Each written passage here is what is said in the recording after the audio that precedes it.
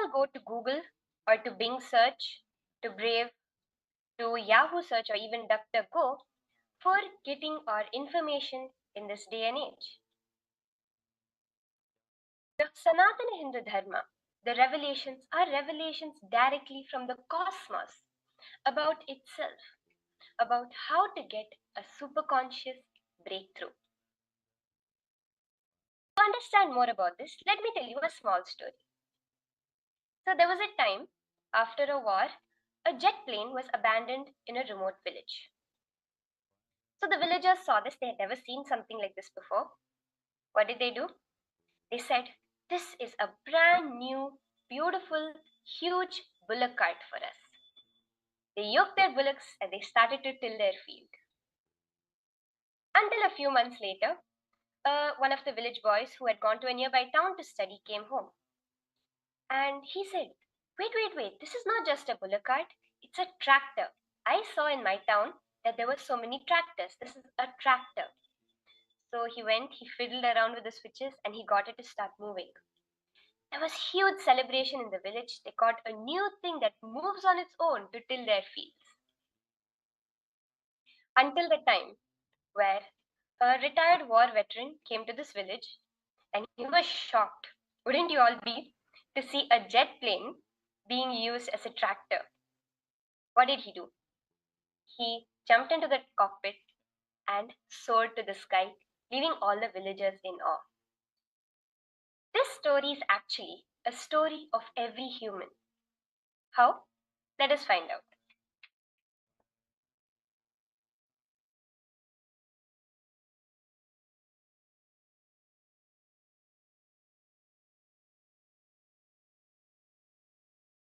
So, the villagers is the planet we live, and the vehicle is the body which we are carrying, which carries the most prized possession, a vessel through which we are experiencing life.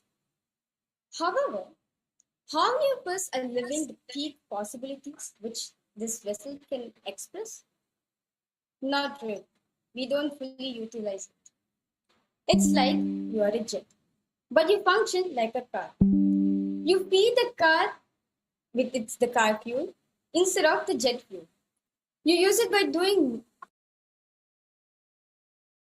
going to many directions on land, but you haven't yet understood well all the functions in you to make you fly in the sky. You're so bounded by passports, territories, peoples, land, profession, and even our own judgments for ourselves. We get so distracted by so many things, which at the end ends up collecting problems, pains, obstacles, pleasure, desires, and the biggest conflict called the inner conflict in our life. But we think we know what we want, but actually we do not know what we want. How many of you have was just scrolling through your Facebook and you just fall upon Swamiji's Facebook page or Swamiji's YouTube channel? Well, that is an inner seeking. That is a peak possibility which is there inside of each and every one of us, which we are seeking, which we are wanting to taste that peak possibility in all of us. But are these powers limited to this material world that we are interacting with every day? Or is there something more to it? Good question. So, we human beings can manifest extraordinary powers, but are we limited to that? No. Actually, our peak possibility is to evolve from a human being to a super conscious being. Kailasa, Kailasa, is the live incubator, that ecosystem available for us to transform and evolve from a human being into a divine being, where a human brain becomes a super brain. So, does that mean we're all going to become robots? Of course not.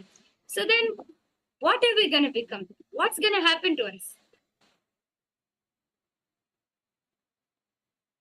we are going to be experiencing the superconscious breakthrough. And what do I mean by this? For example, we tune our radios, we tune our TV when we want to listen to a specific channel or watch a specific movie. We tune the radio and the TV according to that. In the same way, our body, our mind, and our consciousness is going to be tuned to the higher frequency so that we can experience the superconscious breakthrough. And all of you will see that when this tuning happens, when all of our consciousness is tuned to the higher frequency, we'll manifest a new body, new organs, new internal organs, and new intra organs itself. We'll become a new being. Paramashivoham. You will break beyond all your logic, your human emotions, and all the conditionings which we all put ourselves into. And we will be raising ourselves to the highest frequency. And when we do that, when we tune our entire body and mind to raise into the frequency of Kailasa, our entire brain gets awakened, and even the most subtle groups of the brain starts getting awakened, which naturally lets us access the higher dimensions of the universe. So, how many powers do you think there are? This is for the new people, not for those who have already been in the program. How many powers do you think there are? 1, 10, 100? There are more than 463 powers revealed by Paramashiva in the Vedagamas for each and every one of us to manifest. They are not fantasy, they are not paranormal, definitely no vampires. They are not anything related to alchemy that you hear about the Holy Grail, the Emerald Tablet, nor are they just some kind of magic tricks. These powers are a sacred science revealed by Paramashiva, replicable in each and every one of us from the space of oneness. And as Swamiji always says, these powers are not supernatural, they are naturally superb. So these powers manifest are not like the regular siddhis that we hear of. So if any of you have had traditional Indian upbringing, a traditional Hindu upbringing, you would have heard of siddhis or powers that manifest when you're doing your tapas, you're doing intense penance. Or if you have any kind of basic introduction to Hinduism, you may have heard of Patanjali siddhis, where he says, do not manifest siddhis because they stop you on your way to enlightenment. But these Shaktis are very different. They are manifesting from the space of enlightenment. They are a direct result of you experiencing your oneness with Paramashiva. So now we are going to be viewing, having a live demonstration of these powers of Paramashiva. How exactly in your life you can manifest each and every one. Manifest your dreams into reality. Manifest what you want to happen exactly like that. That is what you are receiving in this program and going to be getting a glimpse of in the next few hours.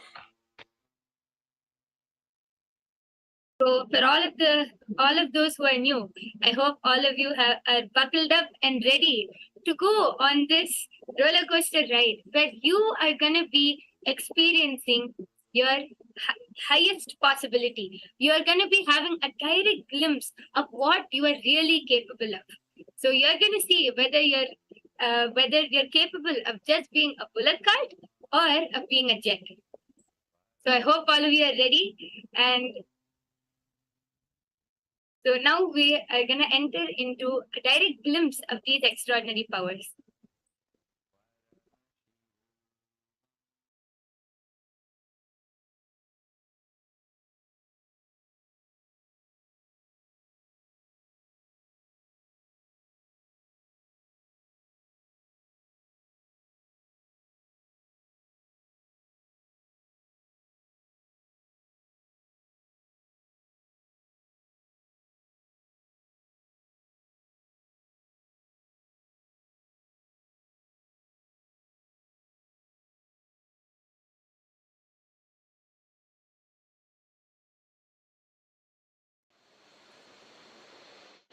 Yes. So now all of you know that all this while we have been using this body as a car or bullet without knowing its peak possibility, what it can do to your life. This demonstration is to show all of you that you have these possibilities within yourself. It is hidden within yourself. It just need to be awakened. And you have come here for the call of your inner seeking to experience this peak possibility. And this peak possibility, which is sitting in each and every one of us, can be awakened only by an avatar, the Supreme Point of Freedom. So now, as we said earlier, that these extraordinary Shaktis, these extraordinary powers, are mentioned in the Vedas and the Agamas. Let us now hear what exactly does the Vedas and Agamas share about this power of the power of third eye reading. Today, the first power which we're demonstrating for all of you is the power of third eye reading. So now, the Shastra Paramana for the power of third eye reading goes Kapalantarmanonyasa Tishtanmilitalochanaha Kramena Manasodardhyat Lakshaye Lakshamuttamam. It means by fixing the mind on the inner space within the crown center and sitting stably without any movements, having the eyes closed in succession. By the stability of the mind and inner space, through the power of third eye, one directly sees the ultimate goal, Laksham, by having the vision beyond the sight that reveals any object or place, attaining the space of oneness with the source, Paramashivoham. So it means that just by sitting and being the space of unclenching, when you connect with Paramashiva, you'll be able to see everything around you.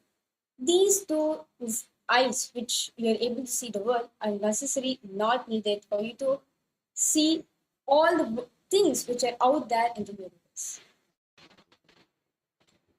Now, what does our great rishis, our Vedic scientists say about this specific power? Bhagwan Sri Krishna very beautifully says to Arjuna, Natumam shakyase drashtum anenaiva svachakshusha divyam dadamite chakshuhu pashyame yogameshwaram. Bhagwan Sri Krishna beautifully says, O Arjuna, you cannot see this cosmic form with the two physical eyes which are seen. Therefore, for you to see this cosmic form, the Vishwarupa Darshan, I grant you the divine third eye vision, so that you can behold my darshan of the Vishwarupa Darshan. So, whatever cannot be perceived with these two eyes can be perceived through the third eye. The third eye can make you see anything. It is not limited to the visible lights, to the visible range which your eyes are being adjusted to. Now, what does Swamiji say about this? What did Swamiji experience when he manifested this part of third eye reading? The Supreme Point of Hinduism says very clearly that he was able to see everything around him, below him, the whole 360-degree vision. Swamiji was able to feel the skin of the stone on which he was sitting and the skin of the body felt one and the same. He felt oneness in every single thing which Swamiji was sitting. So, therefore, Swamiji manifested the power of third eye reading, the 360-degree vision, where Swamiji, we went to the detail when he was able to describe what was happening behind him, around him, and in front of him. And now, with this beautiful understanding, today, I will be demonstrating this power of third eye reading. Along with me to make this demonstration more scientific, more foolproof, and authentic, I'll be demonstrating with an ophthalmologist eye band. So you can see over here, I have a mindful.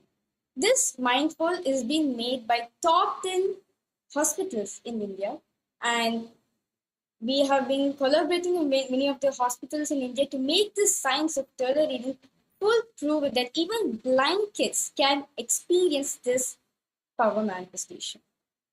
So you can see over here, this is an opaque blindfold, where in the front there's a plastic, it's an opaque sheet. You can see where I'm hitting on it, it's a sheet. And you see at the back, there's sponge. You can see it's only a sponge, I'm squishing it. So nothing is shown. So you can see there's no items hidden, and it's just thick sponge layer. So that once you wear it on, you feel comfortable. So that it does not like any sort of light to pass through the eye band. And there's nice strap so you can comfortably wear it on yourself. So you can see that this eye band is designed in such a way that there is no light passing through. You can see that in all the directions the sponge has been made, it's glued properly, and there's no way light can pass through. Yes. So now, with this opaque blindfold, now I'll be requesting someone to put this blindfold on me, and I'll be starting the demonstration.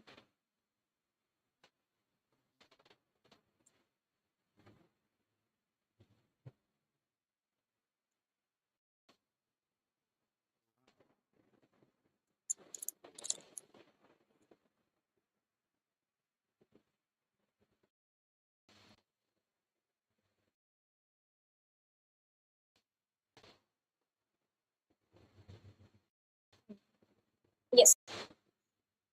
So now I request all of you to see whether you can all of you can check that there's no way light can pass through. I'm moving my head up, down, to my left, and right.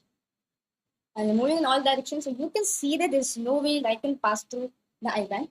So now I request all the participants to go ahead and post whatever you want. It can be like you can post a series of numbers, you can post a series of images, or you can post a combination of letters, numbers, emojis, or anything you want. Be creative in whatever you want to for doing this demonstration.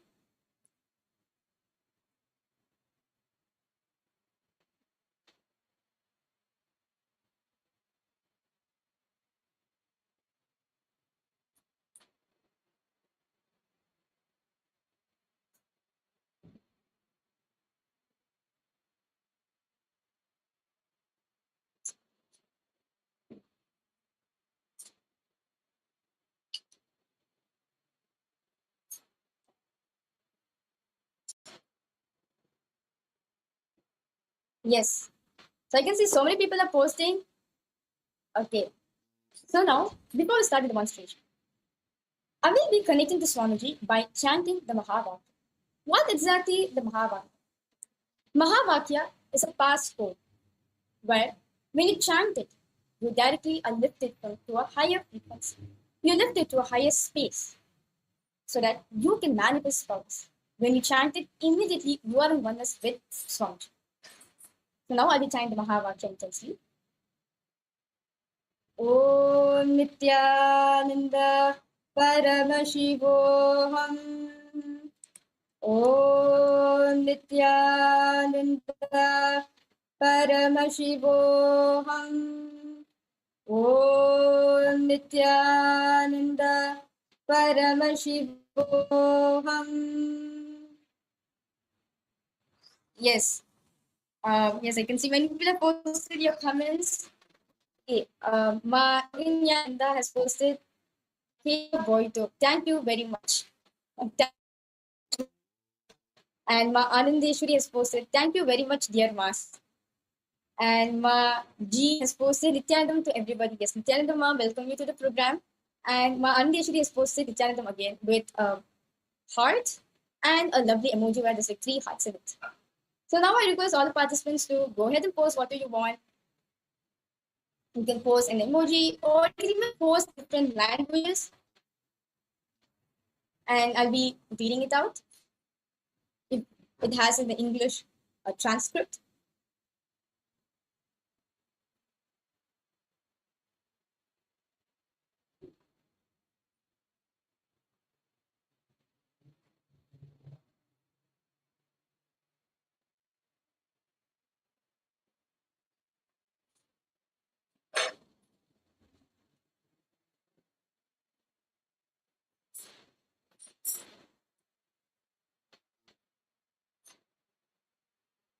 So yeah, do not limit yourself saying, okay, let me post only some words or some numbers or emojis. You can be as creative as one. You can put maybe like put 10 emojis and then put a series of phone numbers, and you can put combination of letters, numbers, anything you can. You can be as creative as possible, and third eye will read it.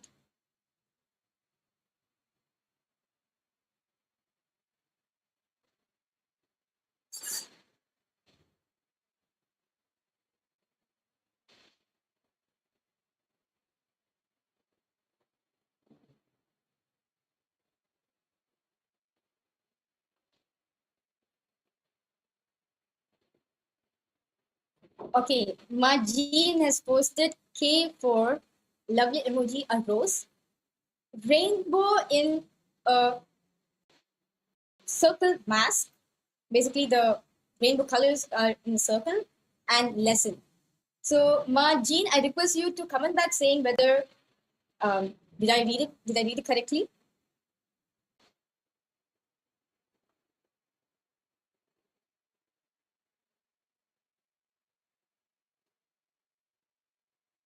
Yes, Majin has commented back saying yes, wonderful, Ma.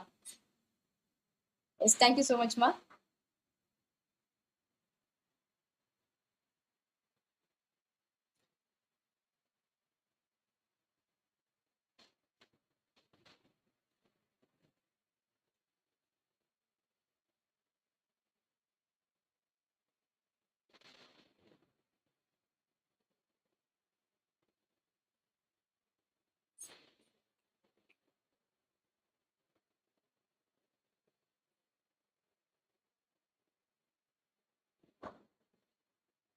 Okay, let me make it even more interesting.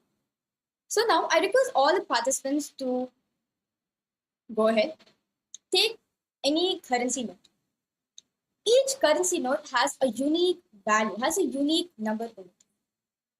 And you can hold a currency note in front of the camera, and through the third eye, I'll be able to read the numbers, the unique number, the unique code which was given to the exact currency which you're holding.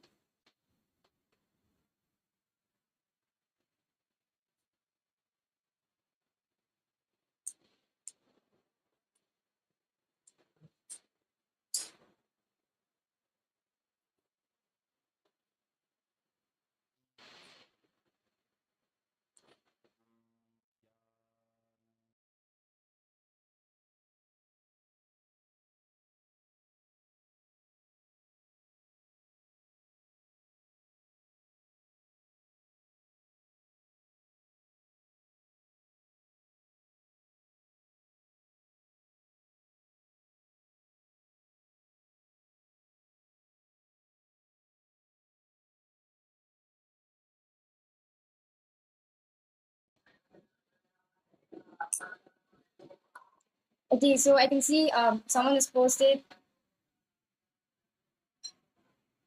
Okay, so Ma Anne Marie Cass, okay, Ma Anne Marie Cass has posted, are we level 3? Yes, for currently you're in level 3.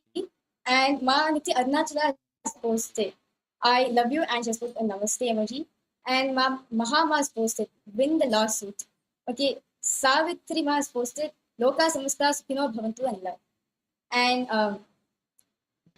Ma Anne Marie Cass has posted, all gratitude to Swamiji who's helping me recuperate my computer. I want to be in oneness with my guru. Sure, Ma. Just continue to be in the program. Throughout the whole program, you will naturally be in the oneness space with Swamiji. So now, with this beautiful demonstration of the power of third eye, I request now the blindfold to be removed.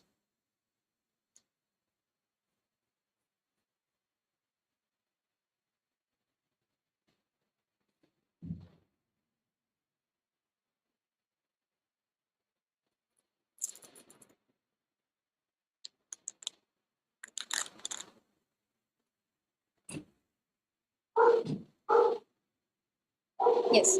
So with this beautiful, this is just the first demonstration which we are going to see today. We have so many other powers to show you guys. So let us get ready to witness all other powers which Swamiji has initiated into all, which Swamiji has initiated all of us into.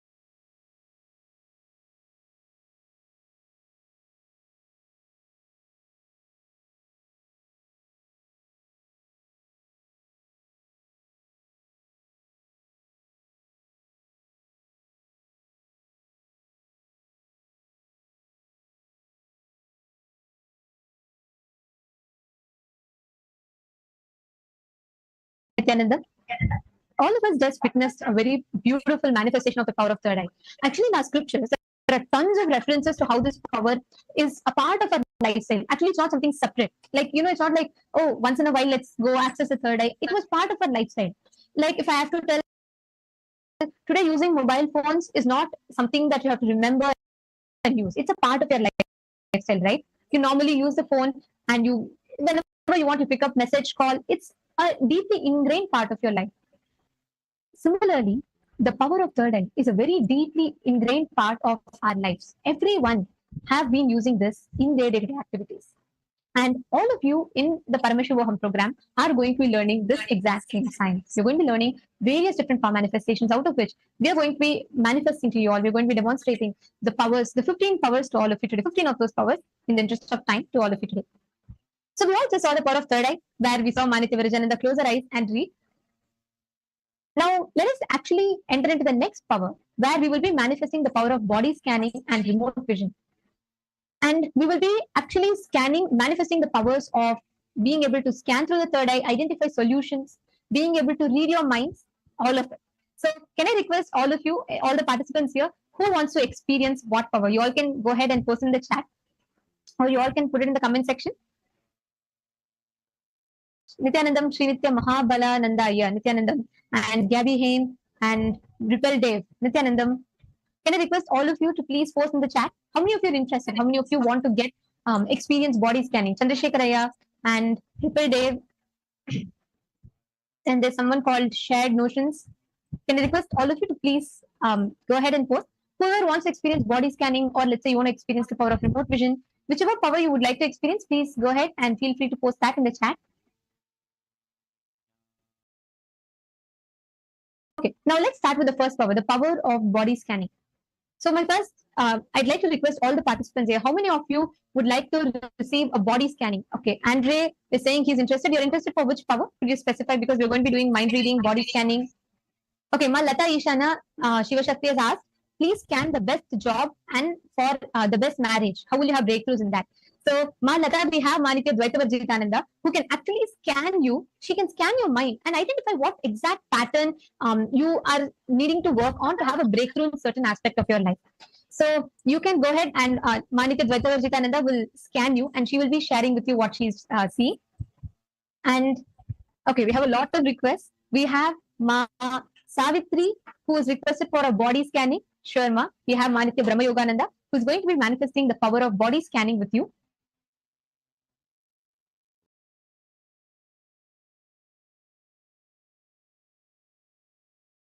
Yes. Okay, Malata, you're asking for your son's marriage and job. Okay. Manitya Dvaitavarjitananda will be scanning you and she will be explaining what is the exact thing you need to have a shift in. Yes, actually, before Ma Kareem Shivanatarajan. Manitya Yoga Pranananda will be scanning. She'll be doing the remote vision and she will be sharing with you the exact details of the house. Okay, there's a lot of body scanning requests. So we're going to be doing for on priority. We're going to be doing it for the people who are here for the first time, who've never experienced it before.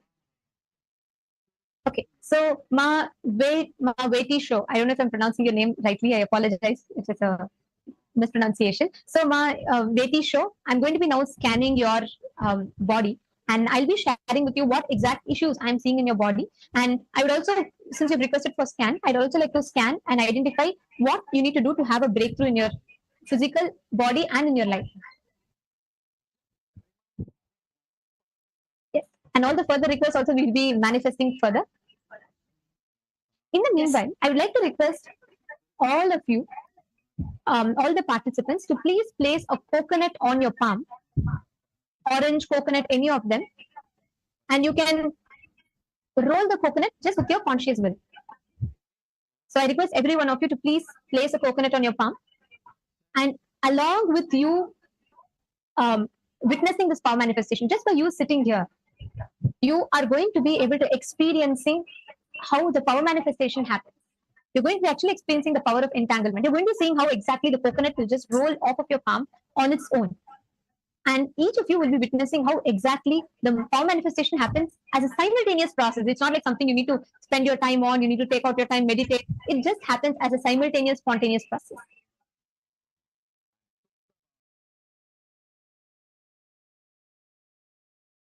Yes, so before moving on to the scanning, we would like to actually scan the Shastra Pramana. So I'm requesting my Yoga Prana to scan the Shastra Pramana for body scanning.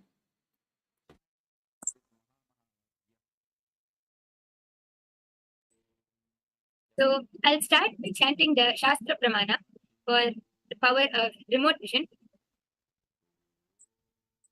व्योमाकारं स्वमात्मानं ध्यायेद्दिग्भेदनावृतं निराश्रया चितिशक्तिः स्वरूपं दर्शयेत् तदा.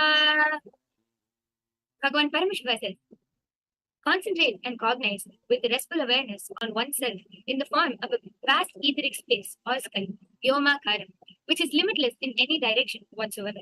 Thus, the Chitta Shakti, the power of consciousness freed from all support, reveals and manifests herself as the form of one's essential nature of the self.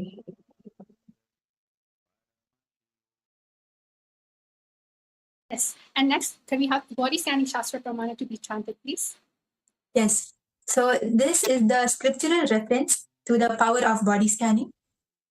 Swadehe jagato vapi sukshma sukshmatarani cha tattvani yani nilayam dhyatvante vyajyate para. Bhagavan Paramashiva says, Cognize deeply that from the subtle to the subtlest constitutive principles of your whole body or of the whole universe simultaneously consists of the essential reality. They are being absorbed in their source cause, Paramashiva. By the experience of such restful awareness, one becomes complete from all the thoughts and the ultimate universal divine power. Paramashiva Shakti is revealed and the supreme power manifestation happens. Actually, this sciences that we're all hearing right now, whether you're going to see the ability to scan the body, these techniques were used as part of our lifestyle, which is what made our civilization so advanced. Like, for example, there's very beautiful happening in one of the Puranas that it's very beautifully mentioned how once a man is suffering from a severe head infection and he doesn't know what is the reason, he goes to a sage. In those days, it was so beautiful. Whether it was a problem in the body, problem in the mind, problem with health, wealth, relationships, any aspect of life, we always went to the temples. We always went to the enlightened masters. They were adepts in every field in life. So this person goes to a great enlightened master called Agastya. And he tells Agastya that this is the issue he's suffering with. He doesn't know the source of the problem and he's having a severe headache. Agastya actually does the body scanning for him, which means without any X-ray, any type of invasive machines, he could clearly see that there was a small, in the size of a tadpole, a small frog had entered into his brain through his ears, and because of that, he was having a very bad infection in the brain. At that time, Agastya actually instructs his disciple to cut open and do like an open head surgery and pull out that animal and do the whole operation, the surgery on the brain. And they conducted it with precise tools. The whole surgery was performed successfully and the person was healed. We practically use these powers in our everyday life.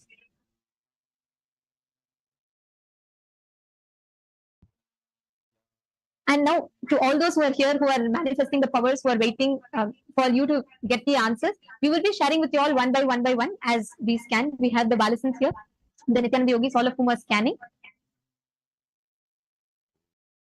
Yes. So I would like to guide all the Gurukul Balasans and of course the Nityananda Yogis to start scanning.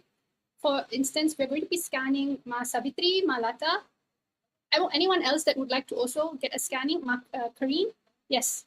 Just put all your information. Means if you'd like a scanning in anything, whether it's remote vision or whether it's body scanning, please type it out on the chat box below so it's easy to identify exactly what you would like. So we're going to start scanning now for the power of remote vision. See, remote vision is a really unique power. Ma Yoga Pranama, Brahma Yoga, and Nityananda, you can start scanning right now for the participants. See, remote vision, right? It is not just about describing your house. It is about the space. See, sometimes when you go to a particular space, it will feel different. When you live inside your body, that is your first home. Your actual extension, other than the body, is your house. And so on, so forth. Whether it's your business, as you grow and as you create more things, you always are a projection of your space. Currently, right now, the space in which you're living in, which you call a home, is a reflection of your space. For instance, not only can we scan your house in precision in terms of what color it is, but we scan the mood of how you feel in the house. We can also actually even pick up the most favorite rooms you like to spend your time in and which room in which you don't like to, or it's sort of abandoned in the house. So all of this is actually part of Vastu. If you know a little bit of Vastu, the third eye actually, when it scans the whole, not only it scans, the minute the third eye connects to your space, it starts getting healed. Immediately you'll see all the things in that particular room or particular part of your house in which is getting identified, that particular space starts aligning. So if you tend to fight in the kitchen with your mom or your husband or anyone of your family member, you tend to fight the most in a particular room of your house. You'll just see when the third eye falls there, what starts happening? The healing starts happening because the space of third eye, the third eye itself manifests from the ultimate non-violent space of oneness. So that's why, again, I'm requesting all the participants who would like to get your house scan, your space scan, your living space scan. Please start typing it on the chat box below. And each one of the Nityananda Yogis and the Nityananda Gurukul Balasan is going to be scanning right now.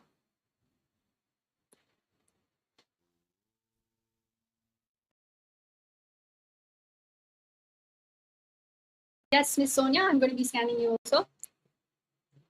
Oh, Miss Sonia actually has a brass Shivalinga and she misplaced it. So there's an item lost. So all of you can also start scanning where it's the lost item so we can help Ma Sonia out find the actual brass Shivalinga. Yes. So I would like to start sharing what Paramashiva, what Swamiji revealed to me for Ma Karine Shivanatarajan. I was scanning her house. So before I start, I would like to say, Ma, that your house, I'm able to see that the first thing which Paramashiva showed me was in front of the house there is a lot of greenery and grass, especially in the area which you are living compared to your neighbors and all. There's a lot of greenery and grass just around your house. And I was able to see. And one more thing I was able to see is that it's a little overgrown. So you have not, maintained the garden for some time now.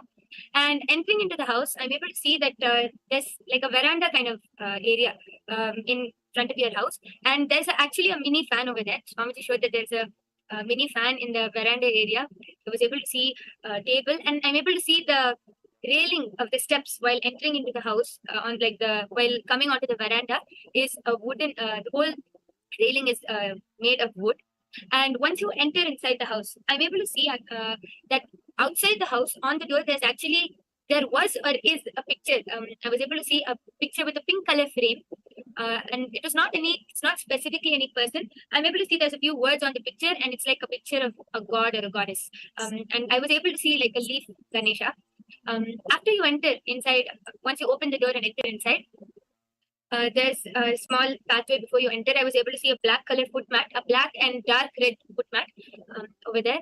And to the left side, the moment you turn to your left side, there's a cube-shaped table actually, and I'm able to see it was not there. Like you didn't plan and keep it there. Maybe when you were moving stuff around, it ended up over there because I'm able to see only the table. There's nothing on top. It's made of a dark brown color.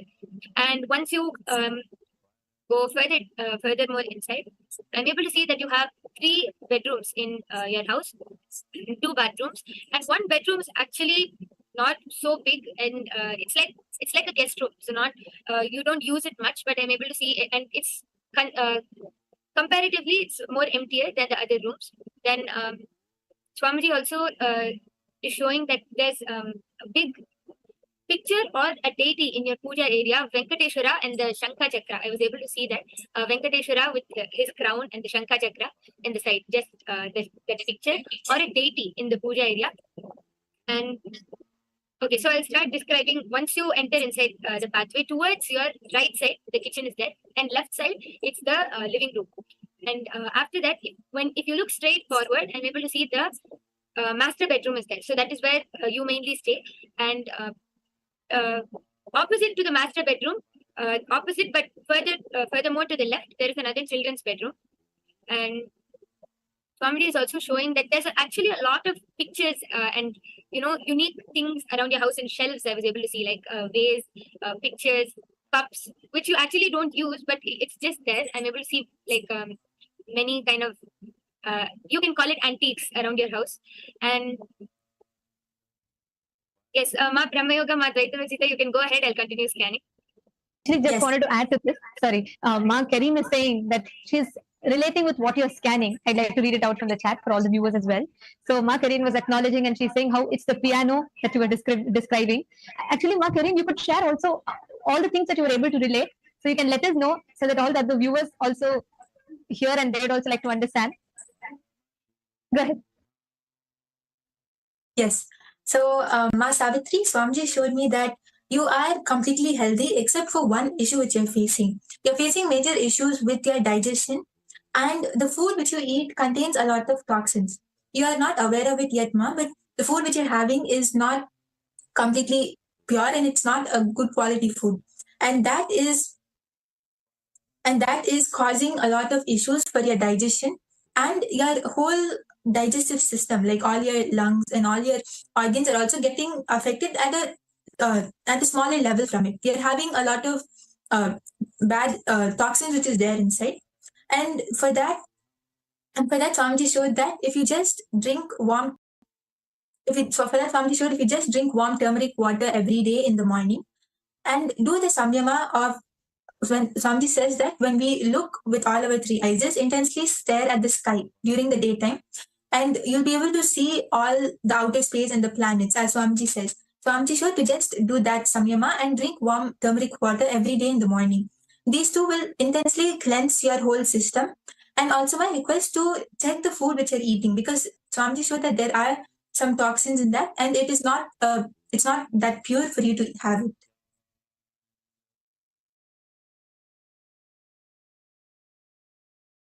Yes. So I'm just going to be revealing for Ma Lata. Ma Lata, for instance, when you ask you wanted a career, the first thing that Third Eye showed is that career comes from the society.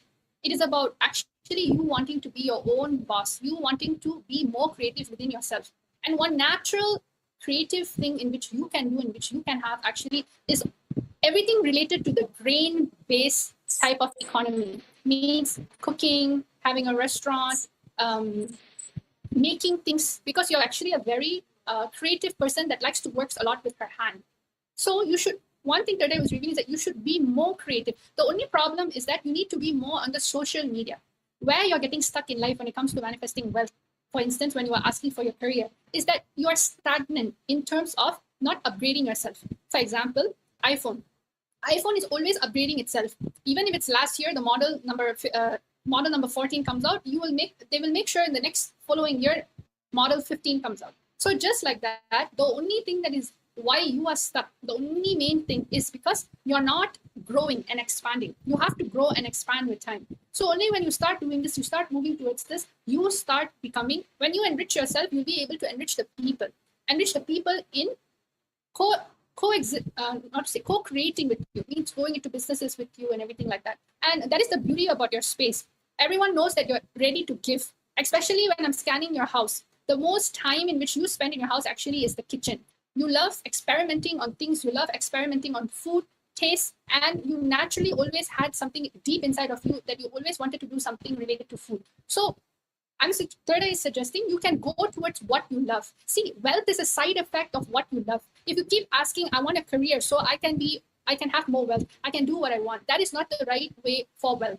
Wealth is all about feeling active. Wealth will only come to you when you feel life positive, you feel energetic. So again and again, if you were to choose something in which you love. So what I'm able to see is that you do anything related to your own hands, a lot of creativity with your own hands, with your own creative expression in making recipes, ideas, etc.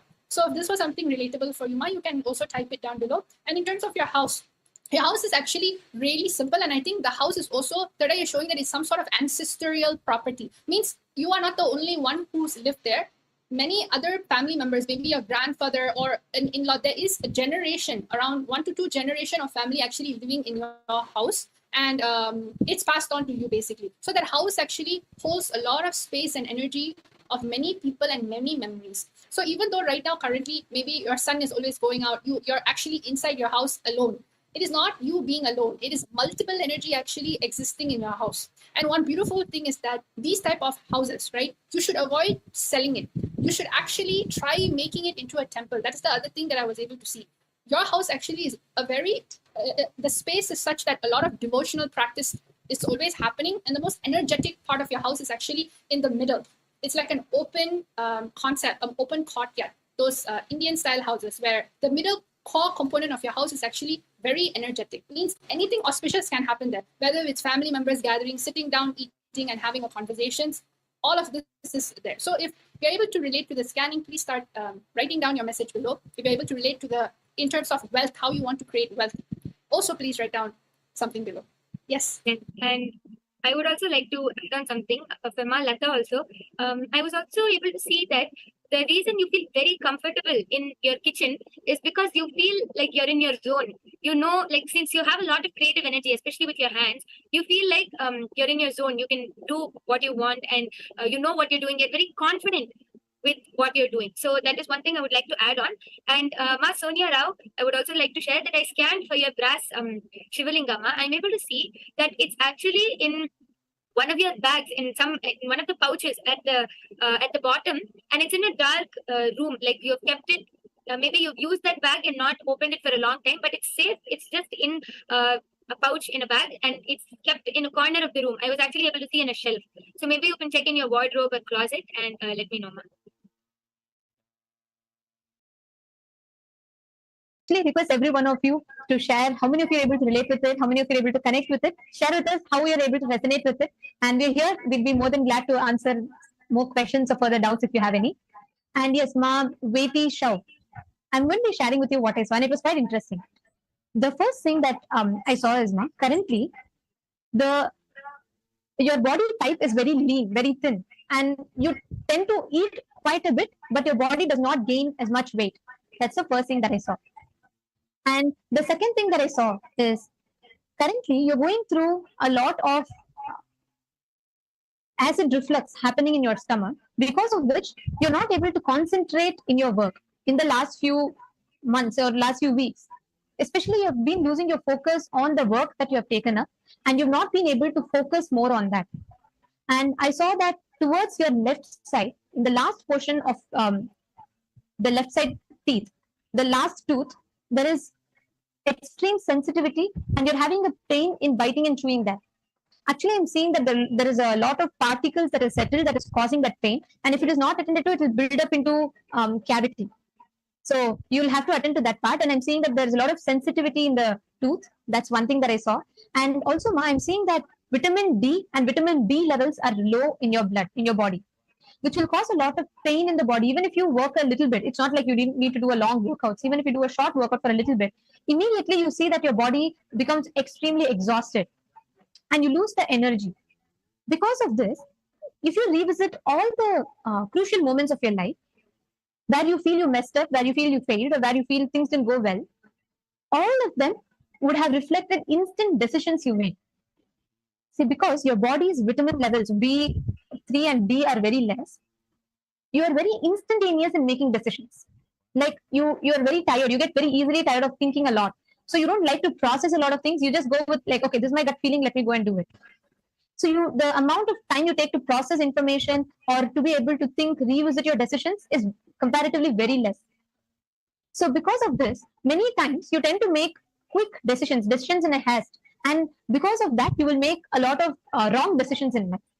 And I actually saw a particular incident pertaining to your job with a person that it's related to money. I couldn't identify who exactly that person was, but it's related to your source of income. Because you made decisions in such a haste, you lost the whole money that you were supposed to get. And I saw that this caused a deep insecurity inside of you, which led you to again making decisions which are very instantaneous, not very thought through. This is the main reason that you're having a lot of mess ups or mishaps happening in life. And don't worry, first thing, start having haritaki and start having supplements for you to start building the required nutrition for your body. Ma. Second thing is you will learn the science of unclutching and completion in the program. That will actually help you address many situations of your life in a completely new perspective. So just apply that and you will see the change. And Ma Veti Chow, I request you to share with me if you're able to relate with it, if you're able to understand, and if you click with it, do let me know what your thoughts are.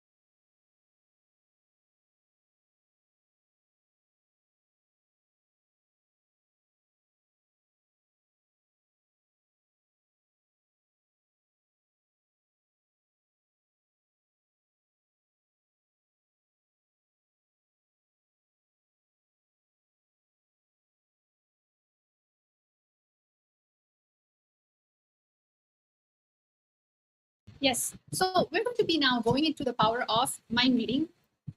I'm requesting for the Shastra Pramana to be chanted for the power of mind reading. Shastra Pramana for the power of mind reading. Jnana cha pratimam tasya vikala vishayam bhavet दूरश्रुति दूरदृष्टि स्वेच्छया खागतां व्रजेत्.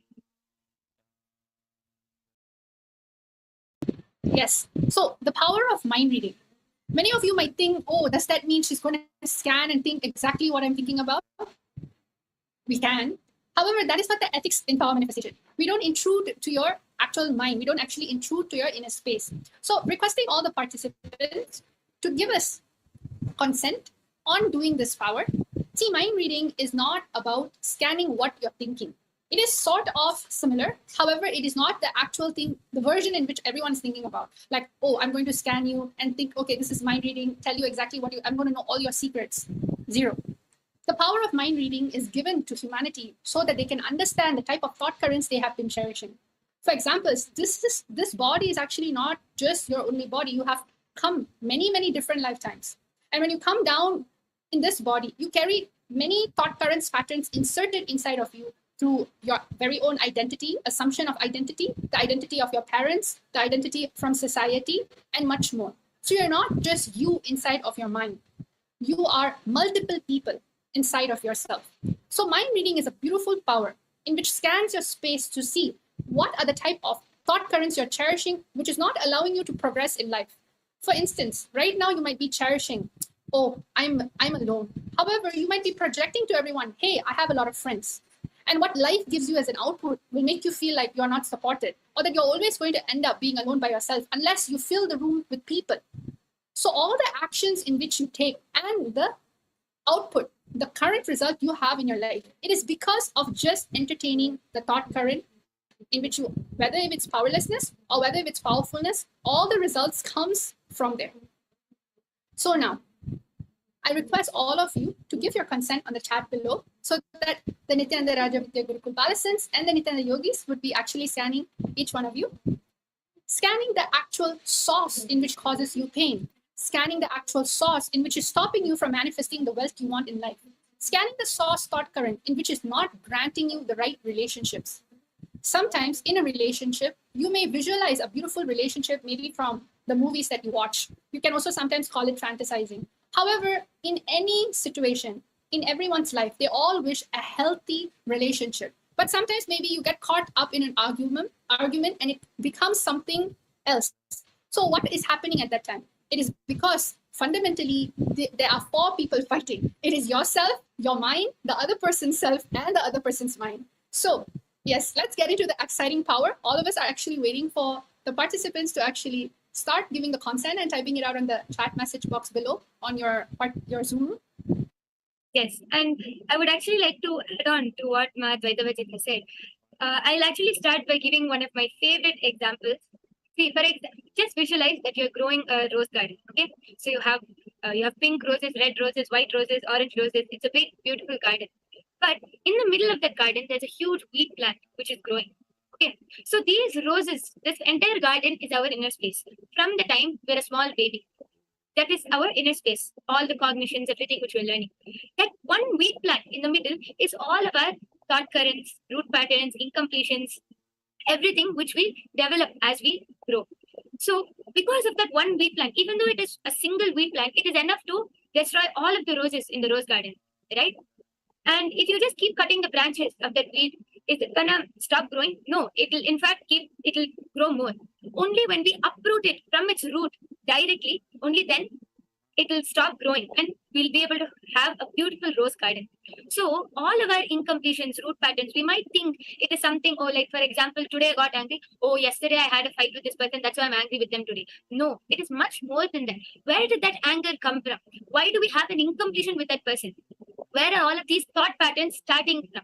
So only when we scan that root problem and complete with that, will we be able to be happy or manifest our reality as we want it in the present. I hope all of you are able to relate to this. So that is the power of mind reading.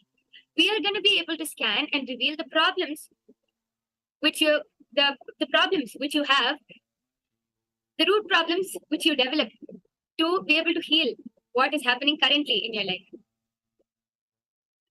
Yes, so I request all of you. I can see many people have already requested for a mind reading. Ma Savitri has requested. Maha has also requested for a mind reading. Yes, so I think we can start. Yes, all of us can actually scan Mahama and Ma Sonia Rao. They were requesting exactly the point of the thought current which is not allowing them to manifest well. Mahama, would you, and Ma Savitri as well? Yes. And I also see Ma Pallavi. I think you're here for the first time. Nityananda Ma Pallavi, lovely to have you here. You've also posted a message saying that you also would like to get scanned. Please scan me for my mind and body. Yes. And I'm feeling in my brain, there's like brain fog and not having clarity. Yes. Ma Pallavi, I request if you could also please kindly come on the camera. Thank you so much for giving your consent in the chat. I see your message in the Zoom chat. Yes, actually, Ma Pallavi, I would also like going to be. Go ahead, Ma Brahma Yoga. Yes, I would also like to mention, Ma, you'll see that when this mind reading is done for you, when Swamiji flows through you through the power manifestation, at that time you'll see that whatever clog you're having or whatever incompletions you're having and blocks you're having in your cognitions, everything will get healed as a natural side effect. You will see how a healing effect will also happen, and you'll see how much of you'll be able to have so much of clarity in your thoughts and in what you are doing, Ma Pallavi. So you'll also experience this. Yes, I'm also seeing more participants. Kirti Punekar. Yes, I'll be scanning for you for your wealth manifestation. Exactly what thought current or what cognitions are you carrying that is stopping you from manifesting? Okay. Yes, and I'll start scanning Ma Sonia Rao. Yes, so I think we can all start by chanting the Mahavakya, connecting to Swamiji. And yes, we're going to Yes, and Kumaran Aya is asking for a body scanning. So Aya will be doing the body scanning for you.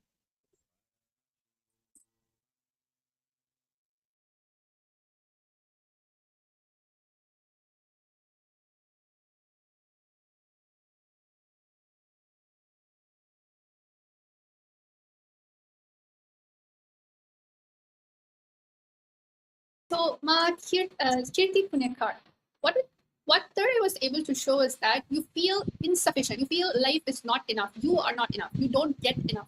So that is the type of thought current you're actually cherishing inside your inner space. It all started with food.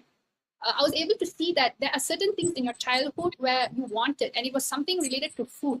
The food in which is there, you wanted it in abundance. However, it was not there. So growing up, it started affecting the way you thought of life and thought of how resources are available. See, it is not about, oh, food is directly impacting money. That's not what the day is showing.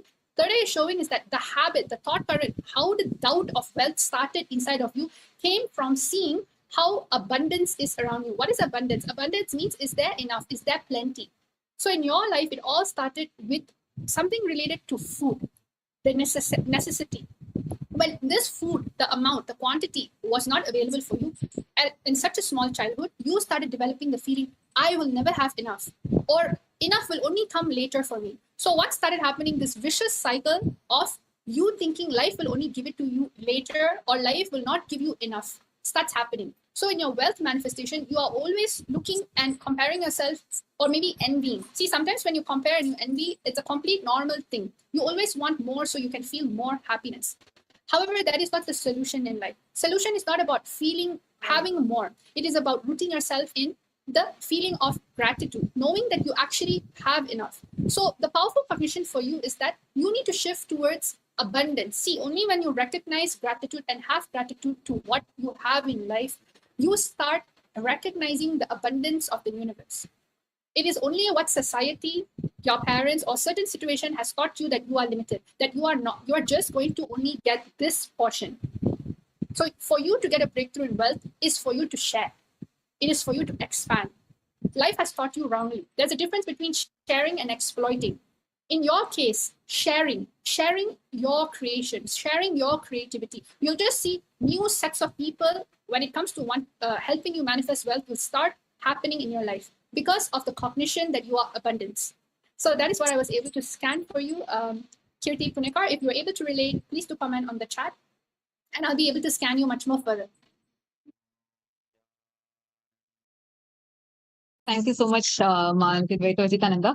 And I request Makisi Kunekar, do let us know. I also request if you could please, all the viewers and participants who are getting the scanning, I humbly request if you could please kindly post how accurate it was, how much you're able to relate with it on the YouTube comment section, so that we can even share it on the screen so all the other viewers and participants are also able to see your responses, your clicks. I do see many of you posting it in the Zoom chats. I humbly request if you could please take a few minutes, head to Kailasa's SPH Nityananda YouTube channel, and right under the live stream, you can post it as a comment under the Paramashivoham Level 3 live stream. I also see a comment from Kumaran Ayya. I just wanted to say, yes, don't worry. You are being scanned. Manitya Brahmayogananda is actually going to be sharing what she has seen through her third eye. And Ma Pallavi.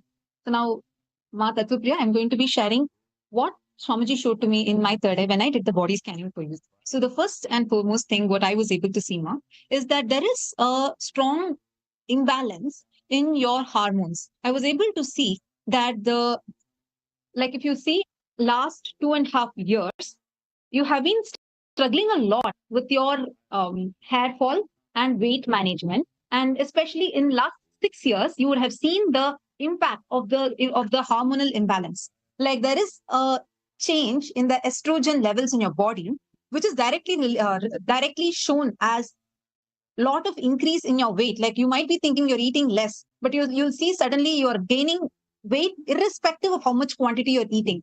And I'm also seeing that that is what is causing you even to have mood swings. Like you will see that you go through extreme lows for absolutely no reason. Like I saw suddenly you'll feel something is completely wrong with you and go through a very low feeling.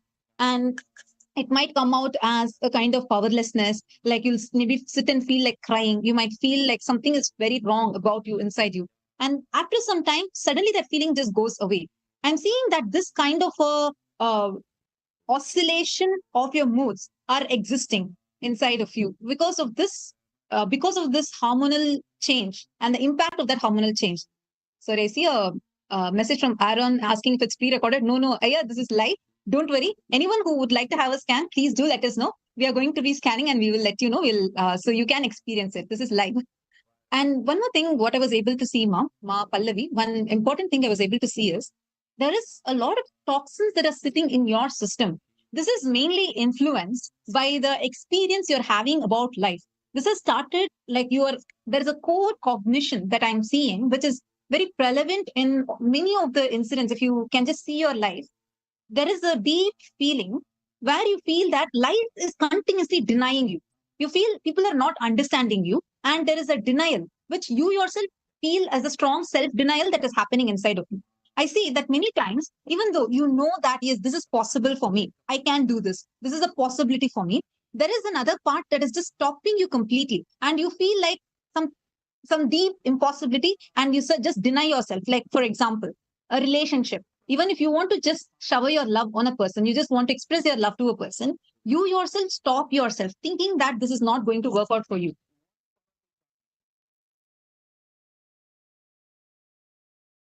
Yes. So actually, that was an amazing way of how Mata Priya was actually revealing through the third eye.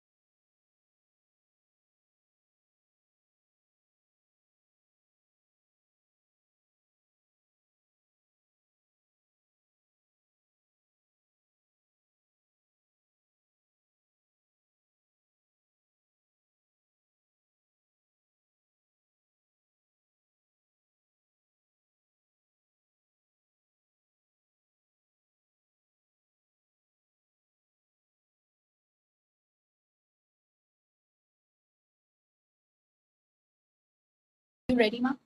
Nityanandam. Yes, Ma Pallavi. I hope now you're able to hear me. I'm so sorry. I sincerely apologize. I think I had a small technical glitch. And I'll just finish whatever was revealed to me, whatever Swamiji showed to me in the third eye, this is going to be shared.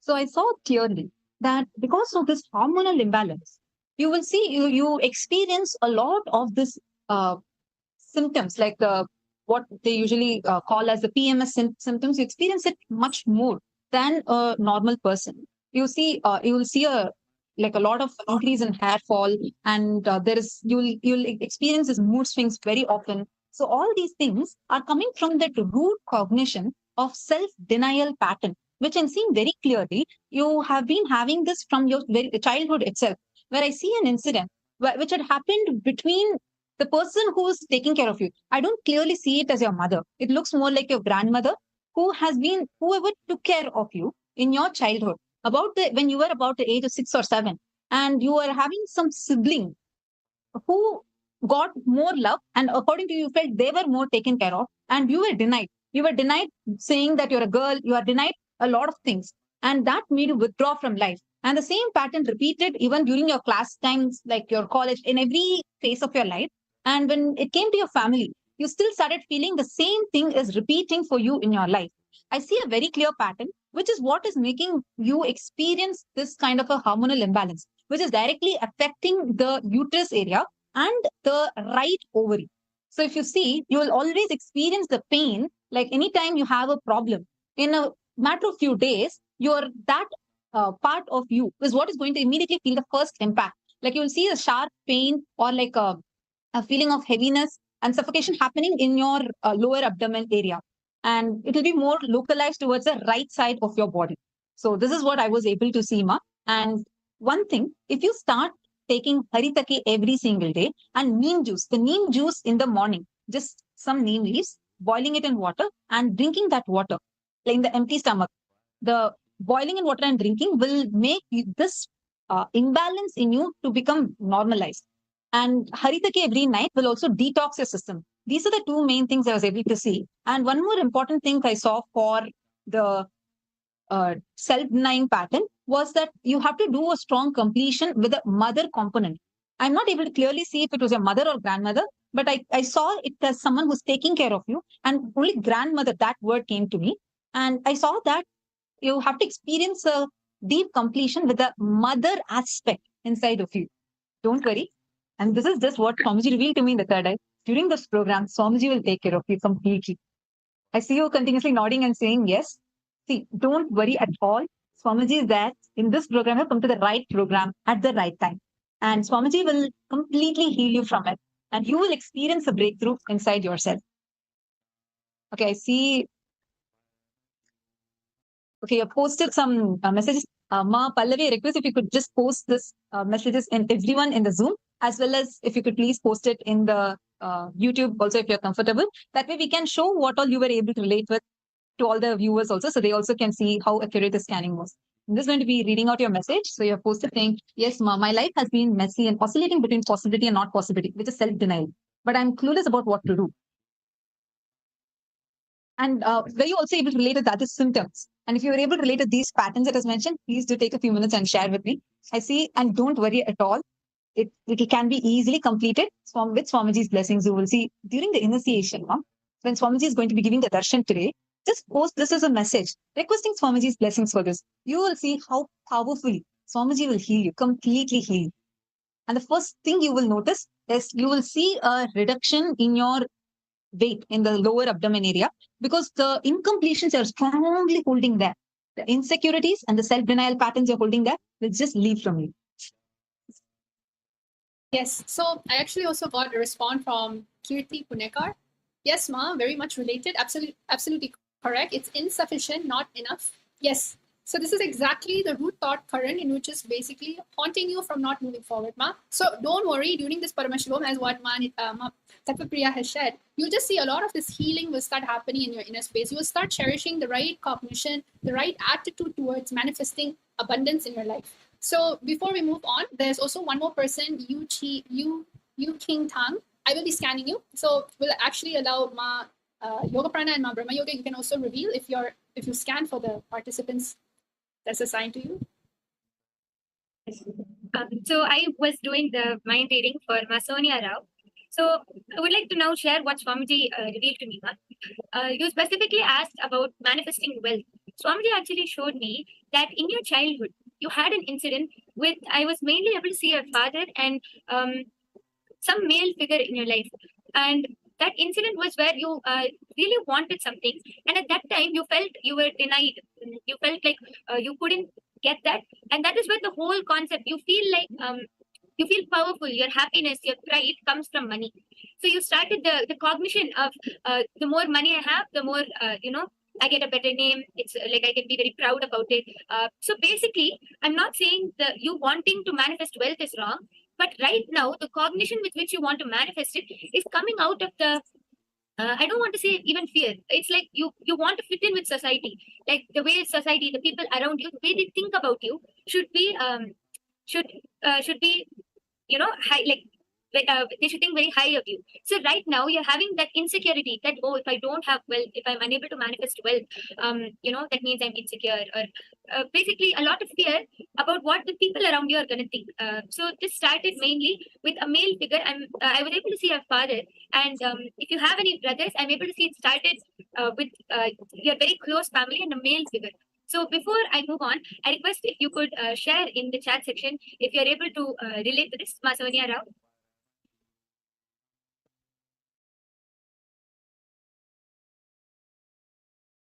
Yes, and till then, yes. Till then, Kumaranaya, I'll be sharing what Swamiji revealed to me. So, Swamiji showed that when you were young, at that time you went through quite a few incidents. Like you used to be teased a lot by your schoolmates, and people used to keep taunting you, and you didn't have a very enriching and good ambience. So, because of that, even now, it has affected your body. So you're very sensitive to things, is what Swamiji showed. Yeah. If someone touches you by mistake, or if you come in close contact with anything, or if you get hurt by mistake, your skin, your cells, and your body is very sensitive to things, and you don't like a lot of activity and crowds and people. You have a subtle incompletion with that. And Swamiji also showed that your nervous system is weak. It's weak at a very, like, 1% or 2%. It's very small. But because of all the incidents which happened when you were young, you stored all of them in your muscle memory. You kept them as a continuous part of you. And because of that, it has affected your nervous system. Yeah. And your nervous system is a little weak now. So Swamiji showed that if you just sit with yourself and find out each incident which affected you, you can just do the root pattern completion and see what are all those incidents which affected you and which gave you this cognition. You'll see that when you do that completion, automatically your body will also start feeling the healing.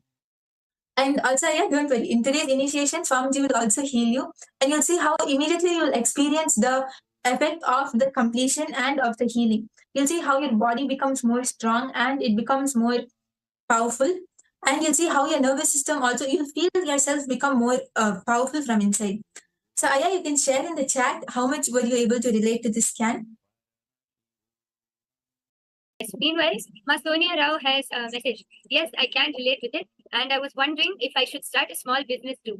And then Ma has put, but I want to expand. But I feel my mom placed that cognition in me more than my dad. Yes, Ma. So actually, I wanted to reveal, as I didn't finish revealing, I also wanted to reveal.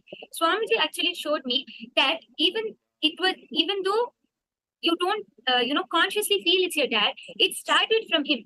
But, and I actually wanted to share before this, that your mom also played a big role in you building the identity about yourself.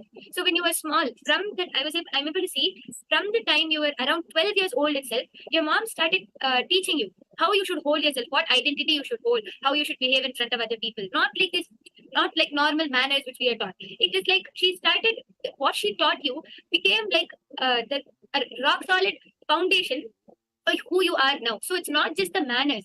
The very cognition with which you run your life is based on what your mom has taught you. And I'm able to see it started around the age of 12. And you have specifically asked for your business. Now I'm able to see that for your business, for you to manifest more wealth, over the last 3 years, I can say, you actually didn't think of much expansion, like of starting something new. now that cognition is slowly building up in you because you feel like you want to achieve something. You feel bored of the same lifestyle or the same status quo you're having right now. You want something to change. So for that, what I'm able to see is you should start completing with that insecurity which you have. See, you actually have a strong foundation. Means the way you hold yourself, how you hold yourself, and all is good. But you still have an insecurity. On top of that, you still think, "Am I good enough? You know, am I fulfilling the expectations of people who are around me?" So that is what is causing this cognition. Is what is causing so much of disturbance in your inner space. So this is what I was able to see, Ma. So I request if you're able to relate to this, and uh, and in today's darshan, in the initiation, you can definitely go ahead and request Swamiji, and just with one blessing, one tatastu from Swamiji, everything in your life will move. So don't worry, you have come to the right program at the right time. I request if you could also share whether you were able to relate to this in the chat.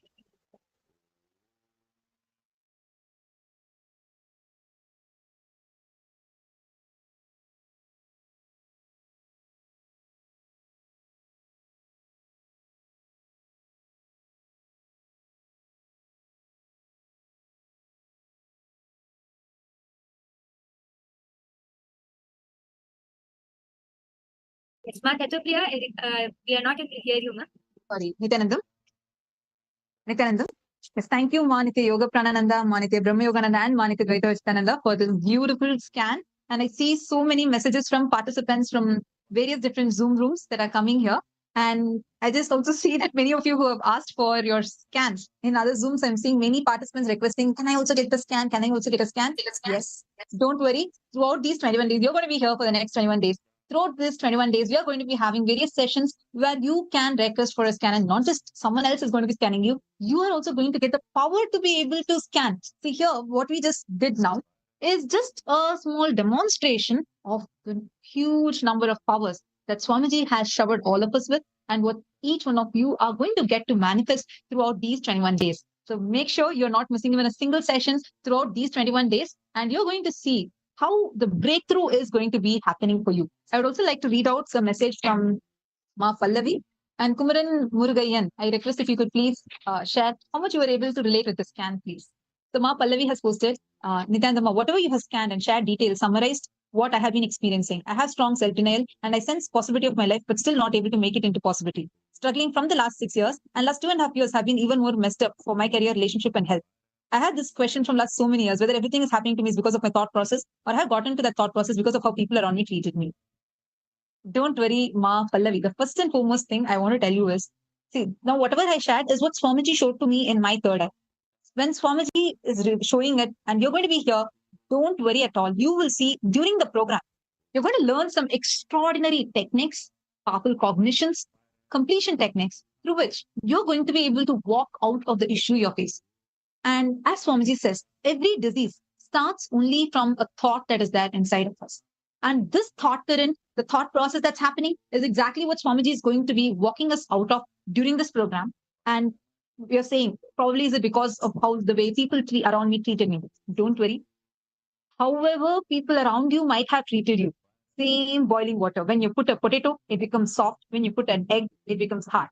It is not the situation.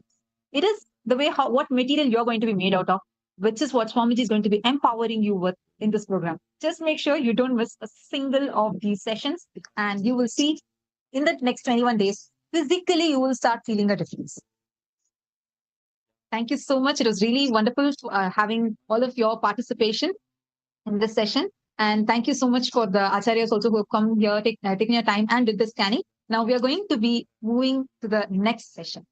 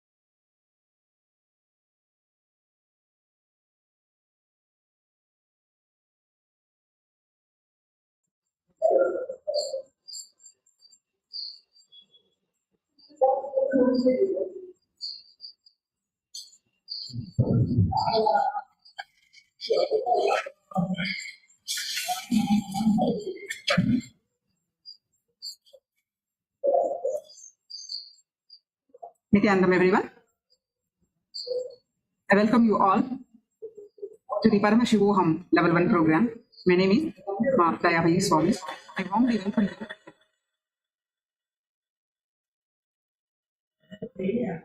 the Paramashivoham Level 1 program. Let's start with the Sadguru Vandanam. With the blessings of the Supreme Pontiff of Hinduism, Jagadguru Mahasannidhanam, His Divine Holiness, Bhagavan Nityananda Paramashivoham. All of you, please sit straight with your head and back straight line and with Atmanjali Mudra. This is Atmanjali Mudra. And let's start with the Sadguru Vandanam. Nityanandam Paramasugadam Kevalam Jnanamurtim Dvandvatitam Gagana Sadrusham Tattvamasyaadilaksham Ekam Nityam Vimalamachalam Sarvadi Sakshibhutam Bhavatitam Trigunarahitam Sadguruntam Namami.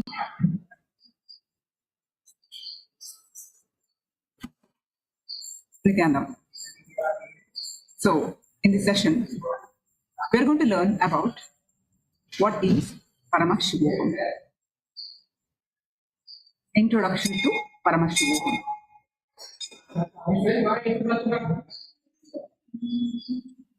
How many of you are new for the first time attending for this session? You can post your comments if you are ever attending for the first time. I have attended before. Yes, Ida, Eugene, Ida, Arun, Pallavi, Andre. Wow, many of you are new. Kumaran, awesome. You have made the most blessed decision for your life. What we are going to embark on the journey of Paramashivoham. You may be wondering, what is Paramashivoham?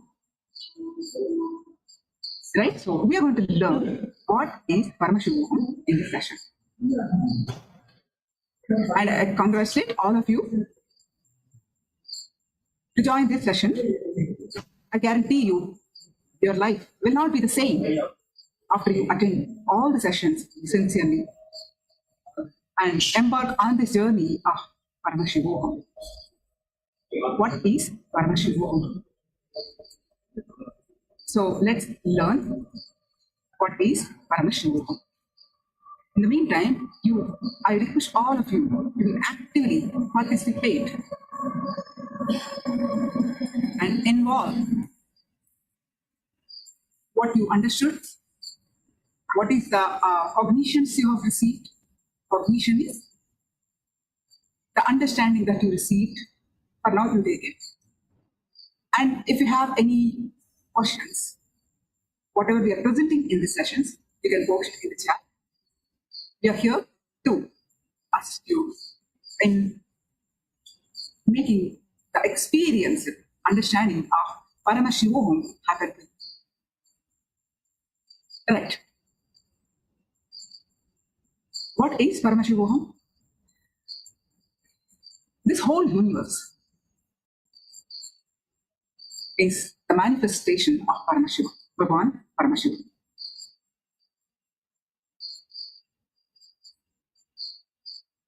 Paramashiva is the form, manifested form of the formless consciousness or existence, whatever you name it. And Bhagavan Paramashiva, own reflection in this universe is yourself. And also, Bhagavan Paramashiva is the primordial divinity in Hinduism. The ultimate cause and reality.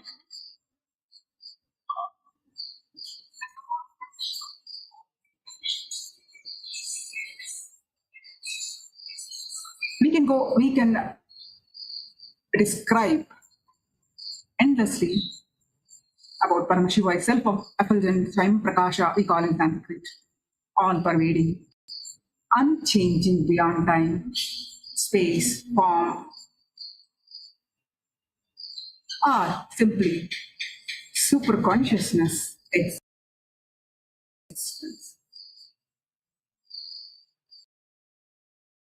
Are the fundamental base of unmanifested.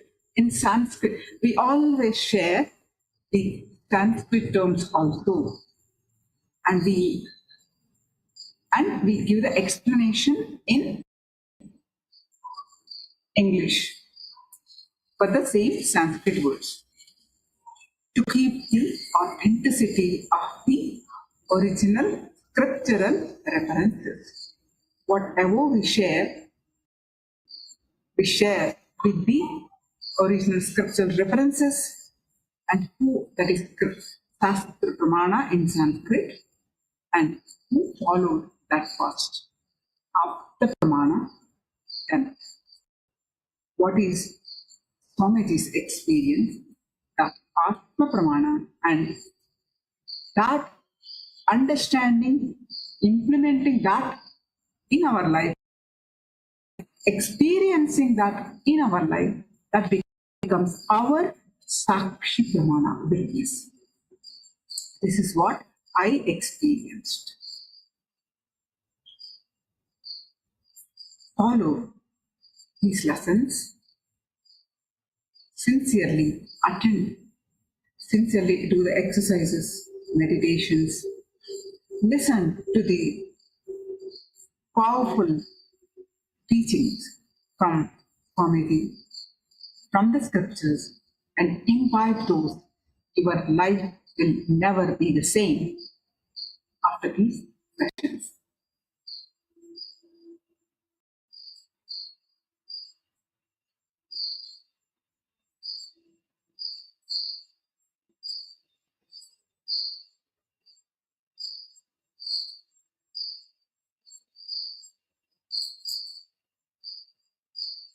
The existence of super consciousness,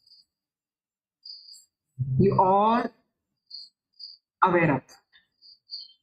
We all know something beyond us, our what we think as human existence.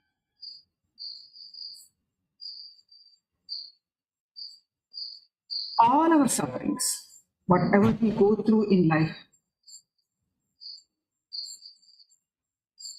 I have limitations of making more money. I have limitations of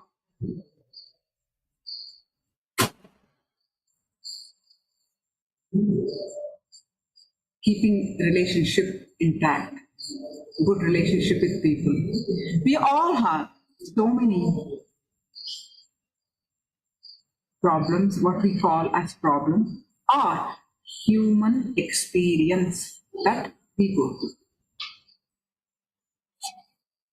Isn't it? We all go through that human experience.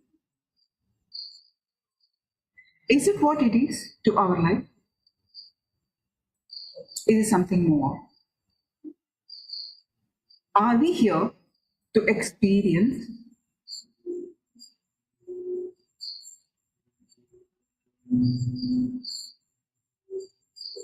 a little happiness, little pleasures,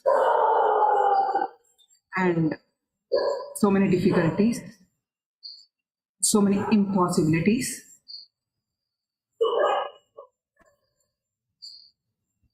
What is the purpose of our life? Can we manifest whatever we want? Can we live the way we want? All of us have ideal life, isn't it? The way we want to live. The way we wanted to live. Is it a possibility? What is that we need to do?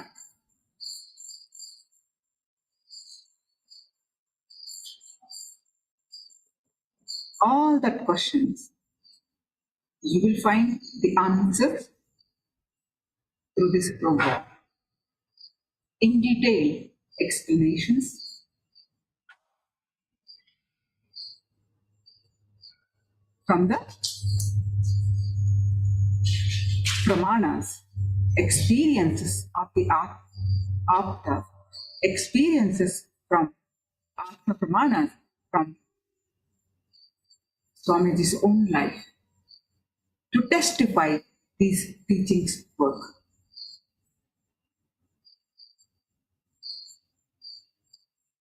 So are you all with me so far?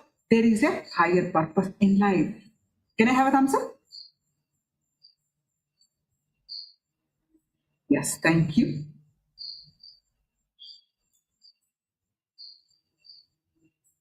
Yes. So we are here experiencing the human, identifying ourselves as human beings. But our truth is we are divine beings. It's going through the human. How do we get there? How do we experience our divine self, our highest conscious self? What is stopping? The journey is Paramashivoham. Paramashivoham is experiencing the state, space of Paramashiva, declaring, I am Paramashiva.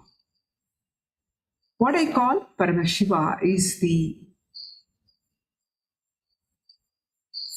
super consciousness coming into the form is Paramashiva. We experiencing that highest state, our highest state is Paramashivoham. For everyone, if you are here listening to this, you are the blessed soul to hear these great truths. For every human that takes the form, that is the purpose that we have been taken to this human life. This is the fundamental truth. As simply put it, to experience our divine self. Is it clear so far? The journey to experience that highest truth, highest conscious self is Paramashivoham. The journey of Paramashivoham.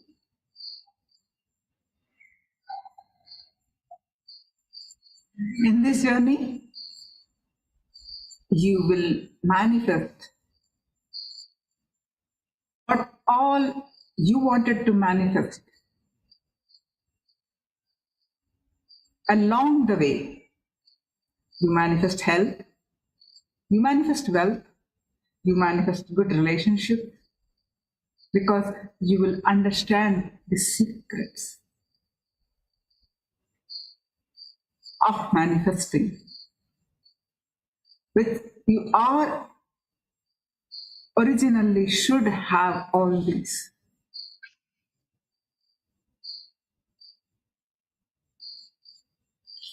Ma Geraldine, are you able to follow Ma? Ma Aaron, please, any questions, please actively participate in the chat. Ma Pallavi, Ma Ida, and all others, Kumaran, Aya, all of you. Any questions, any clarification immediately, please put it in the chat. Wonderful, wonderful for confirming. Yeah, so we are all in this journey.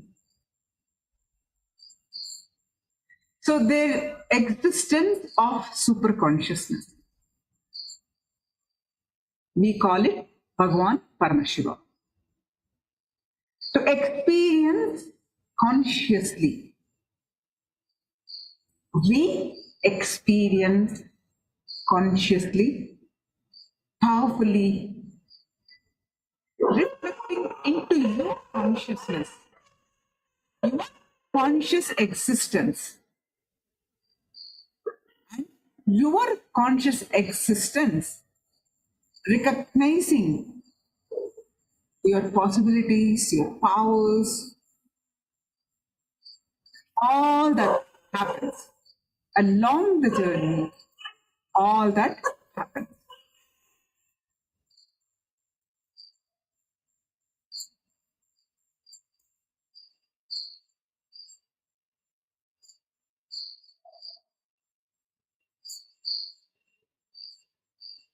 To experience that highest self is our ultimate purpose. Experience the state, space, and powers of our highest self, which is Paramashiva, is the purpose of all of us. Whether you are understanding or not, whether we are recognizing this or not, how can I be my divine? How can I be manifesting powers? I have been having my health issues since childhood. How can that be cured? So many questions, so many contradicting thoughts, doubts that we'll be facing at the moment. When we understand the sacred secrets from life, you understand how everything is possible. As we are going through this journey of Paramashivoham,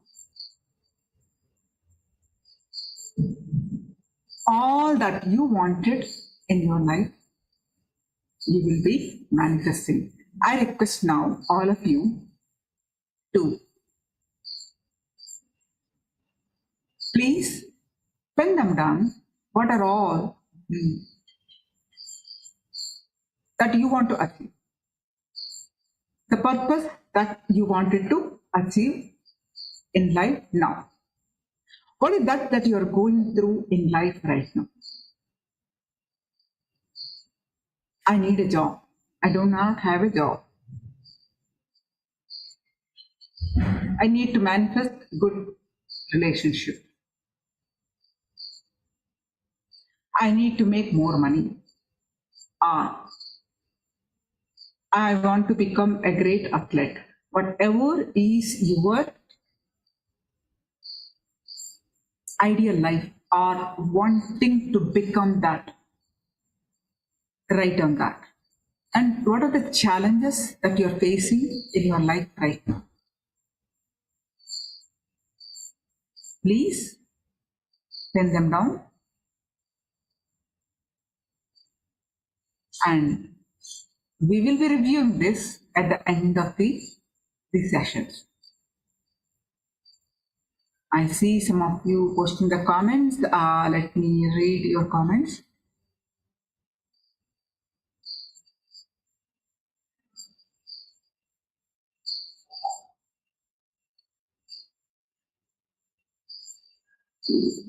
Is conscious existence is the soul. Yes, Atman, that's right. Aaron, that's by Kumaran. Aaron, in agreement, I'm well studied with Sri Ramana Maharshi and Sri Nisargadatta Maharaja. And it's nice to find active Vedantic community online. Wonderful.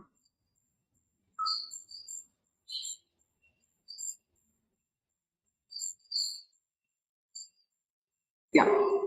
need to know who am I in my purpose in life. Purpose in life for every one of us is to realize our highest self, realize our divine self, being established in that state, space. Or simply, you can say, yeah,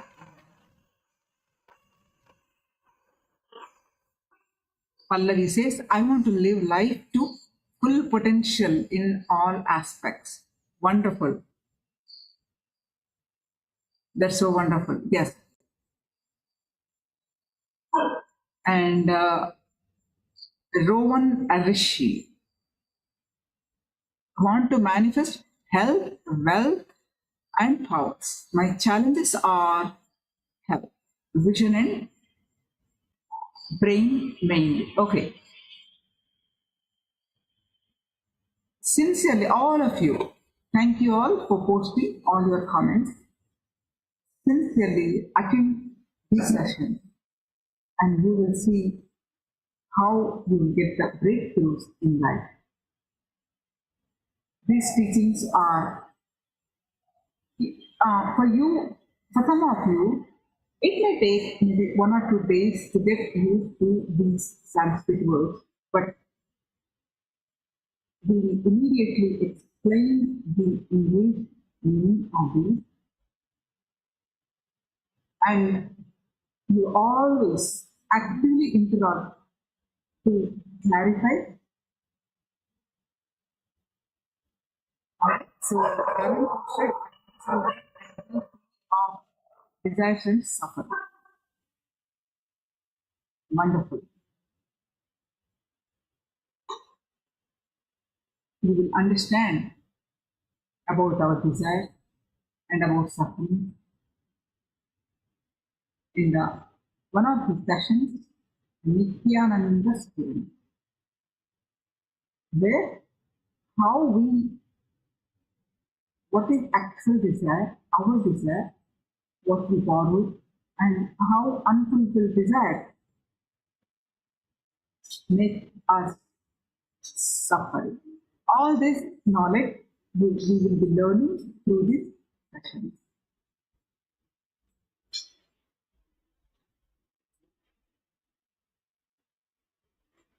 And any other questions also, please post it. So today, all of you learn the introductory sessions, the basic concept of what are all we need, what is third eye, how to awaken it.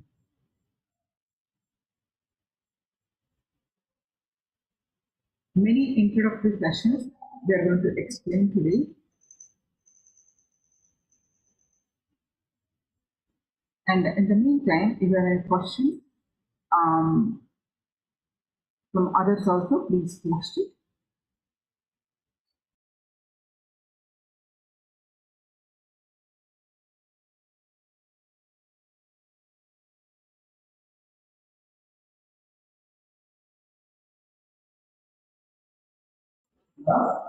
And other comments. 82. I want to open my third eye and connect with Swamiji to achieve perfection and abundance. Wonderful.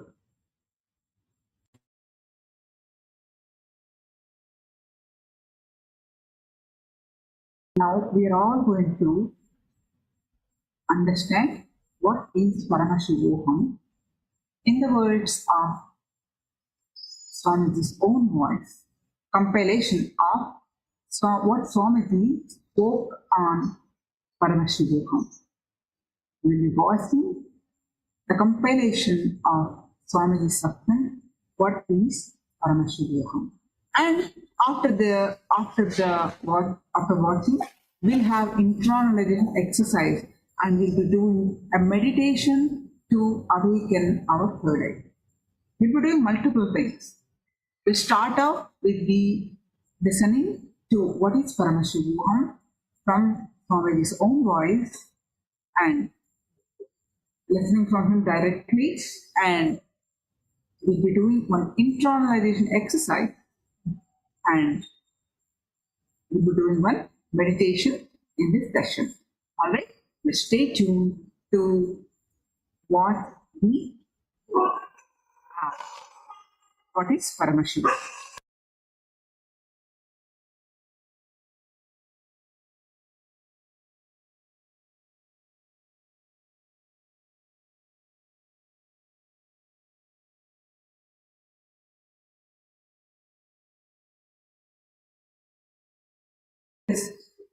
Um,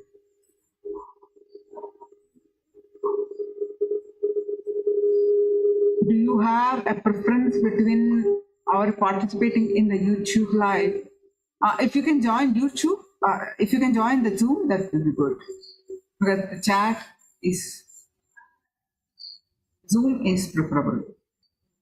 Because the two-way interaction is always preferable. All right. So let's what is Paramashivoham? Introduction to Paramashivoham.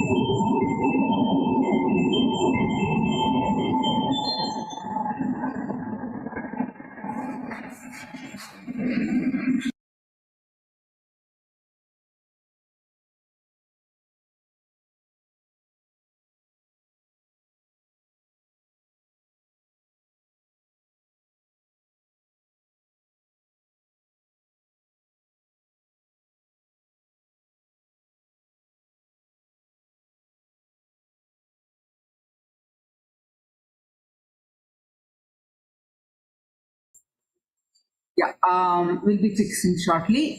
Yes.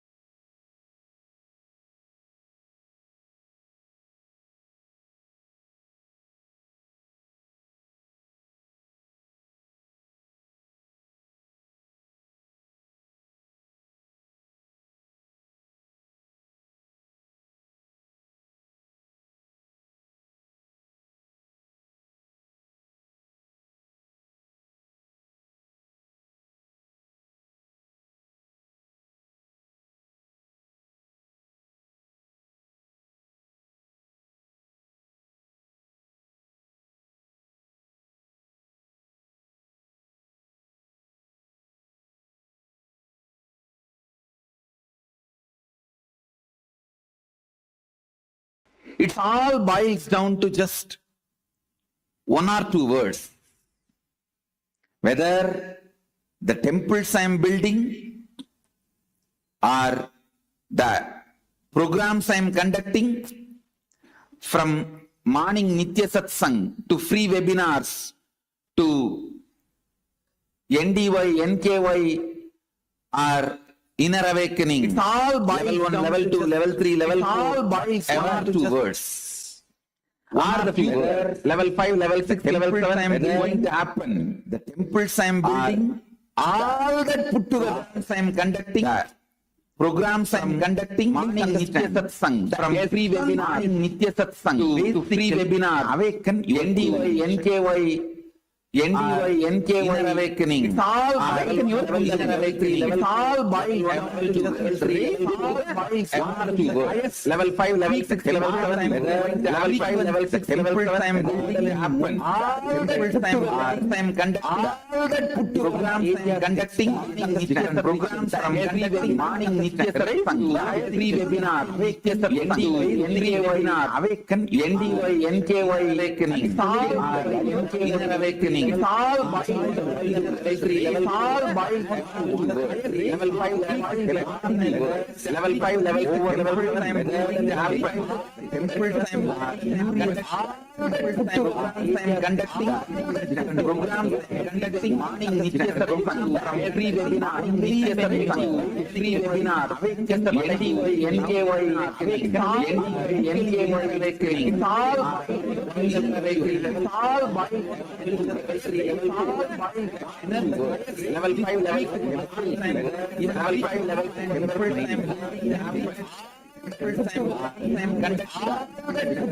I am conducting, programs free webinar, NDY webinar, NKY awakening. It's all awakening. It's all by level 5,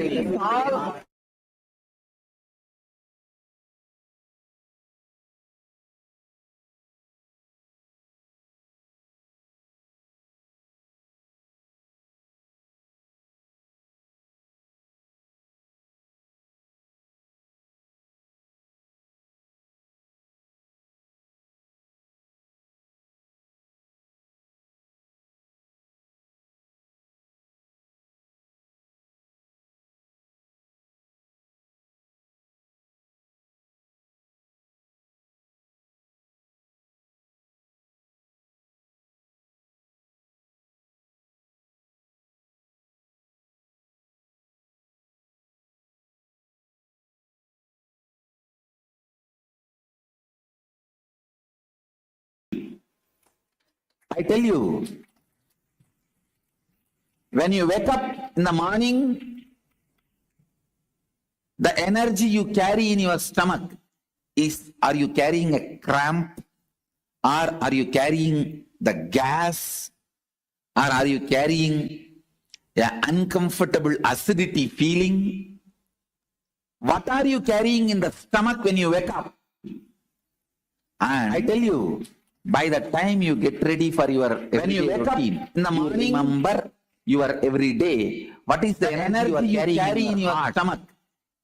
Are you carrying at the moment you remember you have to go to your office, you have to meet your family, you have to meet your family, you have to meet your team, you have to meet your boss, you have to do your everyday actions. What are you carrying in the stomach when you wake up?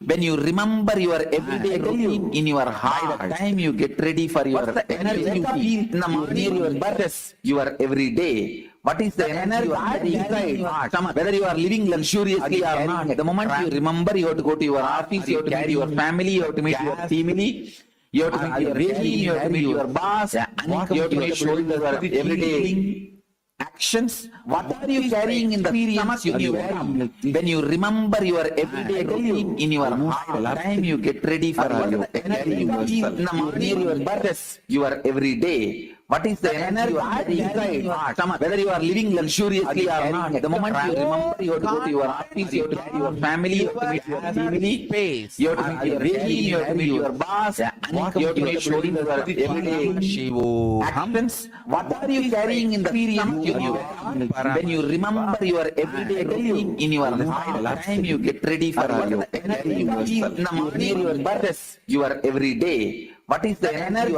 inside your stomach? Whether you are living luxuriously or not, at the moment you remember you have to go to your office, you have to meet your family, you have to meet your family, you have to meet your team, you have to meet your boss, you have to make sure everyday happens. What are you carrying in the stomach when you wake up? When you remember your everyday routine in your heart, the time you get ready for your energy you feel in the morning, your birth, your everyday, what is the energy inside your stomach? Whether you are living luxuriously or not, at the moment you remember you have to go to your office, you have to meet your family, you have to meet your family, you have to meet your team, you have to meet your boss, you have to make sure everyday ultimate actions. What are you carrying in the stomach when you remember your everyday routine in your heart, the time you get ready for your energy you feel in the morning, your birth, your everyday, what is the energy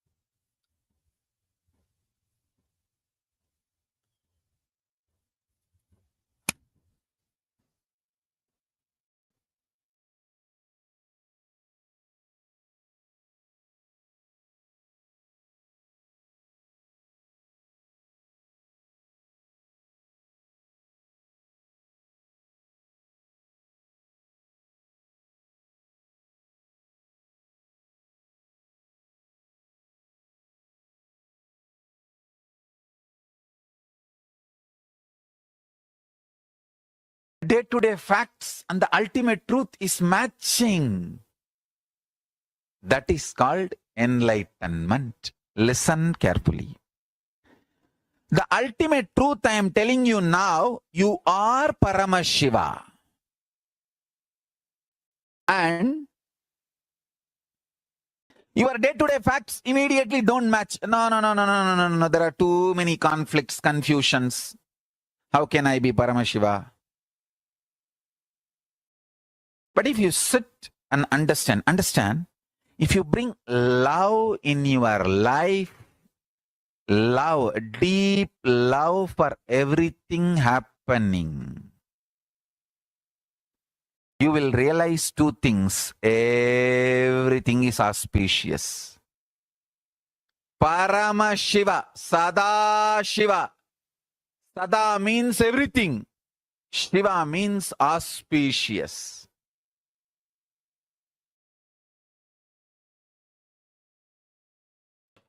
Please listen. Whole life is a business. Whole life is trading. You give something, receive something. Either you got more or you gave more, or you got and gave equally. Whatever is said and done, whole life is a business. Please understand. But the good news is what you consider as you is the starting point. The best news is that can be just updated by the Advaita. Please understand, what you consider you is the position, trade position. If you consider you only dependent on your physical qualities, you only have depreciation asset. You only have depreciation value. But if you assess yourself based on the qualities you carry in your mind, it can be, you can be appreciation asset, means intelligence, your ability to handle any situation. Please understand, whether you plan for your life based on your beauty or health, whether you plan your life based on your beauty or your health, you are planning on a wrong footing. You are planning on a wrong footing. Please understand. How you perceive you, if it is just occupied, means your self-image, your identity about you, if it is occupied completely by your look, by your beauty, the physical dimension, please listen, you are making all your strategies and plans based on depreciation asset. More and more as time passes, life will be hell for you. Kala will bring suffering for you. Please understand. Strategy which brings best things as Kala passes is eternal strategies. If your perception about you is all based on your beauty, you are having exponentially depreciation asset. You can manage few more years with various creams and cosmetic items, but it will continue to depreciate. Second, if your perception about you is based on your mental abilities, your ability to understand, your ability to assess, your ability to strategize, your ability to cognize, your ability to respond, you have appreciation asset. Please understand. You have appreciation asset. As the time passes, you will only have more and more joy. You will not have more and more suffering. Kala brings you more joy. If your perception about you is based on the consciousness, if your perception about you is neither based on your beauty and health, nor based on your mind's abilities, it is based on your conscious space, the space you carry, the being you carry, the consciousness you carry, the idea you have about you. Understand? You have exponentially appreciation asset. Kala brings you bliss. Let your perception about you be always based on the consciousness you hold, the identity you hold. Inner Awakening program is all about making you understand the right identity and go on asking you to strengthen the right identity. Authenticity is all about rewriting your right identity and go on strengthening that right identity, completing with all the unnecessary components you are carrying around your identity. If you are depressed this moment, ask yourself, is this time and energy I spend on depression is going to strengthen the identity I wanted to establish for myself? Identity building is just like bodybuilding and mind building. Society gives so much of importance and time to bodybuilding and mind building, forgets to let you understand identity building. See, the very Inner Awakening program I developed to awaken the human beings to their possibilities, to all your powers, energies, intelligence, experiences, ultimately enlightenment itself. I decided to play the role of a co-creator, support, assistant, guru, made them involve, start doing. That's the way I designed the Inner Awakening program. But I know human beings cannot make it, they have to be given. That is why I evolved the next program, Shivoham, where you don't need to do anything, directly it is delivered. Door delivery. It is not just home delivery, home delivery. Home delivered at home.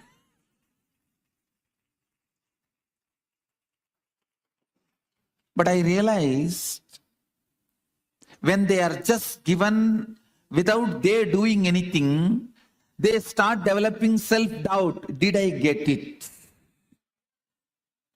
Because you have such a strong self-doubt. I am not qualified for anything. I am not worthy of anything. Because of that strong self-doubt, people start having little self-doubt. One side, if I ask you to do, you say, I can't. I don't know how to. Other side, I say, all right, I am giving it, receive it. No, whether I am qualified or not. Finally, I arrived to the solution. If I just conduct as an Inner Awakening program, where your effort is a first priority, or as a Shivoham process, where only me gifting is the first priority, your effort is not at all required. Both have some advantage, disadvantage. So the solution I arrived is this Inner Awakening Shivoham process, where both are there. The best of both.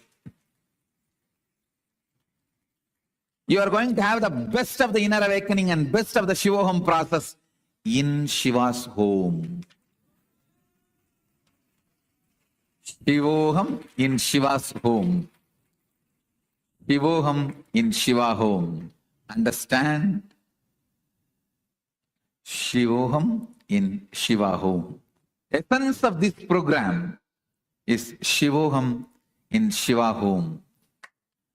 Get ready for a blast. Spiritual blast. I think now you are all ready, I know. I don't need to speak and give introduction to this program, I think. Now introduction is done. Introduction is done. First thing, relax. You don't need to do anything. Second, relax from the self-doubt. If I don't do, how will I get it? I will make you do something just for you to get rid of the idea. If I have not done anything, how will I get it? You need to get rid of that idea. Only then I can give. So just for that, I will make you do something. Your mind is so trained, conditioned. It's full of patterns. Always tells you, only if I do something, I'll get it. Only if I work, I'll get it. Only if I do, I am qualified.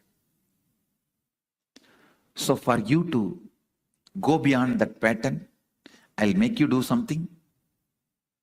But be very clear, ultimately, the last 7 days, Shivoham process will prove to you, you don't need to do anything. It can just simply be given.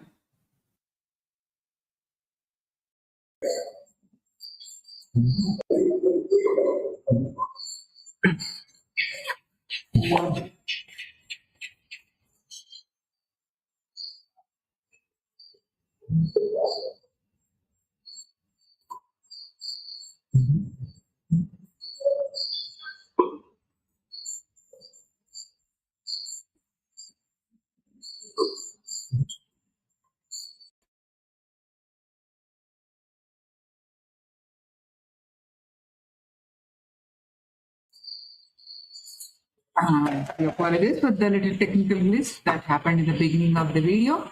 And if you'd like to share your comments, questions, please feel free. Before we move on to our next part of the segment.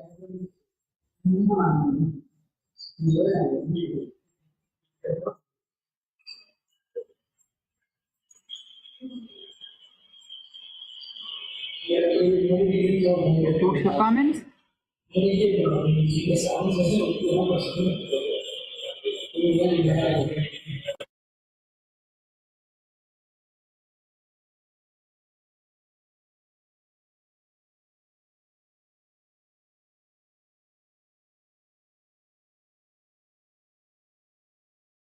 Now let's do one internalization exercise.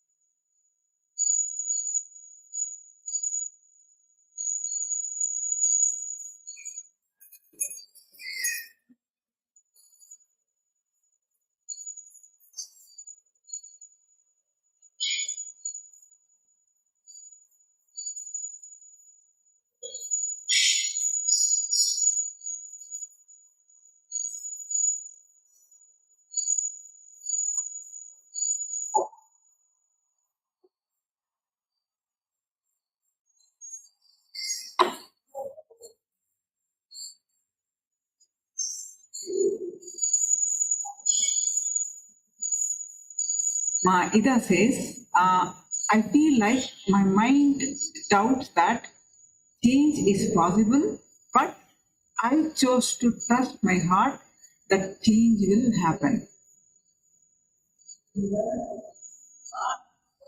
Yes, it's a Maida beautifully expressed. Yes, it's always the case. Our mind always pulls us to human existence, creates doubt, confusion. Why? We will be learning in the upcoming sessions. Perfect question, and I chose to trust my heart that change will happen. Yes, perfect. Pallavi, how to make oneself guilt-free from receiving 100%?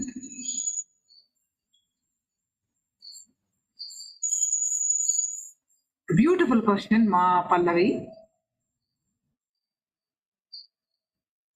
If you understand the deeper dimension of guilt, all these emotions that we face in our life, right? You brought it up, guilt. But there are many emotions that we go through on a day-to-day basis, which makes our quality of our life, our experience in this human existence.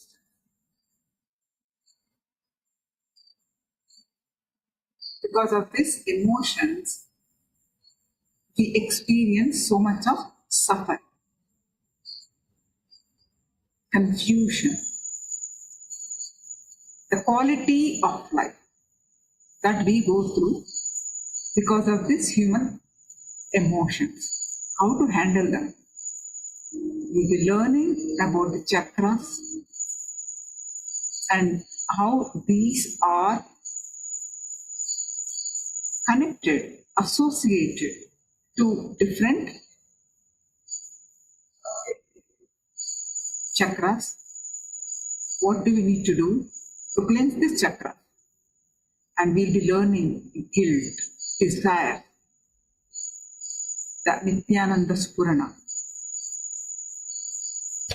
All the emotions that we go through, we'll have a deeper study of these emotions and what we need to do to handle this emotion or get out of this emotion.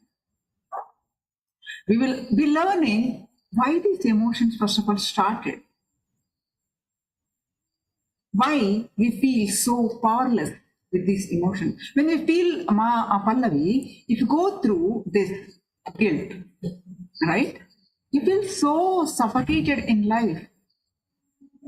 You may have, other things. But if you entertain this guilt emotion that you mentioned, at that moment when you're entertaining guilt, the quality of life, you're not experiencing the best, isn't it?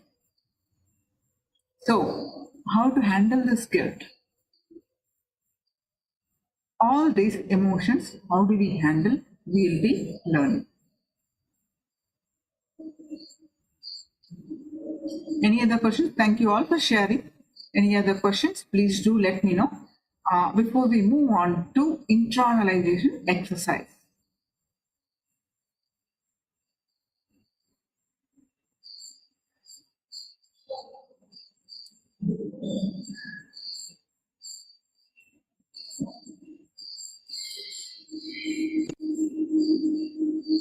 Yes.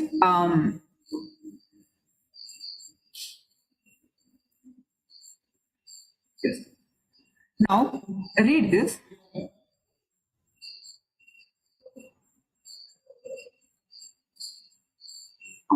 Please.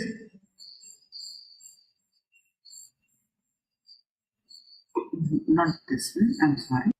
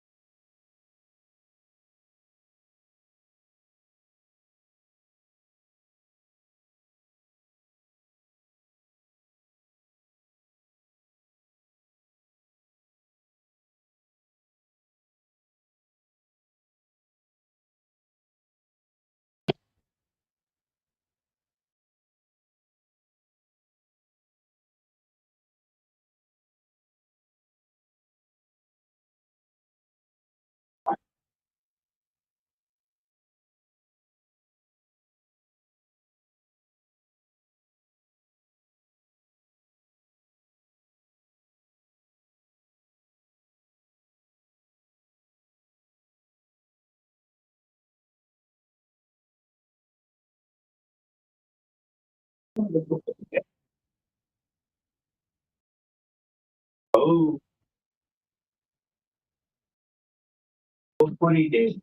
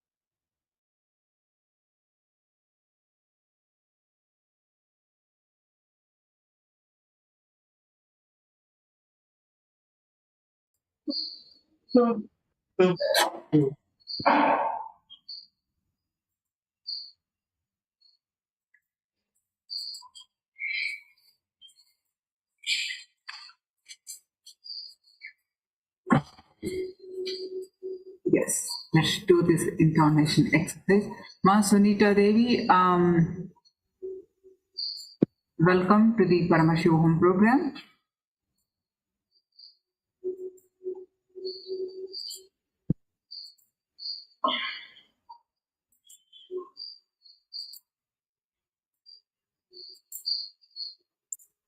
Yes.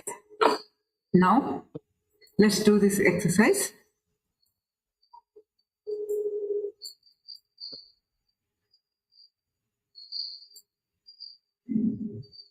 Yeah. So,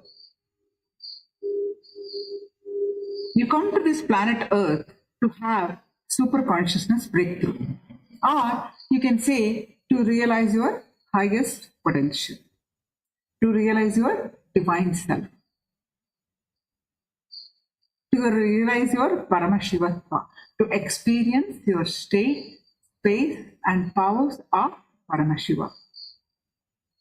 Whatever way you name it.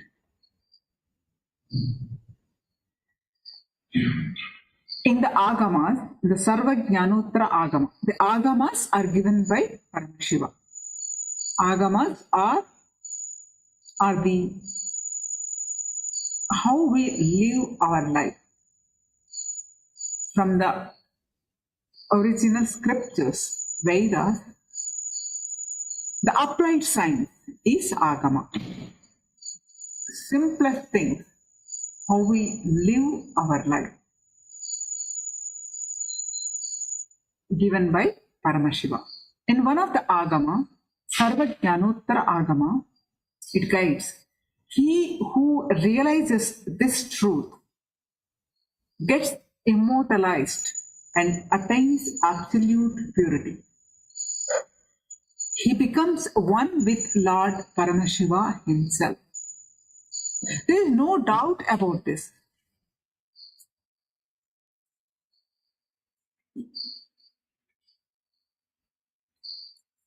Paramashiva himself manifests to give super consciousness breakthrough. How? He comes down as Guru. The consciousness or the existence or the all-pervading consciousness coming into the form we call Paramashiva. Light body. That, how do we relate? How do we understand? Out of infinite compassion, Paramashiva comes down in the human form as Guru. In the human body. To relate with us. To give us that knowledge. To bring us back to our original self.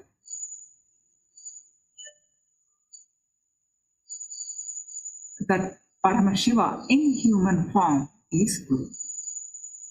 Paramashiva himself manifests to give us the super consciousness breakthrough.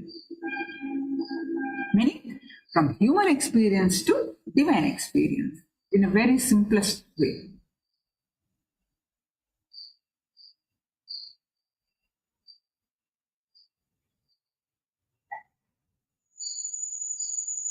So then what is super consciousness breakthrough? The consciousness which embodies the body, this body, and the mind needs to start operating to the next level of frequencies all the time. A new body, a new mind, new internal and new intra organs need to be built for a new being to manifest.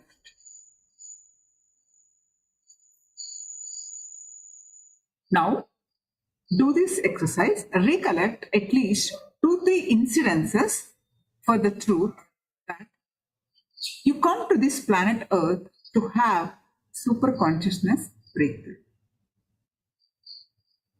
Please start penning down. We come to this planet Earth to have super consciousness breakthrough.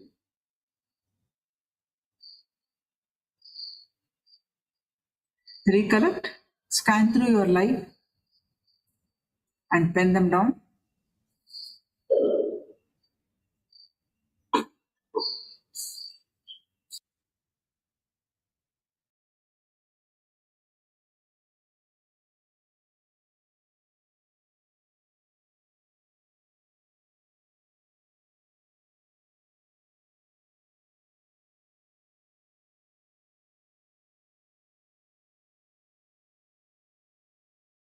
If you have any questions, please do let me know.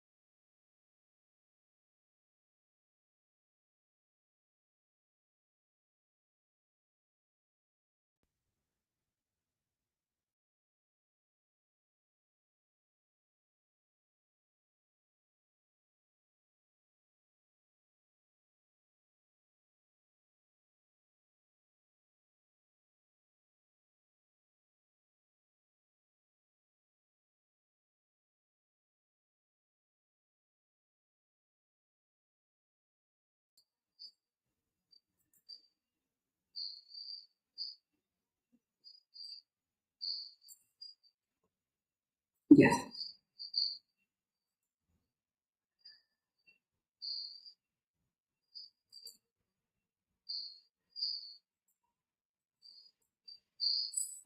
Now, let's understand. Yes, ma, I will Pallavi, I will answer this.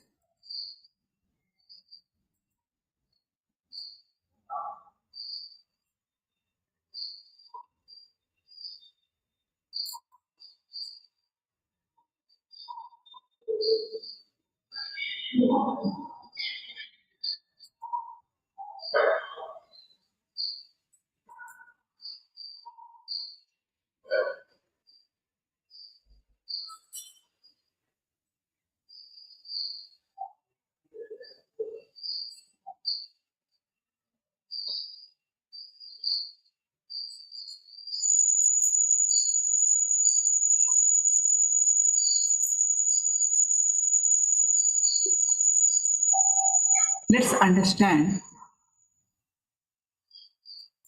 who is an avatar. Then you'll be able to do this exercise very clearly. Just a moment.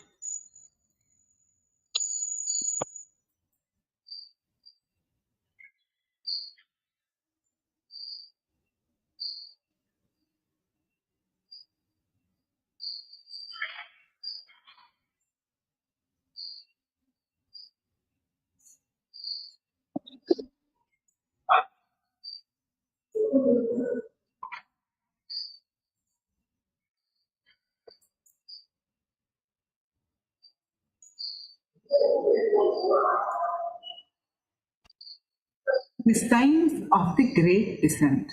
With the blessings of the Supreme Pontiff of Hinduism, we will understand the signs of descent. Okay, so let's understand more details. What is super consciousness breakthrough? You will be wondering. Pallavi, let's understand in detail. What is super consciousness breakthrough? Why an embodied avatar? I just said the light body, Paramashiva, the divine body, whatever you call, coming into the out of infinite compassion, he comes down to human form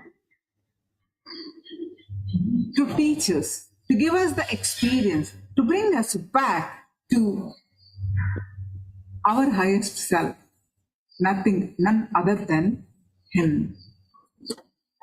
To become him, Paramashiva. Right? So, by getting the super consciousness breakthrough. So, what is that? Why an embodied avatar? Foretelling of happening of the ultimate manifestation of Paramashiva, the Supreme Pontiff of Hinduism, Nityananda Paramashivam. The signs of reincarnation, attributes of the ultimate manifestation of Paramashiva, the Supreme Pontiff of Hinduism, Nityananda Paramashivam. The scientific studies on the Supreme Pontiff of Hinduism and his initiated followers. We will be learning more details about these points. When is the need for the super consciousness breakthrough? Whenever there is a serious danger for the Srishti, the cosmic creation, or whenever there is a serious danger for the life itself, or whenever life needs to be pushed to the next level, we are fed up, we're done with all that is happening with our life. We need a breakthrough to push to the next level of DNA. We need a quantum jump to the natural selection process. Our conscious breakthrough needs to happen. We are ready for it. Then the descent of avatar happens.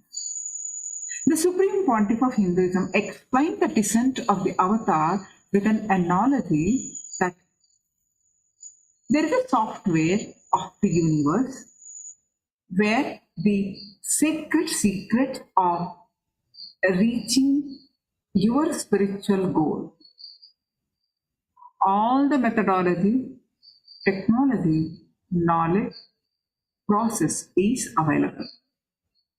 Within this software, there is a there is the automatic system which gets triggered. And sends automatic customer call whenever there is a problem in the form of virus, or when almost all the systems are losing the software or it's getting deleted. The customer care called the updated software that is downloaded and the person responsible comes down. He himself does establishing and making it happen. This whole thing is a Leela, is the avatar Shastra. That whole thing, all about Sanatana Hindu Dharma is this. As I mentioned earlier, the agamas, the applied science of the Vedas, the implementable practical steps given by Paramashiva are agamas. In Srimad Kamika Agama, extolled this great science of descent of the avatar and how Paramashiva in his avyakta form. Avyakta means, in Sanskrit word avyakta means unmanifested, formless. And manifest into Vyakta, meaning in the form, takes the form or embodies the form as the avatar. The scriptural reference says the Kamik Srimad Karana Agama. In this way, Paramashiva, who is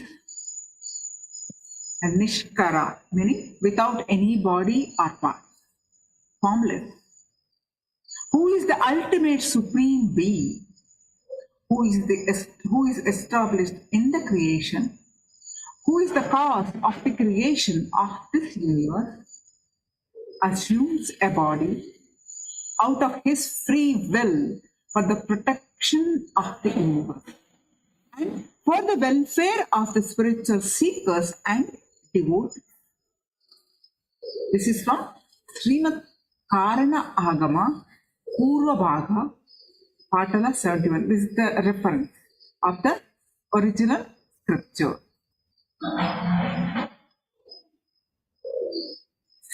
There are these historical records of this ultimate supreme Paramashiva, a body for the protection of the universe.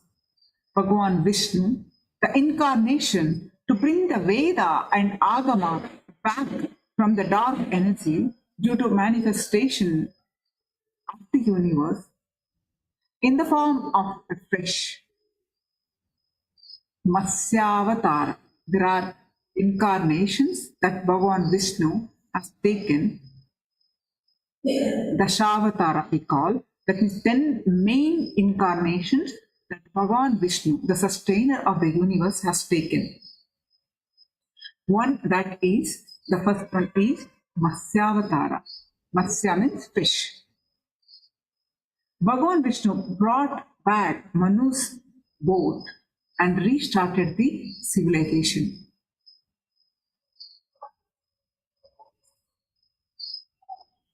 The place name also mentioned, Karikal, is the place where the boat was brought to the land by the Matsyavatara. Bhagavan, Ramachandra Prabhu, another incarnation of Bhagavan Vishnu, incarnated to save the 54 the Hindu nation Deshas from the evil region of King Ravana. Detailed in the scripture Ramayana, Bhagavan Sri Krishna, another incarnation of Vishnu, incarnated to end the evil force, evil king Duryodhana, almost led the world to nuclear collapse, in the verge of destruction. for good. And Bhagwan Paramashiva himself protected the city of Varanasi. I will hold these people, protect them, even during the Nalaya, the great deluge. So these are incarnations, time and again, incarnated on this planet Earth in the form, the signs of grand descent, these avatars as well. The ultimate manifestation of Paramashiva, the Supreme Pontiff of Hinduism, foretelling of his happening. Predictions on the birth of the Supreme Pontiff of Hinduism.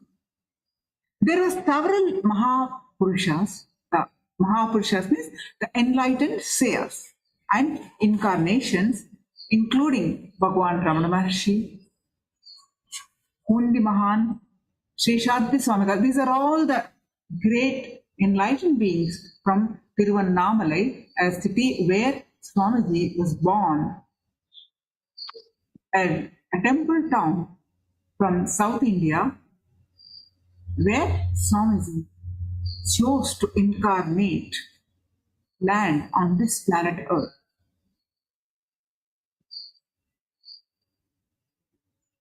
When Raju Mudaliar, the biological maternal grandfather of the Supreme Pontiff of Hinduism, went to receive the blessings of Bhagwan Ramana Maharshi in Tiruvannamalai in the late 1940s. Bhagwan blessed him ceremoniously and declared that Paramashiva himself would become his family. And Mundi Mahan, another great Mahan, enlightened being, the picture that you see, a revered enlightened being, plus the mother of the Supreme Pontiff. You see on the right side picture, the mother of the Supreme Pontiff. He blessed the mother of the Supreme Pontiff of Hinduism, Ma Lokanayaki, on the right side, that Paramashiva himself will be born to her. Then, another prediction, that thing, the glory of the happening of the avatar is the Jiva Nadi. This Nadi reading are precise predictions of the future written thousands of years ago by the Rishis, great Rishi Agastya. Rishi Agastya is one of the Sapta Rishis, the 7 great sages, are renowned as 7 great sages, who are the most prolific Rishis of the history, who listen to the secrets of the enlightenment from Paramashiva himself as he revealed it to his beloved consort and disciple Devi Parashakti. So, what is that prediction in that Nadi, the palm leaf, which was written eons ago? Nityananda Sangha, please carefully listen completely to the words of Shiva. Shiva has come in the form of Nityananda to protect this world as a result of the penance of many crores of Siddhas. Paramashivan has incarnated as Paramahamsa. Paramahamsa is one of the titles to Swamiji, as whoever gets the enlightenment before the puberty, before age 14, is blessed with the title Paramahamsa. Like Paramahamsa Yogananda, Ramakrishna Paramahamsa, they all, whoever is the Paramahamsa, they are the great avatar who had their first spiritual, the enlightenment experience before age 14. 2,000 years of ongoing Hindu genocide. Now, let's understand this descent of superconsciousness in a different aspect. The Hindu genocide, which is happening almost 2,000 years. The race extermination through systematic, ingenious and ongoing ethnic cleansing, forced relocation, double killing through genocide and genocide denial on the most ancient living civilization on the planet. Hinduism was once lived in over 56 nations across the continent, from Afghanistan to India, Nepal, Burma, Sri Lanka, all the way to Singapore, Malaysia, and Cambodia and Indonesia. And in 200 states, 1700 samsthanas means provinces, and 10,000 traditions called sampradayas.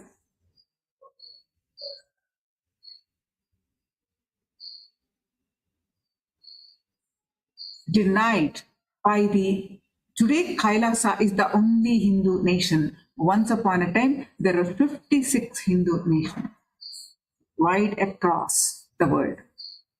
Why today only one Hindu nation? Denied by the historians and untold by its victimized survivors. The Hindu genocide is one of the most atrocious crimes against humanity in all world history. Hindus have time and again suffered religious persecution in the form of forceful conversions, massacre, demolition, and desecration of temples, forced displacement, confiscation of or destruction of properties, incitement to hate, imprisonment, torture, murder, sexual violence, destruction of universities, schools, crimes against women and children.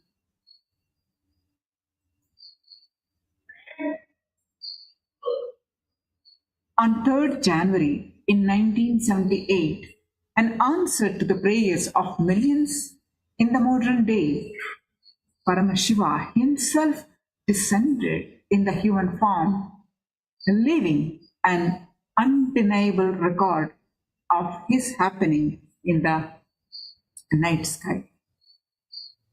The clairvoyance, the drilling of the superconsciousness layer with the descent of the Supreme Pontiff of Hinduism could be seen in the universe as supernova. In the constellation Aquila, at approximately 1250 IST on the 3rd January 1978, the supernova, designated as Ascent 1978 by astrophysicists, appeared 10 million light years away from Earth.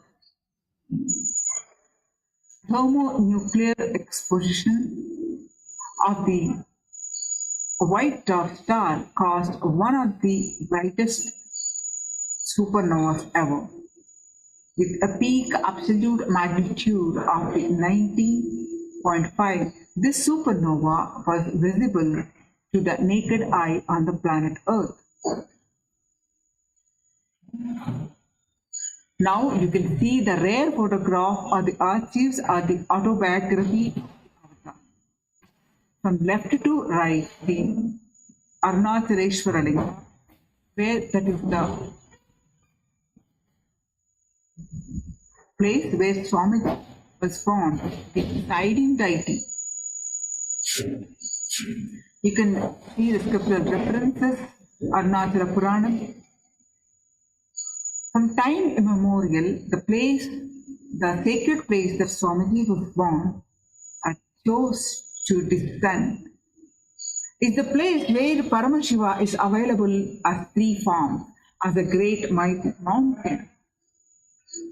After he manifested, there's a place where the formless coming into the form happened at the place Arunachala. And eternally remain there as Arnath, as a huge mountain, and also available as the Linga called Arunachaleshwara, and also Paramashiva promised an unbroken lineage of the enlightened master from that place. In the human form, as the avatar through unbroken lineage of incarnation. Now, the Supreme Pontiff of Hinduism being the current incarnation of Paramashiva.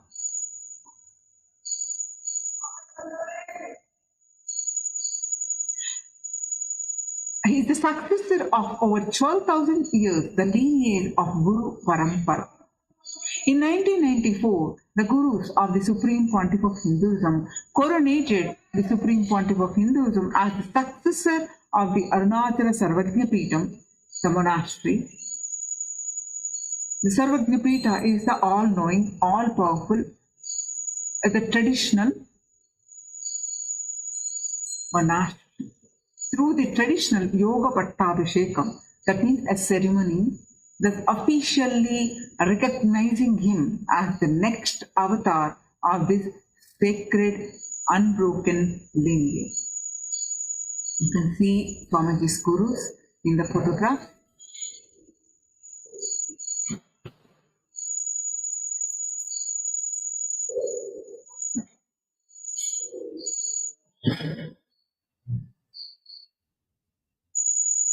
Mataji Vibhudananda Puri, the Guru of the Supreme Pontiff of Hinduism, who initiated the Supreme Pontiff of Hinduism in the science of Tantra, Vedanta, and Sri Vidya. These are the sciences, the different paths to reach the ultimate. Brought an explosion to the Arunachaleshwara Linga through Mahakala Bhairava deity in the Arunachaleshwara temple in Tiruvannamalai.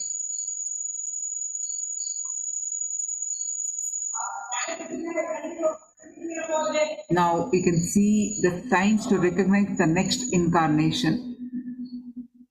It is a science how to recognize an avatar.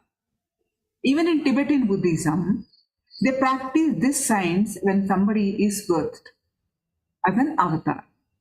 For example, if Dalai Lama is birthed, to the next Dalai Lama as a baby, they will show all the old items used by the earlier Dalai Lama mixed with other items.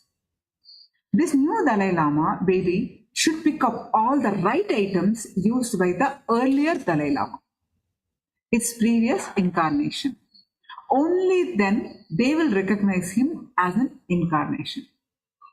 The Gurus of the Supreme Pontiff of Hinduism carried out this process of the divine avatar. They put in front of the Supreme Pontiff of Hinduism a box full of dazzling jewelry. Without hesitation, however, the Supreme Pontiff of Hinduism, as a young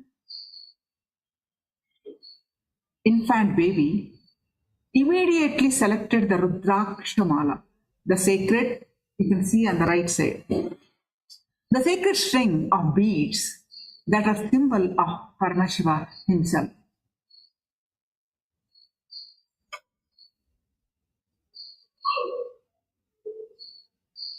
And there are the traditional mutts, many traditional mutts coronated Swamiji as the incarnation. Sri Sri Sri Shantivira Mahaswamiji at the head of the Kolada Mutt, the oldest recorded mutt in Karnataka, dating back to more than 6,500 years. He declares with his authority during the Kumbh Mela festival. In 2016, October 16th, whenever humanity falls into suffering and pain, Ishwar, the divine himself, does austerities, tapas, for their upliftment.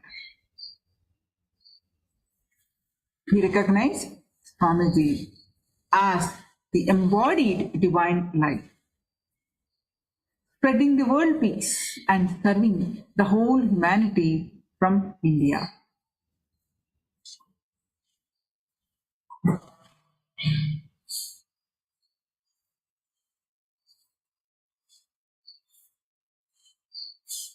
And he also said that Nityananda Ji is a treasure house of jnana, the sacred knowledge.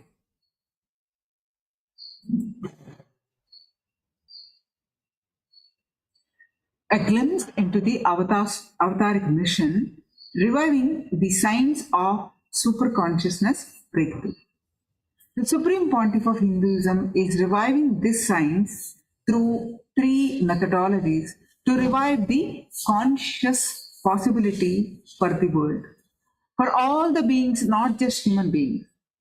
First, training evolving human beings in the science of living enlightenment, Jivan Mukti, through Varnashrama Dharma. What does it mean?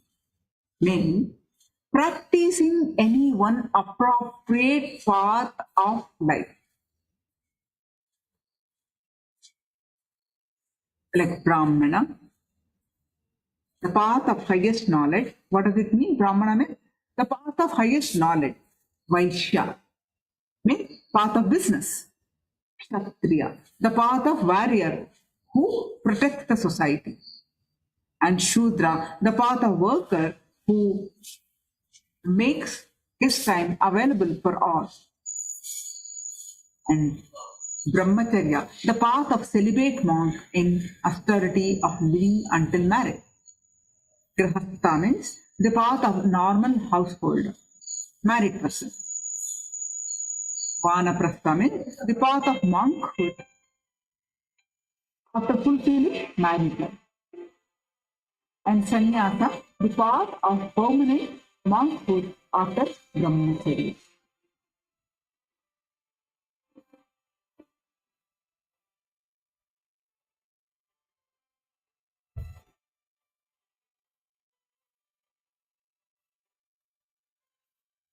Second, running a Gurukul.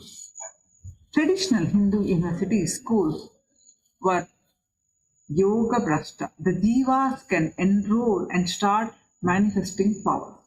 Yoga brashta, jivas means beings in their previous birth who tried their best and were about to get enlightened, but for some reason left the body before enlightenment. Third, the signs of bringing incarnation. The gods and goddesses of Kailasa, Paramashiva, various dimensions. They are who are all the gods and goddesses? Paramashiva's various dimensions. To assume human body, keeping a powerful ecosystem and ambience for the incarnations to flower. This science was alive in the Hindu Adi Shaiva tradition and even in Tibetan Buddhist tradition.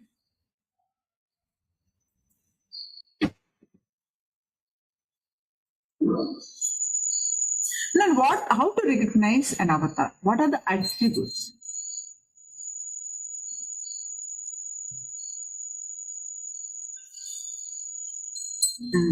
Supreme Pontiff of Hinduism, in just 25 years, just under 25 years, revived and established in two Kailasa kingdoms.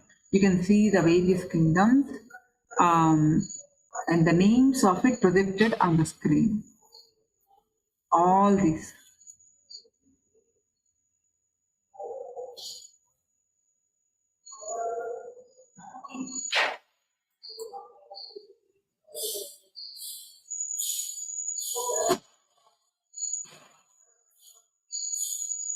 Now, what are the attributes? The attributes are kalpataru, meaning manifesting your reality, perpetual completion, that means enlightenment, healing, realigning the biomemory, diksha akarshana, transfer of bioenergy, akashic reading, accessing the past and future, vijnana akarshana, true knowledge, Paramashiva Akarshana, the space of Paramashiva, Shakti Akarshana. Akarshana is the attraction, the pull. Shakti Akarshana means the Kundalini, raising the Kundalini energy, the infinite energy which all of us have. Ardhanarishwara, meaning beyond all duality. Susada means beyond pain. Divya Sharira, meaning divine body. Surabhi, the dragon physiology.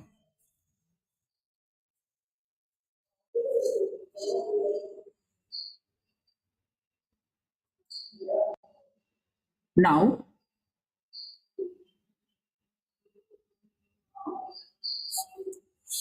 let's do now we can go back. So we can also understand what is Kalpataru. Kalpataru is the sacred science of manifesting your reality in your life. Anything.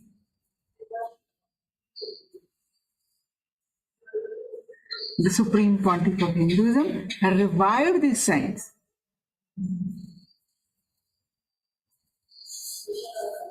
He is known as Kalpataru.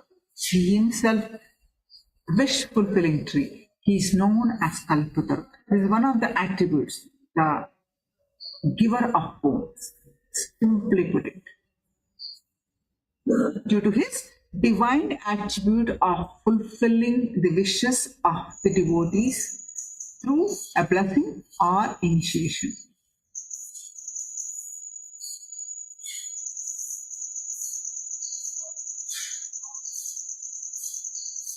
So that to be able to heal everyone, to be able to give blessings, boons to everyone, to be able to tell the past, present and future, the Akashic readings, the cosmic readings, to be able to express the infinite knowledge, the true knowledge, intuition and right cognition are the specific attributes needed for a being to get enlightened.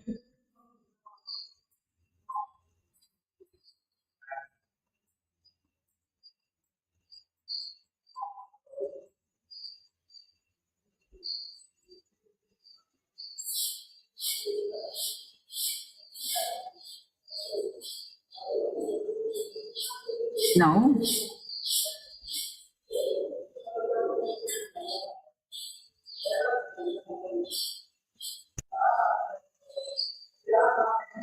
the significance of the avatar in your life, why you should have an avatar in your life. The experience which you carry about you, that I exist, should function through the part and connect with the reality. Understand? What you think as you, the individual self, should function through all the trillion calls and relate with reality. This is the exact definition of awakening. Only a person whose trillions of selves are awakened can be a person established in Satya, the truth. Without a master, you can go on creating, you can achieve, but awakening all the trillions of self is easiest only with the master.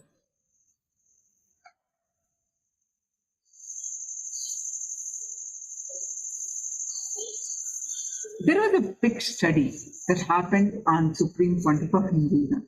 You can see some of the glimpses of brain studies done on Supreme Pontiff of Hinduism. See, so far we have seen the great Mahapurusha, enlightened beings, what they shared about Swamiji's descent of the avatar. Many things we have seen. Now, what is the modern science to prove?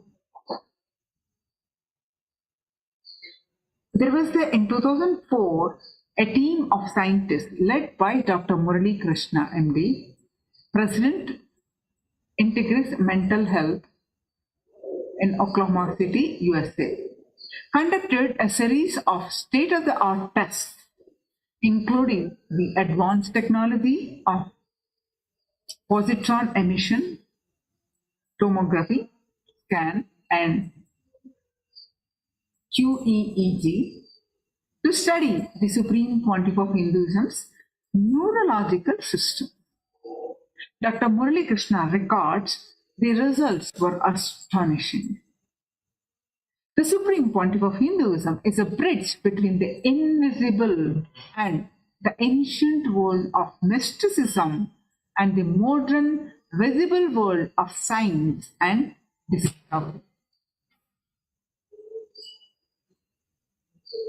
The results from the PET scans, the Supreme Pontiff of Hinduism exhibited a supernormal brain with the lower portion of the mesial frontal brain lighting up, revealing the third eye opening during the deep meditation with 90% of the brain is shut down state. He was seen to have complete conscious control over his brain activity, orchestrating the 10,000 neurons constituting the 5 brain waves effortlessly. The results from the QEEG, this measures the electrical activity within the brain, called brain waves. 4 different bandwidth of such waves exist, each corresponding to the 4 different states of mind given as per Hindu scriptures. Jagrat, wakefulness or alertness. Sushupti, meaning dream state. Turiya or Turyatita, the higher states of consciousness or state of restful awareness. The Supreme Pontiff of Hinduism was able to activate and quieten any part of the brain at all. He was easily able to slip from one state to another with no delays or hesitation. It was simply fluid shift from one type of brainwave to the other. And again, more studies.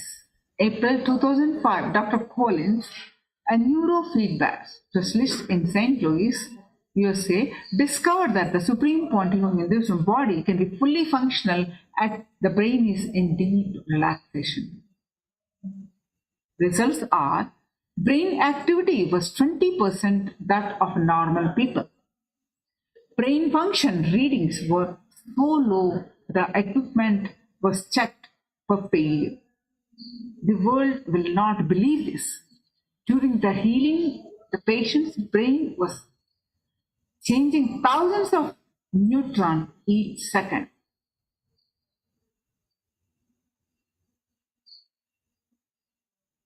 The heart rate variability between his Swamiji and a volunteer's subject were simultaneously recorded while the subject received healing from Supreme Pontiff of Hinduism.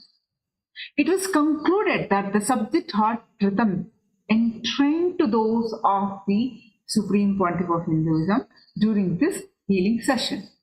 So, according to the Supreme Pontiff of Hinduism, Healing happens through the very process of quantum energy entanglement.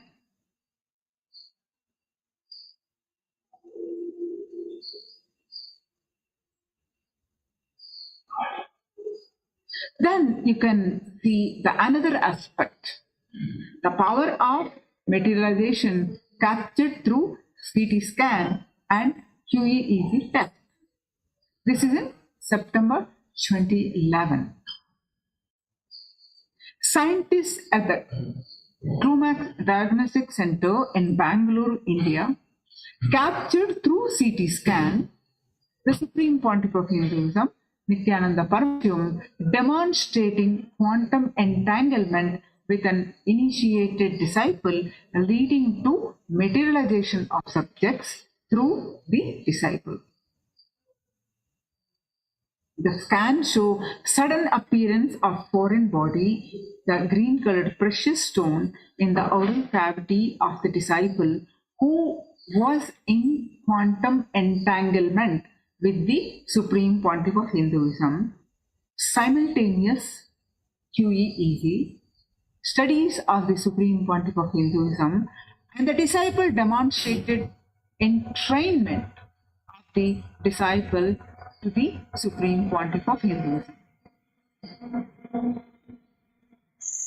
Researchers study the effect of the initiation and Kundalini awakening from an incarnation, the Supreme Pontiff of Hinduism, on the participant of the 21-day inner awakening program who received 21 such initiations from the Supreme Pontiff of Hinduism during the program. You are all going to receive many initiations during this Paramashivoham program. Following are the conclusions of the studies that show the impact at the physical, psychological levels and detailed graphs and statistics in Avatar Shastra. You can see page 172 on. Amazing health recoveries with many chronic and serious diseases getting cured. 1000% increase in mitochondrial activity, meaning increased energy levels. The mitochondria is the energy battery inside each cell. The significant gene expression difference, meaning better health and immunity. Very elevated, rapid, parallel brain processing, indicating enhanced cognitive and mental functions.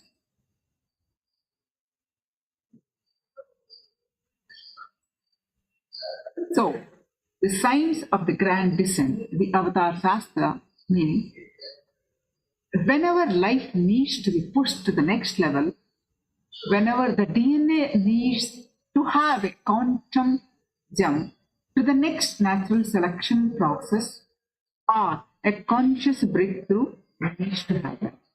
The Avatar descends.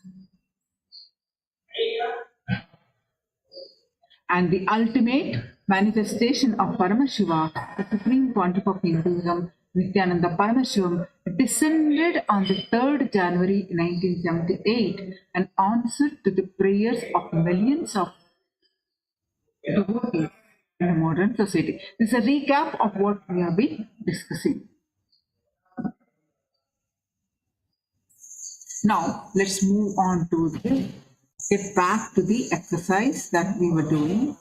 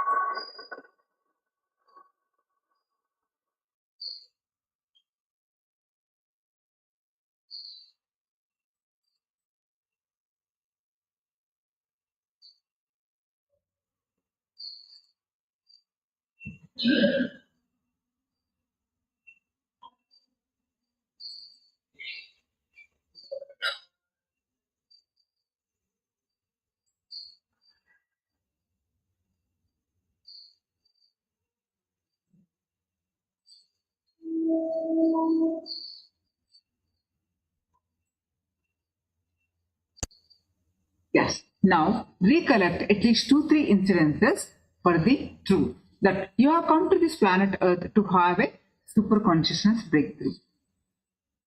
With this understanding of Avatar Shastra, you try to recollect 2-3 incidences from the truth. Take few minutes and please pen them down. You need to have a notebook, pen, and eye bands for when we are doing the meditations and processes. So try to recollect 2-3 incidences for the truth. What is the truth? You have come to this planet Earth to have a super consciousness breakthrough. There is a higher purpose in life. All right. So please pen them down.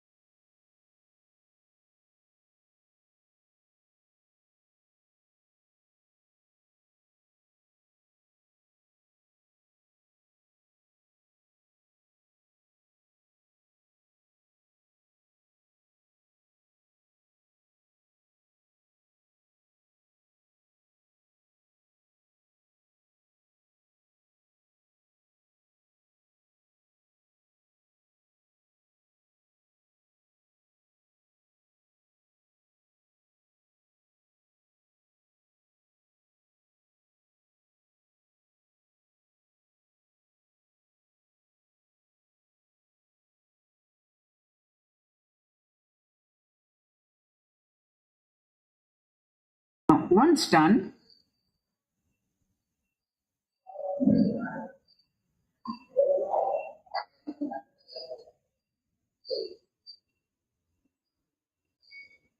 now let's move on. So, you have come to this planet Earth to have a super consciousness breakthrough. For example, now, whatever you think as your goal, if you had more powers, Shaktis, and you start manifesting, the goal will suddenly become 100 times more because now you know with more you can do more. With that understanding, recollect, analyze, write elaborately to the incidences when you felt you can really do more.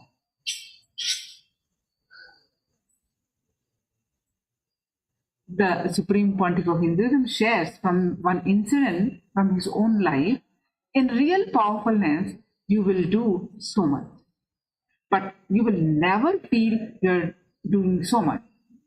I tell you honestly, I can do more and more and more. I really feel I'm not doing anything. Every night when I sit and fall into samadhi, I feel, what is this? I've not done anything today. The Supreme Pontiff of Hinduism lifestyle is 24 hours active, attending to each devotee, each prayer, and handling 1,000 projects at a time. So, with this understanding, write down the to clip and down.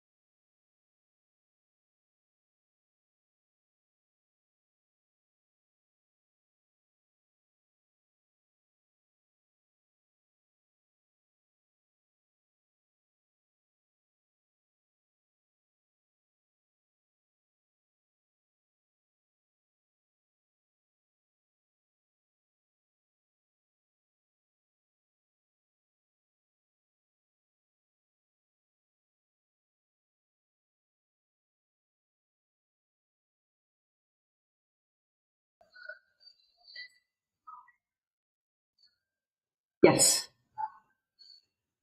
Now, all of you, if you have any questions on this session, Avatar Shastra, please let me know. And you can share your understanding, your exercise in the chat. You are welcome to ask questions now. Before moving on to our next session,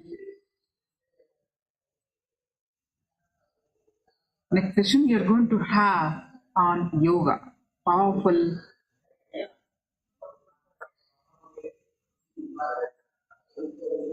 authentic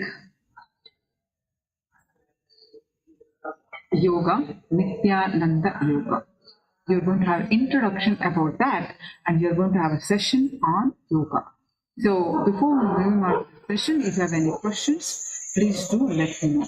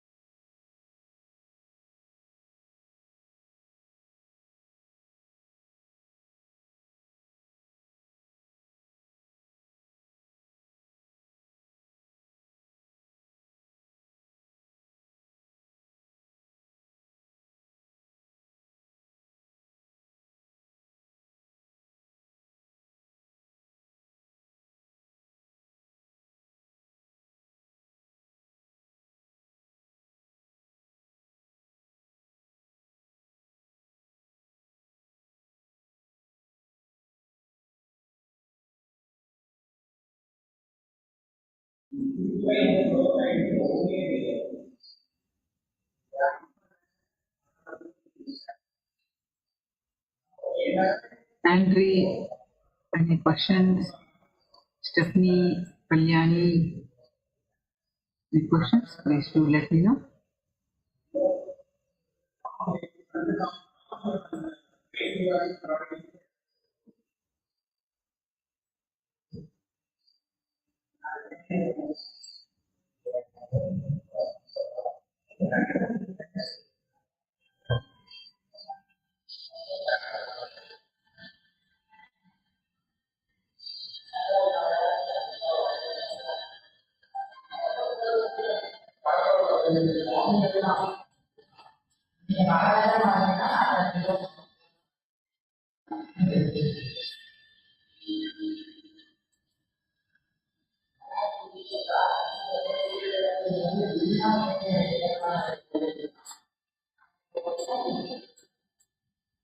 Yes, it's time to move on to our next session, Nityananda Yoga. Introduction to Nityananda Yoga. I would like to share. Okay.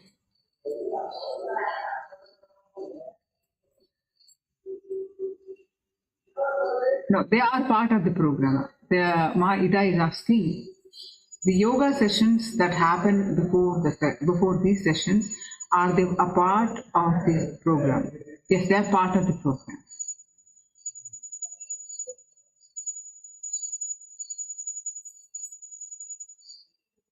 Yoga is always, see, we will be learning of all these paths, path of yoga, path of jnana, knowledge, path of bhakti,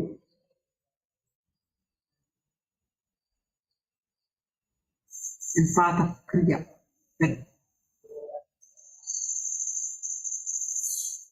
We'll be learning more details of these paths. Yoga is one of the paths. As the whole humanity, major part of the humanity follows or understood yoga as just a physical exercises. But what is actual yoga? It's a path to enlightenment. The authentic yoga revived, given by Paramashiva, revived, added, brought to humanity by Patanjali, and revived that authentic yoga by the Supreme Pontiff of Hinduism. We'll be learning more about that. So it's pretty much, it's one of the greatest paths, right? Yeah. So I'll conclude here with the Purna Mantra. We'll be having our next session. Uma Balaji will be teaching. So I'll conclude with the Purna Mantra. Om Purnamada Purnamidam Purnat Purnamudashyate Purnasya Purnamadaya Purnamevavashishyate.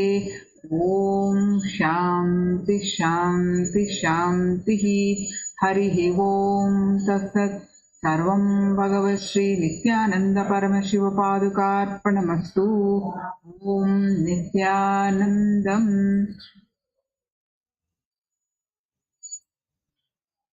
So let's learn the introduction to Nityananda Yoga.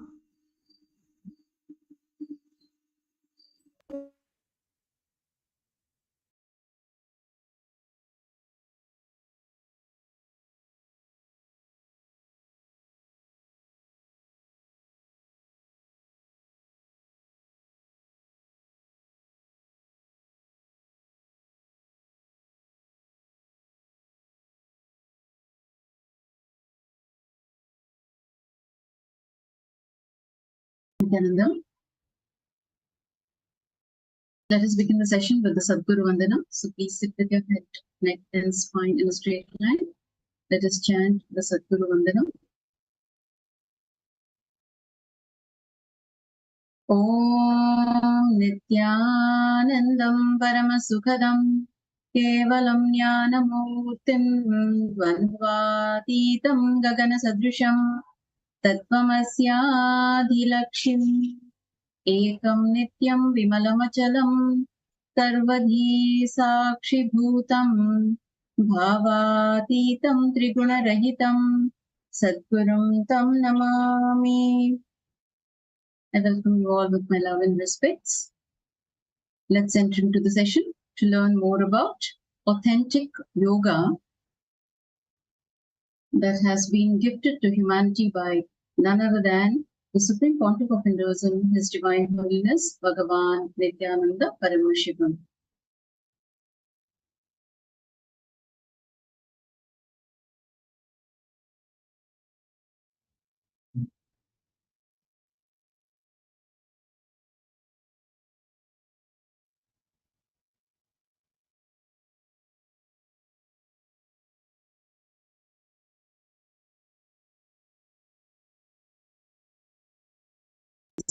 The Vinyasa Krama, the original authentic yoga directly from the source, which is Kailasa's Nityananda Yoga.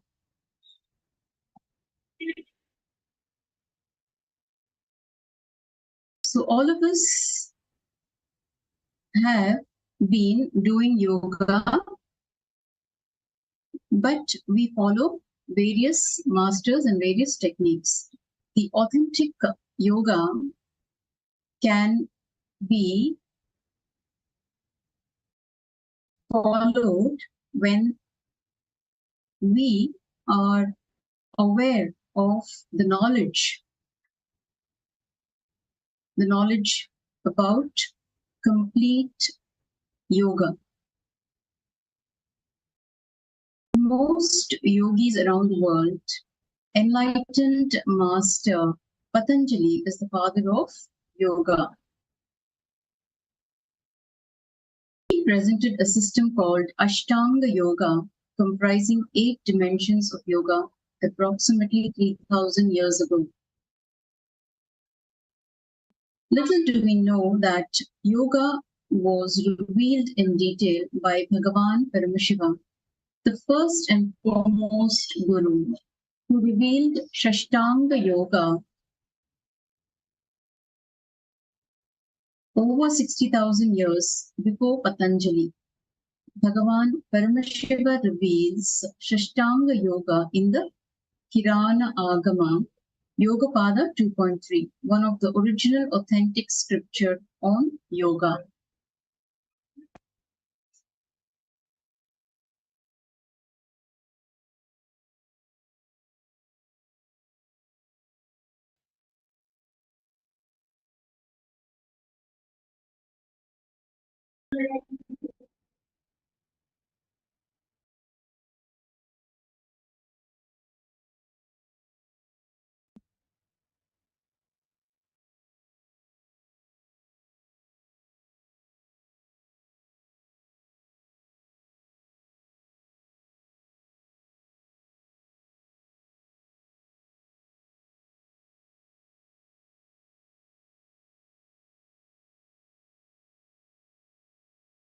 Sorry for the technical glitch. I hope you are all able to see the screen clearly.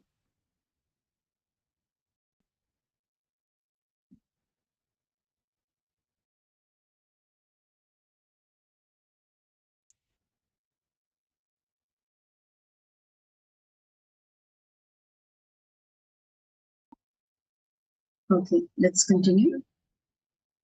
The Supreme Pontiff of Hinduism, Bhagavan Nityananda Paramashiva, the 1008th incarnation of Bhagavan Paramashiva, has revived the Shashtanga Yoga through Kailasa's Nityananda Yoga. Kailasa's Nityananda Yoga is the essence, the best of the best of the 1 million yogic scriptures available from all the sampradayas of Sanatana Hindu dharmas, Veda Agamic tradition, as per the vision of Bhagavan Paramashiva, to manifest extraordinary superhuman powers which are known as Shaktis through yoga.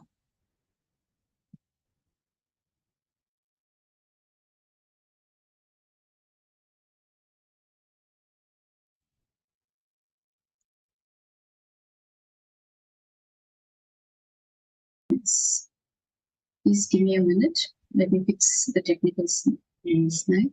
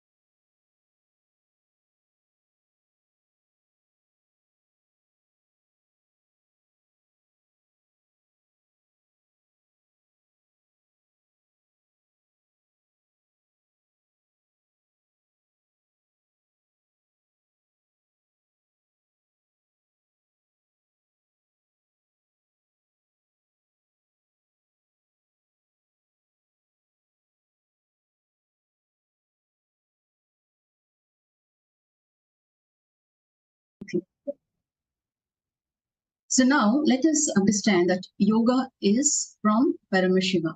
The first thing you need to know is that yoga did not originate from Patanjali. Patanjali is the organizer, not the originator.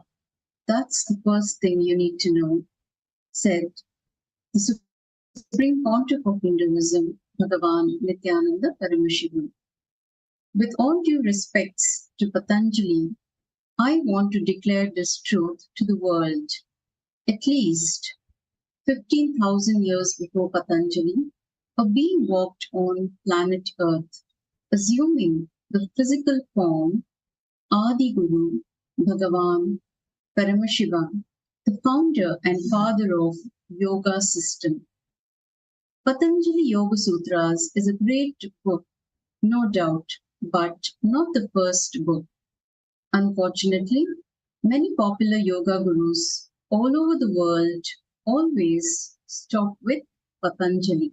Very few say Yoga was before Patanjali, and even if they say they are not able to present the scriptures and literature.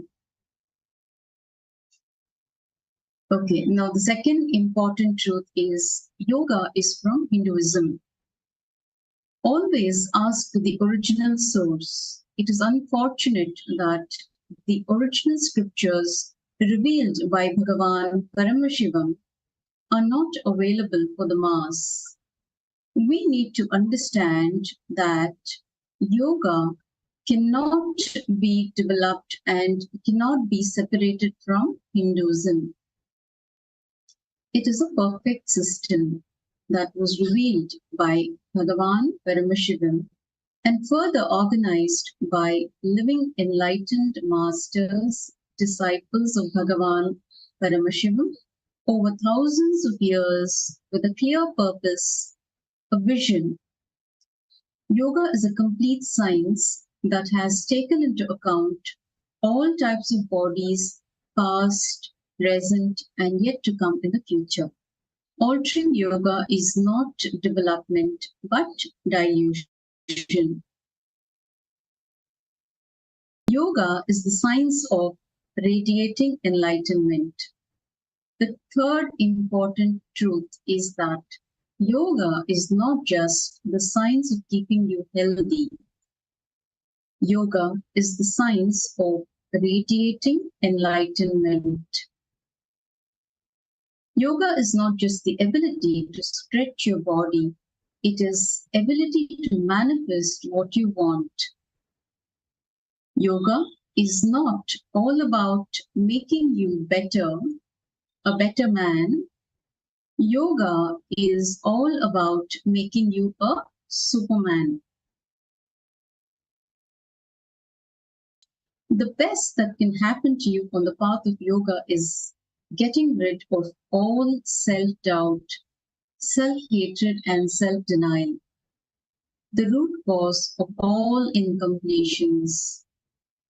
The Supreme Pontiff of Hinduism, Bhagavan Nityananda Paramashivoham, actively teaches the science of completing with these, collectively called SDHD. Discarding all mental patterns that limit us from living to our highest potential. Yoga is the ultimate merging the individual consciousness with the cosmic consciousness. It is designed to experience oneness, Advaita, and express all the mystical powers outlined by Sadashiva. As long as we carry inadequate, immature cognitions about ourselves, about life, others, God, and the world, we continue to feel separate from the whole. When we complete with all our limited cognitions and discover our true self, yoga happens.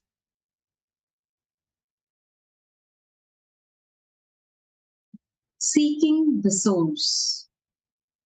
The Vedagamas are the source books of Sanatana Hindu Dharma.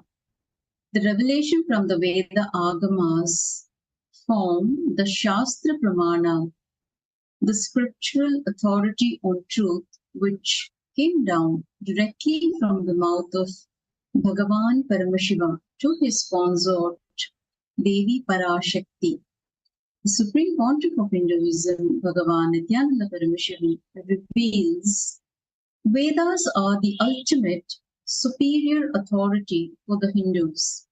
Vedas are like a pure science where the ultimate truths are explained, but Agamas are the scriptures where the applied technology, the applied science is expanded. All the Hindu bodies accept Vedas and Agamas as Shruti, that which is heard, and everything else follows as Smritis, the remembered scriptures. Agamas are directly revealed by Bhagavan Paramashiva. They are more like a practical manual of how to, what to, where to, when to. All these details are answered with the right context, giving enough of understanding, and I should say, in a more sympathetic, compassionate way, with a lot of concern for human beings, with tremendous user friendliness.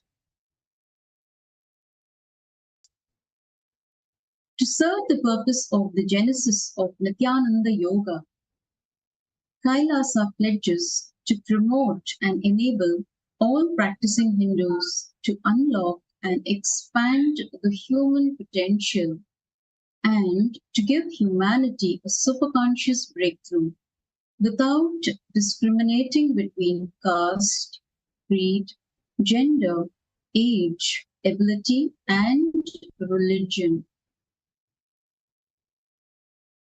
Bhagavan Yoga Siddhishcha Mokshascha Tadabhyal Sa Satchubham Kaga Sadangas Acha Bodha Yas Tasyangam Shunasva Tat. The translation: through the practice of yoga, one can attain beneficent accomplishments. He can attain liberation. He can ascend to the state of ineffable bliss. Yoga is not just postures and breathing techniques, but the very science of achieving the space, radiating the state and manifesting the powers, the Shaktis of the original yogi in the universe, Paramashiva himself. Authentic yoga makes people manifest spiritual powers from Advaita, the space of oneness or enlightenment. This has been, the Shastra Pramana has been taken from the Karana Agama Yogapada 2.3.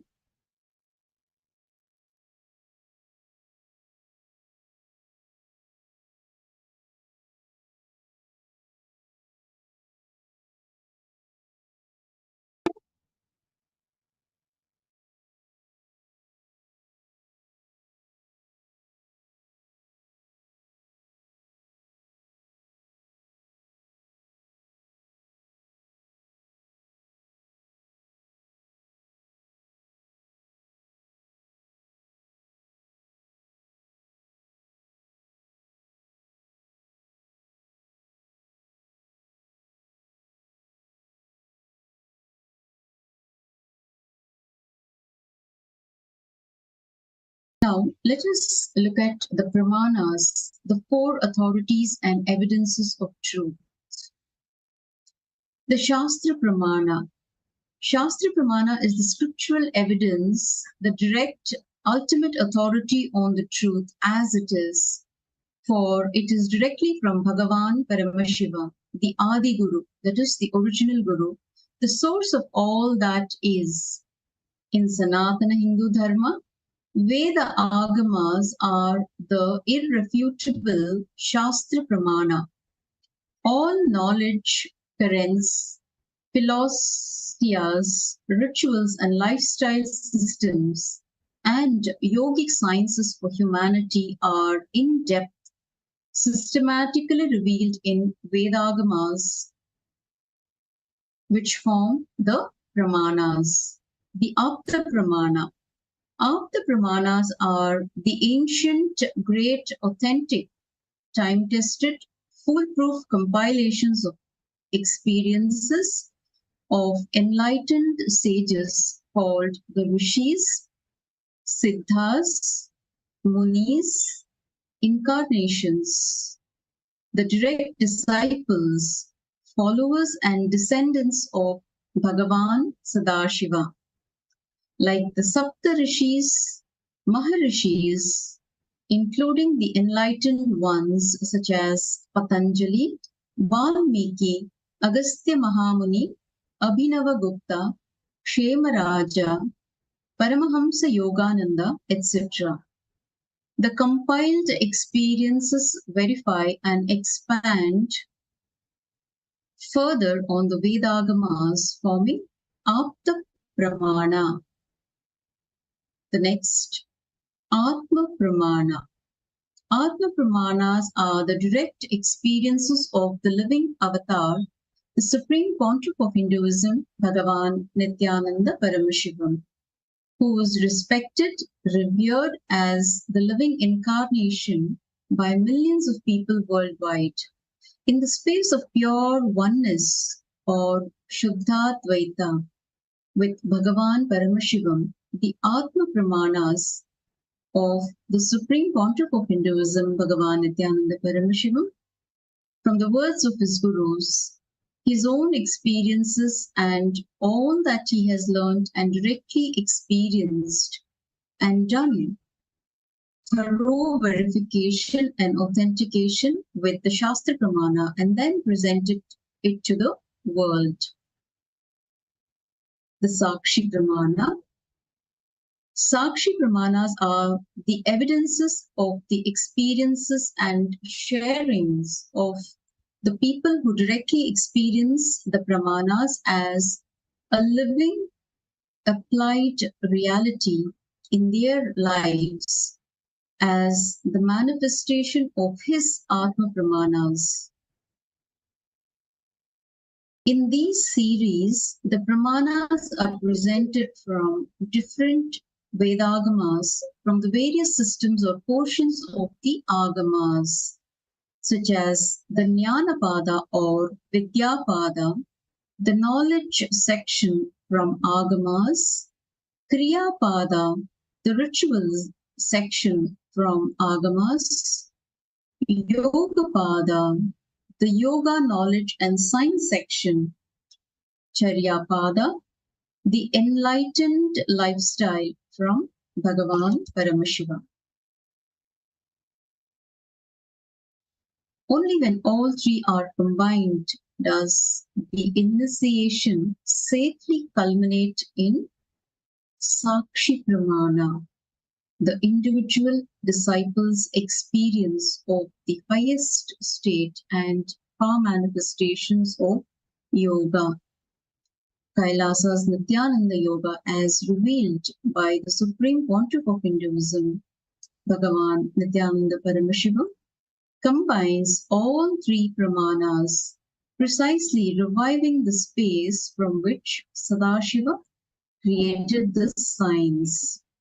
After being subject to years of dilution and pollution of the sacred signs, the most profound intention and context of yoga is now being revived and transmitted as a tangible experience by the Supreme Pontiff of Hinduism, Bhagavan Nityananda Paramashivoham, the avatar of Paramashiva himself. Kailasa's Nityananda Yoga is hence all about producing the experience of Paramashivatva, the state of Paramashiva, his qualities, his glory, his grace, and his powers in you.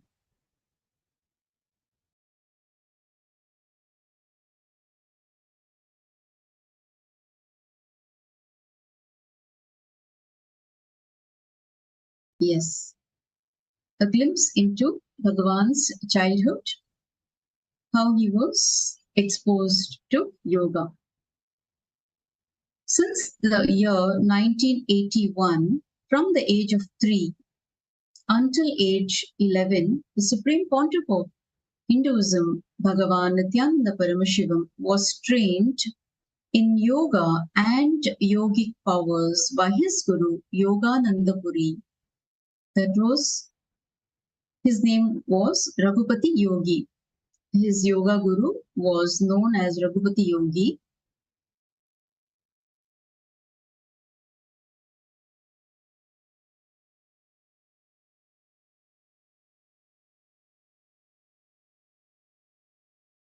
So here you can look at his picture, Bhagavan's yoga guru's picture here.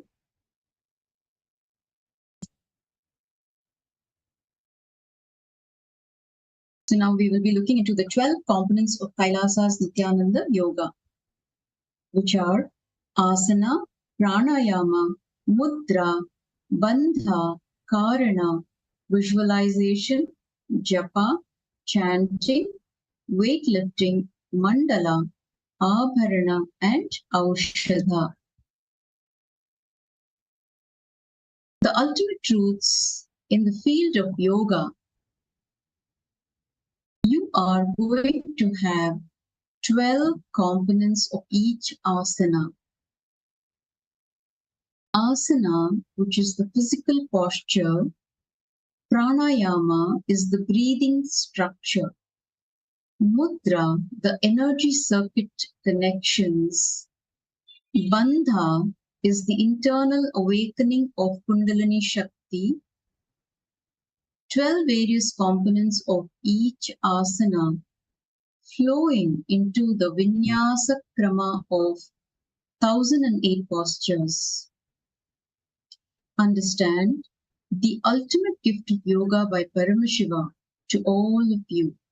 Of course, with the valid Shastra Pramana, Apta Pramana, Atma Pramana, it will be made as Sakshi Pramana for you. Each asana having 12 components of asana, mudra, bandha, pranayama, aushadha, karana, and flowing into the next asana.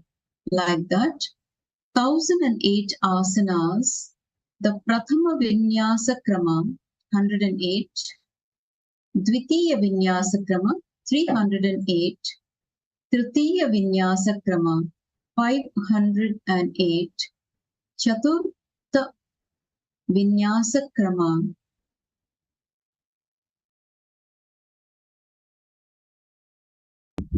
you are going to have the Parama Yoga revealed by Paramashiva, the ultimate Shiva, ultimate truth.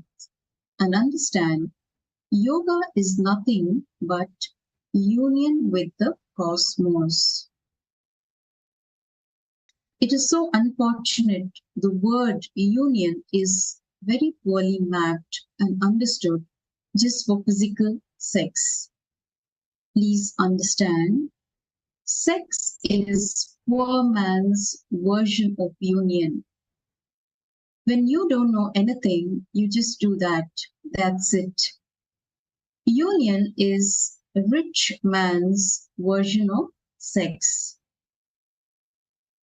It is much beyond body. It is much beyond body. Human beings mostly know only how to relieve their pressure, not have union. Understand, the ultimate secrets of union with the cosmos is yoga.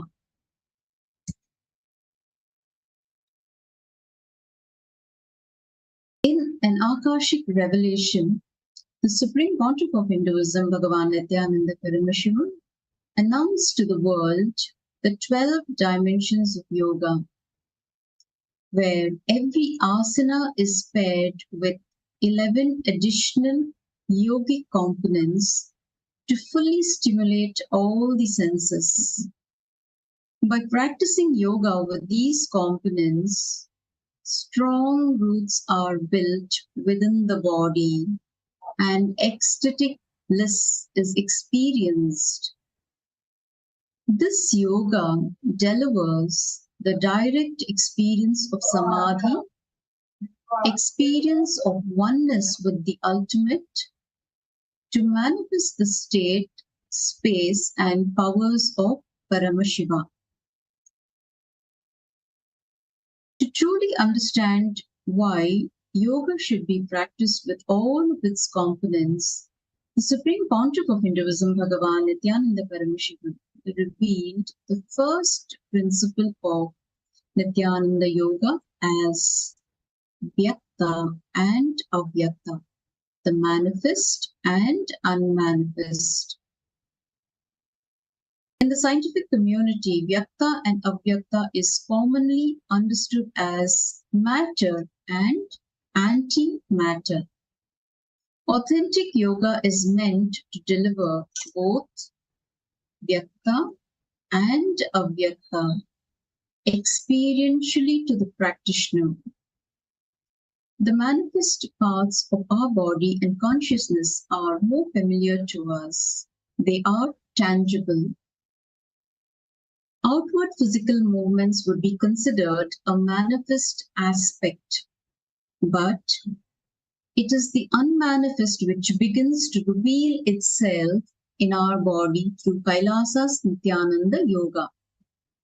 Each of the 12 components of yoga work on the unmanifest layer, the avyakta, antimatter, anti-sound, and anti-sex. Anything which is done at the level of Usha, the expression, due to matter's quality of going up and down, does not stay permanently.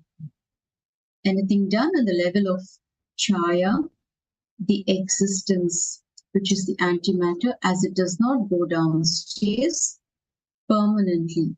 If it is done on Usha, it will work on mind. If it is done in Chaya, it will remain in the body. Remnants of body in the altered form, the power manifesting form exists longer than the remnants of the mind in altered states of consciousness.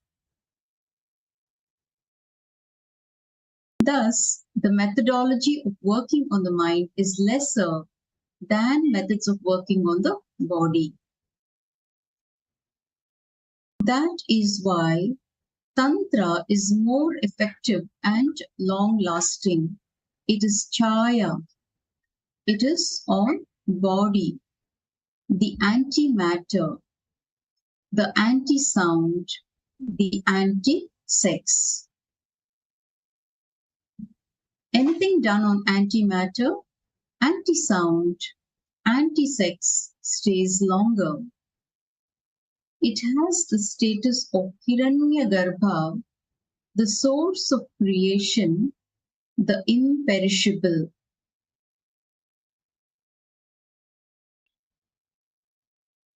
Anti-sex with Paramashiva is Kailasa's Nityananda Yoga.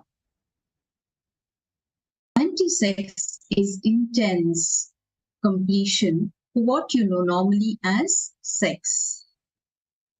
The whole practice will focus on the anti-sex activity during the process. The anti-sex body goes through passive sexual relationship with the avyakta component of Paramashiva. This is Kailasa's Nityananda Yoga. The physical movement that happens in the tongue, mouth, throat, eyes, chest, thighs, toes, the male or female organs during the anti-sexual activity with Paramashivoham is the whole of Kailasa's Nityananda Yoga. In order to achieve this intense completion, the Supreme Pontiff of Hinduism, Bhagavan Nityananda Paramashivam, has revealed that the physical practice of yoga goes much beyond a single asana or posture. Rather, with every movement or placement of the body, there are a total of 12 dimensions in action.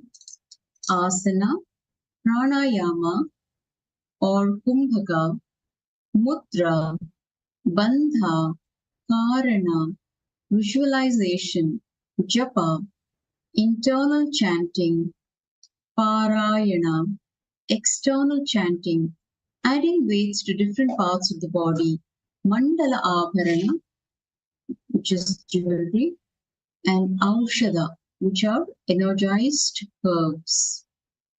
Every posture in the anti-sex activity of male or female with the cosmic form of Mahasadashiva. What is physically seen is Usha, the physical movements. But what is actually happening inside is Chaya, the unmanifest space.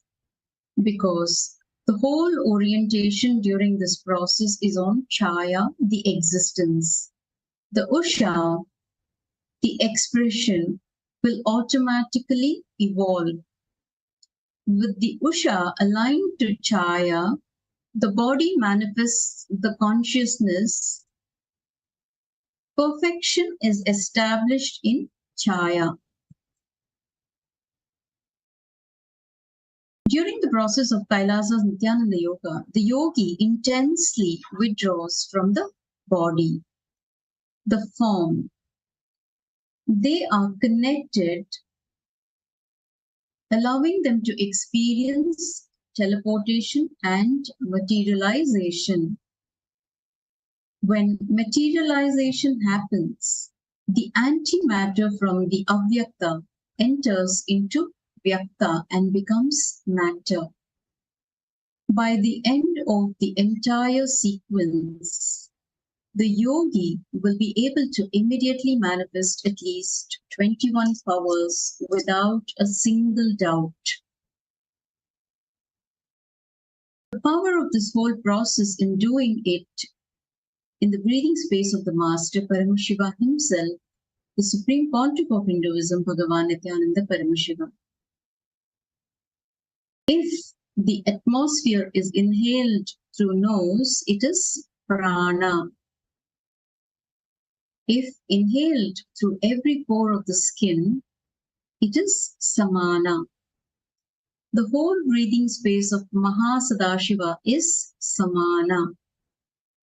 Thus, Kailasa's Nityananda Yoga can only be practiced in the consecrated place of the Master to imbibe the samana, to take you deeper into the oneness experience. Therefore, Kailasa's Nityananda Yoga should be practiced in the physical presence of the Master or with his energized Murti present.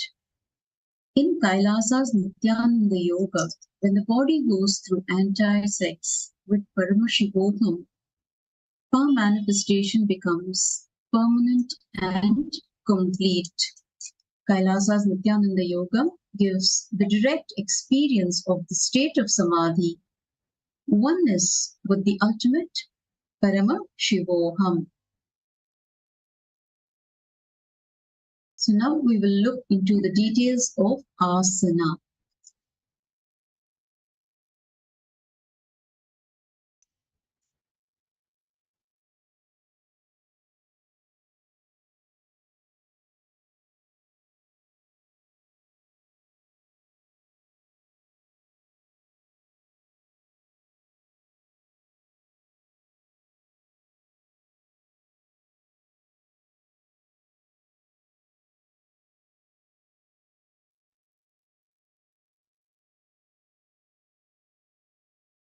So we begin with the asana. Maybe the most widely discussed topic in yoga today is, what does asana mean? Is it sitting, a certain posture, movement? Like most understandings, the only way to discover the truth is to go to the original source. This text itself is the original source book, revived in modern form. It is dedicated to unveiling the truths about asanas, revived from the almost lost sacred palm leaves gifted to humanity thousands of years ago from Paramashiva, Adi Yogi himself. Since most people are either in a state of restlessness, which is rajas, or tiredness, tamas, the body needs preparation to enter into the experience of yoga. Asanas allow the body and mind to come to a state of balance and restful awareness, a state of sattva, where one can easily enter into the deeper and more subtle dimension of yoga. A person is made up of three bodies. The physical or gross body, which is the Sthula Sharira, the subtle body, which is the Sukshma Sharira, and the causal body, the Karana Sharira. Chakras are the subtle energy centers that are present at the intersection of the physical, the subtle, and the causal body. They are aligned in an ascending column from the base of the spine to the top of the head. Asanas involve placing these centers in relative position with each other. Those positions can be represented by geometrical figures. If the asanas are practiced in a certain manner, one becomes prepared for the purification of the nadis. It is excellent in alleviating the diseases. Prana and bodily heat are enriched. Minor diseases are also cured, and bodily heat and prana are stimulated. One feels light. Lifespan is enhanced. Premature death is prevented. So, these truths have been taken from Hatha Tattva Kaumudi, chapter 9.1819. Some of the benefits of asanas include optimizing the digestive functions. For example, the Matsyendra Asana, Hatha Tattva Kaumudi, chapter 7.8. So when this asana is performed, it regulates fever and imbalances caused due to tumors. For example, Mayurasana. Again, this has been taken from the Hatha Tattva Kaumudi, chapter 7.10. So the next benefit is removing fatigue. For example, Shavasana, which gives mental stability. It also enhances enthusiasm and stamina. For example, Virasana, and ultimately ensuring success to the yogi. For example, Siddhasana. This has been taken from Shiva Samhita, chapter 3. The Supreme Pontiff of Hinduism, Bhagavan Nityananda Paramashivoham, describes asana as steady and comfortable body postures to tune oneself with the cosmos. Ultimately, asana means many things. Physically, whether standing, sitting, laying, or jumping, asana is when our muscles are completely comfortable and relaxed. They are alive, stable, and comfortably stacked upon one another. Asana is when the body is bending, stretching, and aligning itself to the cosmic geometry. The context of asana is not restricting itself to some physical posture. It is not a place that the body is in, but a space. Nidhi Dhyasana, for instance, is when we are radiating excitement, joy, and bliss for life, regardless of the physical positioning of the limbs. The most important understanding of asanas is it is not a practice at all. It is a happening, a manifestation which happens through asanas. We do not practice sitting with God. We embody God, Paramashiva. It is from this space of Sadashivoham when we are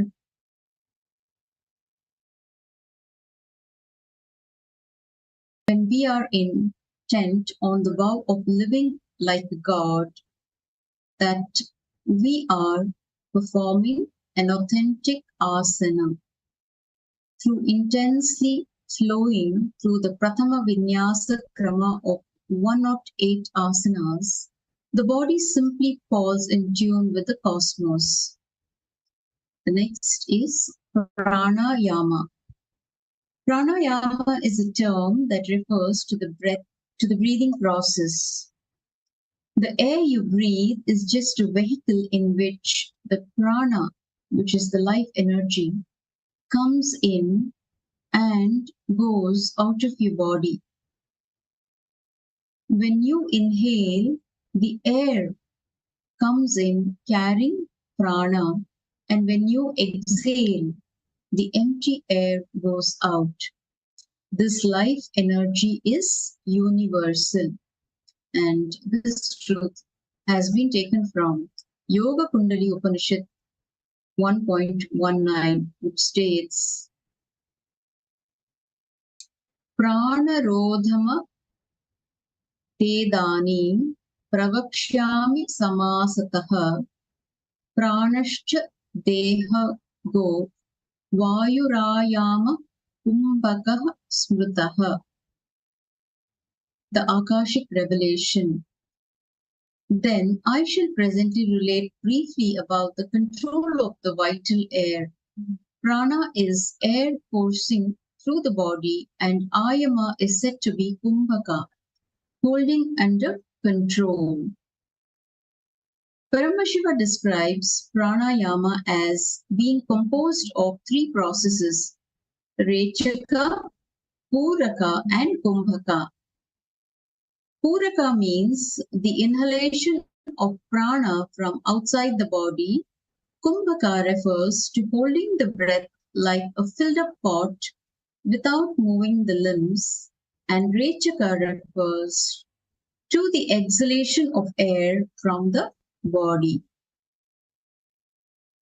Consistent and proper practice of pranayama increases our life energy, giving us greater mental abilities, slowing the aging process, ridding the body of diseases, fatigue, and thirst, and helping us manifest divine powers such as levitation, teleportation, and materialization.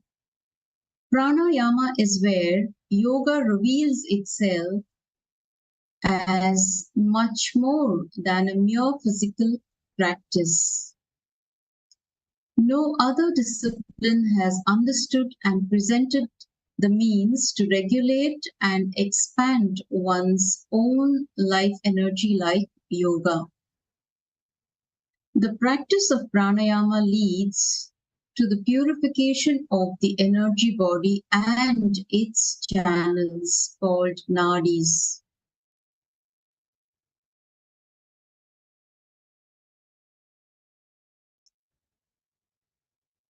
So this is revealed in the Yoga Tattva Upanishad, chapter 44 to 46. And to the ultimate experience of manifesting the powers of Paramashiva, for example, Kumbhaka Paddhati, chapters 88 to 89. Through proper asanas, physical well-being is achieved, muscles are toned, the nervous system is strengthened, and vital organs are regulated and brought into a state of health.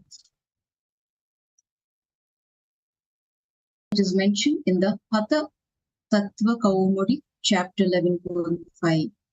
Thus, the body becomes ready for pranayama. This has been taken from Darshopanishad, chapter 3.13. It is with pranayama that the real technique of yoga begins.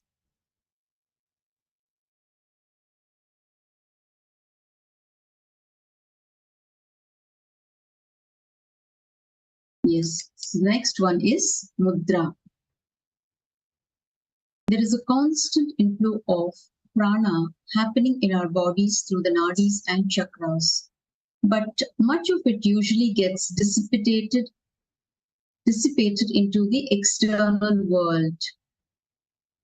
This dissipation into the external world is responsible for the feeling of tiredness, confusion, and powerlessness that we experience. Mudra, a Sanskrit word meaning seal, refers to the positioning of the limbs, fingers, or even tongue in a certain way to seal this prana into our body, a way of aligning to the cosmic geometry. The Supreme Pontiff of Hinduism defines mudras simply as an energy circuit connection. Mudras are a way to stimulate the flow of prana shakti, the life force, energy, and cosmic currency inside us. Mudras are psychophysical processes which help accelerate the effect of an asana and pranayama to take us to a higher state of consciousness. By positioning the body in certain ways to block the dissipation of prana and direct it inwards, mudras create the space for pratyahara and dharana, the higher experiences of yoga to happen in us. Throughout the Dvitiya Vinyasa Krama, you will experience mudras of the hands and of the gaze called drishti. The Shastras, which are the scriptures that are direct revelations from Paramashiva, reveal the layers of benefits that can result from the integrated practice of mudras, ranging from health and longevity to mental focus, awakening the subtle grooves of the brain responsible for higher emotions such as devotion and gratitude to the ultimate experience of transcending our limiting cognitions we carry as human beings and living and radiating the state, space, and Shaktis of Paramashiva himself. It is mentioned repeatedly in the scriptures that initiation from the Guru holds the master key that can transform us from human beings into superhuman beings. Paramashiva himself, it is mentioned repeatedly in the scriptures that initiation by the Guru holds the master key that can transform us from human beings into superhuman beings. Mahasadashiva says in the Shiva Samhita, chapter 4.18, Anena vidhina yogi mandabha vyopi siddhyati sarvas sameva nadinam chalanam bindu maranam jivanantu kashayasya pataka vinashanam savarogopashamanam jataragni vivardhanam vapusha kanti mamalam jaramrityu vinashanam vanchitartha phalam saukhya mindriyanascha maranam maranam Yeta duktani sarvani yoga rudhasya yoginaha bhav vedabhya sata vashayam natra karya vicharanam. The Akashic revelation. In this way, through the Mahamudra, even the most unfortunate yogi might obtain success. By this means, all the vessels of the body are roused and stirred into activity. Life is increased and its decay is checked. All sins destroyed, all diseases are healed, and the gastric fire is increased. It gives faultless beauty to the body and destroys decay and death. All fruits of desire and pleasure are obtained, and the senses are conquered. The yogi, fixed in restful awareness, acquires all the above mentioned things through practice. There should be no hesitation in doing so. Research has revealed the health benefits gained by practicing mudras, which include freedom from disease, hunger, thirst, fainting, indigestion, skin diseases, constipation, and more. Besides this, mudras directly activate the prana and awaken the inner potential energy, the Kundalini Shakti in us, manifesting the space, state, and Shaktis of Paramashivoham. Mudras are a crucial component of the yogic method for Kundalini awakening. Kundalini is the ultimate inner potential bioenergy that is available to each one of us. It is the largest untapped natural resource lying with humanity. When the Kundalini energy is awakened with the right knowledge, right context, right understanding, right technique, right process, and above all, through the direct Diksha, which is the initiation by a living avatar, an incarnation, it can give us anything that we want. Bandha, the next. Bandha is the internal awakening of the Kundalini Shakti. It is a Sanskrit term that means conducive to. It is the active maintenance of a state of contraction or pressure in the body by the yogi, initially practiced and eventually naturally occurring contractions of different body parts. Bandhas are performed by making muscular and diaphragm contractions in specific parts of the body that pump energy into dormant or stagnant areas of the body. Without bandhas, energy tends to leak out. It tends to be blocked or dissipated due to our lifestyle, etc. Here, bandhas are the bridge between the disconnected areas of the energy circuit. This is the reason that this pumping and realignment of prana, the vital life energy, and Kundalini Shakti, which is the inherent potential energy, brings tremendous healing and balancing to the physical, emotional, and neurological systems. Bandhas are described beautifully in the Shiva Samhita. Rajadantabilam gadham sampidhya vidhina pibet dhyatva kundalini devim shanmase kavir bhavet. The Akashic revelation, when having firmly closed the glottis by the proper yogic method and contemplating on the goddess Kundalini, he drinks the moon fluid of immortality. He becomes a sage or poet within 6 months. Bandhas are practiced along with many asanas and pranayamas to bring the prana shakti, also known as our vital energies, under control.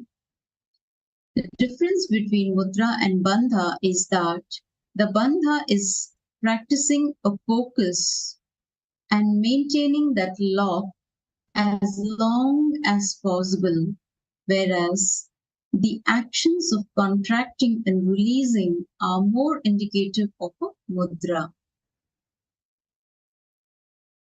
Bandhas assist in pushing the Kundalini energy up the spine.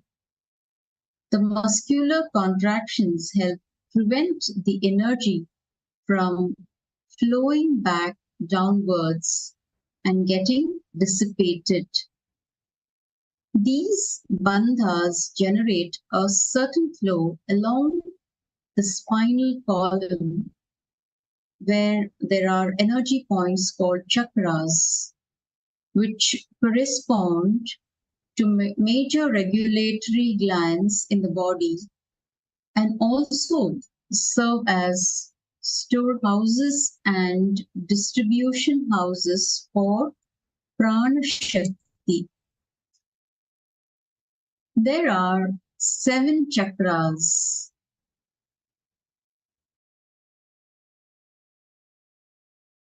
The Mooladhara chakra, the root chakra located in the perineum and associated with the adrenals.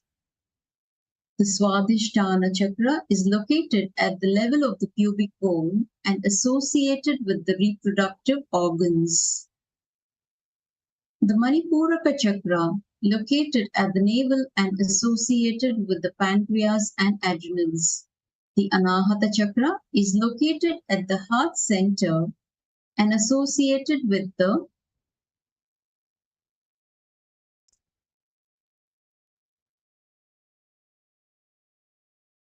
thymus gland.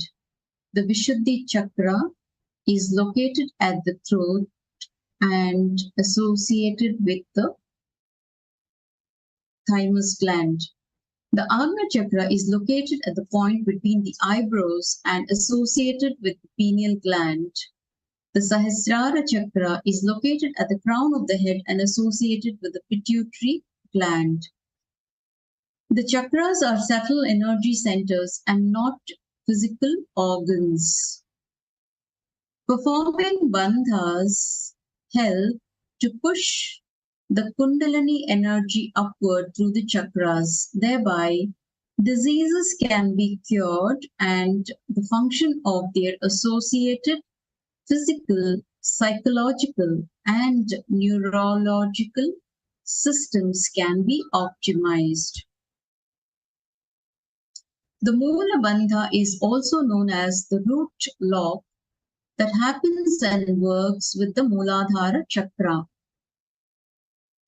It is a contraction of the pelvic floor muscles. The pranic energy which normally flows out of the body is prevented from leaking and instead raised to the higher chakra energy centers along the spine. Locking this flow of energy at the base of the spine is referred to as Yoni Bandha. The Moola Bandha is the most important bandha and should be maintained during breathing exercise. The benefit is that it brings perpetual youth. The Uddiyana Bandha.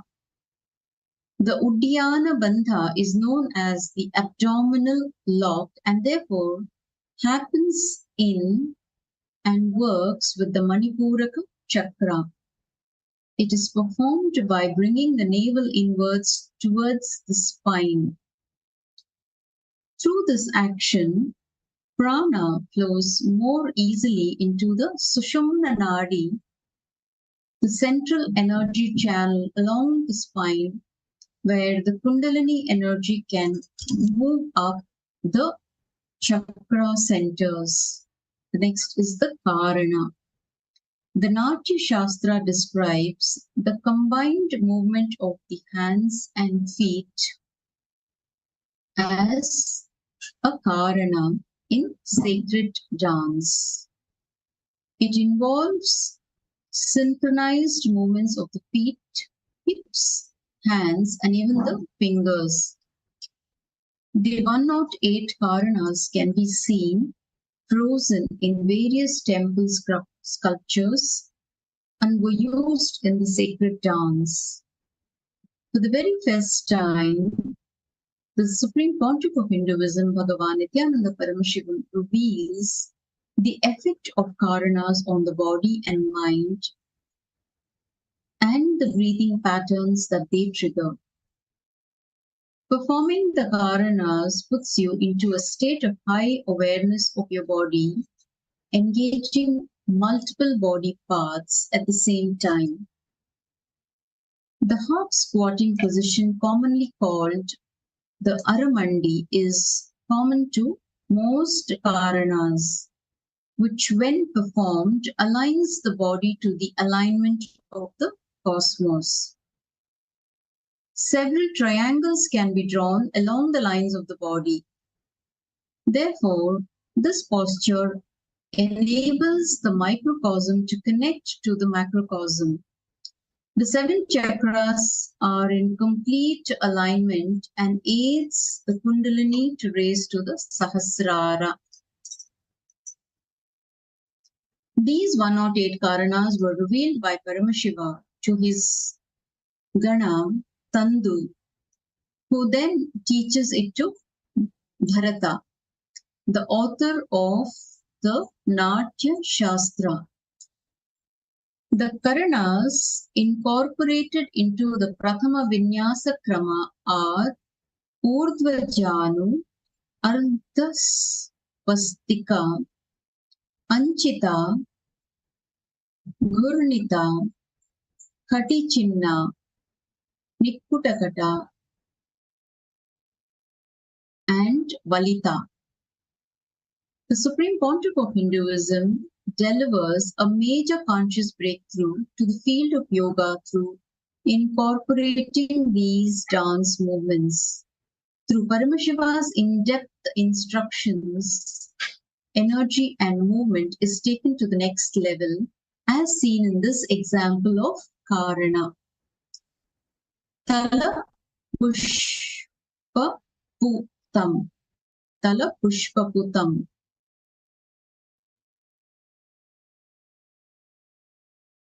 Vame Pushpaputaha, Parshve Padogratalash Sancharaha, Tathacha Sannatam Parshvam Talapushpaputam Bhavet. The Akashic revelation. On the left side, Pushpa Puta in the hand, foot in Agratala Sanchara and Sannata on the side results in Tala Pushpaputa.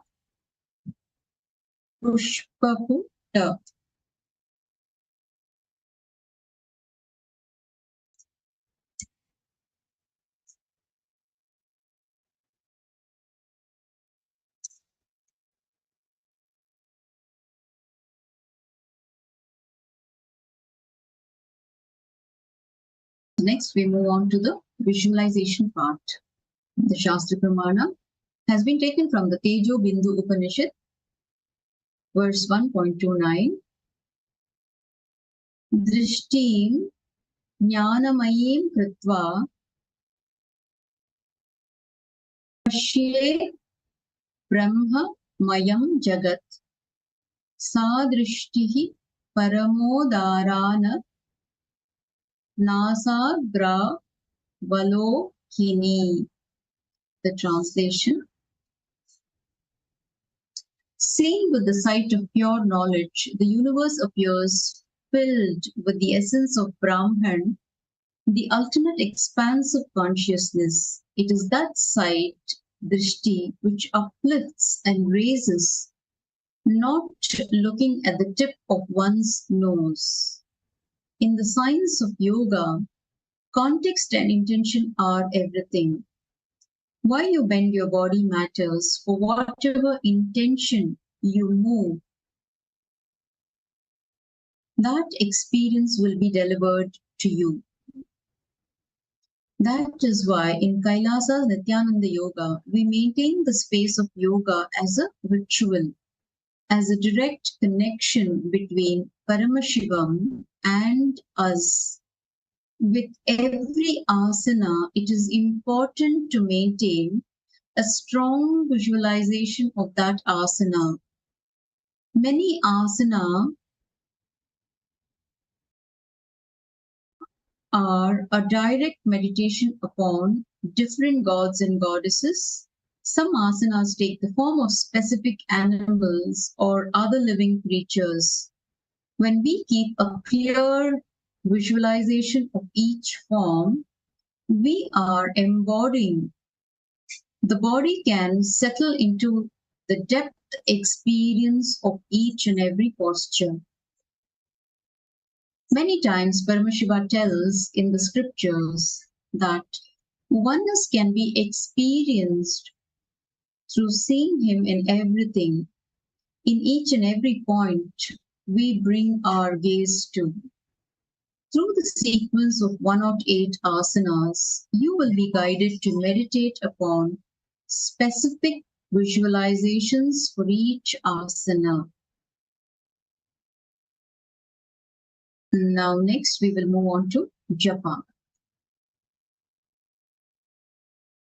Japa is the internal chanting of a mantra with the visualization of it rotating around the throat in a circular way, allowing the yogi to feel the mild vibration of that mantra. When chanting, wear an energized Rudraksha bead exactly on the Vishuddhi chakra in the hollow of the throat. This is the place where the air is getting converted into sound. If you wear energized Rudraksha there, constantly every word coming out will have the quote of that mantra. It becomes like the Ajapa Japa. You will see this Rudraksha and the mild vibration meeting, and the Kundalini in you will be awakened. Ajapa Japa is one of the most powerful process and technique. It releases a certain kind of energy from our body and nectar from the throat. When you do Ajapa Japa, it is not that every second you chant once, your heart chants, your lungs chant, your throat chants. The more and more deep it goes into your being, more and more parts of you, of your being, resonates with that. Mahavakya mantras refers to the ultimate mantras of all mantras, used to invoke the divine presence. Throughout the Dvitiya Vinyasa Krama, we implement mantras and Mahavakyas as powerful japas, repetitive chants, while bending the body. These mantras were gifted by the Supreme Pontiff of Hinduism, Bhagavan Nityananda Paramashivam, to directly connect us to Paramashiva. The following are the japas used throughout the 108 asanas. The first, Soham. The next, Shivoham, followed by Sadashivoham, Mahasadashivoham, Mahanityanandoham, Om Nityanandoham, Om Mahasadashivoham, Om Paramashivoham. Now we will look at chanting.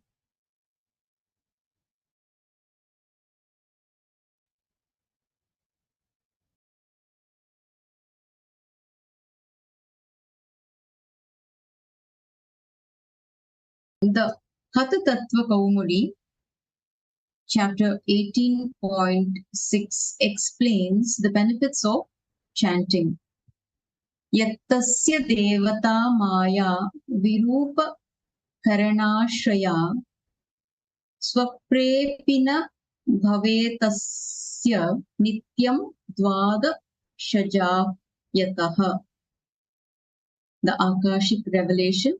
By the grace of the deity being adored, one will not face distraction even in dream state if one chants mantra 12 times every day.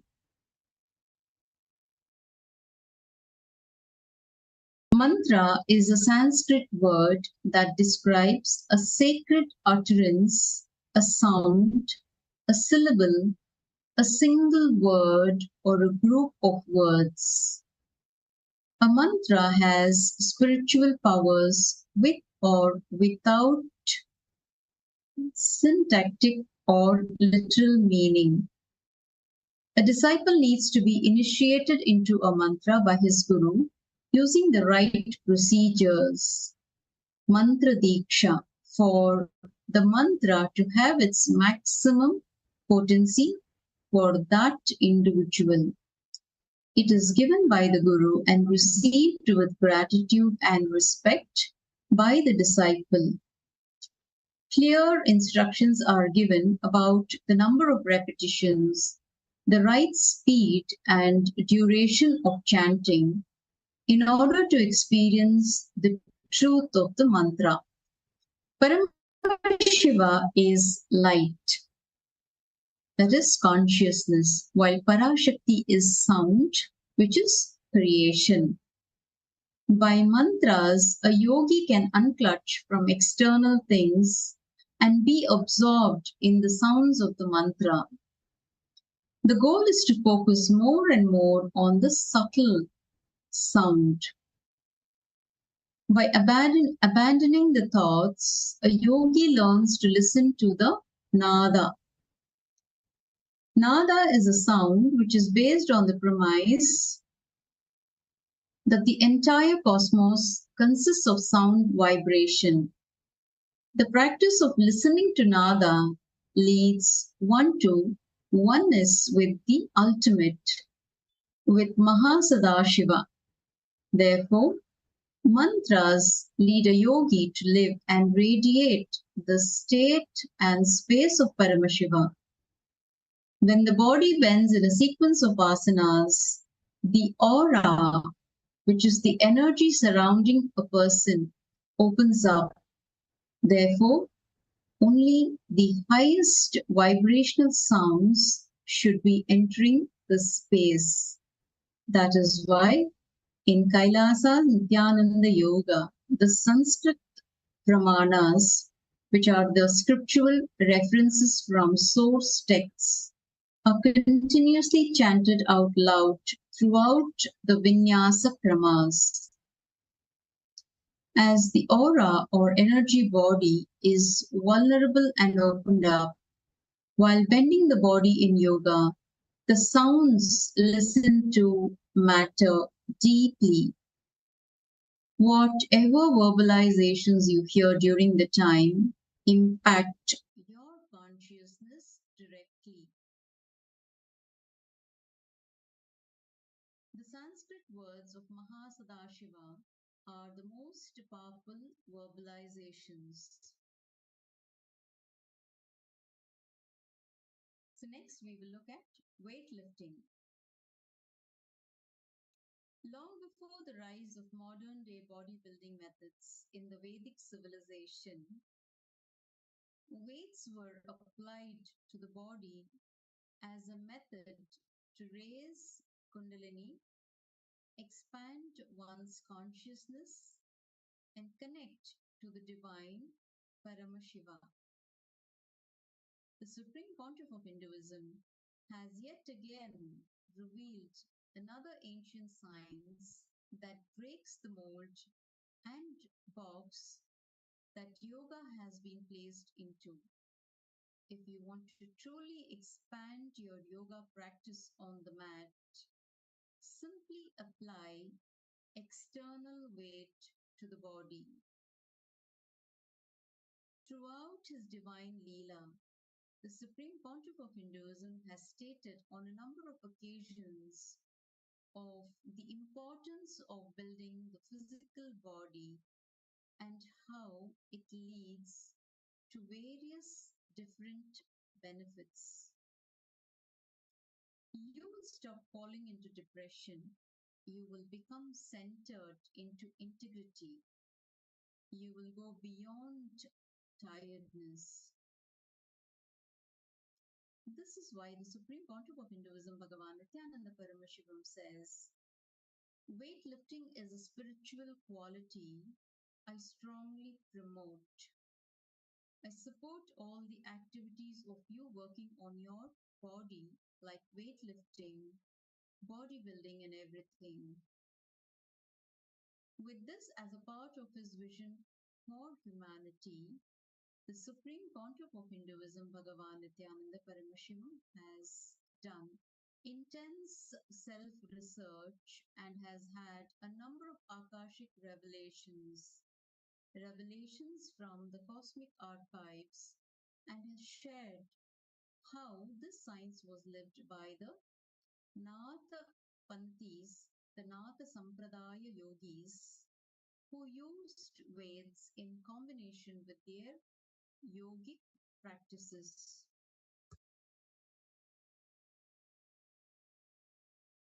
From heavy stones to wooden logs, weightlifting is not something new to the Vedic tradition. There are various benefits of adding weights, such as an increase in flexibility, improvement in strength, and the deep, heavy breathing or pranayama that is involved.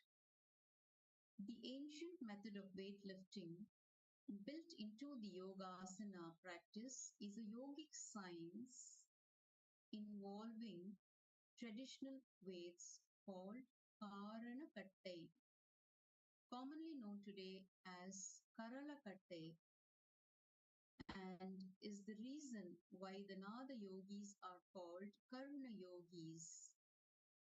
A Karanakattai is a form of wooden stick or heavy wood held in either one or both hands. Today, the Supreme Pontiff of Hinduism has revived and evolved yet another Vedic science, this time with the revelation of adding weights in the form of Karanakattais in the various Kailasas Nityananda Yoga Asana sequences, which is being gifted to humanity for the first time in the Dvitiya Vinyasa Krama 308 Asana sequence. However, the Supreme Pontiff of Hinduism says there should be clear definitions of what weight should be used at the beginning and how that weight should be dispersed as you progress.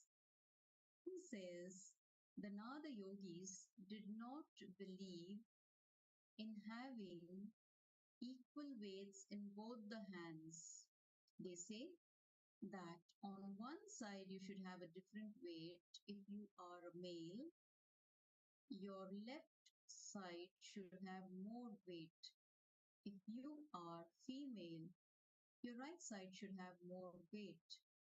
So they have a clear proportion.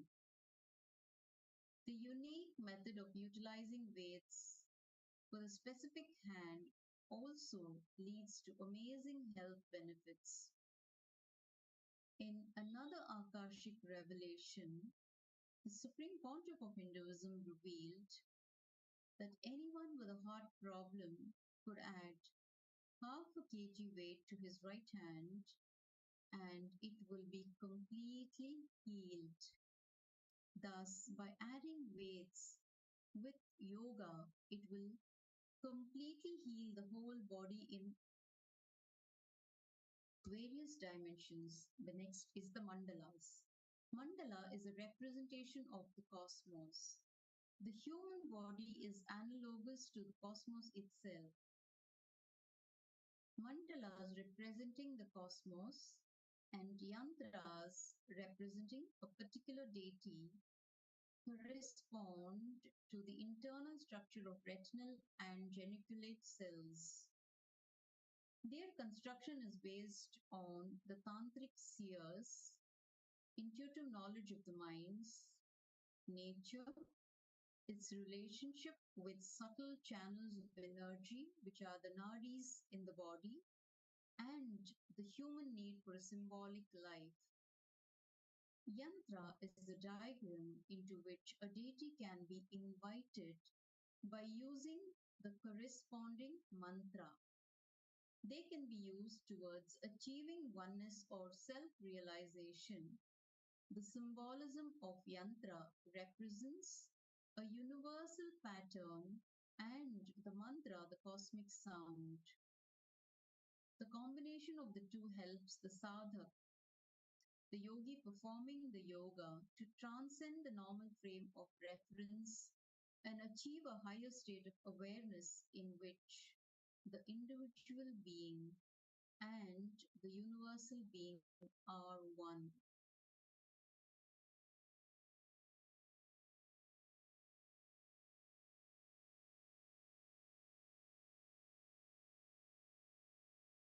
The mandalas are also known as is also the Sri Yantra, the Shastra Pramana, the Devi Rahasya revealed by Bhairava. Ataham te pravakshyami bhavanya yantramuttamam moola mantra rahasyadhyam sarvasiddhi pradayakam bindu strikonam cha षट्शयुक्तं वृत्तं च नागारकलादलाढ्यं वृत्तत्रयं भूसघनत्रयं स्यात् श्रीचक्रमानन्दपदं भवान्यः. The Akashic revelation. Now I shall reveal the yantra of Bhavani, who is adorned with the Moola mantra and that which bestows all siddhis. The Sri Chakra of Bhavani that resonates with the state of bliss has a bindu, trikona has a hexagon, circle, nagara kala dalathyam, it has 3 circles, it has 3 houses called bhu.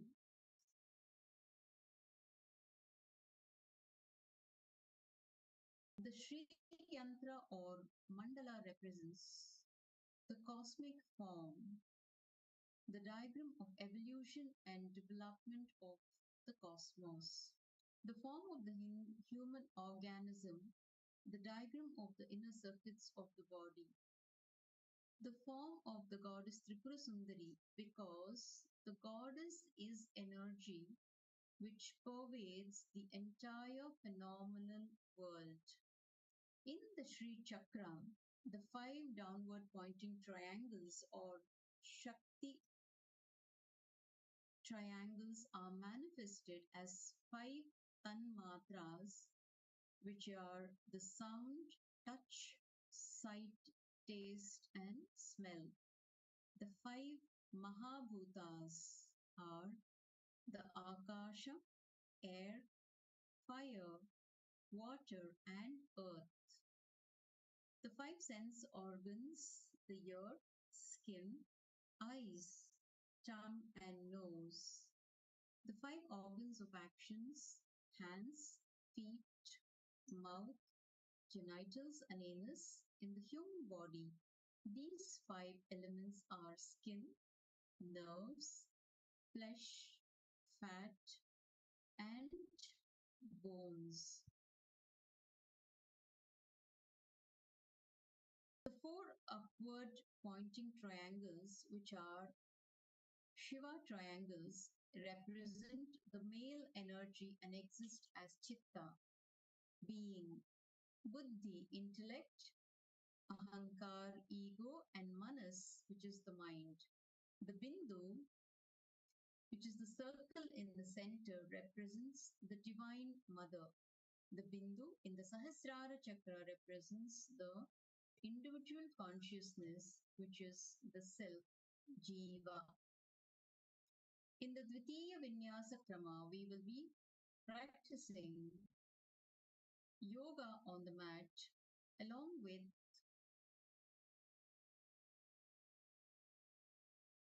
three yantras energized by the Supreme Pontiff of Hinduism, Bhagavan Nityananda Paramashivoham. With the presence of this mandala, the pure consciousness of Paramashiva and Parashakti will be infused into the biomemory.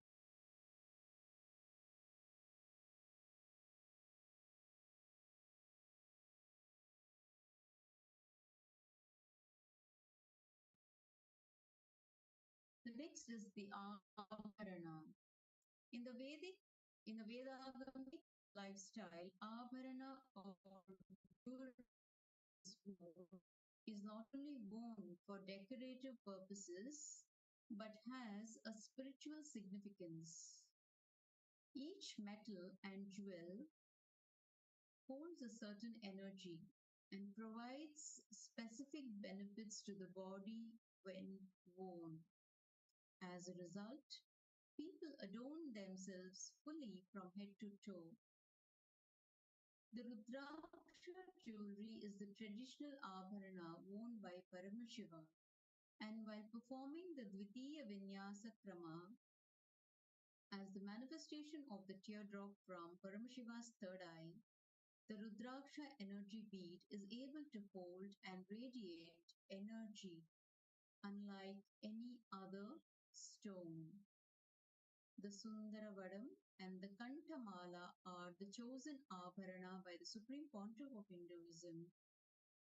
For the Vinyasa Krama sequence, Sadashiva specifically mentions how Shiva Bhaktas should adorn themselves.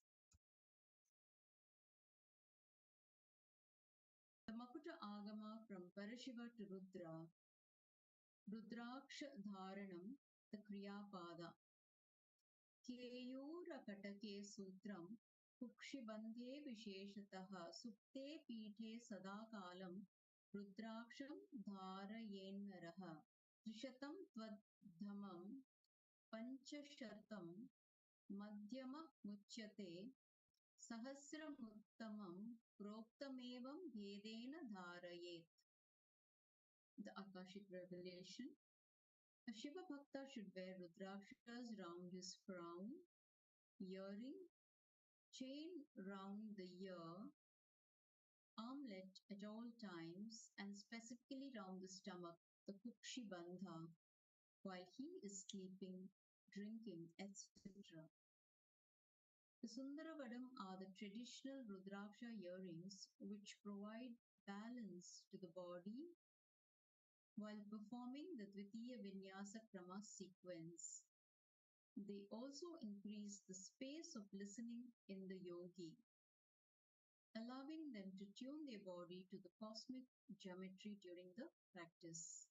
Wearing the Rudraksha necklace on the Vishuddhi Chakra as the Kantamala given by the Guru radiates the energy of the mantra initiated by the Guru, acting as a mechanized japa for the yogi. Performing the Dvitiya Vinyasa Krama sequence while wearing the Kantamala and Sundaravadam takes the ritual of yoga to the next level, infusing the yogi with the master's energy and oneness space at all times.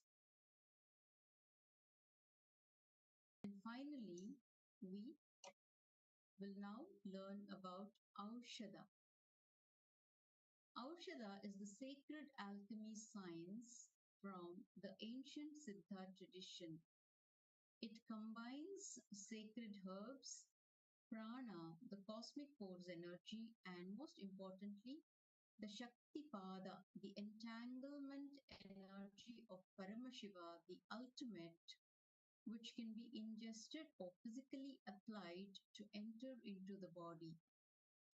Through this ancient science, the state, space, and powers of Paramashiva can be experienced, giving access to the 25 states of consciousness. Like how a perfect mirror reflects the sun perfectly, so does a perfect body reflect consciousness. The science of Aushadha, the sacred herbs prepared as per agamas, the source book of Hinduism revealed directly by Paramashiva, is a way to make the body like a pure mirror. Because certain herbs are capable of holding thought currents and transmitting them into you, they can be infused with the oneness experience during the Aushadha making process and directly consumed. Aushadha heals the physical, physiological, and psychological components of your being by tempering and transmuting the whole system, allowing you to be a pure reflection of Paramashiva, the pure superconsciousness. As a direct science from the Agamas, it is a direct teaching of Paramashiva, revived by the Avatar to raise humanity to the next level of consciousness.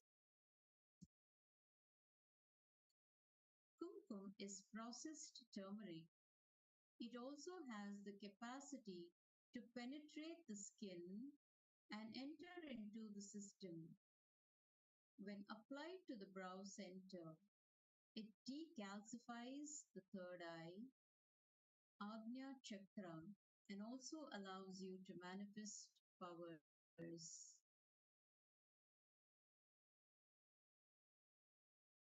Jnananjana is an eyeliner, the knowledge eyeliner made with pure ghee and pure cotton wick. They are lit by a lamp energized through the awakened third eye of an incarnation or an enlightened being. His very bioenergy is instilled in that fire, and the smoke which comes out of that fire is captured on a silver vessel, and the pure cow ghee is added to that. Through the proper process, an alchemy product called Jnananjana is prepared. That Jnananjana, applied on 3 eyes, detoxifies all the 3 eyes and raises your frequency, making you understand the 5 aspects of Ishvara, 11 dimensions of the universe, and 25 states of consciousness. The whole Maya matrix, Jnananjana, applied on all the 3 eyes, makes you manifest all the powers of Paramashiva. It is the alchemy science to master the Maya matrix. Aushadha is a key component of authentic yoga to fully engage all the senses and stimulate the body through the alchemical processes. The Aushadhas selected for this process are turmeric, kumkum, jnananjana, and sandalwood. Turmeric is one of the most powerful ways to detoxify the body and absorb higher levels of prana throughout your yoga practice. It has the property of entering the system through the skin and directly absorbing neurotoxins built up in the body. Every micromilligram of turmeric that gets into your system will clean 10 times of fluoride toxin.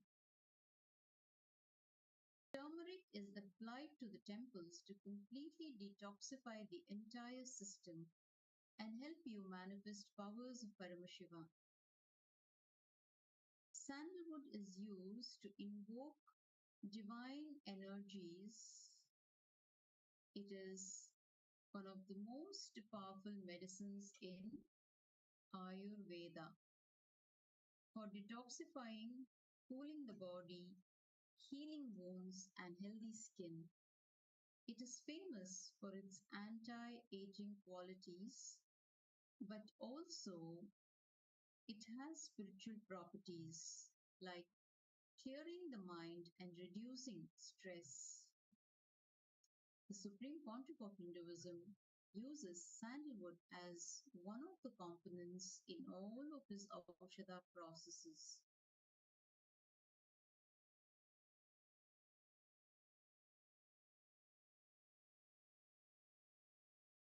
Om Atmatattvam Shodhayami Svadha. Take another with the near water.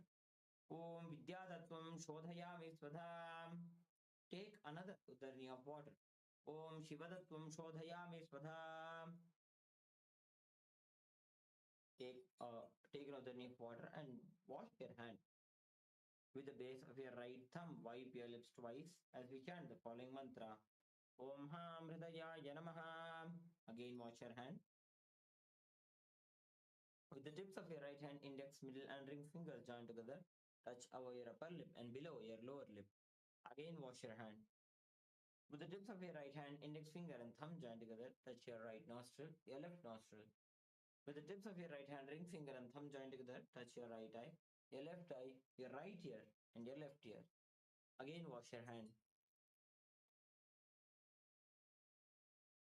The tips of your right hand, little finger, and thumb joined together, touch your navel center, the right chest, the left chest. With the tips of all five fingers joined together, touch above your head, the right shoulder, the left shoulder, and then the heart center. Again, wash your hand. The next is the Shuklam Bhadram. The next is the Sankalpa. Creating a conscious resolution for this ritual of the Nityananda Yoga. Now, please clasp your hands. Place them on your right thigh. Om ममोपात समस्त दुरितक्षय द्वारा भगवत् श्री नित्यानंद परमशिव प्रीत्यर्थम श्री नित्यानंदेश्वरी परमशिव शक्ति समेत श्री नित्यानंदेश्वर परमशिव प्रीत्यर्थम च अद्य पूर्वोक्त एवं गुण विशेषेण विशिष्टायाम् अस्यां शुभतिथौ पूर्ण आरोग्य युक्त दृढ़गात्र यौगिक शरीर सिद्ध्यर्थम परमशिव शक्ति आविष्करणार्थम नित्यानंद योगाभ्यासम करिष्ये. Now please wash your hand with another near water. Om apa upasprisya.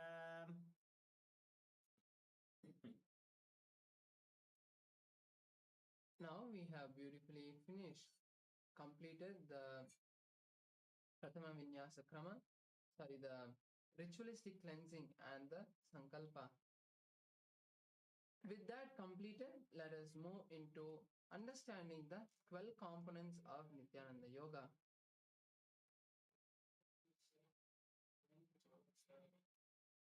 The first component being the asanas. As we will be performing the 308 asanas which have been given and blessed to us by Swamiji in this Dvitiya Vinyasa Krama, we will be intensely activating our body, pulling the Kundalini up to the Sahasrara Chakra, to the crown center, and we will be intensely awakening the Kundalini so that we can manifest the powers and strengthen our nervous system. Through these asanas, we will be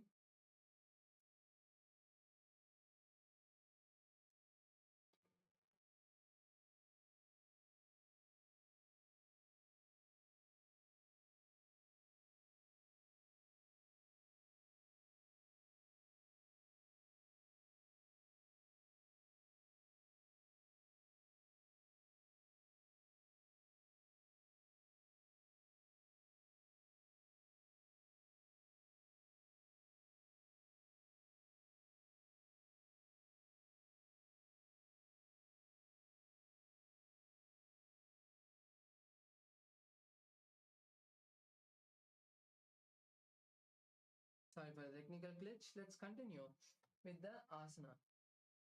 The asanas we'll be performing throughout this Dvitiya Vinyasa Krama have been directly blessed by Paramashiva, and we'll be intensely awakening our Kundalini and activating different parts of our body through this beautiful sequence of asanas.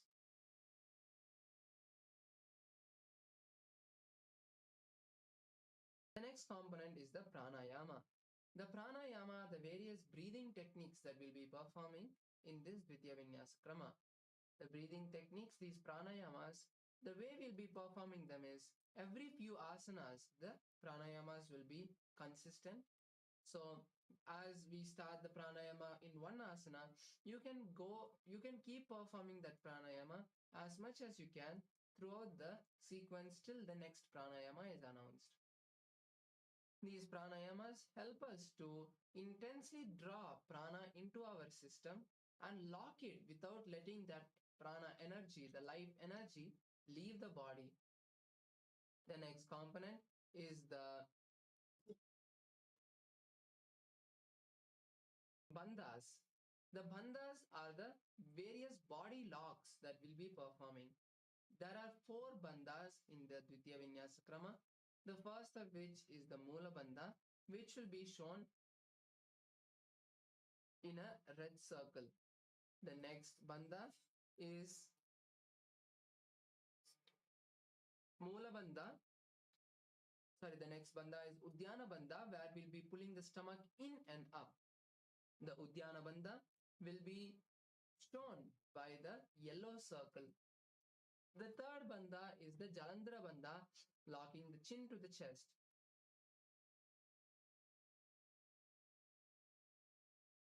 The fourth bandha is Mahamudra Bandha, where we will be performing all the 3 bandhas simultaneously. The Moola Bandha will be performing throughout the Dvitiya Vinyasa Krama. So as much as possible in every asana, you can keep performing the Moola Bandha. Next component is the Japa. The Japa is the various Mahavakyas that we'll be chanting. The Mahavakyas which have been given to us by Swamiji itself, where we have been initiated into these Mahavakyas. Every few asanas in the Prathama Vinyasa Krama, the japa will change, and for the rest 200 asanas, the japa will be stable with Om Nityananda Paramashivoham. So as much as you can, keep your focus on the japa and visualize the japa continuously rotating in your throat center. The next component is the mudras. The mudras are the various body and face gestures that we'll be performing.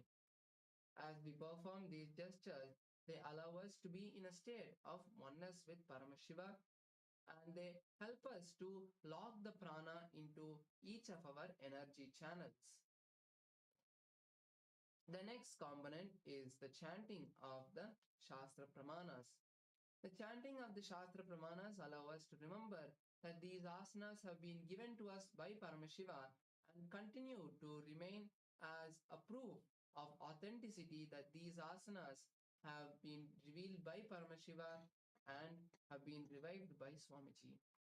The next component is the Karanas, the various dance postures that we'll be performing. In this Dvitiya Vinyasa Krama, there are a few dance postures that we'll be performing out of the 108 Karnas which have been given to us by Paramashiva.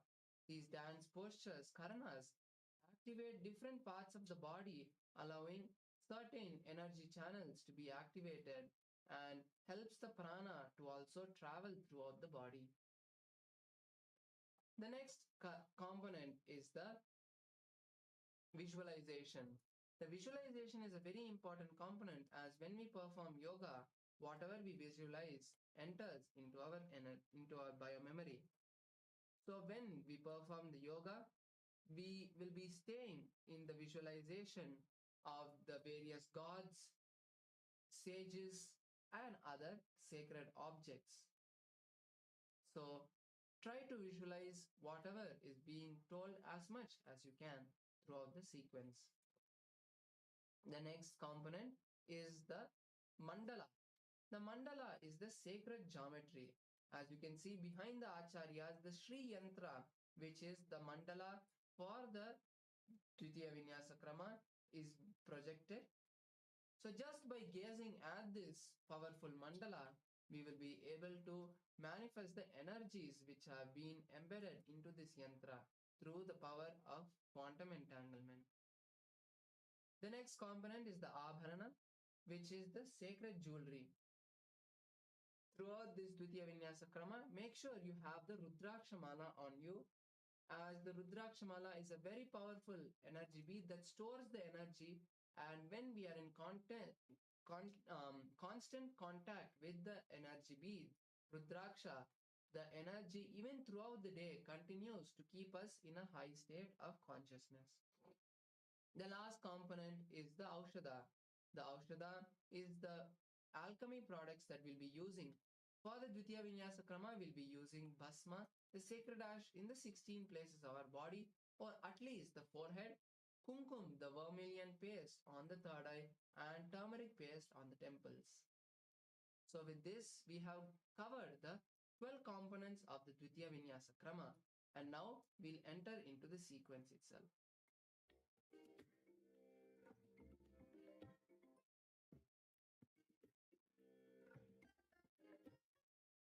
I bless you all.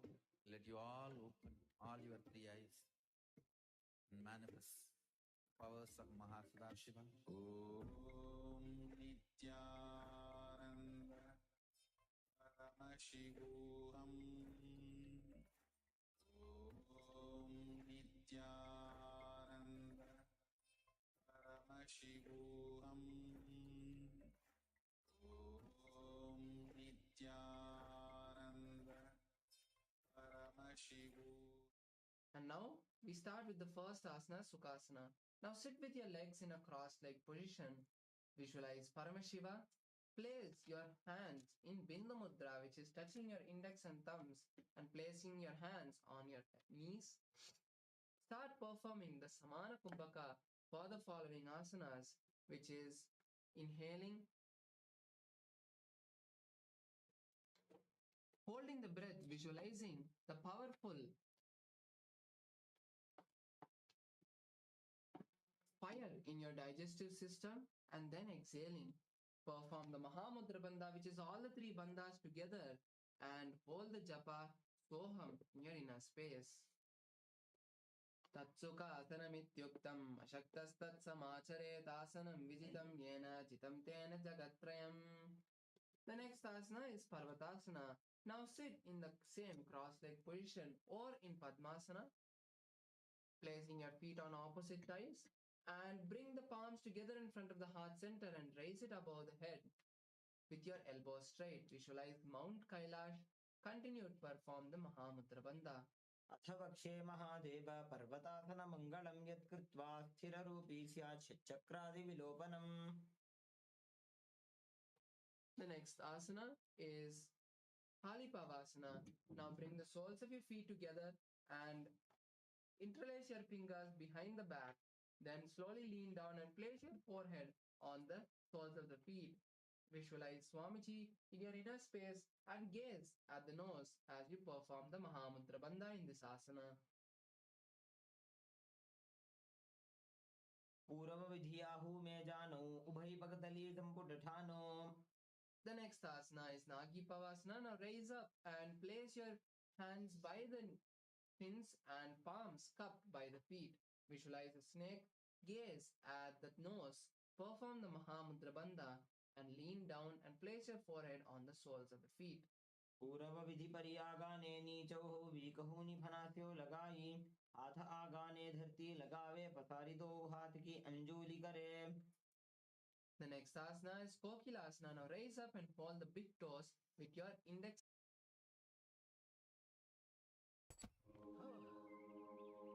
With more ways to trade and invest, Saxo is where money wants to be.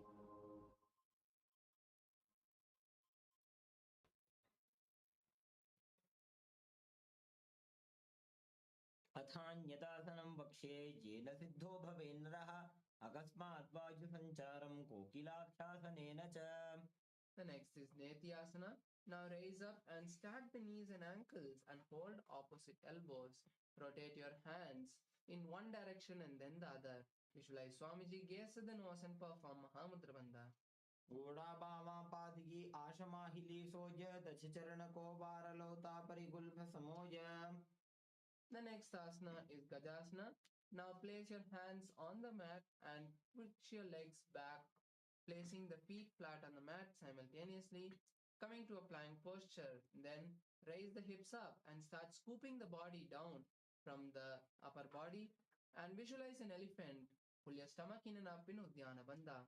युज्यं पादाग्रे भूमौ कृत्वा लम्बी भुजा मस्तकाग्रे निधाय.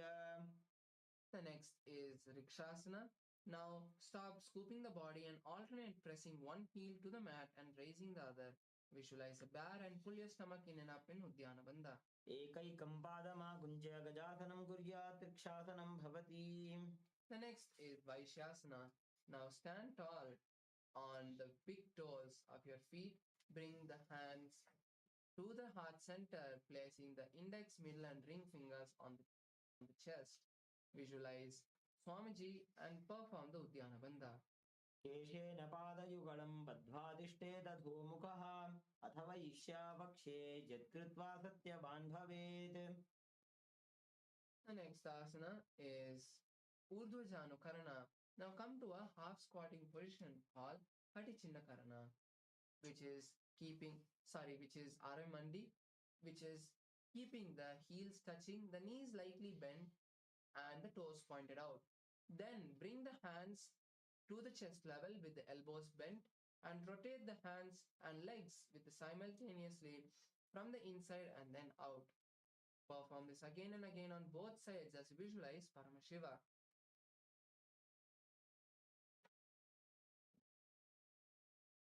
Relax. Now we move to the next asana, Balalingasana. Now stand on one foot and interlace the hands from the inside out and then raise one knee towards the chest. Hold the raised knee with the interlaced fingers and visualize carrying a baby. Perform the Mahamudra Bandha and continue to perform the Samana Kumbhaka. एकं जानु उरसि आलिङ्ग्य स्थातव्यं बाललिङ्गनं भवति. The next asana is Padapidanasana. Now place the foot on the mat and then pull the leg towards the buttock from the behind. Then hold the raised leg with both the hands and visualize Swamiji. Continue to perform the Mahamudra Bandha. चित्वैकस्मिन् पादतले कराभ्यां वेष्टयेत्तनुं पृष्ठे संस्थाप्य यत्नेन पादपीडनमासनम्. The next is Natarajasana. Now place the foot down. Now raise one leg towards the back and hold it from the inside with the respective hand. Pull that leg up and behind as you lean forward and stretch the other hand forward, placing the finger in Bindu Mudra. Visualize Nataraja and gaze at the third eye. Perform the Mula Bandha. उत्तानपादं क्रौञ्चं च मरीचिं वीरभद्रकं नटराजं त्रिकोणं च प्रसारणे. Relax as we now perform Balalingasana on the opposite side. Again interlace the fingers from the inside out and pull one knee towards the chest. Visualize holding a baby and perform the Mahamudra Bandha. एकं जानुरसि आलिङ्ग्य स्थातव्यं बाललिङ्गनं भवति. The next is Padapidanasana from the in the opposite side. Now pull one leg towards the buttocks and hold it with both the hands. Perform the Mahamudra Bandha and visualize Swamiji. चित्वैकस्मिन् पादतले कराभ्यां वेष्टयेत्तनुं पृष्ठे संस्थाप्य यत्नेन पादपीडनमासनम्. The next is Natarajasana. Now pull one leg from the inside with the respective hand backwards and up and lean forward. Stretch the other hand forward and visualize Lord Nataraja. उत्तानपादं क्रौञ्चं च मरीचिं वीरभद्रकं नटराजं त्रिकोणं च सुप्ताङ्गुष्ठप्रसारणे. The next is Ardharechita Karna. Now come back to the half squatting position with your knees bent, heels touching and toes pointed out. Then bring the hands to the chest level and cross one heel behind the other, keeping the toes on the ground and the heels raised. with the respective hand. Start making a pendulum motion, and after a few times, place the hand on the nose and repeat on the other side.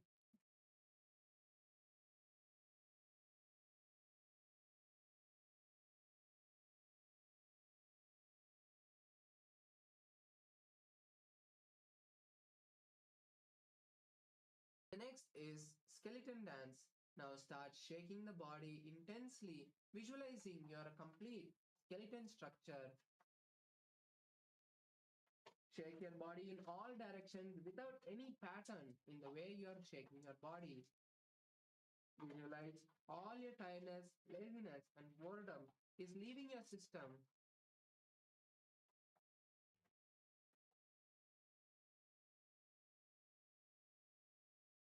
Relax. Now let's move to the next asana, next karna, which is the Katichina karna.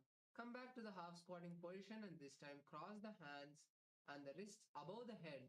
Turn to one side and open the hands wide and then come back to the center, crossing the hands above the head. Repeat on the other side again and again. Visualize yourself as Paramashiva.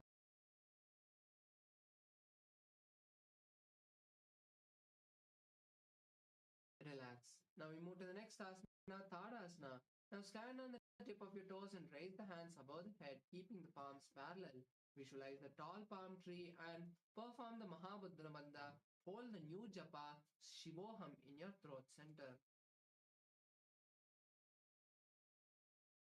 महामुद्राबद्धकोनो ताडासनविभेदकान् विनोत्तानं सदा कुर्यादन्तर्पत्नीपतिप्रिया. The next is Uttanasana. Now lean forward and down, keeping the feet flat and placing the hands by the flat feet. Then place your forehead on the knees and visualize Swamiji. Continue to perform Mahamudra Bandha. महामुद्राबद्धकोनो ताडासनविभेदकान् विनोत्तानं सदा कुर्यादन्तर्पत्नीपतिप्रिया. The next is Tarakshvasana, placing your hands on the mat, come to a plank position and then tuck the chin to the chest in Jalandhara Bandha. Rotate the head from side to side and visualize Swamiji.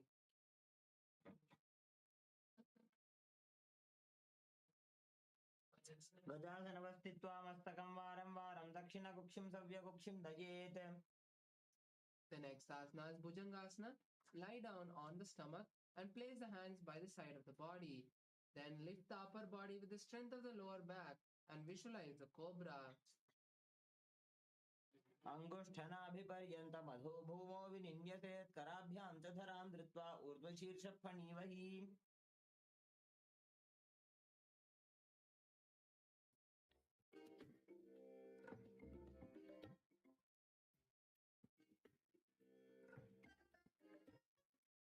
I bless you all. Let you all open all your three eyes and manifest powers of Mahasudashiva. Om Nityananda Paramashivoham. Om Nityananda.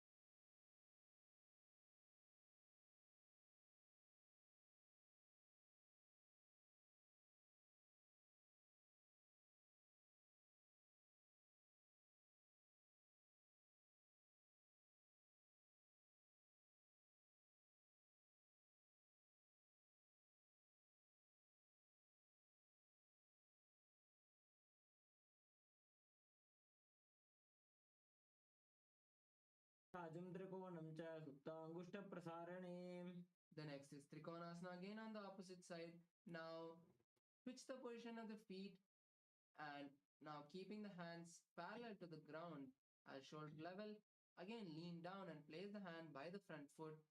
Gaze to the sky and visualize a triangle. उत्तानपादं क्रौञ्चं च मरीचिं वीरभद्रकं नटराजं त्रिकोणं च सुप्ताङ्गुष्ठप्रसारणे.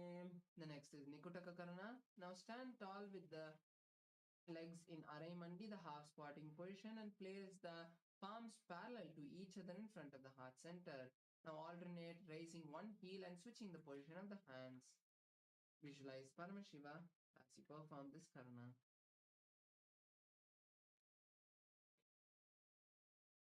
Now we move to the next asana, Angushtasana. Now sit in a squatting position on the heels with the toes balancing the body. Bring the hands together in front of the heart center and Namaskara Mudra. Keep the knees together. Visualize Swamiji. Start performing the new Kumbhaka, Brahmari Kumbhaka for the following asanas, which is inhaling and exhaling, making a buzzing sound. कबन्धासनमित्याहुः गोरक्षासनमेव च अङ्गुष्ठमुष्टिकं ज्ञेयं ब्रह्मप्रासादितं तथा. The next is Saurasana. Now stretch one leg forward and keep the hands by the side of the body and keep the palms facing forward. Visualize Swamiji. प्रसार्य एकं पादतलं संस्थाप्य त्वेकपादकम्. Next is Vidunanasana. Now lean forward and hold the stretched leg with the respective hand and hold the back heel with the respective hand. Visualize Swamiji in your inner space and perform the Moola Bandha. गुल्भस्थितो पादमेकं प्रसार्य तत्पादाग्रं संस्पृश्य तत्करेण. The next is Saurasana on the opposite side. Now switch the feet which is stretched and again place the hands by the side of the body with the palms facing forward, visualizing Swamiji. प्रसार्य एकं पादतलं संस्थाप्य त्वेकपादकम्. The next is Vidunanasana on the opposite side. Now hold the stretched legs big toe with the respective hand and the back legs heel with the respective hand. Visualize Swamiji and visualize Japa Sadashivoham. गुल्भस्थितो पादमेकं प्रसार्य तत्पादाग्रं संस्पृश्य तत्करेण. The next is Brahmacharankushasana. Now pull the leg back inside and this time keep the palms on the respective knee with the knees apart. Gaze at the floor as you tuck the chin to the chest and visualize Swamiji. दोबू फणा पानी होय वैसे एड़ी दोगुदा निवैसे कोरबक दलियां की माहिली Ayush माहेरा शेमिली. Next is Kapilasana. Place the knees on the mat and place the palms on the respective knee. Visualize Sage Kapila and gaze to the nose. Pull the stomach in and up in Uddiyana Bandha. उभय पगतली समटहरावे तिनके माहिली कौर मिलावे फणा पानी उकड़क होय वैसे एड़ी दोबू जोनी निवैसे. The next is Pratragorakasana. Don't move the body. Maintain the same posture. Switch the gaze to the third eye and visualize Swamiji. दोबू पगतली संपुट करे कोरवारली भूपरिधरे कोरवारली राखे ऐसे तापरी मूल द्वार टिक बैसे. Next asana is Suryasana. Now raise the knees off the mat and keep the legs wide apart. Bring the little finger and thumb together and open the palms wide. Raise the hand above the head and gaze to the gap of the palms. Visualize Lord Surya and perform Uddiyana Bandha. दोबू पगतली संपुट करे कोरवारली भूपरिधरे कोरवारली राखे ऐसे तापरी मूल द्वार टिक बैसे. The next is Mandukasana. Now in a seated position with the toes flat as you sit on the heels, then placing the hands on the respective knee, start to visualize a frog. Gaze to the third eye and roll the tongue and touch the back of the throat in Manduki Mudra. पादतलौ पृष्ठदेशे अङ्गुष्ठे द्वे च संस्पृशे जानुयुग्मं पुरस्कृत्य साधयेन्मण्डुकासनम्.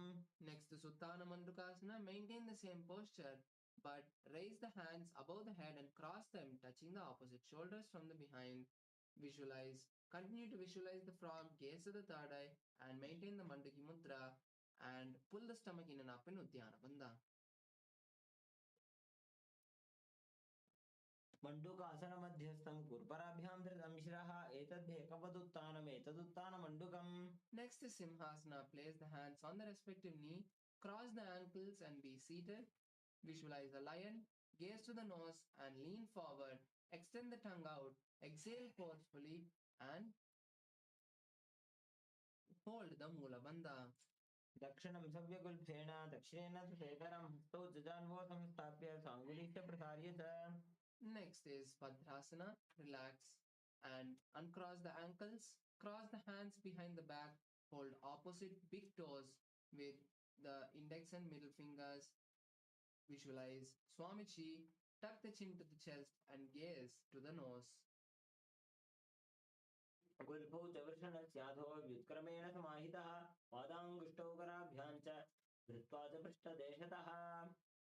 Next is Kakabusandi Asana. Now sit in a squatting position with the feet flat and together. Then from the inside, wrap the knees around and interlace the fingers behind the back. Visualize a crow and gaze to the nose.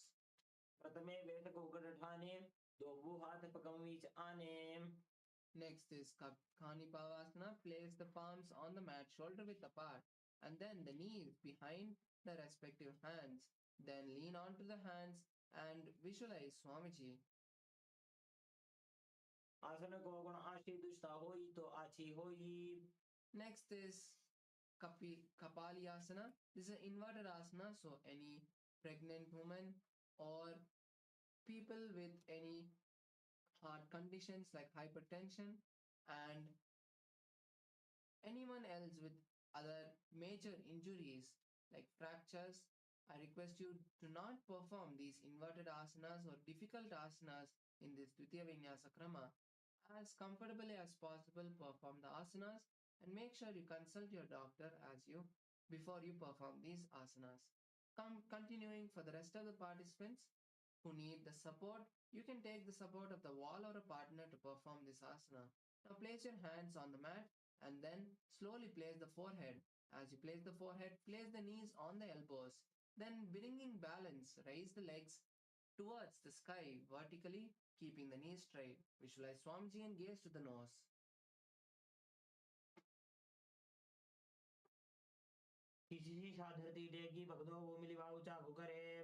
The next is Parshamayurasana. Before we move into this asana, now we'll be starting the Rechaka Kumbhaka for the following asanas, which is exhaling completely, holding the lungs empty as long as possible, and then inhaling. Now moving into the Parshamayurasana, sit in a squatting position and turn to one side of the body. Then lean on to the hands as you align the elbows to the knees and hips. Then stretch the legs to one side and visualize a peacock, gaze to the third eye. मयूरं दंडवत् कुर्यान् मायूरं दंडनामकम्. The next is Parshamayurasana on the opposite side. Now placing the hands on the other side of the body, again lean onto the hands and stretch the legs to one side. Visualize a peacock and gaze to the third eye. मयूरं दंडवत् कुर्यान् मायूरं दंडनामकम्. Now we move to Bhairaganathasana. Now come to a plank position and place one foot between the palms. Visualize Lord Kalabhairava and gaze to the nose. आसन को गुणपीति जायी. Now we perform Bhairaganathasana on the opposite side. Now again place the opposite foot between the palms and gaze to the third eye. आसन को गुणपीति जायी.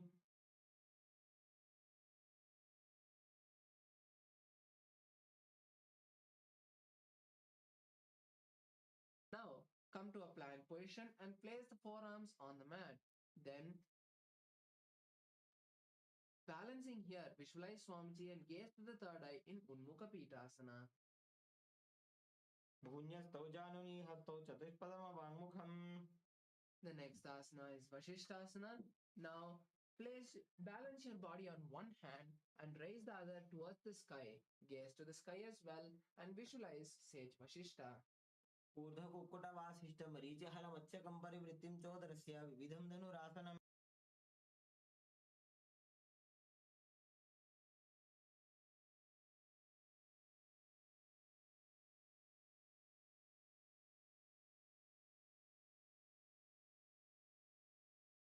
Now we move to the next which is Vashishthasana on the opposite side. Now balance on the opposite hand and visualize the great sage Vashishta as you gaze to the sky.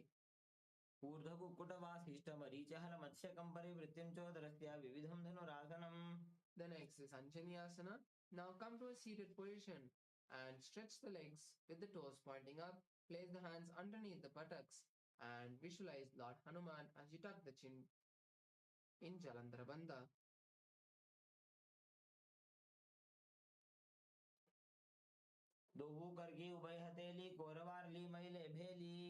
The next is Paschimottanasana. Now fold the respective big toe in Prana Mudra, which is in index with the index and middle fingers.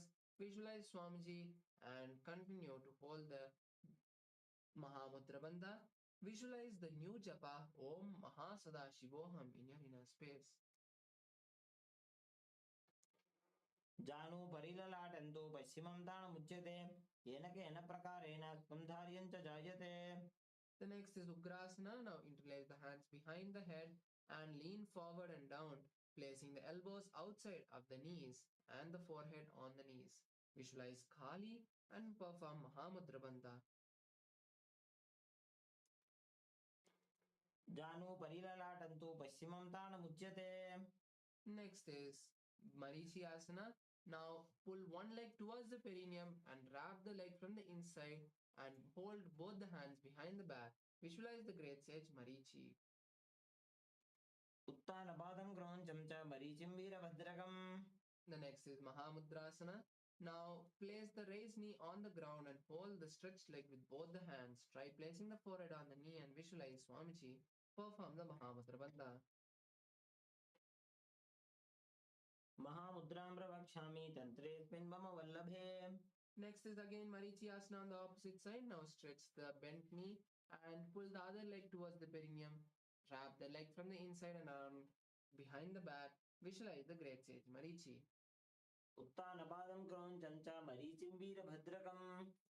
The next is Mahamudrasana. Now place the bent knee on the ground and hold the stretched leg with both the hands, placing the forehead on the stretched knee. Visualize Swamiji and perform Mahamudra Bandha.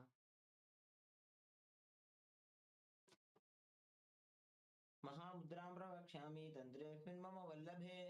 The next is Bhadrasana 2. Now rise up and place both the soles of the feet together.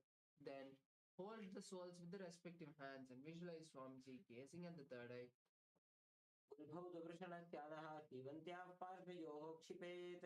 The next is Gwalipavasana. Place the hands now on the respective knee and stretch the legs slightly away from the perineum. Visualize Swamiji.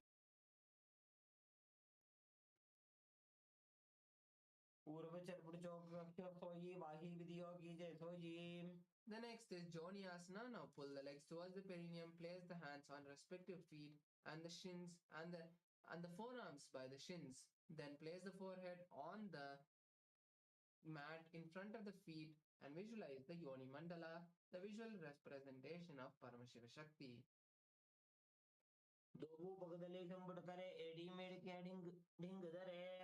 Next is Mediki Pavasana. Now pull the legs away from the perineum, stretch the hands at shoulder level to the sides and lean forward and down, placing the hands on the ground. Visualize Swamiji and gaze to the nose.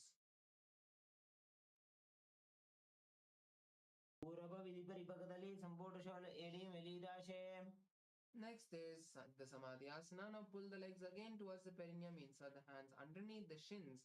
Keep the palms facing up and the chin in front of the toes. Visualize Lord Surya and gaze to the nose.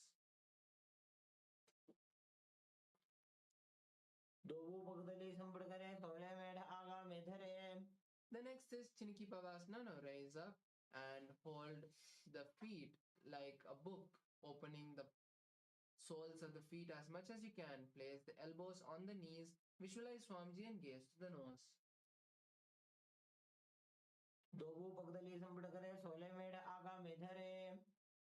The next is Charapata Chokasana. Now place the hands on respective knees.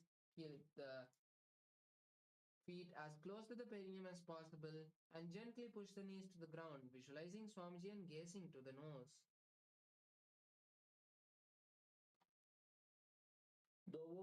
दो उपगागी धरती मगिवा मेढ़ लगावे. The next is Charapata Chokasana, sorry, Bhairavasana. Now pull the feet towards the perineum, lift the heels off the ground and tuck the toes. Then place the knees on the mat. You can use the support of the hands to get into the posture. Keep the hands in Binda Mudra on the respective knees and visualize Lord Kalabhairava and perform the Uddiyana Bandha. दो उपगा की एड़ी धरती मगिवा मेढ़ लगावे.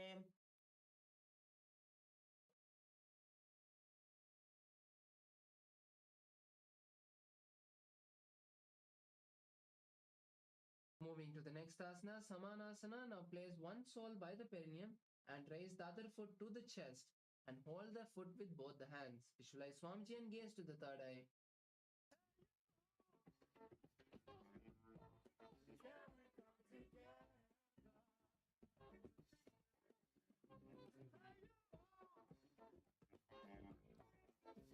New balance. We got now. Saparasana, placing the raised leg on the respective shoulder, stretch the opposite legs vertically towards the sky. Keep the hands by the side of the body. Visualize Swamiji and gaze to the third eye. केवलं पादमेकं च स्कन्धे चारोप्य ततः. Next, again, Samanasana on the opposite side as we place the opposite foot on the ground by the perineum and raise the other leg towards the chest. Holding it with both the hands, visualize Swamiji and gaze to the third eye.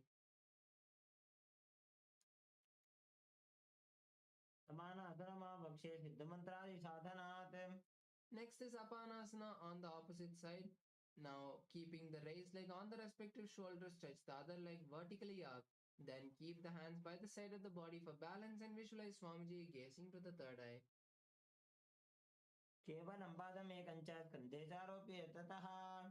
Next is Gomukhasana. Cross the knees, cross the feet, stack the knees, keep the soles of the feet, the heels by the opposite hips, place the interlaced fingers on the top knee, visualize the cow, gaze to the nose, start performing the Seetkari Kumbhaka, which is inhaling through clenched teeth and exhaling through the nose for the following asanas.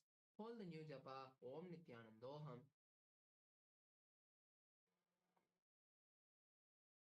सव्ये दक्षिणगुल्भन्तो पृष्ठपार्श्वे नियोजयेत्.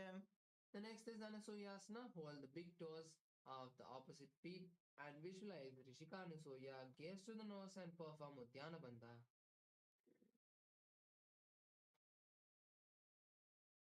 सव्ये दक्षिणगुल्भन्तो पृष्ठपार्श्वे नियोजयेत्. Next is Anasuyasana 2. Now interlace the hands behind the back, place the chin on the knee and try touching the nose to the ground. Visualize Rishika Anasuya and gaze to the nose.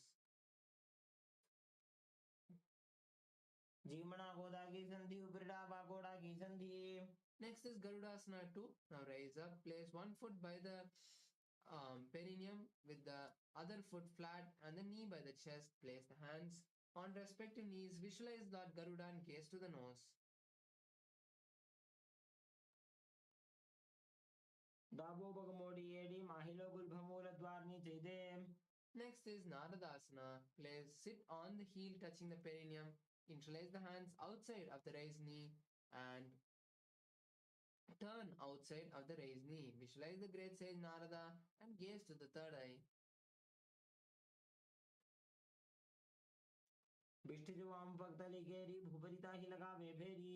Next is Matsya Pitakasana. Now place the heel you are sitting on the opposite thigh and then with one hand wrap the raised knee and hold the opposite shin and with the other hand hold the respective big toe.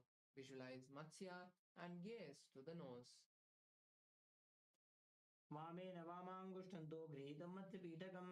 Next is Gomukhasana on the opposite side. Now again cross the feet, stack the knees, keep the heels outside of the opposite hips, interlace the fingers and place them on the top knee. Visualize a cow.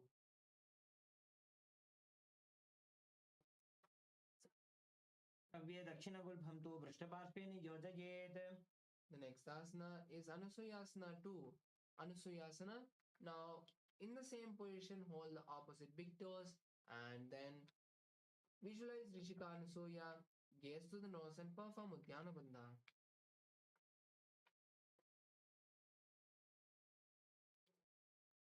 दक्षिण गोड़ नीचे उठाने बाहों ताके ऊपर आने. The next is Anusuyasana 2. Now interlace the fingers behind the back, place the chin on the knee, visualize Rishika Anusuya, gaze to the nose. डाबो जीवना गोदा की संधि ऊपर डाबा गोड़ा की संधि. The next is Garudasana 2. Now raise up, place one foot by the perineum, the other foot flat with the knee by the chest, hands on respective knees, visualize Lord Garuda, gaze to the nose. डाबो पग मोड़ी AD माहिलो गुल्फमूल द्वारनी चाहिए. Next is Naradasana. Sit on the heel by the perineum and interlace the hands outside behind the neck and turn outside the raised knee. Visualize the great sage Narada and gaze to the third eye. पिष्टिजो आम पगतली गहरी भोपरिता ही लगा वे फेरी. Next is Matsya Pitakasana. Now turn back and sit. Place the heel you are sitting on the opposite thigh. With one hand, hold the respective big toe of the raised knee, and with the other hand, wrap the other leg and hold the opposite shin. Visualize Matsya and gaze to the nose. वामेन वामांगुष्ठन्तो गृहीतं मत्स्य पीठकम्. The next is Matsyendrasana. Now stretch the legs and then place one foot on the opposite thigh, then bend the other leg, and then place one hand on the knee of the bent leg and then the hand on the neck. Place the other hand flat on the mat behind. Turn back and gaze to the third eye, visualizing the great sage Matsyendranatha.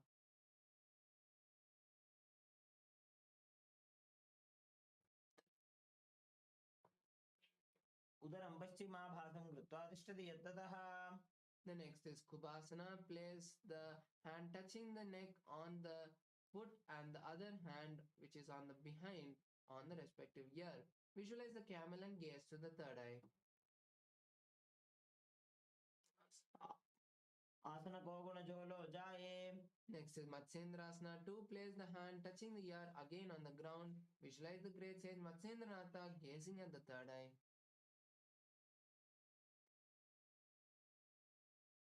मत्स्येन्द्रपीडं जठरप्रदीप्तिं प्रचण्डरुक्मण्डलखण्डनास्त्रम्. The next is Matsyendrasana again on the opposite side. So again stretch the feet, place one leg on the opposite thigh, bend the knee of the other leg, turn outside of the raised knee, place the hand on the raised knee and the elbow on the raised knee and the hand on the neck, place the other hand flat on the mat behind, turn back, gaze to the third eye and visualize the great sage Matsyendranath. उदरं पश्चिमाभासं कृत्वा तिष्ठति यत्ततः. Next is Kubasana. Place the hand touching the ear on the ground and the other hand on the which is on the ground on the respective ear. Visualize the camel and gaze to the third eye. Asana Koguna Jolo Jaye. The next is Matsyendrasana 2. Now placing the hand back on the ground, visualize the great sage Matsyendranath and gaze to the third eye. मत्स्येन्द्रपीडं जठरप्रदीप्तिं प्रचण्डरुक्मण्डलखण्डनास्त्रम्. Next is Padmasana. Now turn back and place the legs on opposite thighs. Then keep the hands on respective knees. Visualize Paramashivoham and gaze to the nose. आसनं द्विविधं प्रोक्तं पद्मं वज्रासनं तथा. The next is Padmasana 2. Now cross the hands and hold the respective big toes. Visualize Goddess Parvati, gaze to the nose and hold the big toes in Prana Mudra. उत्तानो चरणो कृत्वा उरुसं सोप्रयत्नतः. The next is Kukutasana. Now insert the hand through the gaps of the thighs and calves and lift the body off the ground. Visualize a rooster and start performing the Saja Kumbhaka for the following asanas with the new japa Om Nityananda Mahasudashivoham running in your throat center. पद्मासनं सुसंस्थाप्य नान्वोरोरन्तरे करो. The next is Bhaddakekiyasana. Now raise onto the knees, place the palms on the ground, and then rest the navel on the elbows and then lift the legs off the ground, balancing on the hands. Visualize Swamiji. धरामोष्टभ्यकरद्वेन तत्कोरपरिस्थापितानाविपार्श्वः. Now place the knees on the ground and then come to a kneeling position. Again, keep the hands in the same posture as Badhikekiyasana. Lean forward, placing the navel again on the elbows and then raise the legs off the ground, visualizing a peacock. अथ वक्षे महादेव मयूरासनम् उत्तमम्. The next is Makarasana. Lie down on the stomach with the hands interlaced behind the neck. Visualize a crocodile in your inner space.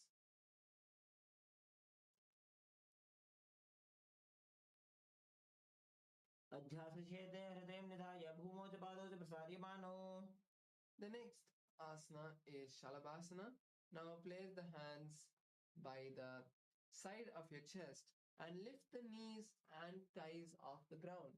Visualize a locust. अध्यासचेते करयुग्मवक्षो भूमिमश्चभ्यकरयोस्तलाभ्याम्.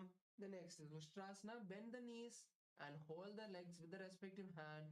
Push the legs down to the ground outside of the hips, visualizing a camel. अध्यासचेते पदयुग्मव्यस्तं पृष्ठे निधायापि धृतं कराभ्याम्. Next is Dhanurasana. Now fold the legs from the inside and lift the thighs off the ground simultaneously with the upper body, bending the back as much as possible and visualizing a bow. Gaze to the third eye. प्रसार्य पादौ भूयदण्डरूपौ करौ च पृष्ठे धृतपादयुग्मम्. The next is Bhagasana. Come to a seated position on the heels with the toes flat. Place the hands on respective knees. Visualize Swamiji as you gaze at the third eye.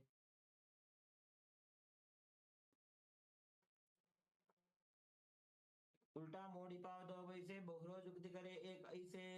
Next is Gohyasana. This is also an inverted asana. So placing your elbows and forearms on the mat, interlace the fingers and place the crown between the interlaced fingers. Lift the knees off the mat and walk your knees and feet close to the upper body, aligning the hips with the shoulders. Then kick the legs up and balance with the knees bent, visualizing Swamiji and gazing to the third eye.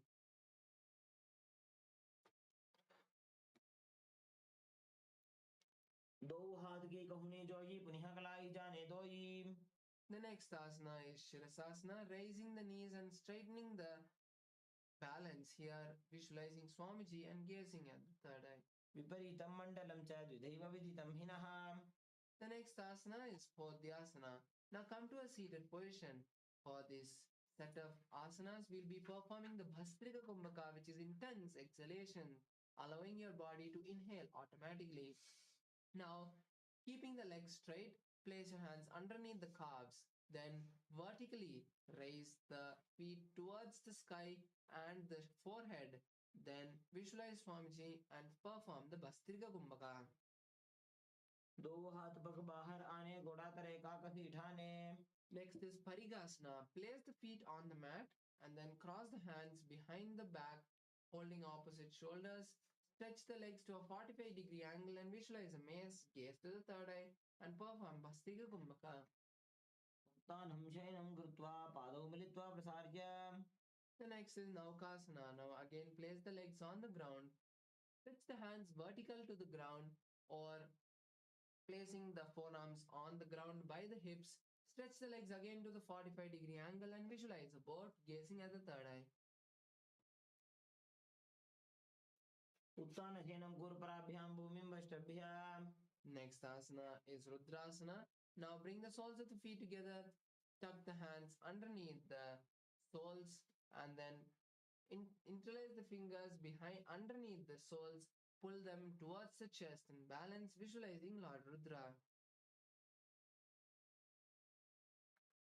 पगतले संपुट करी हाथस्य पग उचाही. The next is Unmukha Pitasana 2. Now lie down on the back with the soles of the feet flat and the knees up. Then lift the hips up and tuck the chin to the chest. Visualize Swamiji and gaze to the nose. ऊर्ध्वे च जानुनी कृत्वा कवित्वोर्ध्वमुखं तथा. Now stretch the feet. Completely relax the body. Keep the hands by the side of the body with the palms up. Visualize Swamiji in your inner space. See the Kundalini travel with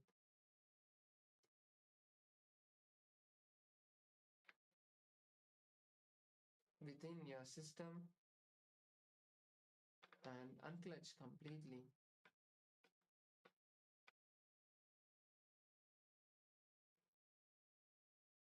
उत्तानं शववद्भूमौ शयनं तोषवासनं शवासनं श्रान्तिहरं चित्तविश्रान्तिकारकम्.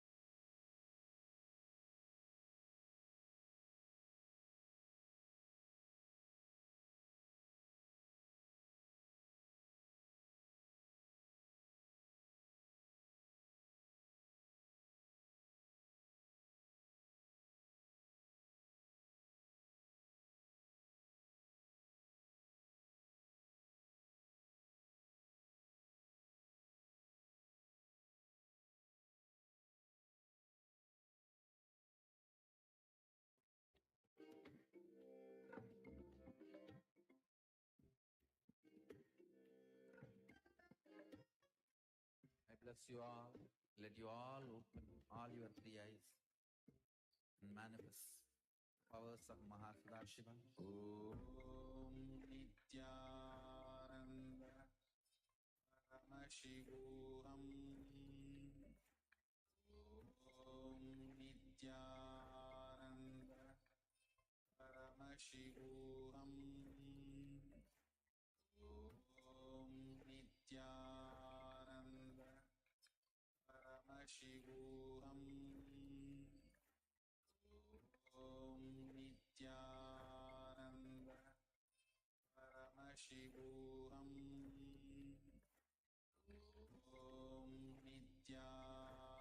Nityanandam, everyone. Now, can you all share how do you enjoy the yoga session? Of course, if this is your first experience,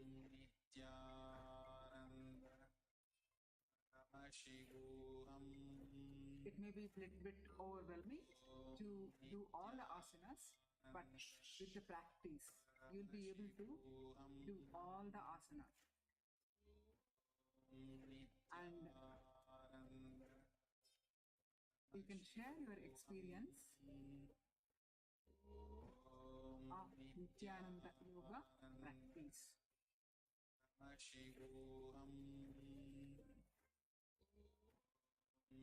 Nityananda Paramashivoham. Om Nityananda Paramashivoham. Andrew, are you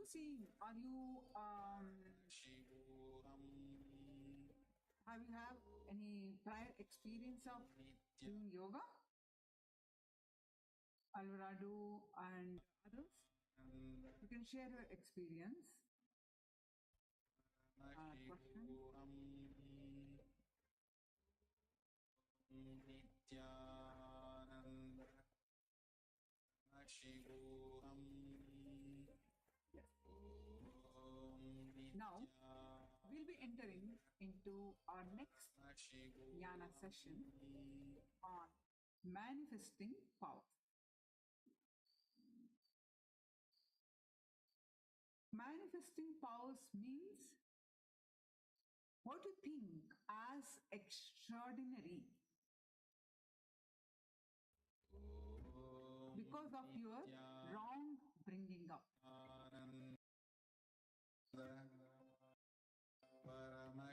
Powers to manifest what you think as extraordinary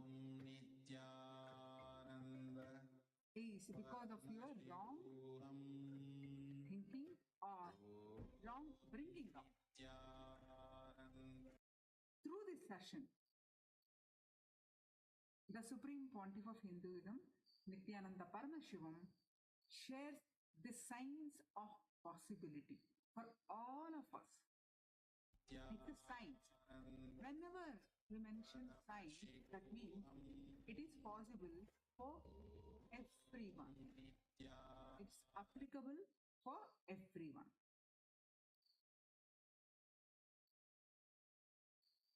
This science was available with the ancient Vedic civilization,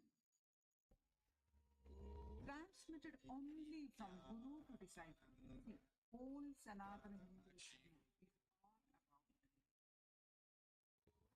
Guru, disciple, Ganesh. Everyone, from time immemorial, in Akhanda Bharat, what we learned as a nation, everyone, be it a Grihastha, be it a king, a common man to a king, everyone knows their purpose in life. To achieve their liberation, to achieve their highest possibility. So they all know for that they need a guru.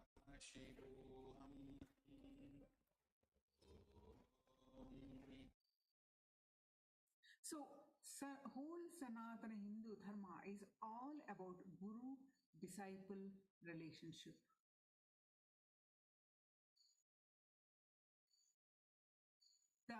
All that knowledge is transmitted from guru to disciple and guru to disciple, and that disciple become guru and then transmitted to disciple. It's called Karna Parampara, meaning Karna means ear. By listening, they used to learn. By listening, they learn all that knowledge, scriptural knowledge and practice.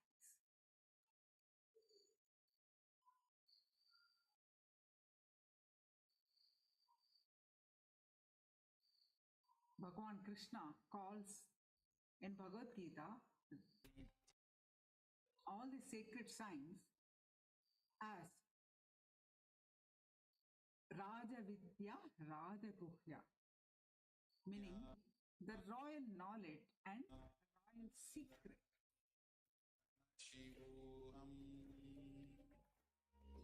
Which is now available to all of us. The Supreme Pontiff of Hinduism, our beloved Swamiji, is bringing this knowledge to awaken our highest potential and to manifest the powers of Paramashiva. This knowledge, which was kept secret, the royal knowledge and royal secret, which was available to only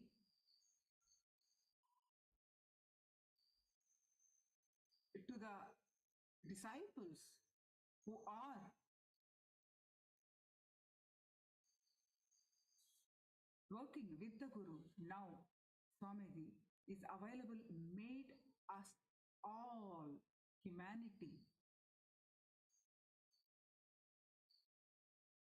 In this session, you are going to learn about how the inner potential, each one of us, whether you are young or old, whether you are sick, just to bring awareness rich to yourself, or poor, sick or healthy, and male or continue to female, visualize Swamiji. whatever you are, you call yourself as.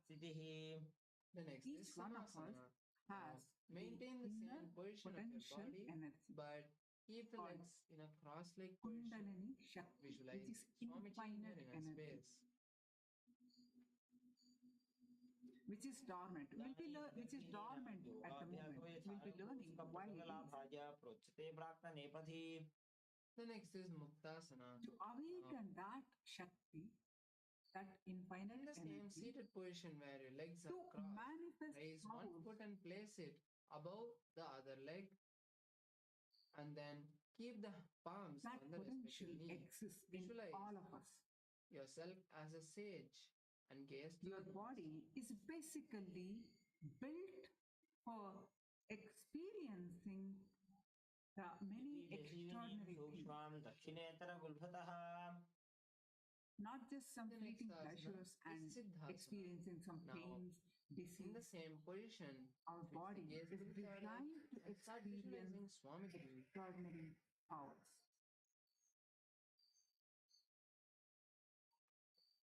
So, what is the first step to manifest power? Is The next is Siddhyasana. Shakti with the Now, Guru. visualizing Meaning Swamiji, the be in the same connection with the position. Guru. Perform the As we Mahamantra have been Bandha now and gaze to the floor. discussing, Gaze to the navel. Paramashiva has come down. Guru is the embodiment of Paramashiva in human form The next is to Rudrasana. guide us, Now release to the lead Mahamantra us, Bandha. Keep the palms in to Bindu Mudra, experience which is our touching the index and thumb, divine placing the hands on the knees. highest Gaze to the potential, third eye and visualize Lord Rudra. connecting to the cosmic space or conscious space. Experiencing we are conscious. Tranquility and unshakable nature. The compilation of the science of power manifestation, manifesting Shaktis. Stay tuned to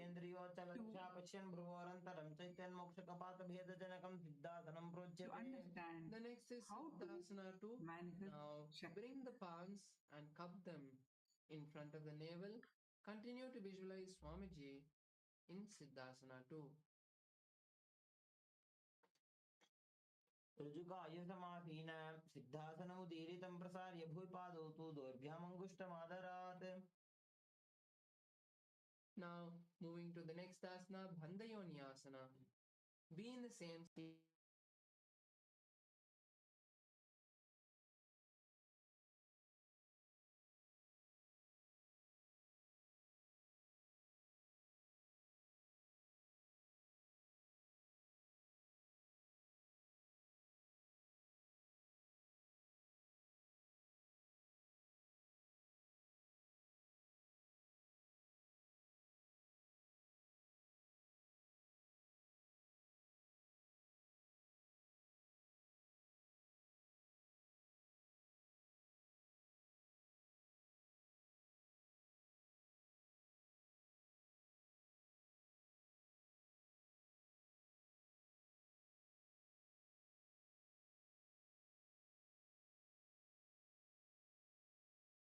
Liberated thinking means awakening all the powers for which your body is built.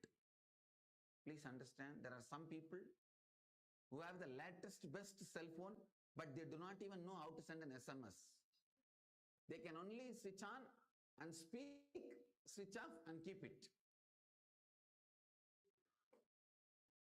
Liberated thinking. For that, you don't need a best, latest model 70,000, 80,000 rupees cell phone. For which you are just 800, 900 rupees cell phone is enough. Please understand, there are some people having the latest, best cell phone updated, but they do not even know how 70, 80,000 rupees cell phone, but not knowing anything to do with it. Just you pick up, speak and leave it back. Is what most of us are doing with our body. You don't need a best, latest. Our body is basically hardwired. Cell phone for which our brain is hardwired. The system is developed to experience so many extraordinary powers. Cell phone but not knowing, understand, to do with it. You are not built speak and just to be a clerk. Is what most of us are doing with our body. Just to be an attendant. Our body is basically hardwired. Or just to be a worker. Our brain is hardwired. Your being is basically built in to experience so many, to experience God, to experience divine. You are not to experience the ultimate. Most of us are doing with our body. Just to be an attendant. To experience our body is complete completion. Worker. Our brain is hardwired. To experience Mahadeva. Built in. To experience, understand, experience God.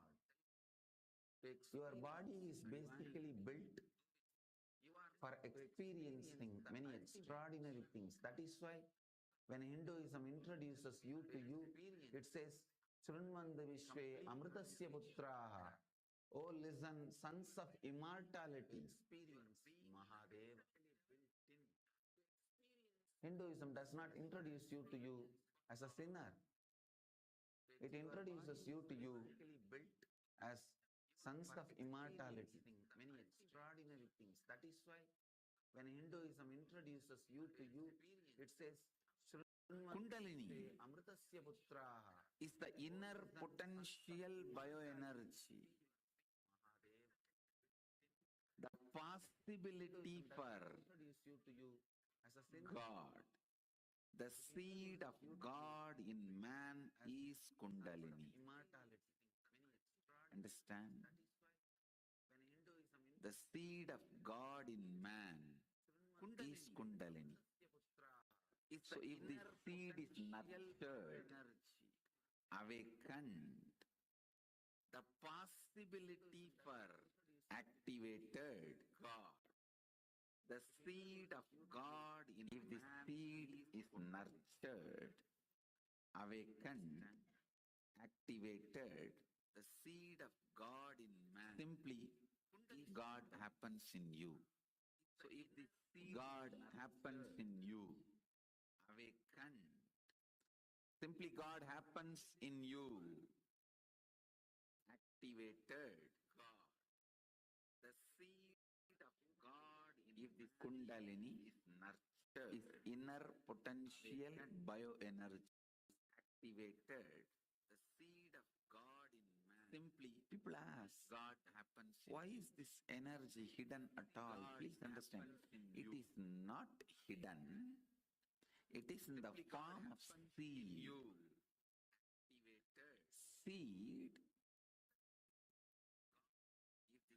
is the source of a tree. Inner potential. That does not mean the tree is hidden inside the seed. Simply, people ask, your godliness, your godhood, it is not hidden. It is in the form of from Kundalini. Kundalini is the source of your godliness. But that does not mean Kundalini is source of it hidden in you. That does not mean the tree is hidden in people ask, why is it not expressing in everyone? Please understand. Your godliness, your godhood, it is not hidden. It is in the form. This is like you asking why everyone is not becoming president of the country. Why everyone is not becoming lawyer? Why everyone is not becoming doctor? Why is it not? Each one decides what they want to become and put their attention in that direction and they become that. So Kundalini also, why everyone is not becoming president of the awakens in people, why everyone is who wants it, lawyer, why everyone is who are ready to experience it. One decides what who are really interested in it, put their attention in that direction and they become that. Kundalini Shakti is responsible for whether awakens you experience emotional fulfillment, bhakti, devotion, ready to experience it. You experience enlightenment through devotion, or you experience enlightenment through knowledge. For whether through knowledge you experience wisdom, fulfillment, bhakti, you experience enlightenment. You experience enlightenment through devotion, or you experience enlightenment through knowledge. For whether through knowledge you experience wisdom, fulfillment, bhakti, you experience enlightenment. You experience enlightenment through devotion, or through your logic. You experience whatever achievement happens in your life through knowledge, whether in the form of wealth or in the form of power, enlightenment, or in the form of health, or in the form of happiness, or in the form of fulfillment, logic, everything, whatever, for everything, Kundalini is the source. Whether in Kundalini is the source of everything, or in the form of power, enlightenment, or in the form of health. If the Kundalini energy can be awakened, or in the form and directed, it can get anything you want.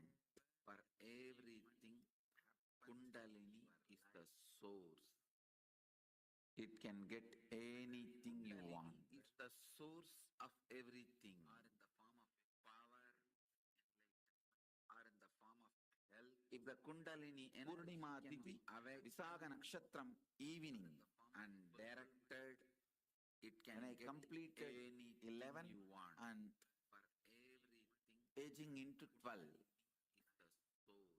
That year, it can get any Vaigasi month, Visaga Nakshatra, Paurnami Tithi. This is the way we Indians keep the date in the memory. We don't keep that evening and directed English calendar date. Completed 11 and somehow I always kept only based on the Tithi and Rasi and Nakshatra and Vaigasi month. So now if you can Google and find out exactly what is the date. Let me describe. Indians keep the date in the memory. We don't keep that because we never bothered about the Kala. We bothered about only the essence of Kala. Somehow I always kept only when I completed 11 and moving into 12. So now if you can Google that year out exactly what is the date this has happened. Listen, describe exactly what happened. Because let me describe. We never bothered about the Kala. We bothered about only as usual. I went and sat on one rock. I did not choose. Please understand. I did not choose. It was just a casual. Usually I'll sit here, there. Somehow that day I sat on one rock, which has become a Tirtha Kshetra now. Let me for all our devotees and disciples. I sat casually. As usual, I went and sat. Whenever I find time, I'll go and spend time in that space, in that area, because Devi became enlightened there. Somehow, my Guru Vibhudananda Puri always used to tell this is Devi's energy field. Tirtha Kshetra now. That place is called Coral Hill. I sat casually. As usual, she used to tell this is Devi's energy space. Whenever I energy field, I'll go and spend time. So I always used to go and sit there. That area because I was sitting on a rock there. To tell you honestly, I was not even doing some serious meditation. That place is called I can say in a way the whole ambience was so calm, so beautiful. I decided to close my eyes. Once I closed the eyes, the intensity of my yearning started taking over me. I can say in a way the intensity to realize myself was so calm. My true nature started possessing me. I decided to close. It has taken possession over me. Once I closed the eyes, the intensity. The Kathopanishad declares Shraddha Vivecha. Shraddha took over.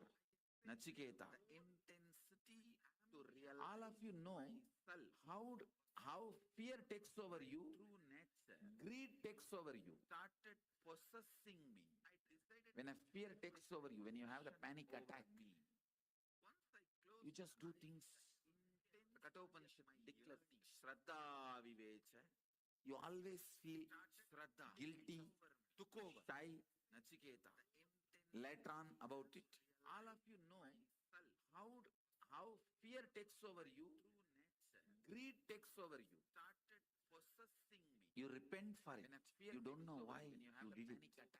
Same way, when lust takes over you, when greed takes over you, you do things which you can never logically justify even to yourself. Later on about it, all of you know. But when authenticity takes over you, it will be 10,000 times more intense. You don't know why you did it.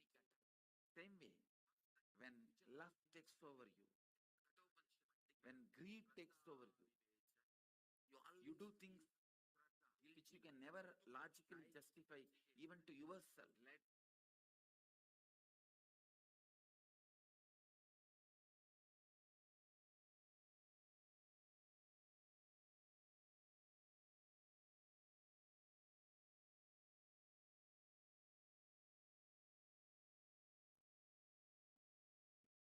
When fear takes over you, it's called panic attack. When greed takes over you, it's called restlessness. When authenticity takes over you, it is called Satori. My sincere seeking that overpowered me, that's the right word I should use. I just felt, what is it I am seeking? Who is that me who is seeking? Who is that me that is deeply discontented about anything I see, hear? Who is that who is deeply discontented even about my own existence? Listen.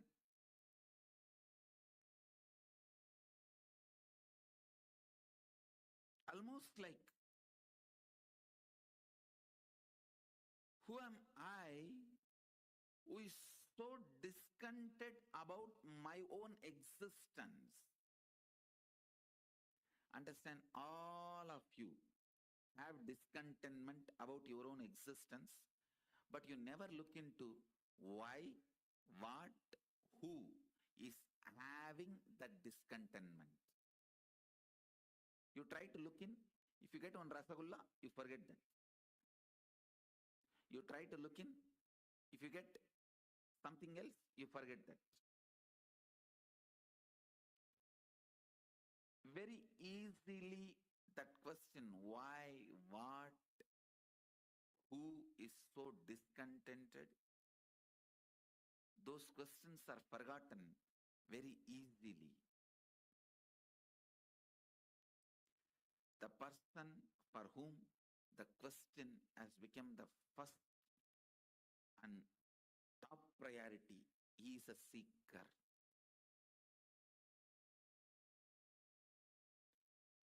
It was such strong taking over. That's the right word I will use. Taking over.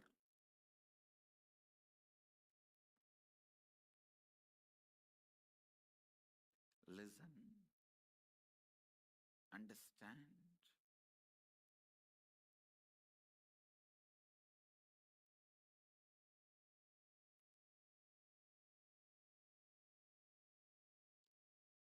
When that whole being took over,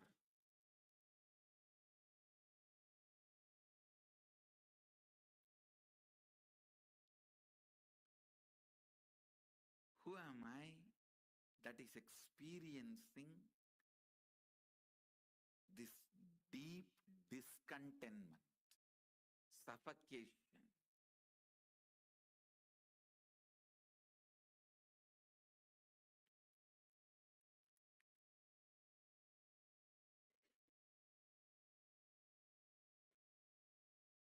I can see very clearly that heaviness just went into depths of the consciousness.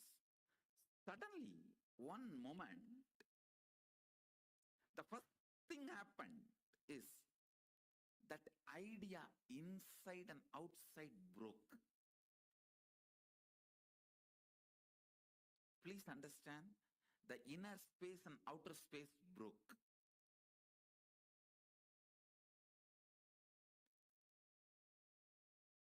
The first experience is that I was able to see everything around me, above me, the whole 360-degree, 10 direction, below me, everything.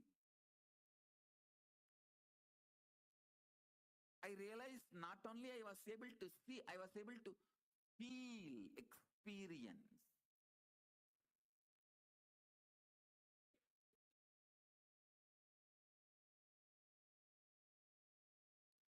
I'm actually now reliving that experience to describe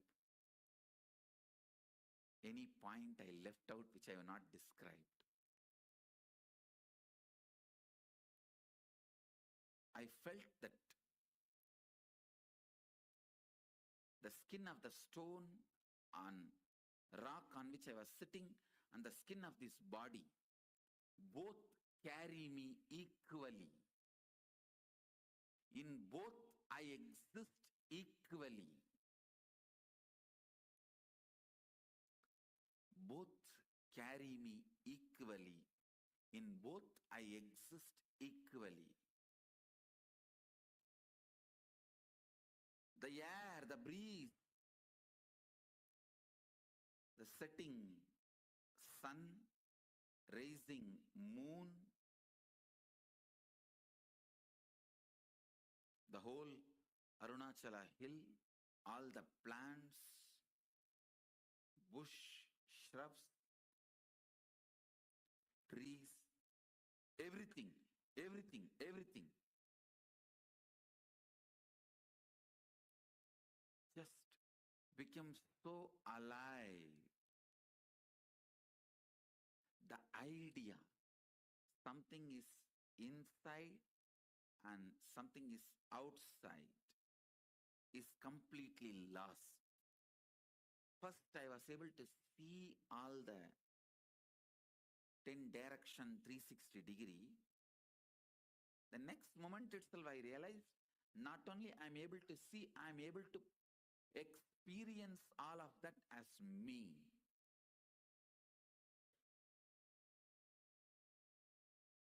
I did not feel vulnerable. I felt powerful. I did not feel vulnerable. I felt powerful. So powerful. I just know I am that oneness is the existence.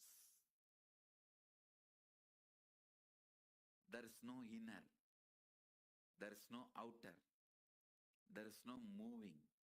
There is no unmoving. The smallest movements of these plants is my movement, and the highest stillness of the center of the cosmos is my stillness.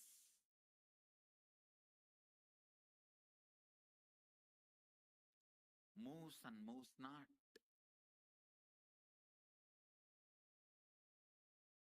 What do you call as near? What do you call as far off? Those concepts are lost.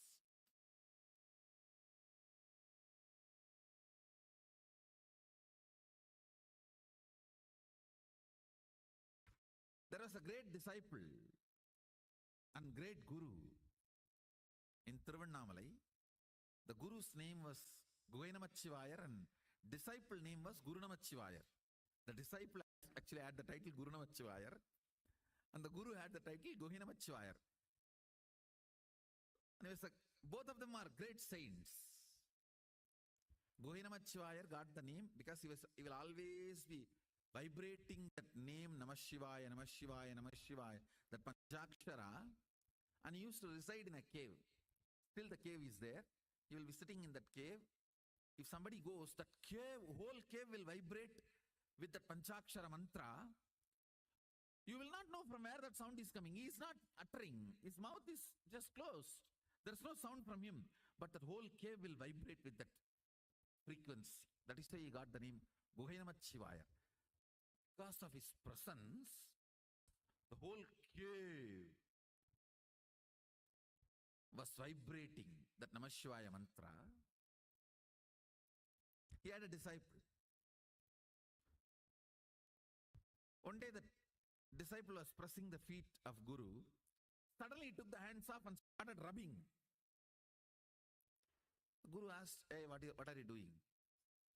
The disciple said, "No, in Chidambaram temple, the screen in the Chitsabha caught fire from the lamp, so I just put it off." A remote vision power.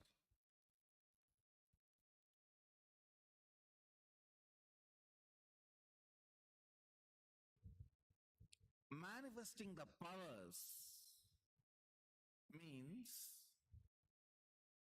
what you think as extraordinary because of your wrong bringing up. Understand? Absolutely. What you think as extraordinary because of your wrong bringing up. What you think you are being told as a common standard. Breaking that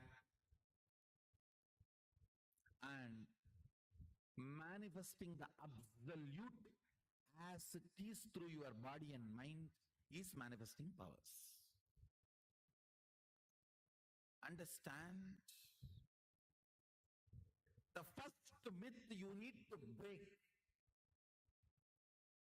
What has been wrongly taught to you? After all, people who taught you till now are human beings. Forgive them. You don't need to be angry with them, but do not allow them inside you. Get rid of everyone. Understand?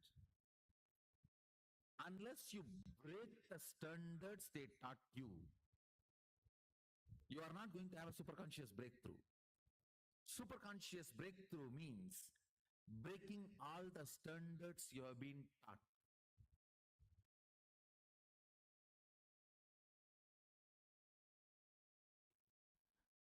I'll give you some of the understanding about the units of physics and chemistry and biology.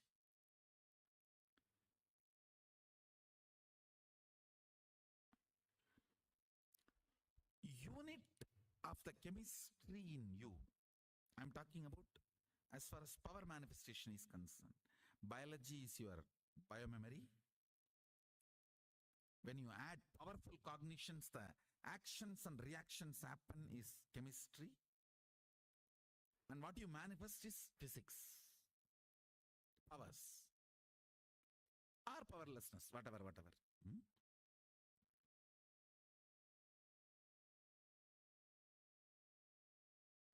Unit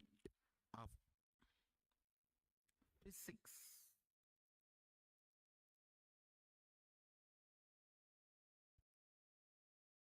Is power or powerlessness. That's all. Only these two unit. Any happening is only these two. Deva, Asura, that's all. Nothing else. Everything else is attribute. Attribute is different from unit. When I say unit, I'm talking about the fundamental unit. Everything else is attribute.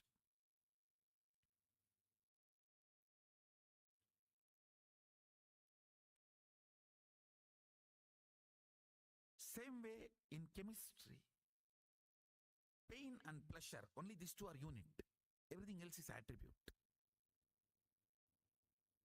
All experience, action and reaction is only pain or pleasure, that's all. That is why the day I was telling that don't invite pain, but don't hate pain, because pain grows the roots in you which you can never grow by just joy. It brings certain kind of a depth in you which you cannot get it just by joy.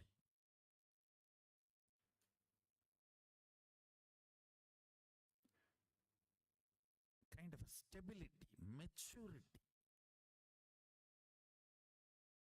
is brought by pain. But of course, inviting it is stupidity. Don't invite. Don't become sadist. No. Neither invite nor hate. When it comes, allow it to do its job. The unit of biology is your wants and fears. Your fear and your greed is the unit of your biology, means biomemory.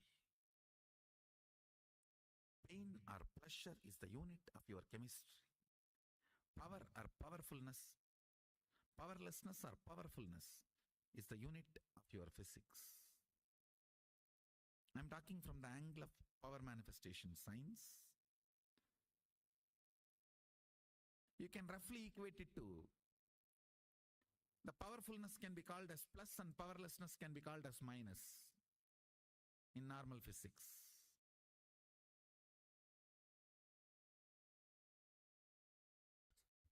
Understand who gives you breakthrough in an ordinary thought current of last few days.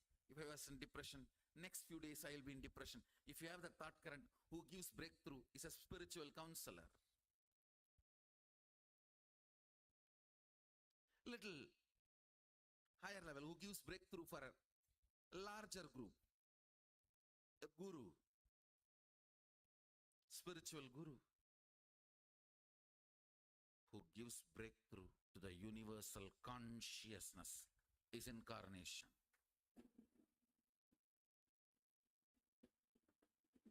Understand, when fishes lived on the ocean for tons of millions of years and stuck in the level of fish, did not have further breakthrough. The first tortoise appeared and taught the fishes they can live on the beach also, outside the water, is Kurmavatara, who introduced new possibility to fishes. Then tortoises lived for tons of years. Again came Varaha, who gave a breakthrough and introduced next possibility. The first Varaha is Varaha Avatara. Then came the next possibilities. In the modern Hindu literatures, you find 10, but original, authentic Puranas like Bhagavatam records 24 incarnations. The first man who started thinking Kapila, the cohesive thought current, the idea of cohesive thought current was introduced to humanity called Sankhya philosophy by Kapila. So he gave the breakthrough to the humanity by teaching humanity how to think.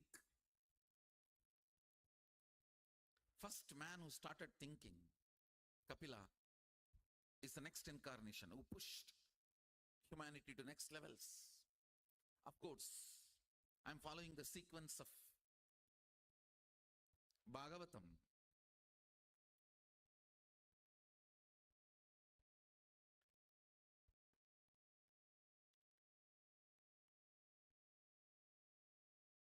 The various incarnations happened, gave a breakthrough to consciousness and gave opening to the next level.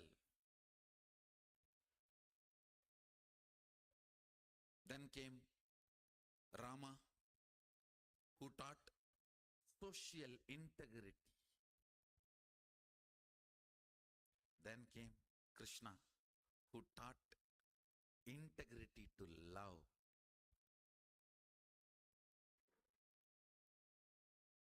Much more than social integrity, personal integrity is the most authentic integrity.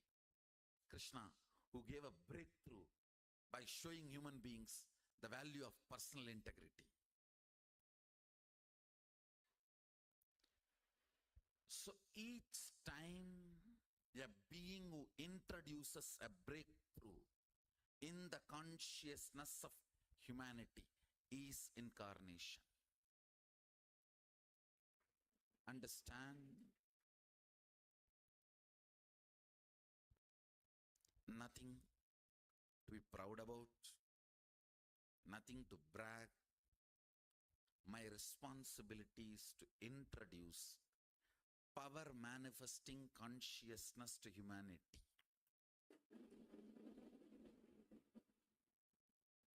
The breakthrough I am going to give it to human beings, humanity, is new consciousness which manifests powers of Sadashiva. You will see before I leave the planet Earth, third eye will be everyday lifestyle for human beings.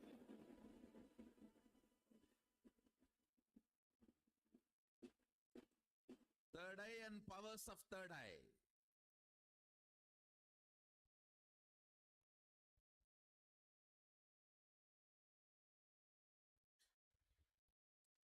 Awakening.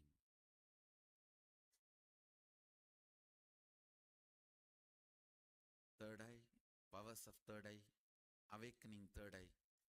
All that will become just day-to-day regular lifestyle happening. Just how you use iPhone 6 and how you are waiting for next iPhone 7 or 8, whatever. You will see simply humanity will be waiting from Bididi to declare the next power released.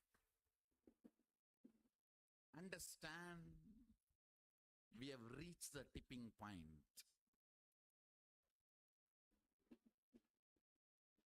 We have reached the tipping point. Not only I am going to make this power manifesting consciousness as a lifestyle for human beings, I am going to make it just by Shaktipada.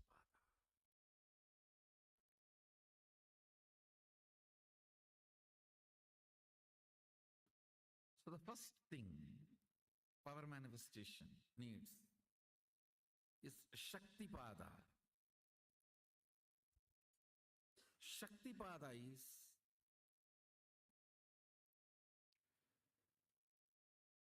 connecting with enlightened space, Chidambara, a conscious space. In the conscious space, nothing happens as a compulsive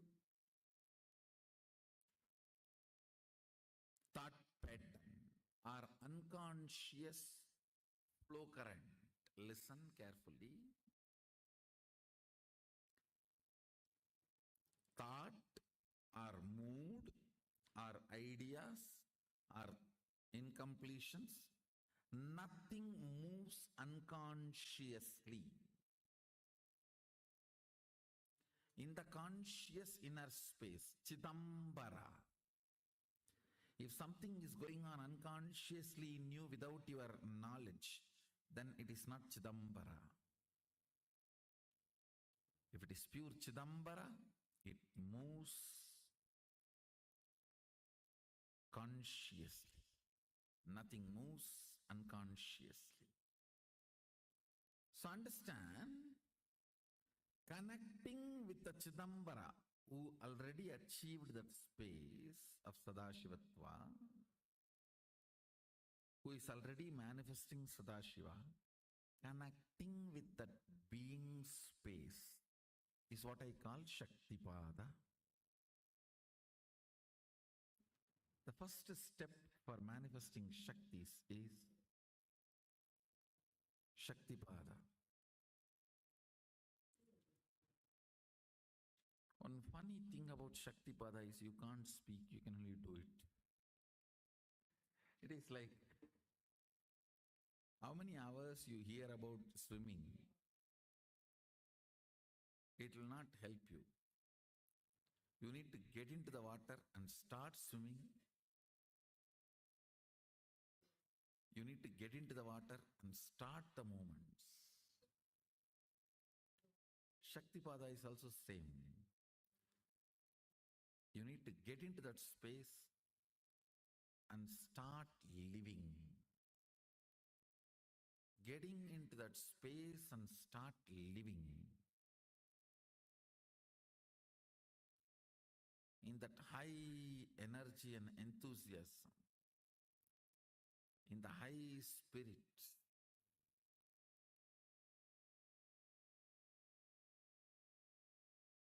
multiple ways Shaktipada happens in our life. Even seeing Guru. When you see, if your lips and eyes become big, Shaktipada is happening. When your two eyes are not enough, when your two eyes are opening wide and not able to catch the master's form, your third eye is opened as a gift. The energy enters through two eyes, hits the third eye, and it is opened. If you are not able to contain the joy with the mouth and becomes wide open, the energy enters, touches the heart and opens that.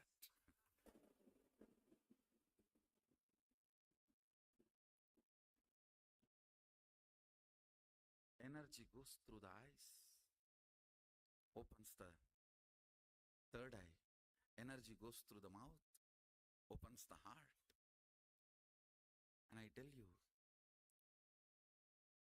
automatically your breathing pattern will change, because your breathing pattern is the remote control for your neurological functions. Your whole neurological functioning is controlled by your breathing pattern. Your breathing pattern is your remote control for your neurological activities. The moment you see the master, see the Guru, in his presence, you will see the breathing pattern automatically changes, because he is operating the remote.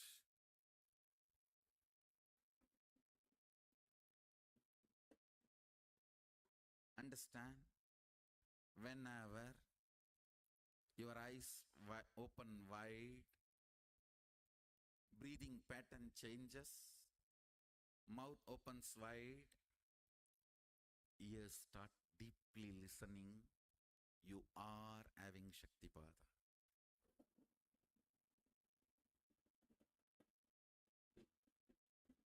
Sadashiva beautifully describes eyes opening wide to drink his form.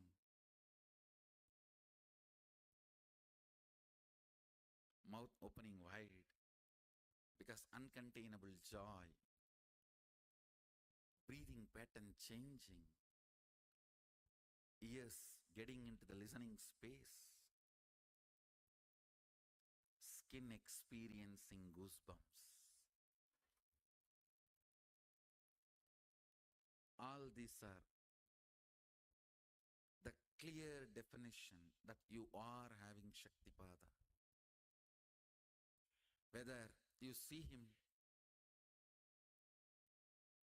remember him, celebrate him,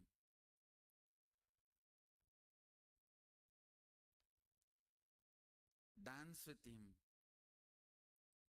eat with him, live around him, or in the modern days, getting a like from him,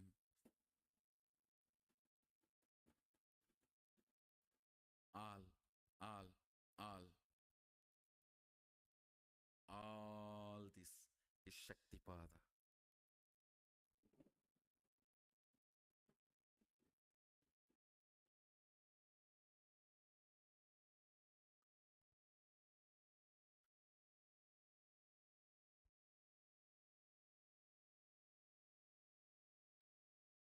Celebrate Shaktipada.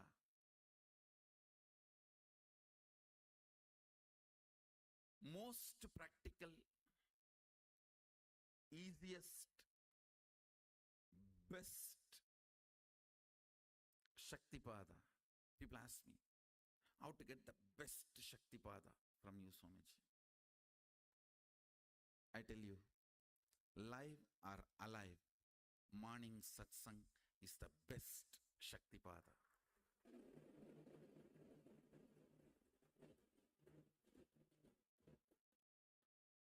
Miss anything,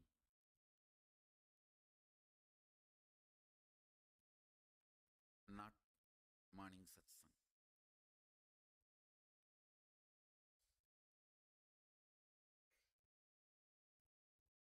If you don't have time, miss breakfast, nothing wrong, good for health. But not morning satsang. Miss anything, not morning satsang.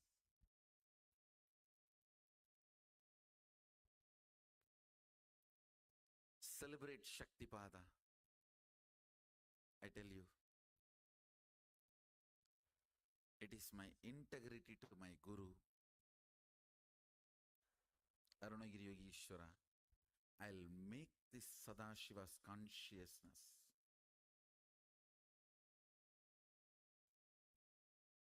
Sadashiva's power manifestation. I'll make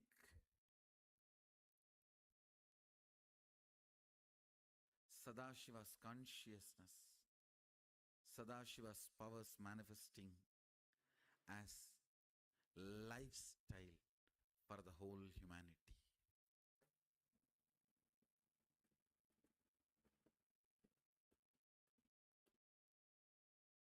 Understand? I'm here for that purpose. Surely I'll do that to all of you.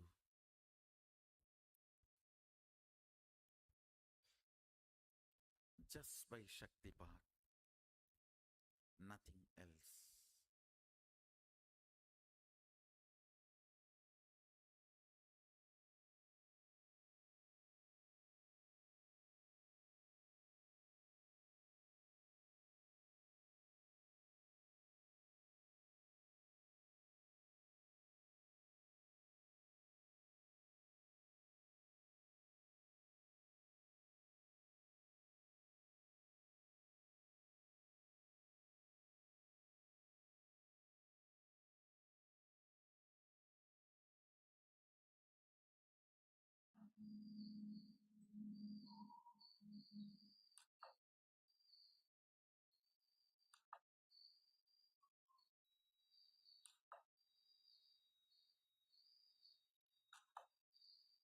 Nityanandam, everyone.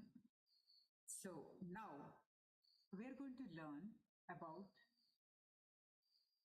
the Shakti Pata, meaning the signs of entanglement. How a guru,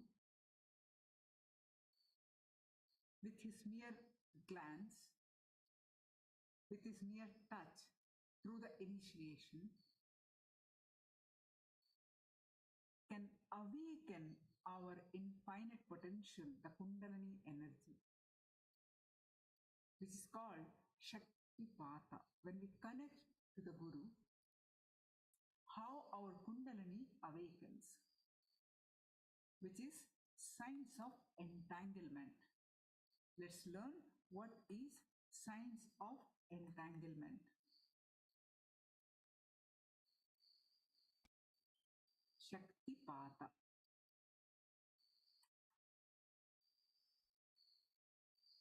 The word entanglement is the closest in the scientific terms to describe the occurrence of Shaktipata or Shaktinipata.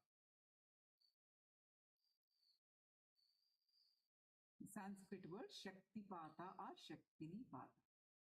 The word Shaktipata literally means the transmission or descent of power. Shakti. It is one of the most sacred and rare happening that occurs in the form of grace from the Guru to the disciple.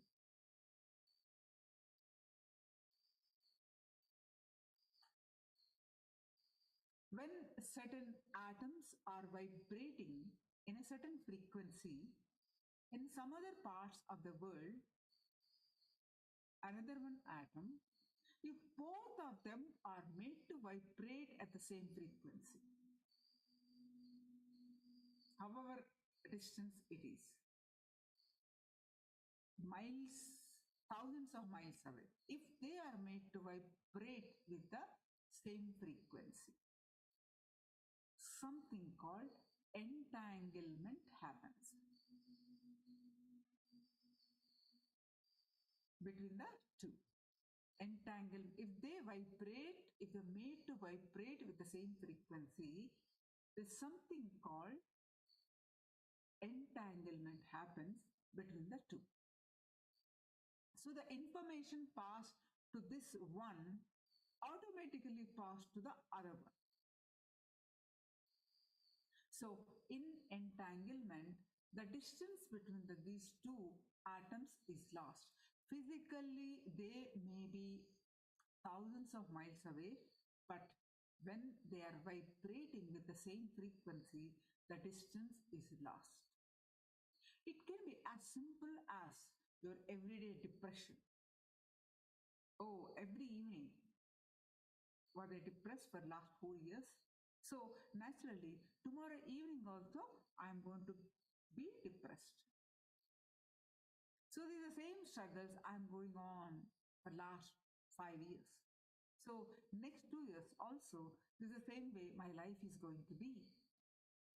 Breaking this kind of impossibility, this kind of thought currents is what is called Shaktipata.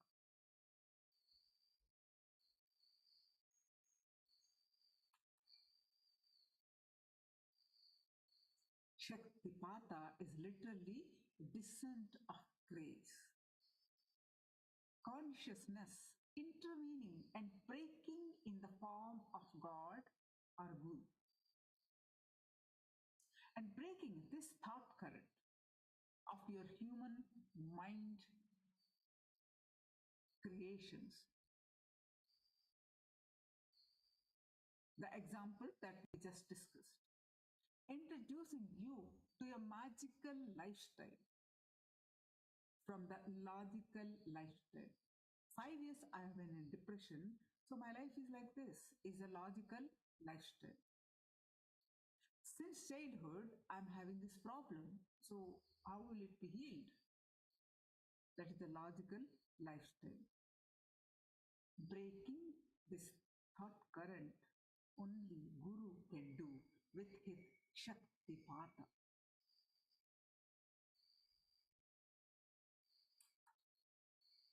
A being who introduces a breakthrough in the consciousness of humanity is incarnation, avatar.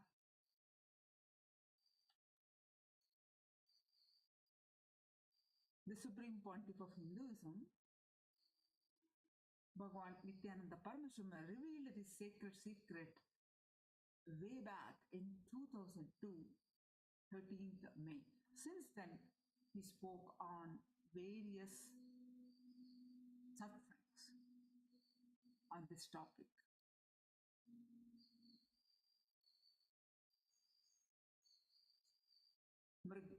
The scriptural reference for this is Mrigendra Agama, one of the Agama, Vidyapada, verse 3. Rudra Mantra Pratisana Pada Bhajo Bhavantite Stitau Yananugrahanti Guru Masya Siddhavastaha. Those perfect souls upon whom the Lord bestows grace, presenting himself in the body of the Guru, reach the worlds of Rudra, who controls the 5 groups, each group consisting of 8 words, mantras, mantreshwaras, Ishvara Tattva. These are many Sanskrit words, basically, representing the nature of Shaktipata. Pure scriptural reference from the Mrigendra Agama. There is another one, reference. When one completely realizes this supreme path quickly from the mouth of the Guru, then only as a result of this extremely intense Shaktipata can one attain Shiva alone without any obstacles.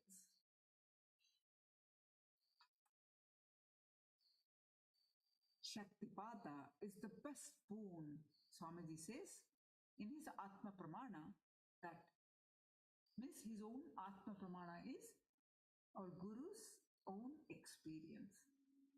Shaktipata is the best boon I received from Paramashiva.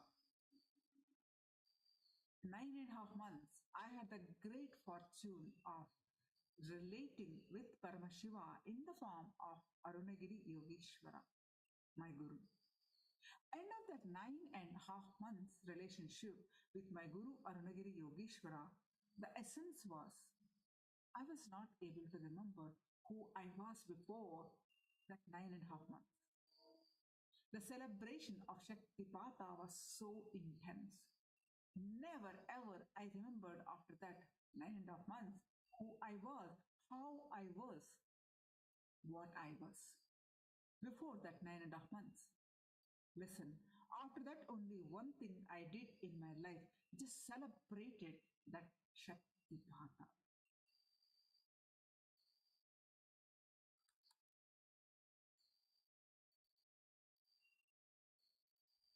In the modern science, Pratyaksha Pramana means the current age. A physicist of Indian origin, Amit Goswami, recently published an article in a physics journal showing that entanglement affects people. He had 2 people meditate together and then separated them in 2 chambers, 1 person in each, where they could see or hear one another. When one person had a light strobe at his eye, it caused the firing of a certain frequency in the brain. Remarkably, at the same moment, the other person's brain also fired, even though he never saw the light. This proves that the energies of the people intuitively affect each other. entanglement is a term used in quantum theory to describe the way that particles of energy or matter can become correlated to predictably interact with each other regardless of how far apart they are, which means the state and actions of one of these particles can instantaneously influence the state and actions of others through the process of interference. Consciousness intervening and breaking in the form of God or Guru and breaking this thought current, introducing you to a magical lifestyle from logical lifestyle is Shaktipata. Shaktipata, the first thing it does in you is increasing the viscosity of bliss, increasing the depth and presence and intensity of bliss in you. So that automatically breaks the pitta layer, the delusion layer. Shaktipata should be happening constantly in your system by the sweet Leela Dhyana. That means what? Sweet remembrance of the Guru. If the Leela Dhyana continuously happening in you, means Shaktipata has become eternal in you. Shaktinipata is quantum entanglement, operates from space. Shaktipata is a direct transmission of energy from touch. Shaktinipata is a distance initiation, transmission of energy from quantum entanglement that operates from space. Because the space is entangled, everything else gets entangled. Shaktinipata means start living the instructions and initiations without waiting for your logic to get convinced. Is Shaktinipata. The joy that you experience when you live, just because you sad, that's it. That joy is called Shaktinipata. How does Shaktipata happen? When you see the Guru, your eyes becoming big, Shaktipata is happening. The moment you see the Guru in his presence, you will see the breathing pattern automatically changes because he is operating the remote.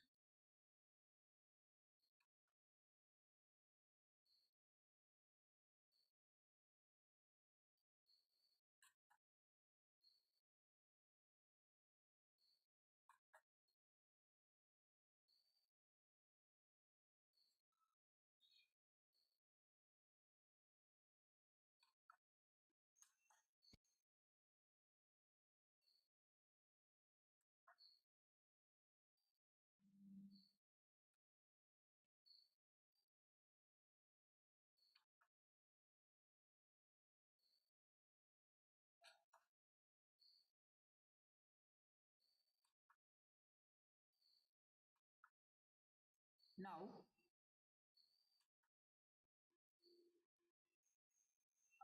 when a Guru, through Shaktipata, the transmission of energy that we receive is initiation. Initiation from Guru.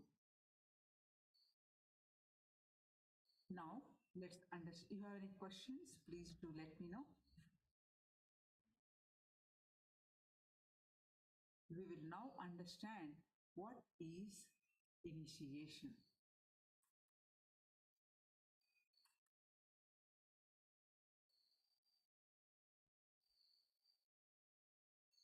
the signs of initiation. So before that, if you have any questions, please do let me know. When the Shaktipata happens, a Shaktinipata happens, the transmission of energy that we receive is initiation. It is the greatest blessing, the ultimate blessing that a human being can receive. Out of millions of lifetimes, one who get to hear about a guru. And after that, so many lifetimes of penance, one gets the initiation. You are here today to receive the initiation of Shivadiksha. One of the initiation that you are going to receive today, Shivadiksha. We'll be explaining what is Shivadiksha shortly in one of the sessions today. But what is initiation? Let's understand what is initiation from Swamiji's own voice, from the compilation of Swamiji's various satsangs. Stay tuned to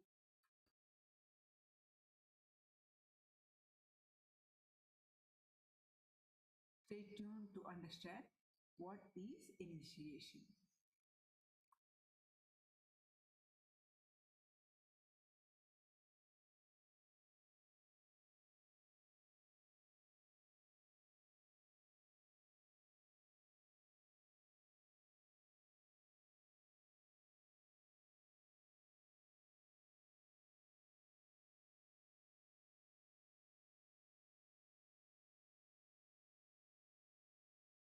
There is no good bad.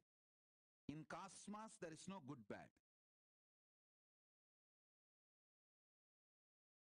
In the conscious scale, there is no good bad.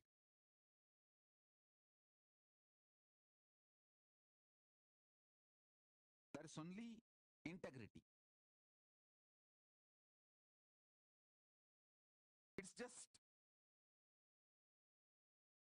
integrity is the key to understand who gets what in the life. If you want to manifest consciousness in your life, integrity is all you need.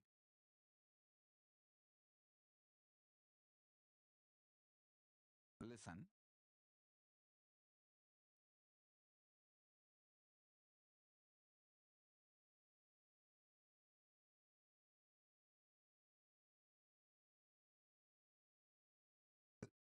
The next truth I'm going to reveal,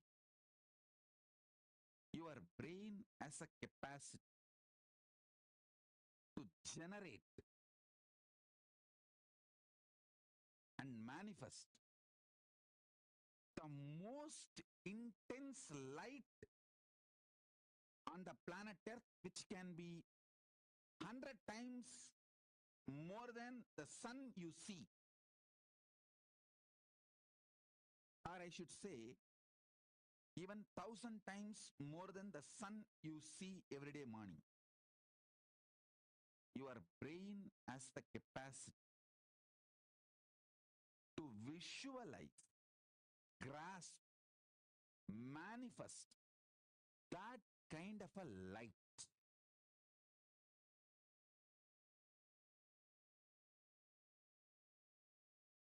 Your nervous system has a capacity to convert that light into a very positive, powerful energy. Command. And your body and mind has the capacity to manifest that command into reality. Listen. Your brain has a capacity to receive, reflect, manifest 100 times more powerful light. Light is the small word I'm using. You can call it as tejas. Conscious, shining light with its own intelligence, independent intelligence.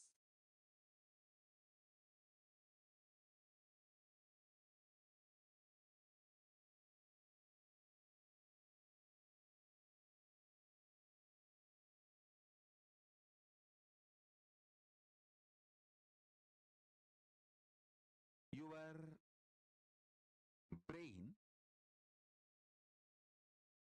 which has the capacity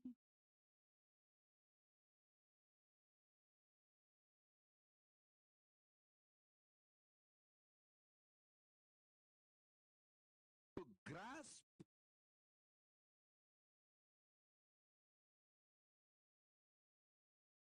tejas. I think I'll explain the word tejas for the newcomers. See, prana, tejas, ojas, these are all the different level words for the energy of the consciousness in Sanskrit.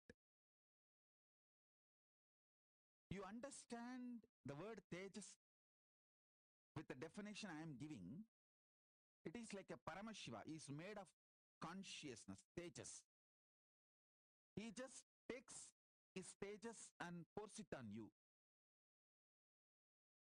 He just takes his consciousness and pours it on you. How it will be? That is exactly. He just puts himself in you.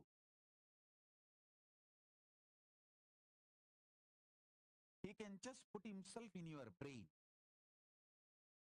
He putting himself in your brain is initiation. Understand? He putting himself in your brain is initiation. And don't worry, don't think, oh, I got initiation. 10 days I felt so high. Then I came down. Don't worry. After 10 days, I will come back again and pour you more with more energy. I am young. You are young. We have a long life and future together happily till you become Paramashiva. And even if you are old, if you die, don't worry, I will bring you back to be with me. I need a lot of Gurukul kids. You can come back and enjoy more initiation. Nothing to worry.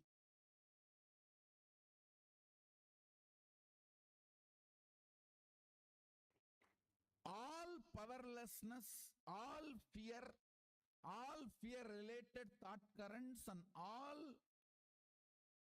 low self inner image you are cherishing, which puts you in powerless, is not clutched to consciousness. You need to understand that.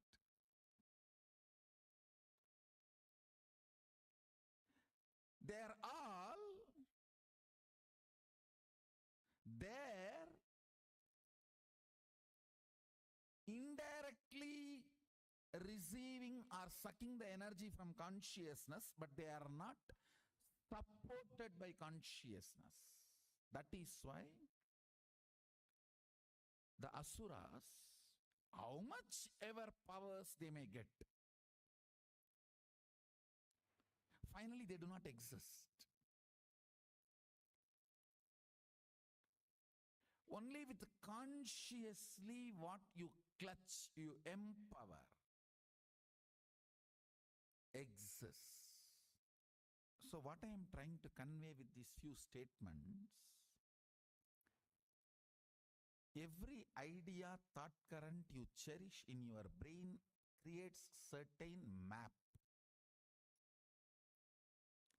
If that map can be taken out and inserted on somebody, it is called circuit.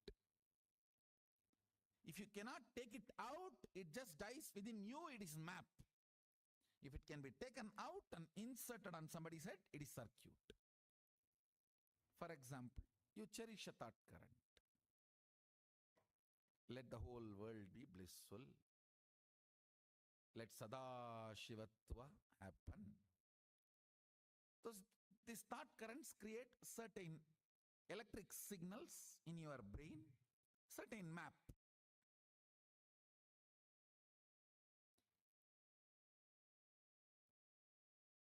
If you are able to hold that stably till the other brain vibrates to the same frequency, it is called circuit. Understand? My Sadashivatva, I hold on to that till all of you are able to reverberate to that frequency. That is what is initiation. One good thing with your brain is it always goes towards the bright side. Like a water always flows towards the lower end, your brain, any higher frequency, it always flows towards it. That is why almost everyone says, when I sit in front of Swamiji, all my problems are forgotten. That is why when I want to make some decision, cherishing my problem, I don't want to go in front of him. Because my mind will change if I go in front of him or if I talk to him.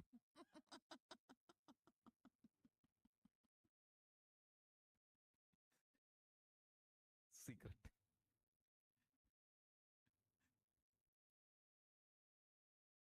Ravana says, Ravana's sister, Shurpanaka, she gives idea to Ravana. You are a Maya Mantri. You know everything of magic and changing the forms. You can take any form as you want. Why don't you take Rama's form and go and enjoy Sita? He says, the moment I remember him, the very frequency, all my personal lust disappears.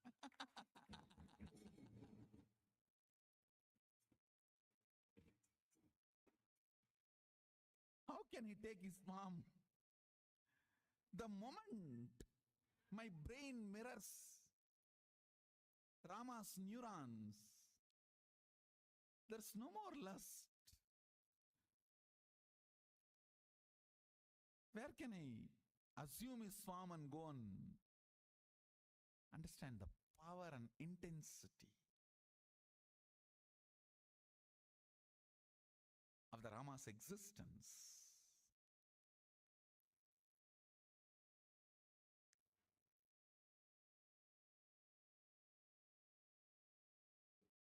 See, when I initiate all of you into powers, it is nothing but I just hold that power circuit and sit quietly, so all your brain starts reverberating in the same frequency. So this map becomes circuit in your system. See, if it is only in your brain, it is called map. If it can be reproduced, it is called circuit. That's all. If it becomes alive to reproduce itself, it is called circuit. Like if a lady remains single, she is lady. If she gives birth, she becomes mother. So map is a lady, circuit is mother.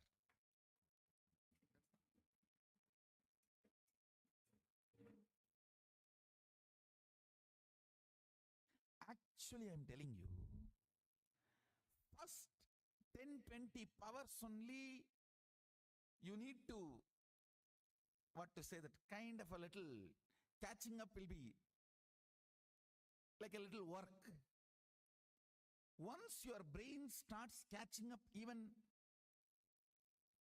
10 circuits of these powers, after that initiating all All the powers manifestation is just like that. It's like a sipping cup of coffee, that's all. I can just have, you can have coffee with Swamiji and have 20 powers and go. It's nothing more than that.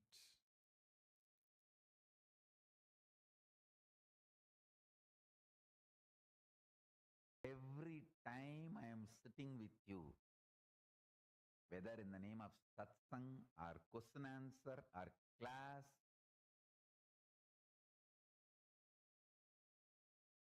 any form, I sit with you guys. It is initiation. Whether you see me or I see you, both see each other. Whether it's a question answer or satsang or just sitting and playing, sitting playfully, casually, sipping cup of coffee.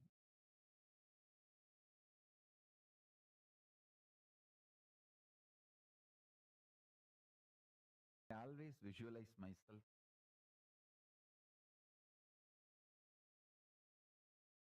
sitting with Arunachala, just with few disciples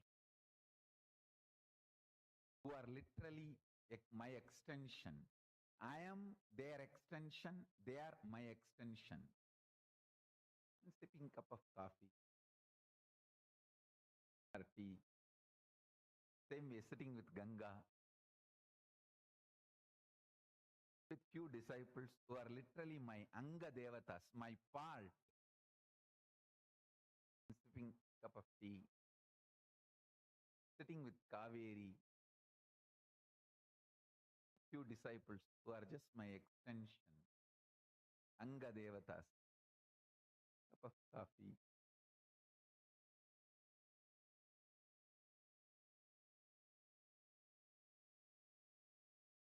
Whether it's a satsang or sitting with a cup of coffee, it is initiation. It cannot be killed. It cannot be killed. Everything happens between you and me is initiation. It cannot be killed.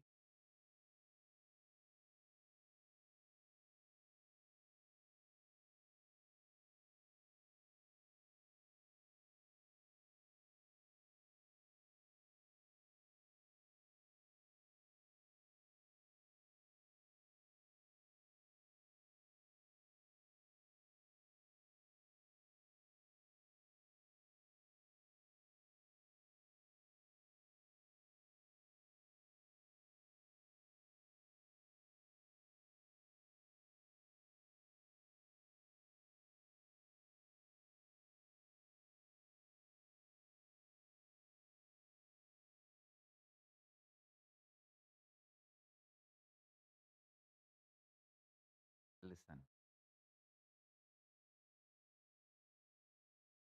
Tadadi divyadam tavat shinuyat pabasandadi tena dikshedi vikyada munibi tantraparagaihi. Diksha is the one which bestows divinity and destroys the continuity of restrictive karmic bondage. Hence it is called as Diksha by the Munis and the ones who are experts in the Tantra Shastras. This is Gautamiya Tantra, 7th chapter, 2nd sloka. Let me repeat. Tatadi divyatam davat shinuyat papasantatihi tena diksheti vikyata munibihi tantrabarahai. Parakaihi Munibihi Tantraparagaihi. When it joins Munibis Tantraparagaihi, it becomes. Understand?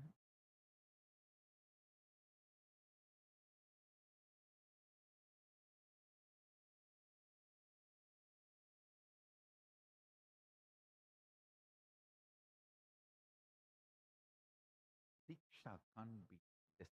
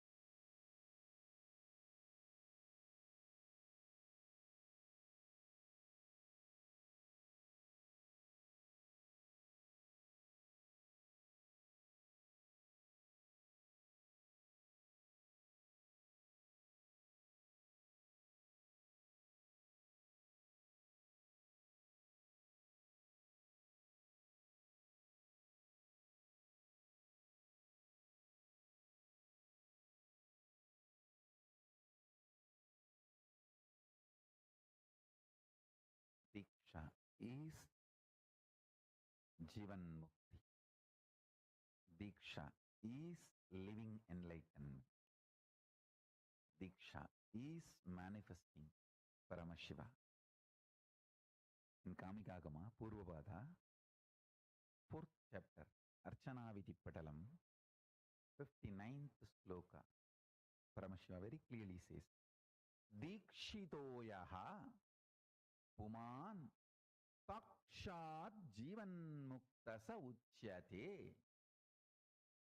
The one who has been initiated, received Diksha, is considered to be evidently a living liberated soul, a Jivan Mukta.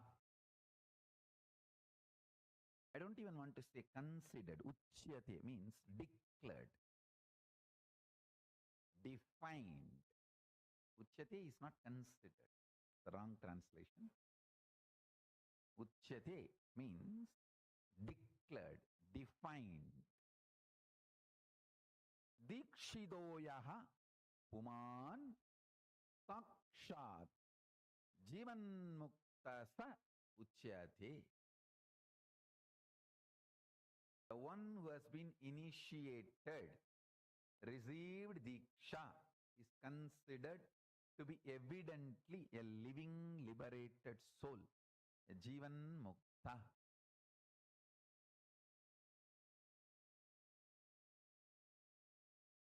At present,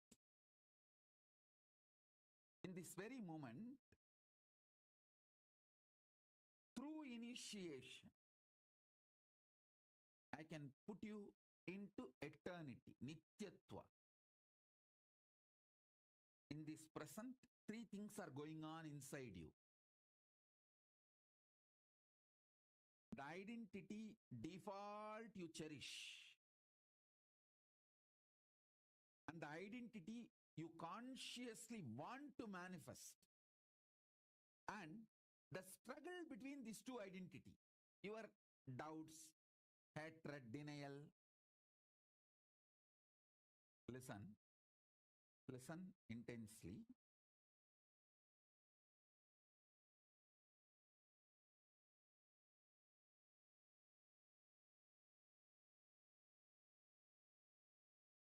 At this present moment, 3 things are going on inside you. 1, the identity you default cognize. 2, the identity you consciously want to manifest. 3, the struggle between these two, your self-doubt, self-hatred, self-denial. all these three. I can cut across all these three. Enter into your consciousness. Make your consciousness smell the beauty of Paramashiva, Nityatva. So you just wake up. You just get a taste. I tell you,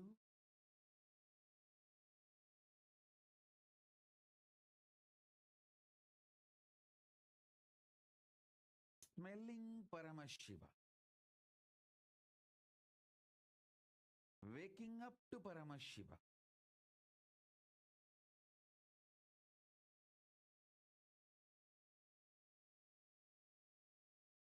waking up to this highest.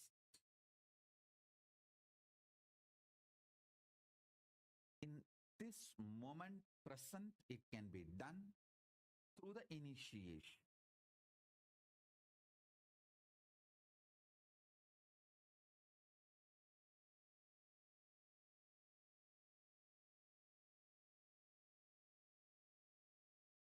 To understand,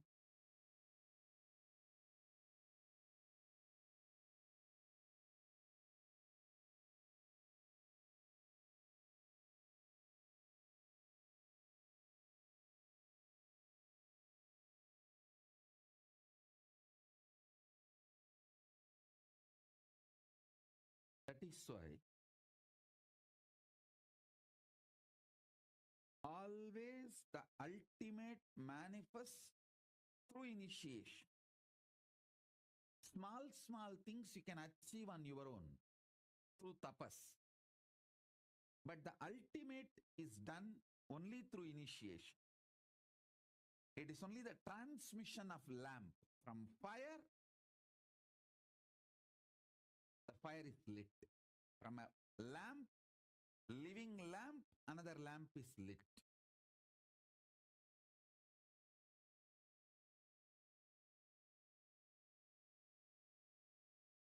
Listen intensely. It is to give initiation. I come and sit every day for the satsang. Dikshito ya puman sakshat jivan mukta sa uchyate. The one who has been initiated, received diksha, is considered to be evidently a living liberated soul, a jivan mukta. The word jivan mukti, I got it from Kamikagama, Archanaviti Padalam.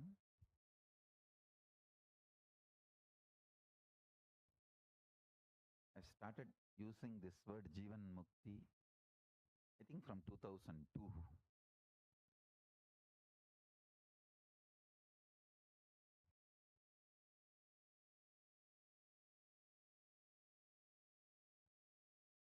Listen. When I initiate, literally Kailasa enters in you. Kailasa is a intense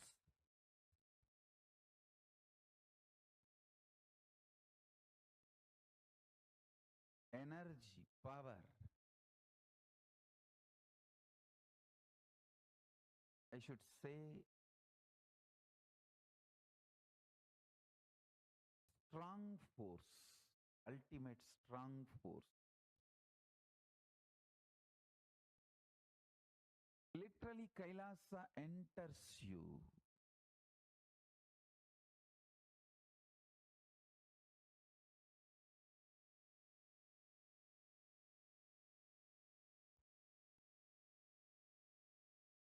Kailasa entering you and engulfing you and just imbibing you into itself is initiation.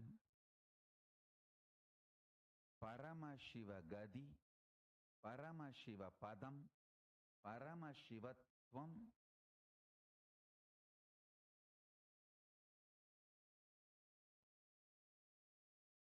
Paramashiva Paramashivatvam, Paramashivapadam,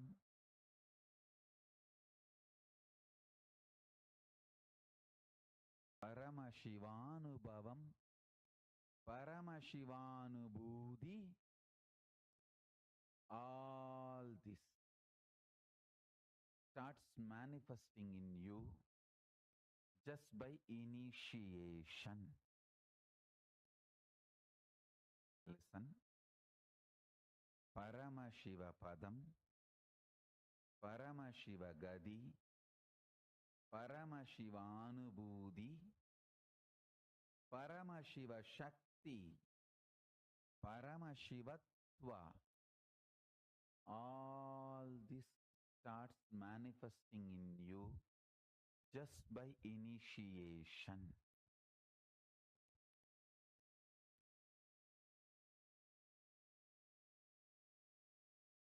Jivan Mukti. Manifesting Paramashiva while you are in the body is Jivan Mukti. Jivan Mukti starts manifesting in you just by initiation.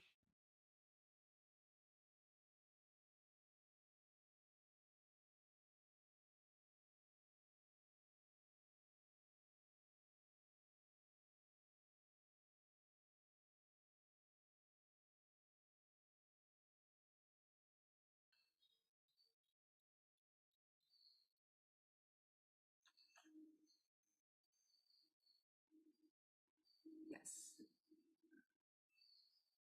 Please share if you have any clarifications needed or if you have any questions. Please do let me know.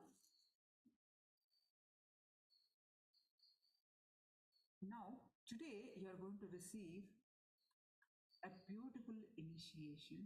Now, you just learned about initiation, and today we are going to learn the initiation called Shiva Diksha. It is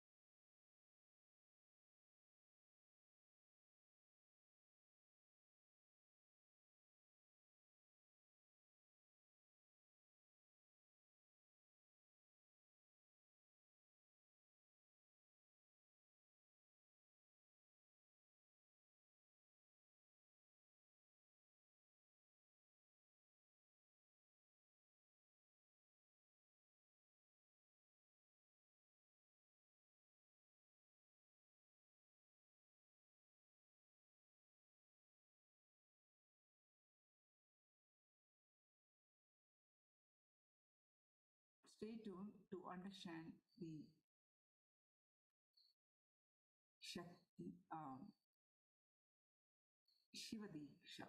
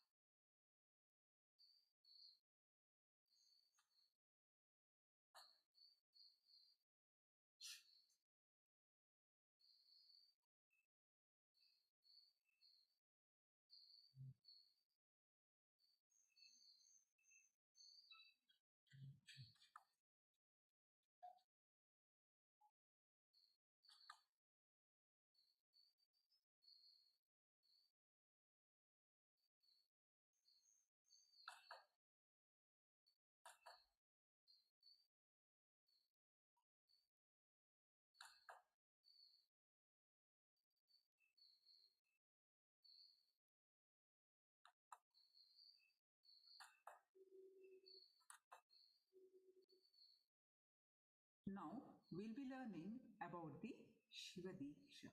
With the blessings of the Supreme Pontiff of Hinduism, Jagat Guru Mahasannidhanam, His Divine Holiness Bhagwan Nityananda Paramashivoham's blessings, let's understand what is Shiva Diksha. Am I audible now? Are you able to hear me now? Can you confirm? Can I have a thumbs up?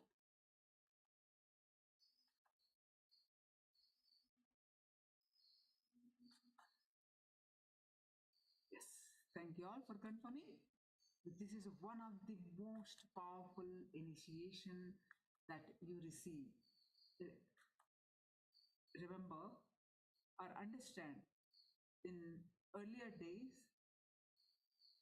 the Guru used to give only when the disciple showed his commitment for at least 12 years. 12 years a minimum, a disciple has to serve the Guru and his mission to even consider for this Diksha. Today, Swamiji is making this available to all of us. If you are available, he is graciously, with infinite compassion, initiating you into this powerful initiation, Shiva Diksha. Sadashiva. Sadashiva is another name of Shiva, Paramashiva. Sadashiva clearly describes that we, all the human beings, are Amrudasya Putraha, meaning sons of immortality. We are not sinners in need to repent. We are simply favorite inheritor of the cosmos. Brahmanyam Bahuputratam, meaning we are the favorite inheritors of the cosmos.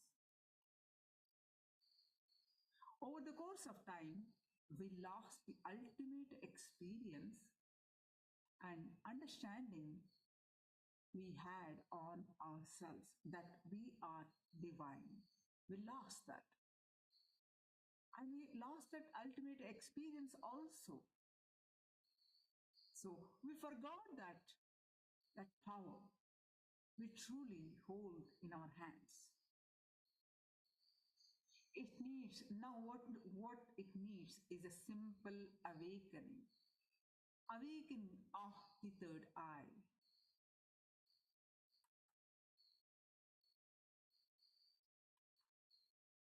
Paramashiva is the exuberant cosmic energy of third eye, otherwise known as Anya Chakra. The chakra in the between the brows. Today, there are two levels of Shiva Diksha. Today, you will be receiving level 1, Shiva Diksha level 1, which is called Samaya Diksha. Shiva Diksha level 1 or Samaya Diksha is the gateway towards the powers of the third eye. From blindfold reading to body scanning to remote viewing, all these powers are at your disposal for you to master after the Samaya Diksha. Initiation into third eye awakening by the Supreme Pontiff of Hinduism, Nityananda Paramashivoham, is the first quantum jump, the first initiation of transformation of man to divine, from human experience to divine experience, from transformation from man to divine, or super consciousness breakthrough. This Diksha is the first step. Agama are the Shastras graced by Paramashiva. As I mentioned earlier, These are the applied sciences of Vedas, spoken to Devi Paramashiva Shakti, bestowed upon her request, which are the lifestyle and initiation to achieve the Paramashivoham, the state of Jivan Mukti. Meaning, what is Jivan Mukti? The Jiva, the life that we are experiencing as human, liberation from that and experience the divine life. These are delivered, O Kalli, by Paramashiva and revealed to us through Devi Paramashiva Shakti, then Mahavishnu, then in the Uttara Kamika Agama. Paramashiva blesses us with explanation on Diksha, initiation processes, for those who are seeking to lead a spiritual life. These powerful Dikshas are called Samaya Diksha, Vishesha Diksha, Nirvana Diksha, and Acharya Abhishekam. Today, we will be receiving the first one, Samaya Diksha. Paramashiva describes Samaya Diksha to be the first step for all Hindu seekers, disciples, and devotees for enlightenment. Paramashiva compassionately reveals further that Samaya Diksha is a common entity to all living beings, regardless of gender, caste, and creed.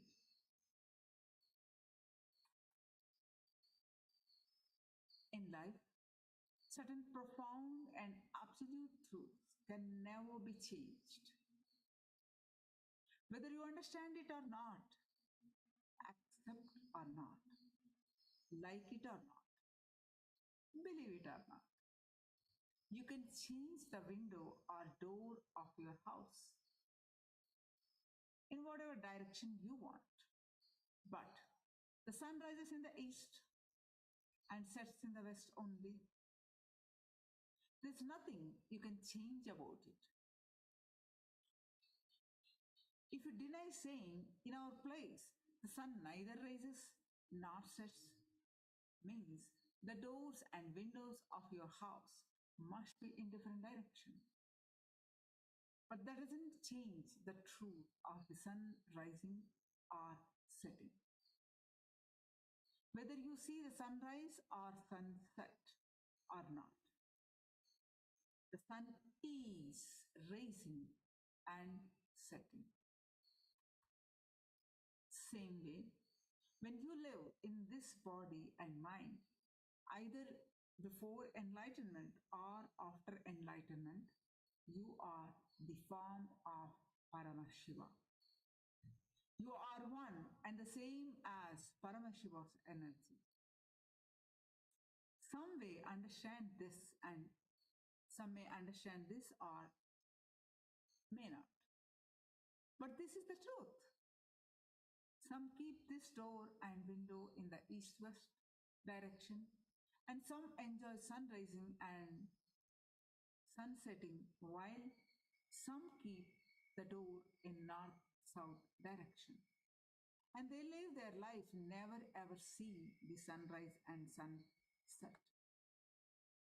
A rare few, while they are living, due to their tapas, austerities, leave the space of Paramashivoham to celebrate, rejoice, radiate, and manifest the energy and powers of Paramashiva.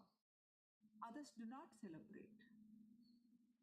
The truth is, we are all part of Paramashiva, whether you enjoy it or not, whether you accept it or not, whether you deny it or not, whatever you want to do, the truth is the truth.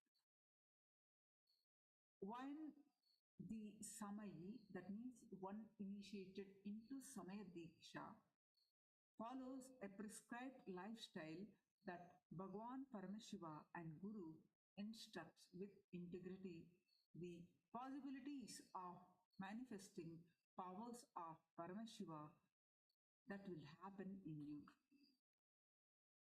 Guru gives you the first inspiration, awakens your Kundalini Shakti, and grants you the rights to express the Paramashivatva. He initiates you to achieve your rights. That is Shiva Diksha. When you receive initiation from a person who is not enlightened, after the initiation, you need to repeat the mantra continuously on your own effort, till the mantra merges in you and becomes part of you. You need to go on doing the japa, the chanting. When you receive the initiation from the Supreme Pontiff of Hinduism, he pours the mantra into your bioenergy. So whatever work you are doing, the mantra japa goes on vibrating in the throat. When the mantra happens continuously, Paramashiva's remembrance, bliss, knowledge, powers, pours and grows in your life as Shakti and power. This Shakti awakens the DNA of your Gotra, your family, community. Whatever community in which you are born, that unique DNA is awakened. By this awakening, the knowledge, clarity, completion, and fulfillment start happening. Shaktis, the powers originally revealed in the Vedas and Agamas, the source books of Hinduism, the source of cosmic laws itself, stand by their own independent authority as scriptural proofs or Shastra Pramana. The following are the verses collected from the scriptures where Sadashiva himself speaks about the Diksha. Diyate Jnana Sambandha Hiyate Pasuvasanta. That action which bestows enlightenment destroys the three impurities, the bondages of the self. The names, the meaning is feeling belittled, karmic baggage, and the forgetfulness of one's own state is called Diksha, which bestows liberation. It is called so because it gives enlightenment and also takes away the bondages.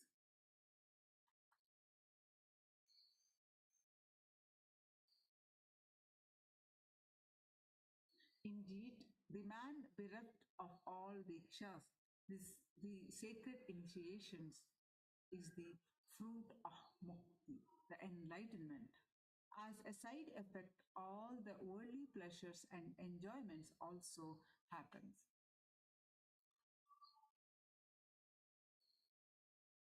Paramashiva reveals in Rudra Yamala Tantra, O Devi, the one who has not received Diksha does not attain perfection, completion, or liberation, nor a good future path. So, by all intense efforts, one should become a Dikshita. Meaning what? The initiated one by the Guru. One must receive the initiation. Samaya Diksha, which is Shiva Diksha level 1, the preliminary level Diksha is called Samaya Diksha. Maya means the individual identity. I and mine. My house, my car, my body. Right?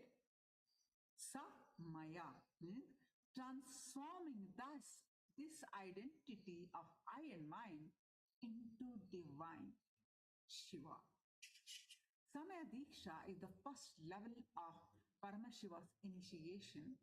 Through this Diksha, the bondages that bind the individual self from experiencing its Paramashivatva the space of oneness with Paramashiva is destroyed by the loving grace of Guru, who is Paramashiva, thereby awakening the space of Paramashivoham, oneness with Paramashiva in the disciple. Through this Samaya Diksha, one becomes formally eligible to live and practice the Vedic lifestyle as ordained by Paramashiva in the Agamas. It is not mandatory that a person initiated into Samaya Diksha should follow a strict vegetarian diet.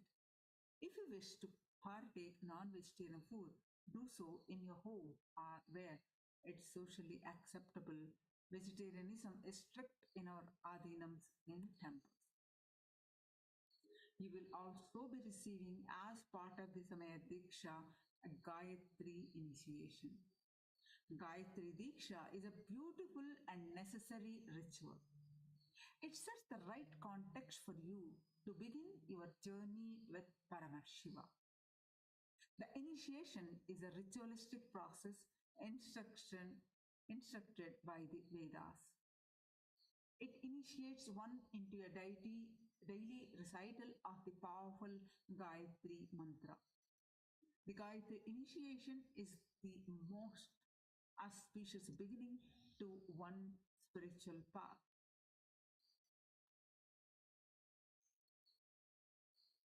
For the world, it brings tremendous healing and possibility for peace and happenings. The most people are practicing the most word become peaceful.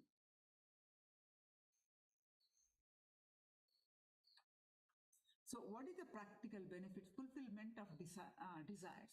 When you practice this, you will have the fulfillment of all your desires. Fulfillment. Now, Samaya Diksha, there are few things that disciples should avoid once taken initiation in order to maintain integrity to Paramashiva and manifest all powers. The initiation should not whatsoever abuse Lord Paramashiva, the source of the cosmos, should not abuse the words of Paramashiva, the Vedas and the Agamas, should not abuse Guru who gave him the Diksha, should not abuse others, sadhakas, the food seekers, should not eat the food kept aside for offered for Chandikeshwara, the accountant of Paramashiva, should not cross the flowers or food kept aside for Chandikeshwara or offered to Chandikeshwara or offered to Lord Paramashiva. To maintain integrity, there are some things you should ardently follow as well. Those are listed below. The initiated disciple should, till the end of lifetime, worship Guru, Paramashiva, and the Shivagni, the sacred fire in which Paramashiva is invoked. The initiated disciple should apply bhasma, the vibhuti, the sacred ash, on his body, wear rudraksha gifted by Swamiji during the Diksha on his throat, such that the rudraksha touches the throat center all the time.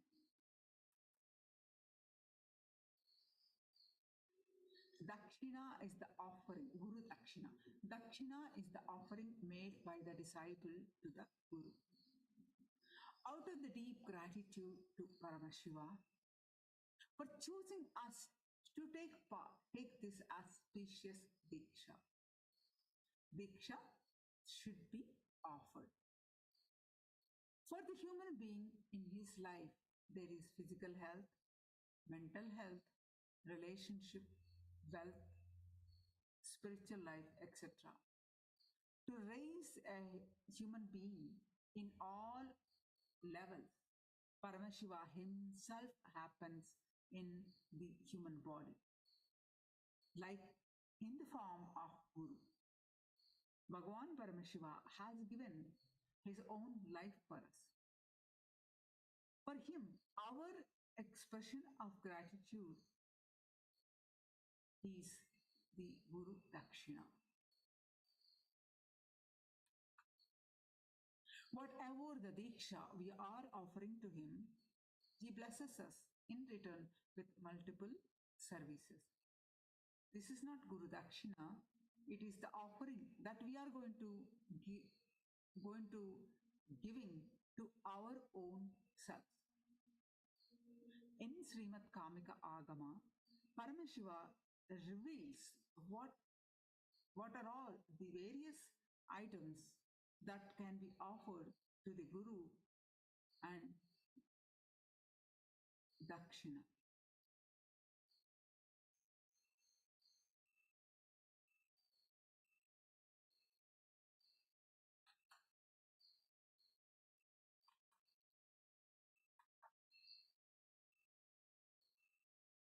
So with this Diksha, you'll be building inner space on powerful cognitions, truths, understanding about you, about world, and about life. You can become enlightened, manifest powers, and all the possibilities. Shiva Diksha is all about shifting the way you function from powerless cognitions to powerful cognitions. Now, let's watch what is Shiva Diksha from the Supreme Pontiff of Hinduism's own voice. Stay tuned to watch the Shiva Diksha.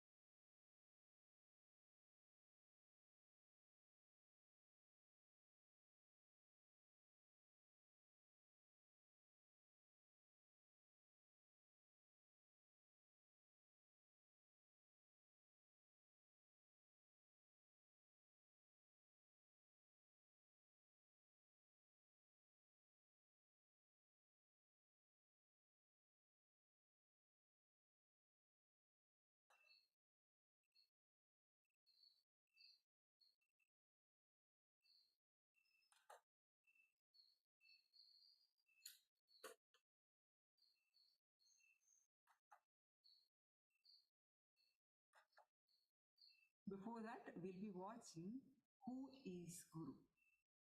Then we'll be watching the Shiva Diksha.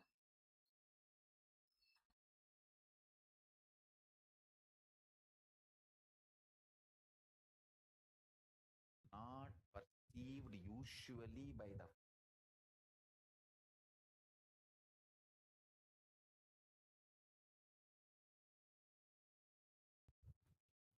purpose of my incarnation is to get the attention of scientists to study the non-material, super-conscious happenings which is not perceived usually by the five senses. And the small definition of the proof of existence needed to be expanded. Understand? What you call as proof of existence is too small. The definition of proof of existence is too small. Scientific community need to expand the definition of the proof of existence, one, and should start studying non-material phenomena and happening, super-conscious happenings and phenomena, attracting the attention of the scientific community to that phase of non-material phenomena and happening, super-conscious phenomena and happening is the purpose of my happening. Understand? Paramashiva will do it. He is doing it and he will do it. If science puts little time and energy and attention to study the non-material happenings and phenomena, superconscious happenings and phenomena, I tell you, we will have the growth in next 1 decade, 10 years, which we have not achieved in last 2000 years of existence. If we put little attention in this direction of non-material existence and phenomena, superconscious existence and phenomena, we can easily understand the whole Hindu literatures, Idihasa, all the Hindu traditional source scriptures of Shruti Smriti, recordings of history, recordings of cosmological discoveries, recordings of amazing knowledge source.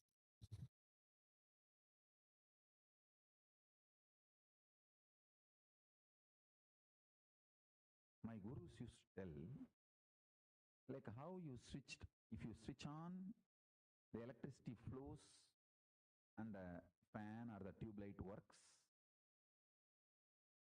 Same way, conscious decision to cognize Guru exists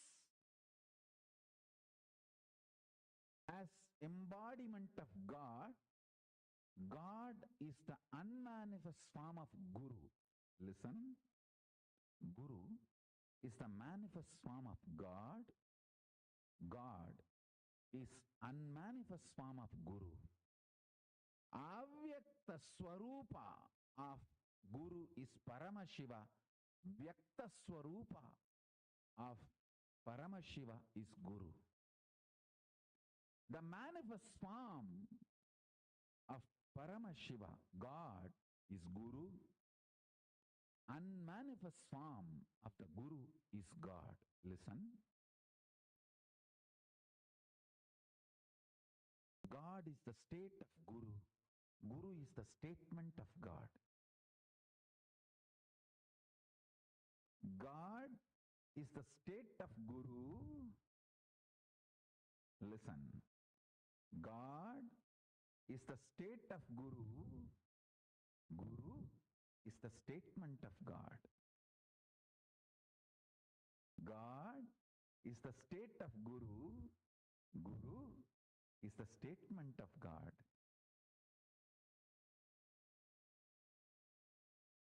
Catch the statement and mudra both. God is the state of the Guru. Guru is the statement of God. The unmanifest of the Guru is God. Manifest of the God is Guru.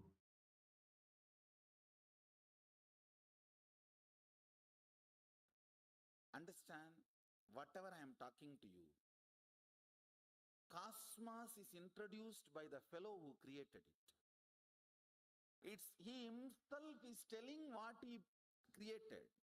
So this is the most authentic version.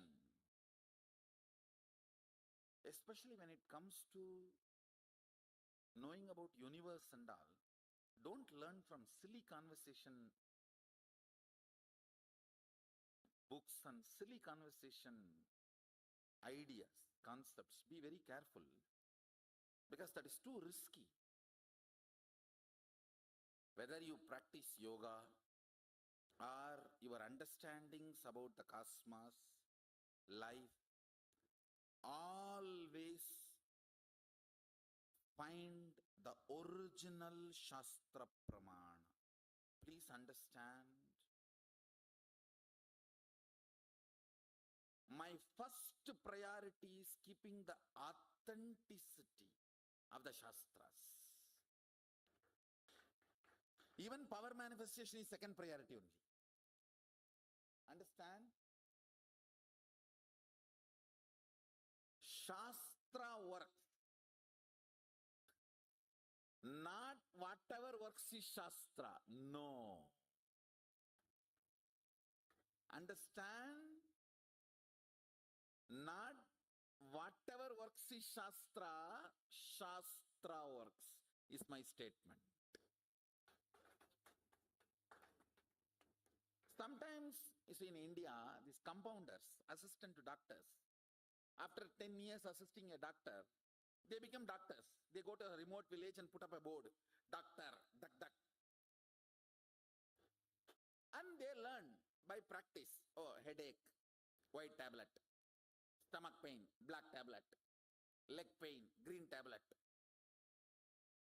Yes, it will work as long as the pharmaceutical companies don't change the color. Understand? Even if it is little difficult, learn from the proper methodology, time-tested, foolproof, well-established, original, authentic source. So I'm repeating, whatever works is not Shastra, Shastra works is my statement. Sometimes we tend to, oh, if it works, it's Shastra. No. No. That's compounder. It'll work sometime, but not for all, not for everything. Atma Pramanas, unless they are acid washed with the Shastra Pramanas, should not be taught to everyone. Many times Atma Pramanas are only for us. Only if it is acid washed with the Shastra Pramana, it is for all of you, for everyone. Mad Guru, only after acid wash of Shastra Pramana can become Jagat Guru. Not before. Let me go to the next understanding. Please listen. Cosmos, because it is unknown to you, if it is introduced in a very friendly ambience, listen, you digest the whole thing as experience. Listen. Mahadeva says very clearly, if I teach you something based on which you need to make decisions immediately, which is going to change your life, because you don't want to change your life, you will question the very teaching. Listen carefully. When I say, hey, practice completion with your spouse, you will question the very fundamental of the completion. Why? But if I tell you there are 11 planes, they look like this is the understanding, in a very friendly space where you don't need to make immediately any decisions about them, you just tend to imbibe. The unmanifest, avyakta, need to be taught in a very friendly ambience. Listen. If it is taught in a friendly ambience, the whole thing becomes your experience, wasting your time, births is drastically reduced. The 11th dimension I'm going to introduce, you can realize this 11th dimension, its reality, spending some 200 lives on your own, going to every door and knocking after every death. You can do it on your own, no problem. You will just waste 200 births, that's all. See, 100 things Agama says. 10 things worked for me. I tried and it is helping me to manifest powers. I'm enjoying, it's really clicking, it's all right. Then why will I waste time in checking out on all the other 90 things? I will fall head over heels and just practice. Why will I waste my time on reinventing the whole other remaining 90? By 10 things becoming reality, by the time, because the 10 things have become reality, I should become a spiritual fruit, not still hard nut. See, when I start being a hard nut is not wrong. But by the time the 10 things have become reality, I should have become mature to become a spiritual fruit to grasp the remaining 90, because many of them are unmanifest. You can't be sitting with the teeth in your stomach.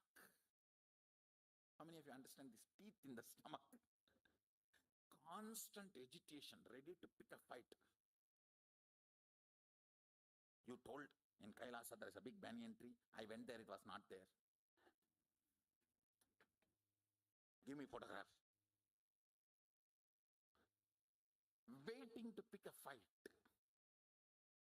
Teeth in the stomach.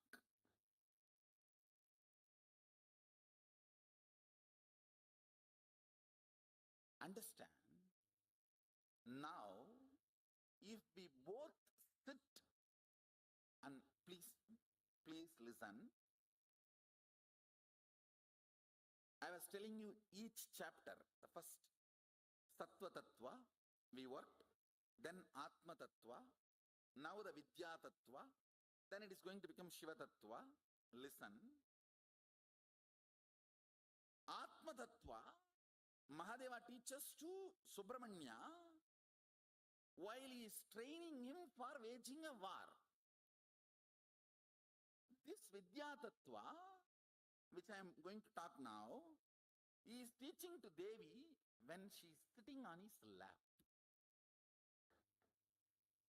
Understand, exactly the same way in our temple, Devi is sitting on Mahadeva's lap. This need to be taught with a very intimate trust. Literally all of you are sitting in my lap now. It is not physical, it is the kind of the understanding and intimacy where we both know we are integrated to each other. Understand? Because I am talking about something unmanifest, avyakta. Yes, you can be doubting, but what is the result? Waste of your time.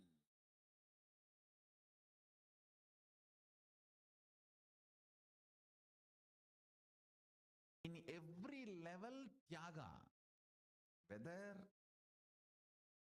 the kind of a luxurious lifestyle product, food, or sexual needs, in every level, the tyaga makes your DNA's natural selection process take a quantum jump and makes you evolve as Paramashiva.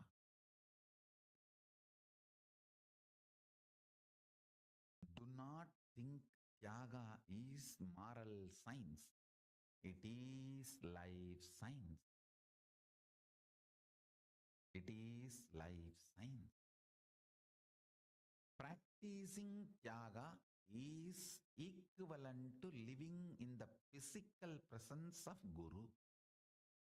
If somebody practices Tyaga in every dimension, you are already living in my physical presence. You are having the quantum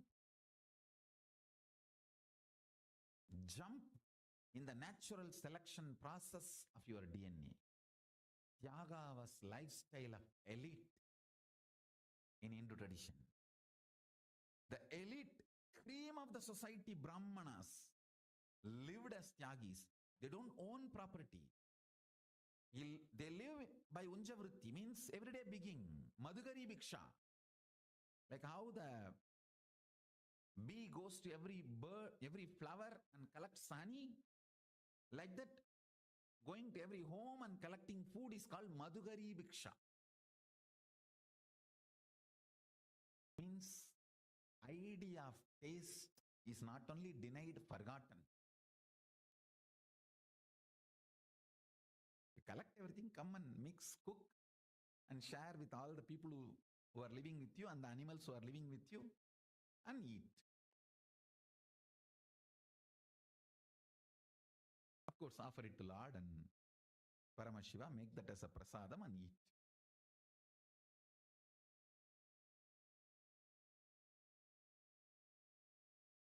Whole day,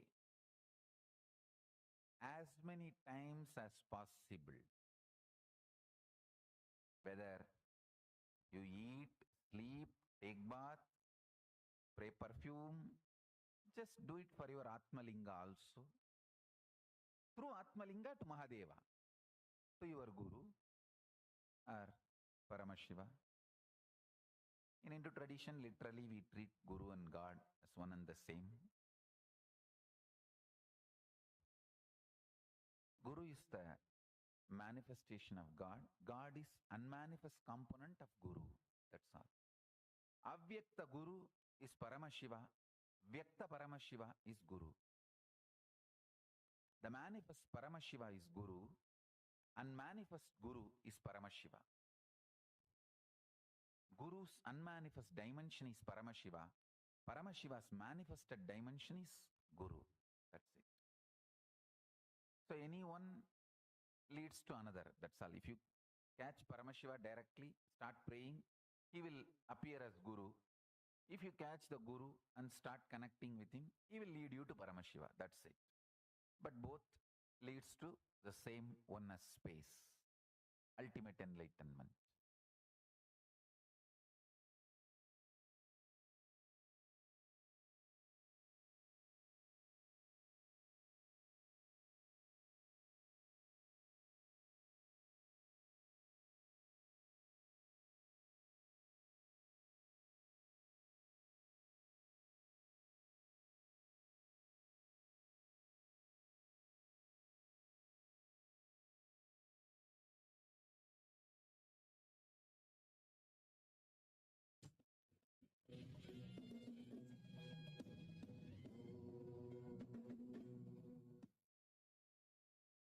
Om Nityanandeshwara Paramashiva Samarambam Nityanandeshwari Parashakti Madhyamam Asmadacharya Paryantam Vande Guru Paramparam.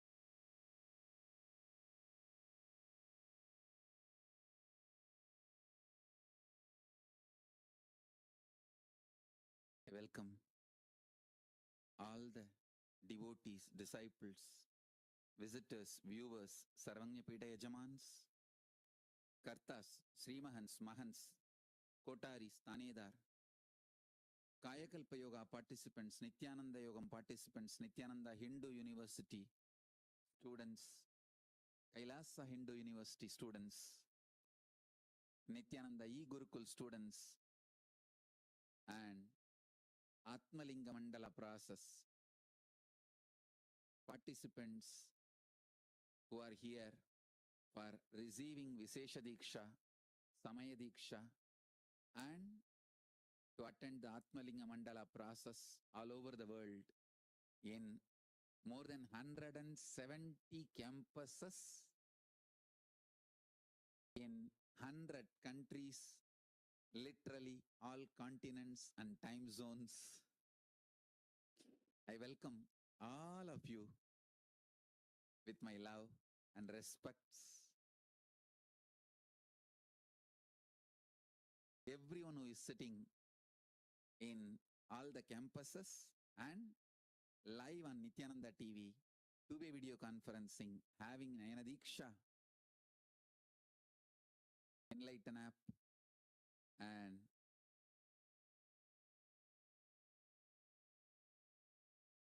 Hinduism Now TV, Twitter, through every way, I welcome every one of you with my love and respects.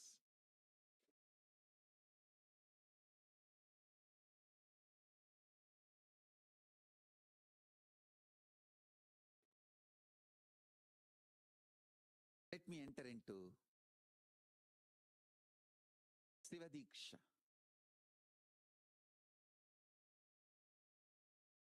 Understand, I'll give you just few important understandings. Just internalize these few important understandings.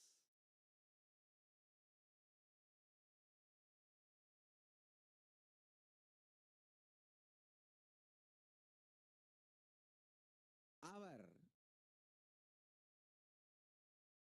inner software, you call it mind, you call it intelligence, you call it any name you use. In Sanskrit, we use the word mana, chitta, buddhi, ahankara. All these words put together, I call it as inner software. Please understand. The inner software you carry functions based on certain patterns and cognitions and understandings. That inner software can be binding you, torturing you, harassing you, abusing you more and more if it functions based on wrong content, wrong cognitions, powerless cognitions, abusive cognitions.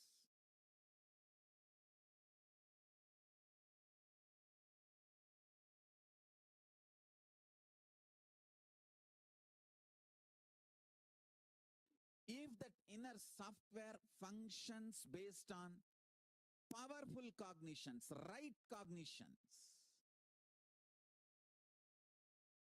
intelligent cognitions, it can liberate you. Understand?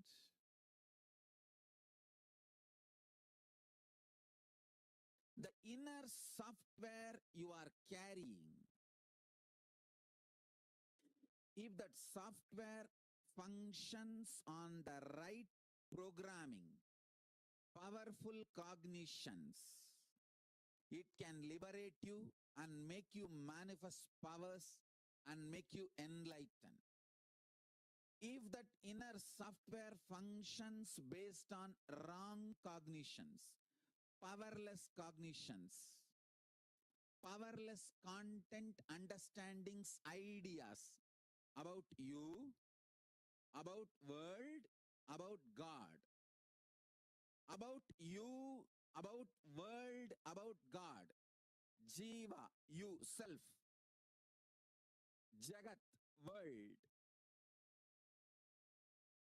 Ishvara, God. The about all these three, the cognitions you have,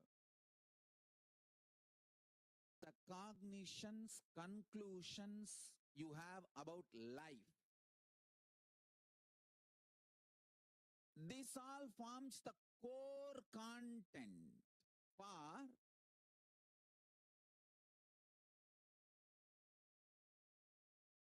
your inner space. If your inner space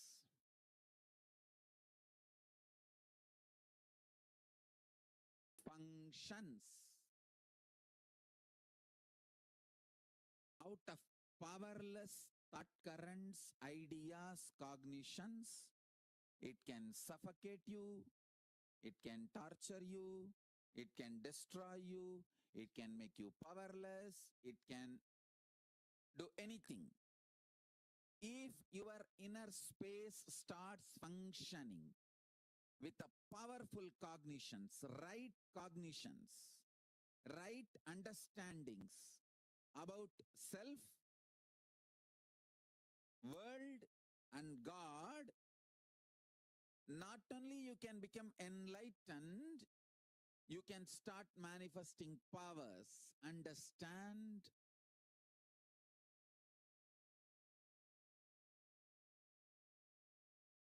Sivadiksha is all about shifting the way you function from powerless cognitions to powerful cognitions. That's all.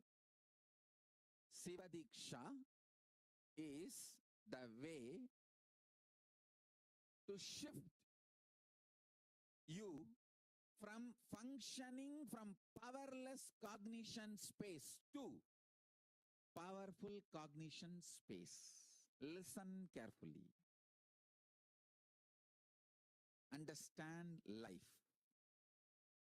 Listen carefully and understand life.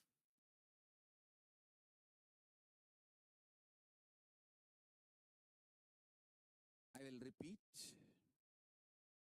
First,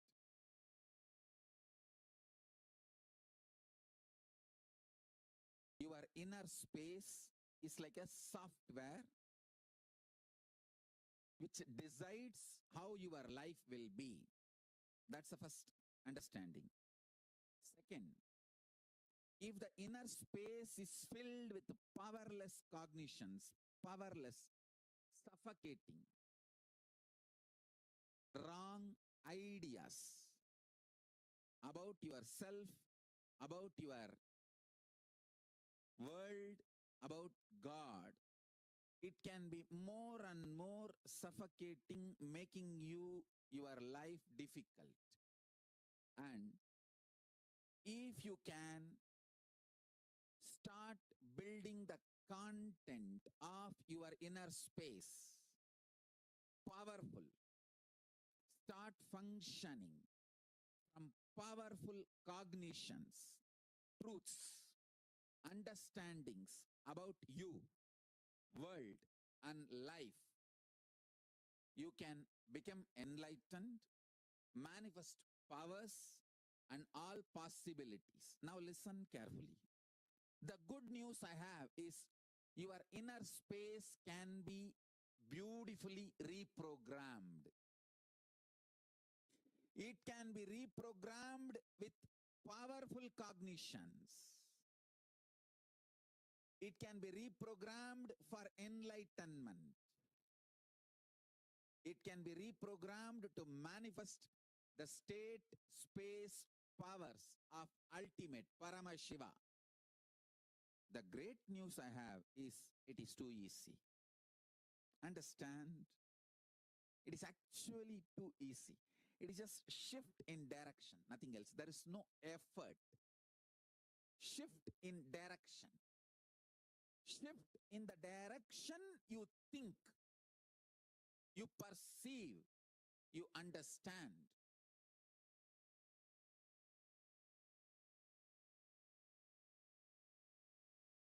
Shiva Diksha is all about giving you that shift.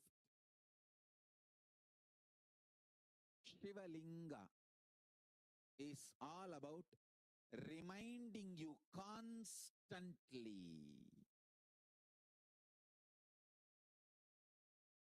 that shift and making you start living, manifesting that shift, enjoying, entertaining that shift inside you. Listen carefully.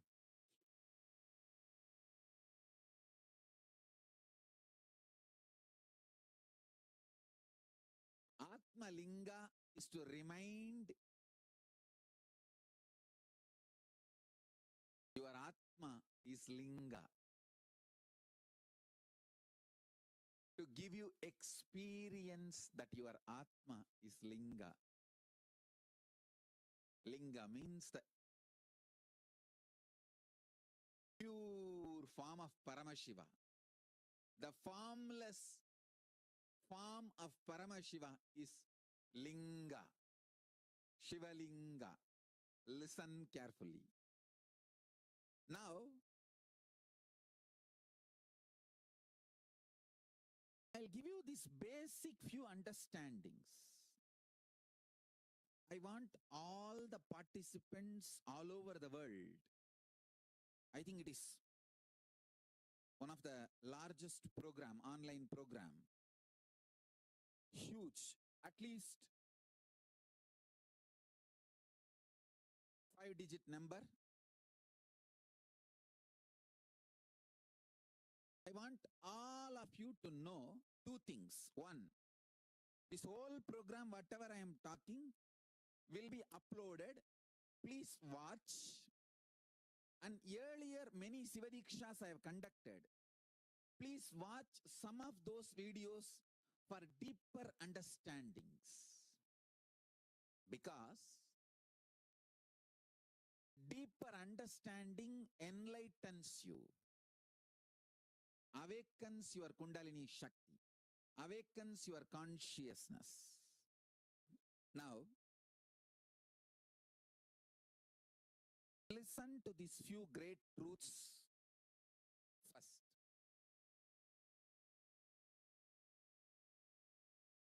Paramashiva does the 5 actions: creation, manifestation, srishti, sustenance, maintenance, sthiti in Sanskrit. Samhara means rejuvenation, destruction. Trobhava means pulling out of delusion. Anugraha means liberation, enlightening. I will repeat. Srishti, creation, manifestation. Sthiti, maintenance, sustenance. Samhara, rejuvenation.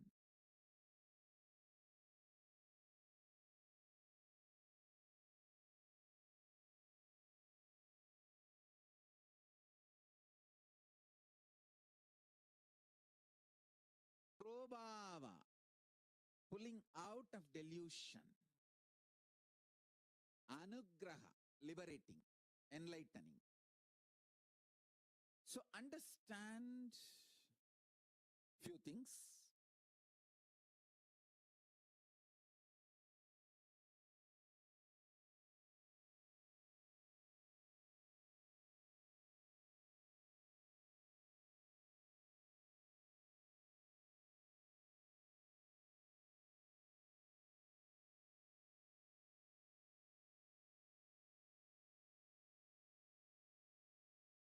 Listen carefully.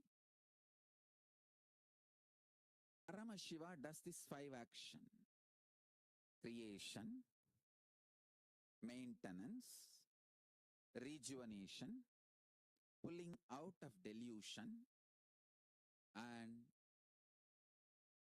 liberation. Not only he sits in the cosmos and does all these 5 action, he sits in you also and does all these 5 action constantly in your life. Listen, the first powerful cognition. Paramashiva does all these 5 action, and same Paramashiva not only is sitting in the cosmos and doing this 5 action, he is sitting inside you and doing this 5 action. The core content of your inner space is Paramashivoham. You are Paramashiva. Listen carefully.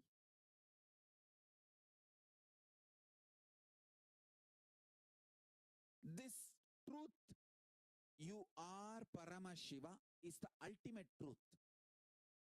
Your day-to-day life facts may not immediately match the truth. But if you just sit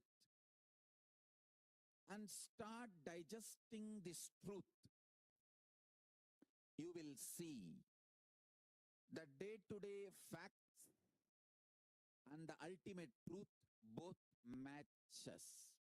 When you realize day-to-day facts, ultimate truth matches, it is called enlightenment. When you realize, wake up, yes, the day-to-day facts and the ultimate truth is matching.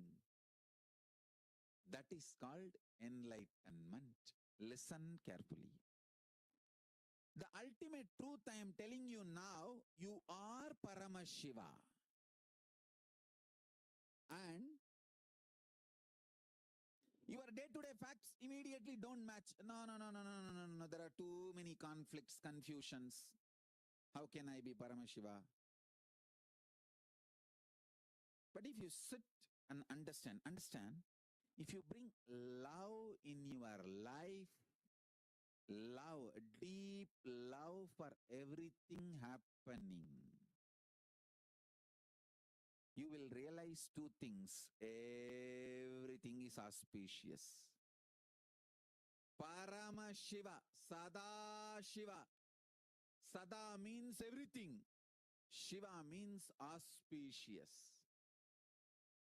Understand? Whatever me and the Sangha is going through, in this moment I am uttering this truth. Not only this is truth, this is fact. Nothing falls apart. Everything falls in place. Nothing falls apart. Everything falls in place. Understand this great truth.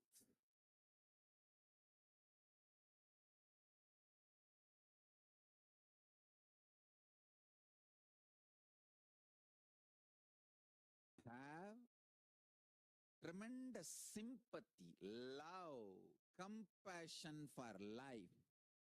It is the atmosphere, ecosystem of love, compassion, sympathy. That is the atmosphere where these higher realities are realized, manifested.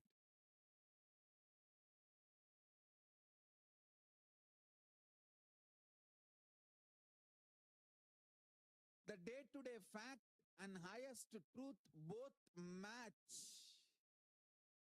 Highest truth only manifests as day-to-day fact, and you will start realizing that, and you will also know how to manifest the day-to-day life as you want, aligned to the highest fact, highest truth. When you start internalizing this truth, I am initiating all of you into.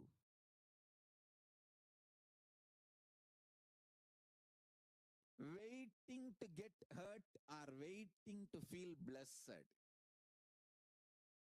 Are we interested in waiting to get hurt by life for every small thing, or waiting to feel blessed for every small thing happening around us? That's it.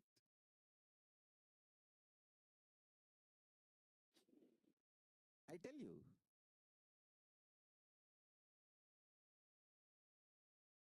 Whatever I am going through, Sangha is going through, during all this, I can tell you very clearly, Paramashiva is real. Paramashiva, Parashakti, Kalabhairava are protecting me and the Sangha. Please understand.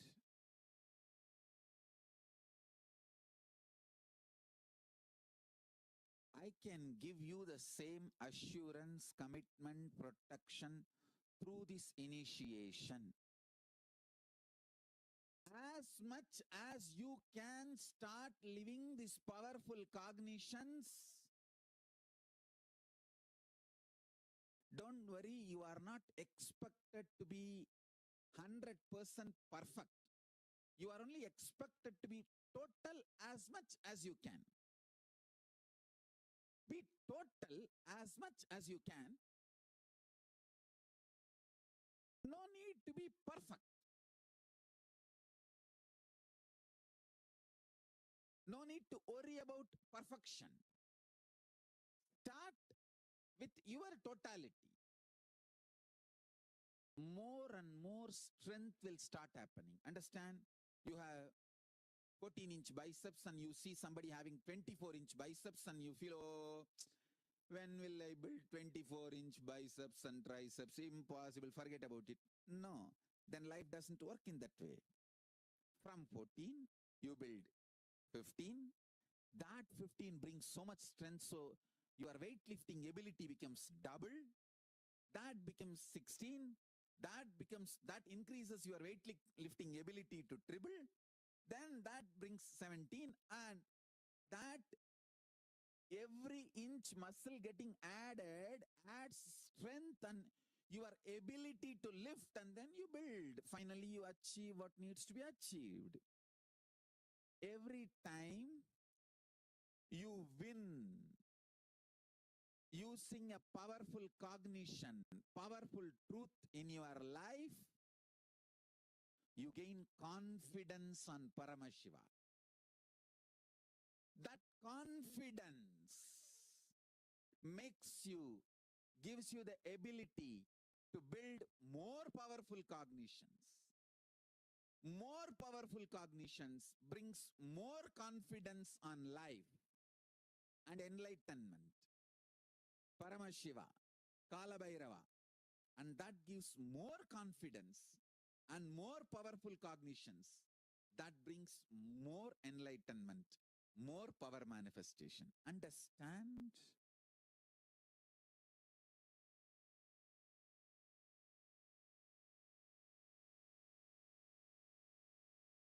Somebody goes to God and asks, God, bless me. Everyone should praise me. Give me the boon. Everyone should praise me and accept me. God said, hey, even I am not accepted by everyone. Why are you asking that? Even I am not praised and accepted by everyone. Don't ask for that. Life will ever be one side people praising you for your contribution. The other side people will be abusing you, attacking you, just because they are feeling deeply anger, violent inside for various reasons. You need to know, are you going to hurt yourself because they are vomiting their pains on you? Are you going to hurt yourself waiting to get hurt by them? No. Or are you going to be very clear and go on contributing to the world what you need to do? Understand, life is for people who decide to go on contributing and do what they need to do. That's it.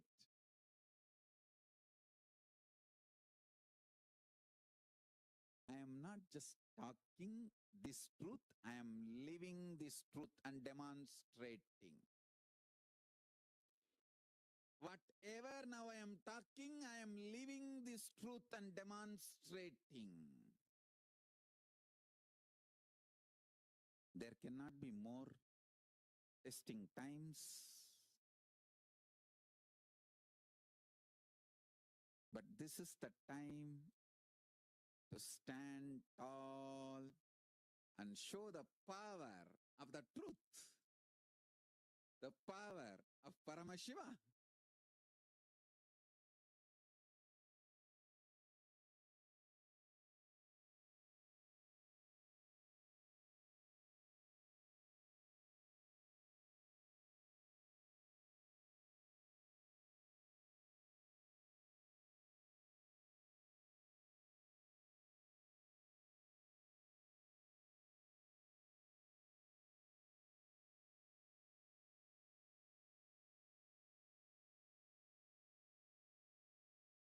all of you understand?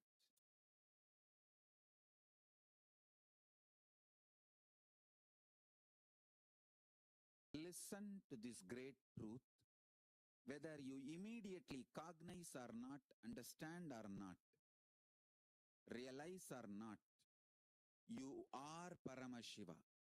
Because all these 5 actions, creation, maintenance, destruction, pulling out of delusion and liberation, all these 5 actions is constantly happening inside you.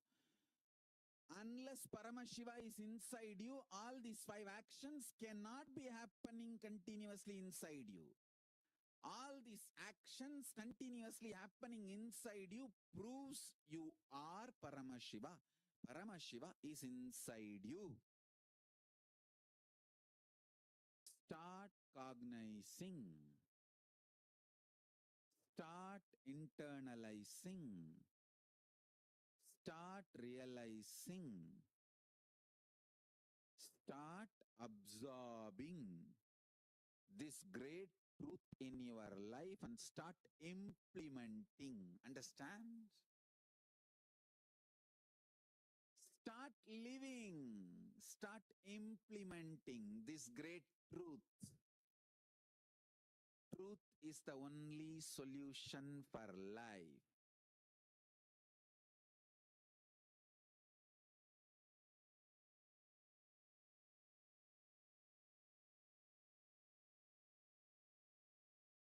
I wanted you to know, at any situation in the life, truth is the most powerful strategy for life. The truth is you are Paramashiva. Whether you understand or not, nothing falls apart, everything falls in place. Understand, I am telling you.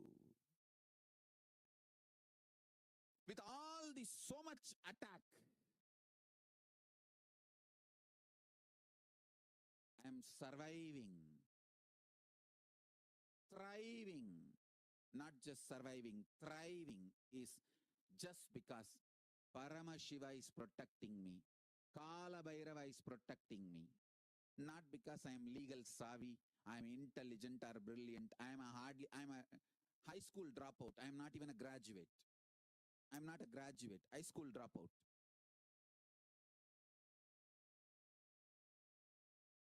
I am not graduate. I am from a small village, but from Arunachala. From Paramashiva. Understand, I tell you, if I am surviving and thriving, it is just because Paramashiva is protecting me. Kala Bhairava is protecting me. I want the world to know Paramashiva is protecting me. Kala Bhairava is protecting me. I am neither legal savvy, nor arrogant, or intelligent enough to save myself from all these attacks.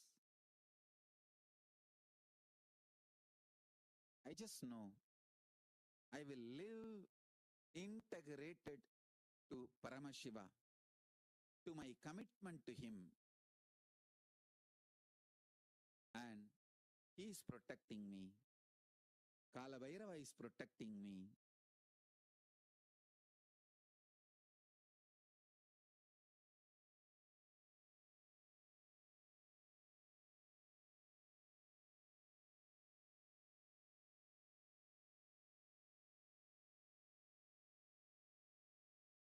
I really want to tell you all, please listen. Please listen. Listen. I absolutely love you guys. All of you who are here for initiation and mandala process, I absolutely love you guys. I am revealing the most sacred truth. Understand? I know Kala Bhairava is protecting me.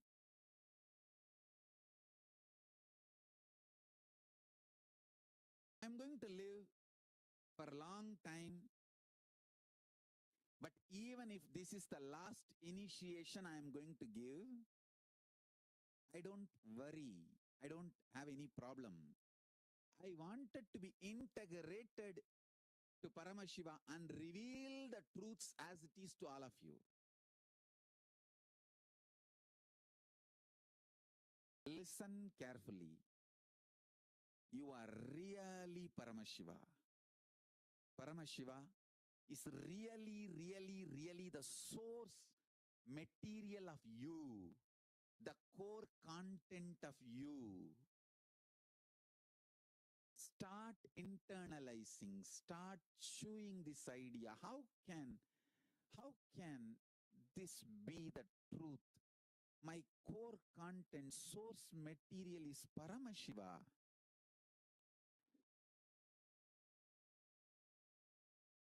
In fact, there is so many incompletion, hurting, pain, contradiction. Hey, too much.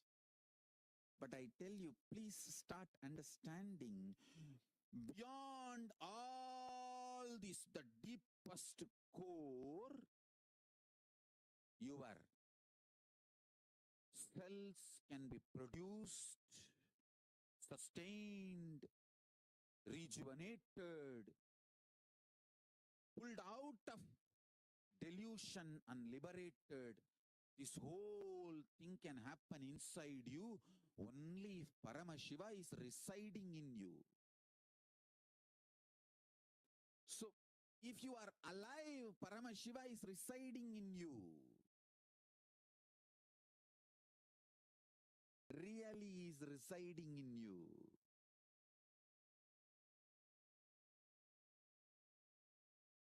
Just to tell this truth to all of you, Paramashiva is keeping me alive. Understand? The number of assassination attempts, I should have been dead. I don't know how many hundreds of times long before. But neither I am dead nor hurt. Not only alive, surviving, thriving. It is just because I need to tell you this one truth. You are Paramashiva. Start functioning from this core cognition. You will see the shift start happening in your thought current, thinking process. Shift starts happening in your cognition about you, world, and God. I tell you.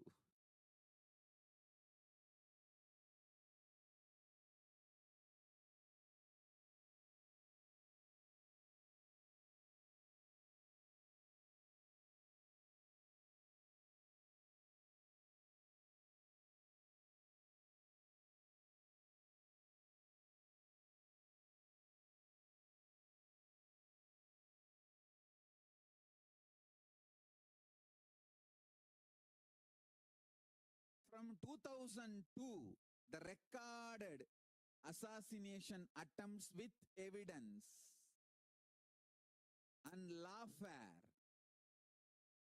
How many times? So much of hate speech, atrocity material. Somebody was telling me, Swamiji, there is so much of debate about you in all channels. Please understand, debate is a decent word. If both side equal number of people, equally informed people, equally intelligent people sit and discuss some subject, it is called debate. Only for one side, if 10 people are sitting and abusing, screaming, dumping all the lies, all the negativity, all the abuses, everything, then it is called hate speech, not debate.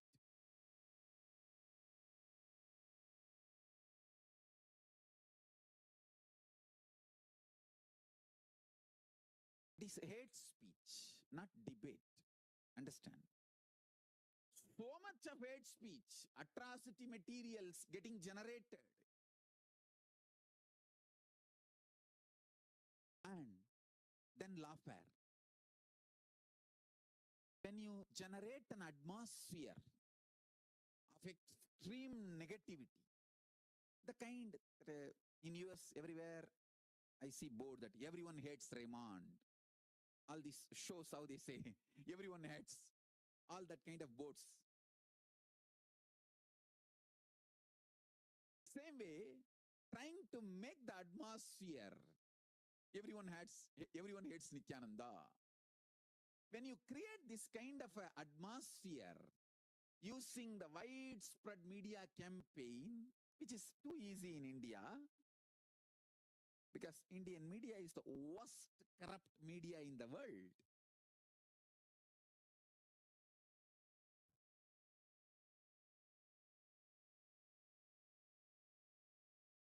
When you try to create that kind of a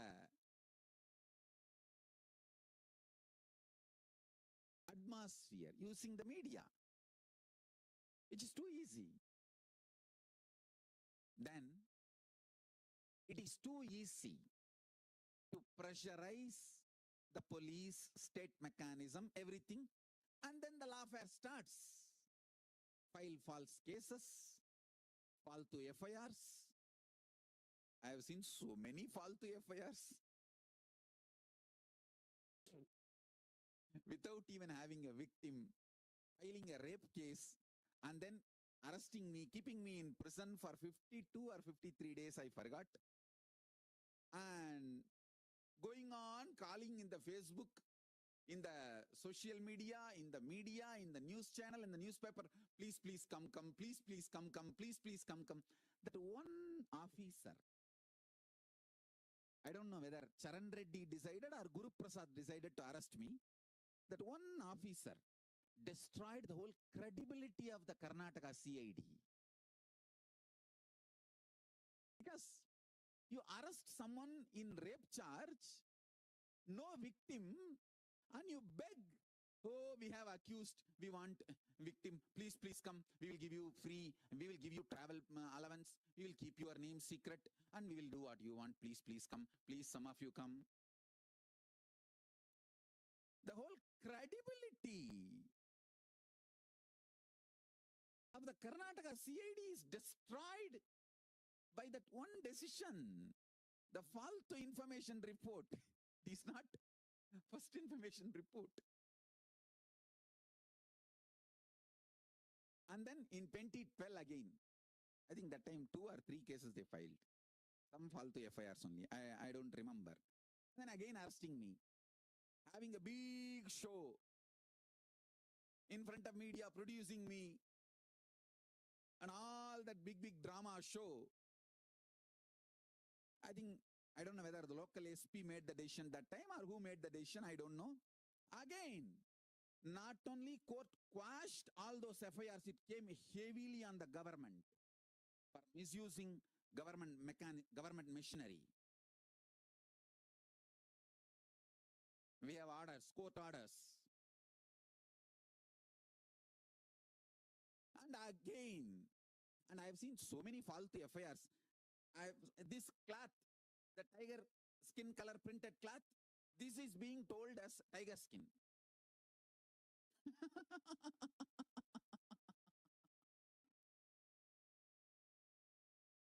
Understand, I have seen all kinds of assassination attempts, lawfare, character assassination attempts, what you can understand and what you can't understand, what you can imagine, what you can't imagine.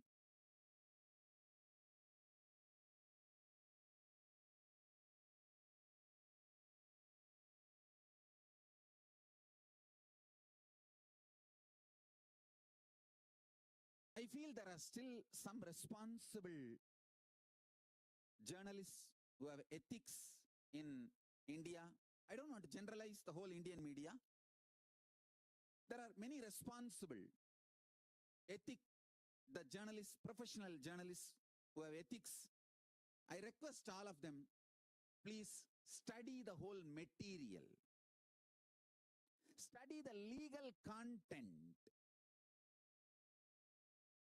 I wanted to tell you all, I neither did anything illegal nor did anything immoral.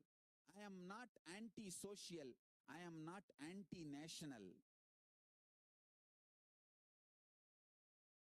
I am not against any nation, any society. I am not interested in politics. I have actually moved out of the world long before.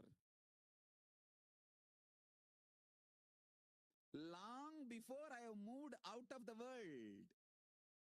I am only doing my spiritual work, this initiation, this spiritual initiation. I have nothing to gain from the world. I have not done anything wrong to the world. I am only interested in continuing my spiritual work.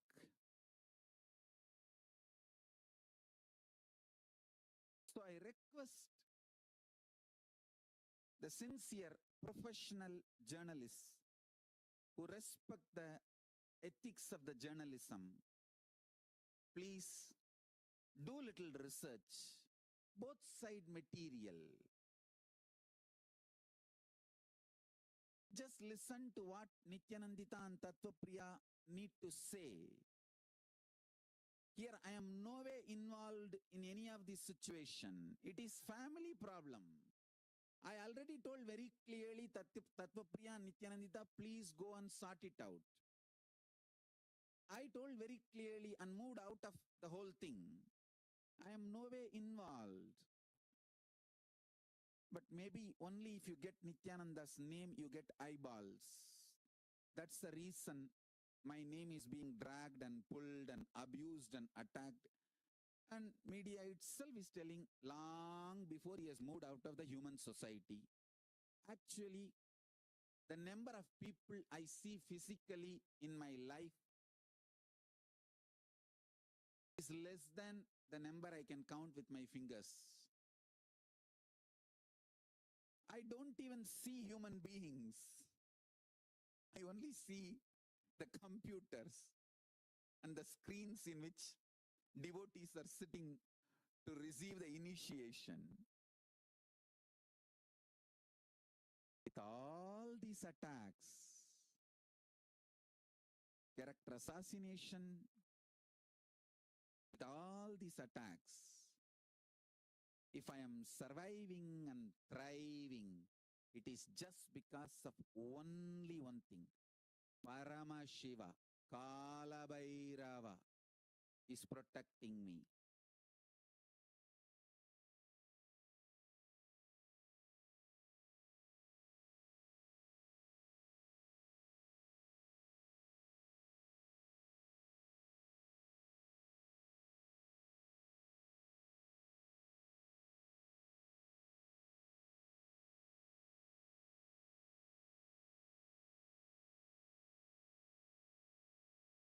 Let this one statement.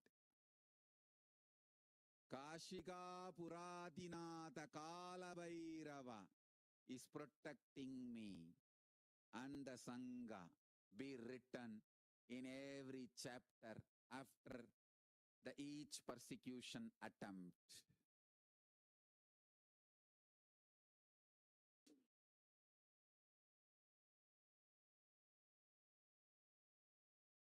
I also wanted to sincerely thank Meenadas Narayanan and Payal Rohatji, both of you. Thank you for your support. Thank you for standing with the truth. Even during these worst times, thank you for sticking your neck out, knowing that so many are going to attack you. If you stick your neck out for me, you both are sticking your neck out for me. I have nothing else to say. Thank you. Thank you. Thank you. And especially Ma Payal Rohatji, I have not even met you once. I have not even seen you. I just give my gratitude to you for standing up with the truth and putting your confidence on me. I tell you, I'll prove you supporting me is right. Just to prove all the people who are supporting me are right, I'll prove I am right.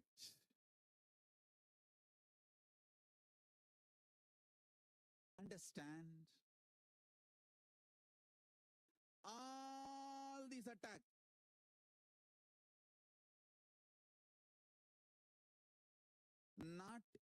Not only they did not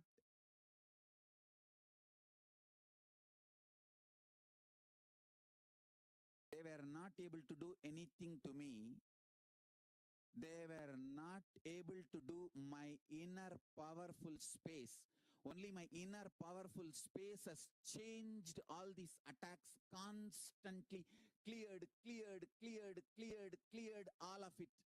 And I am proving the truth. Paramashiva is real. Kalabhairava is real.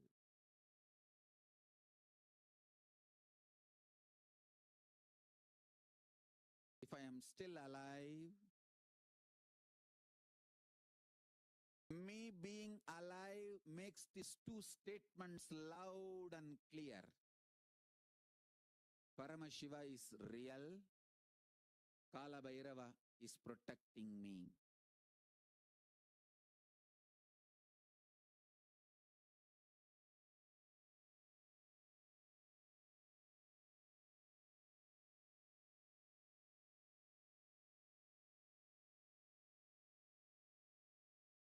Kashiga Puradinada Kalabhairavam Bhaje. Kashiga Puradinada Kalabhairava is protecting me and Sangha.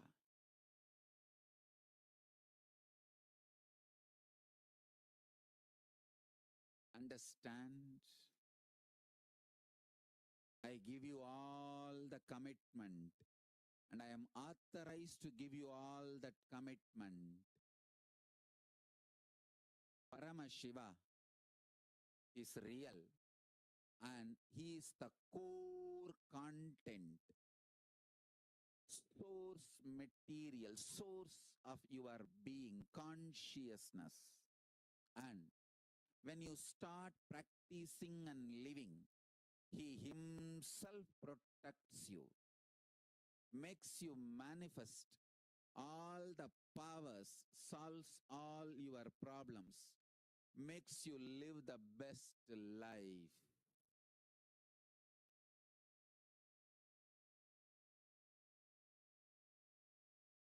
In the middle of the war, if some truth is told and if that works out, that truth proves its capacity, its ability. It is called time-tested, foolproof. Same way. Bhagavad Gita, that is the greatness of Bhagavad Gita. It was told in the middle of the war and it has proved its powerfulness by winning the war. Listen, same way, I am telling you this truth. It's not that I am telling only now. When there was attack on me in 2002 or 3, I told the same truth. I won the game. I won the war. Then when there was attack on me in 2010, I told the same truth and I won the war. And even there is a video records where I am declaring, I am Kalabhairava and I am Mahakali. Anybody, come on, make fun of this statement. Let me play with it. And whoever made fun of that statement, see there and see what happened to them. Now, because we have 7 or 9, 8 years documented evidences. Just go and see that video. And after that, whoever made fun of that video, just see them and see now what happened to all of them. Just see the fact. Now I am not even talking anything to hurt your ego. I am just saying I am protected by Kalabhairava.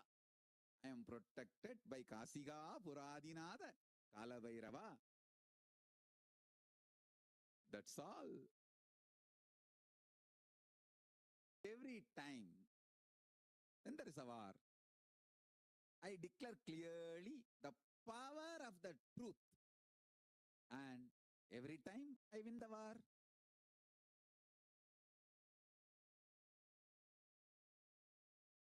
Now I am telling you, again this time, I am going to have the last laugh. And I am already having the last laugh. Be very clear. Paramashiva is protecting me. Kala Bhairava is protecting me. Kashiga Puradinada. Kala Bhairava is protecting me. And Sangha.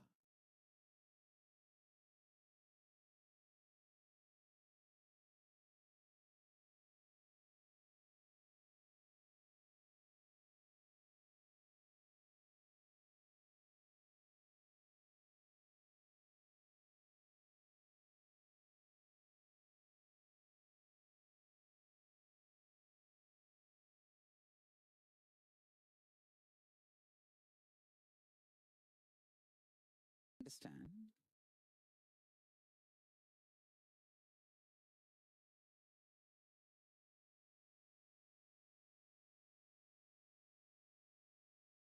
Listen carefully.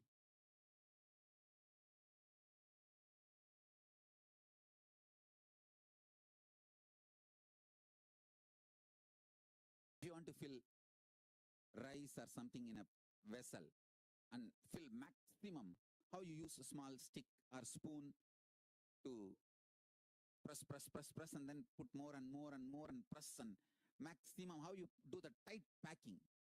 Same way, crisis is the time to pack yourself with the intense, powerful cognitions. Every time when the crisis comes, it's like a tick, tick, tick, tick, tick with that spoon. So fill more and more powerful cognitions and truths and tightly pack yourself with powerful cognitions. Crisis comes only to train us.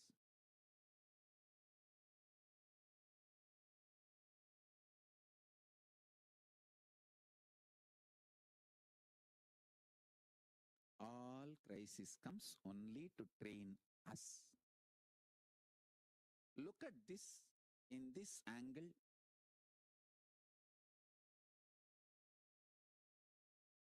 Of course,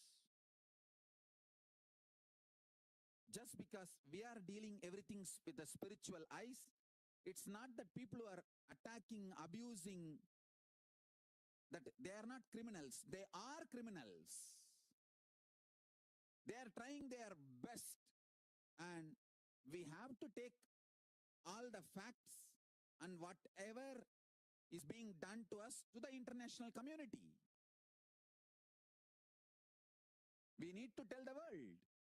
That is different. First, you need to understand inside how to deal with the whole thing. How to see life. How to manifest life. I am giving you internal strategy for the best life. The ultimate life.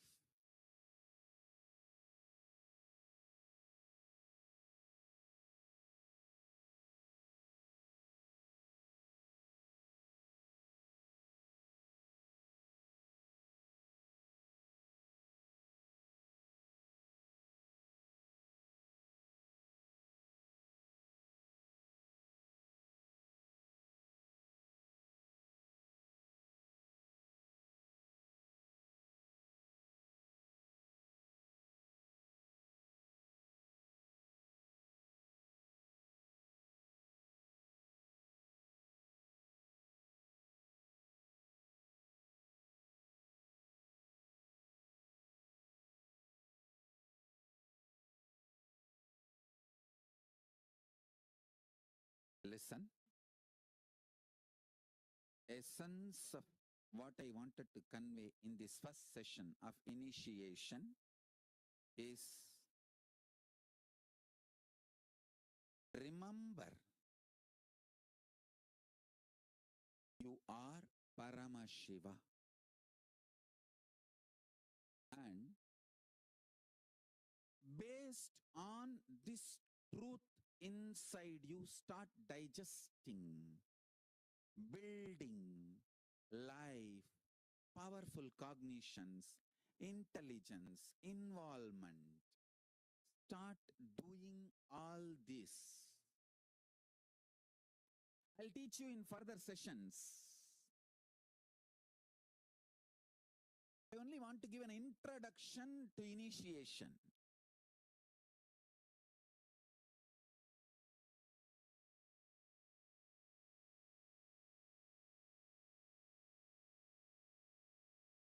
Please sit straight. Inhale and exhale as deeply as possible and as slowly as possible. I want to start the initiation. Yes, now, please all of you open your eyes. Sit facing me. Now, I'm going to give you the initiation. Mantra Diksha. Listen carefully. In Hindu tradition, always the Gayatri mantra was given as the first mantra. So I'm going to give you formally these three mantras. Gayatri mantra, then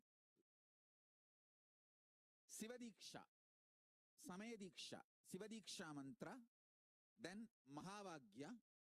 I'll explain step by step how to use, what to do, everything. Now first listen to the mantras and repeat along with me. Om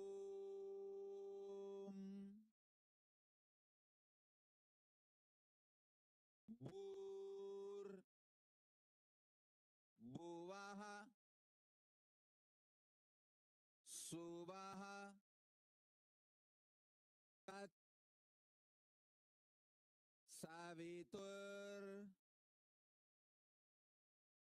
Varenyam Bargo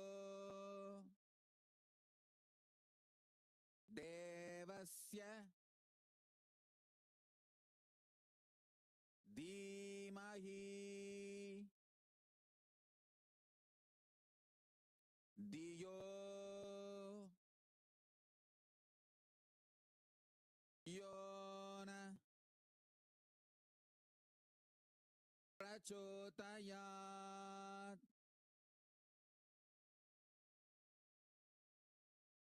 Repeat again.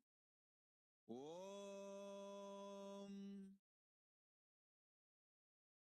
Bhur Bhuvaha Suvaha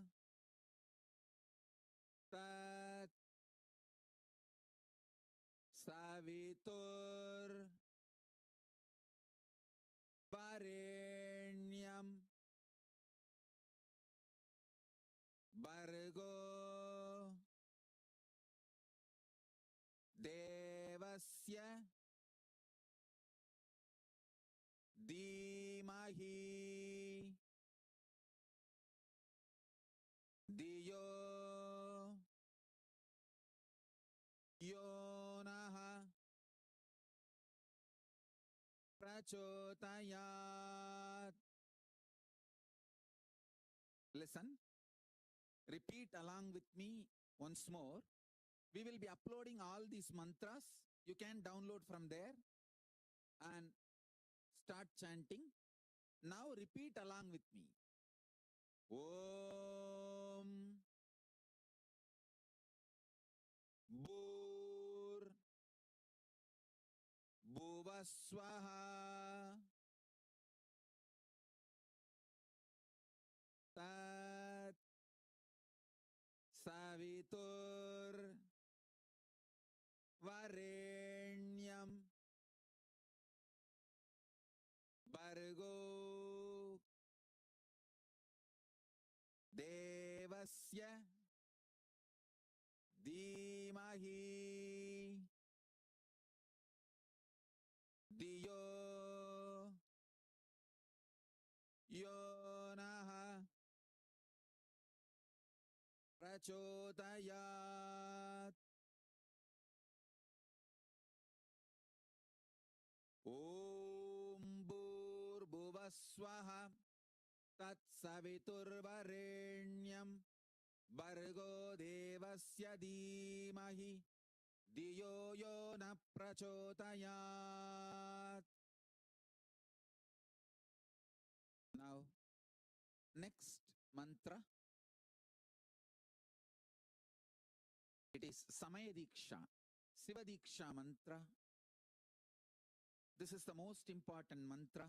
Listen, this starts connecting you directly with Kailasa. It's like a passcode for Kailasa, password for Kailasa.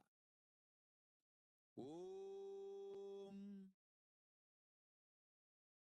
Ham Haum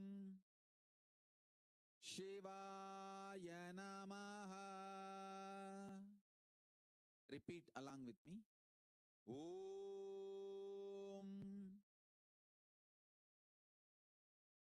Ham Haum Shivaya Namaha.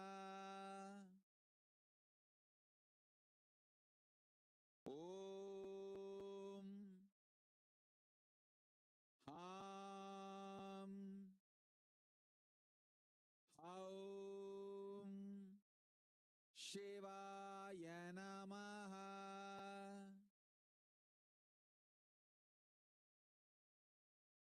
Om Ham Haum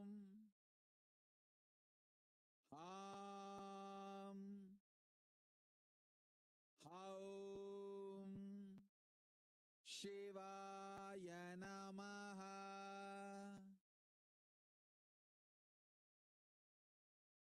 Om Ham Haum Shivaya Namaha. Om Am Haum Shivaya Namaha. Om Ham Haum Shivaya Namaha. Now, listen to Mahavagya, third. First Gayatri mantra, then Samaya Diksha, Siva Diksha mantra, then Mahavagya. Om Nityananda Paramashivoham. Om Nityananda Paramashivoham.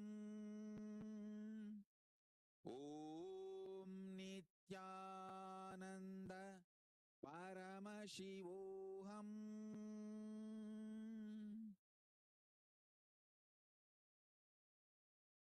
Yes, now we will gather back for mandala process. Mantra Diksha is done successfully. Purnahuti need to be done in Adi Kailasa Bididi Ashram, Bangalore Adinam. Once the Purnahuti is done, we will start the mandala process. So, get ready for the mandala process. With this initiation, I bless you all.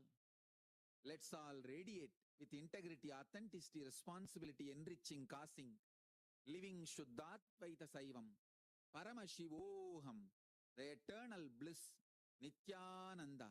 Thank you. Be blissful.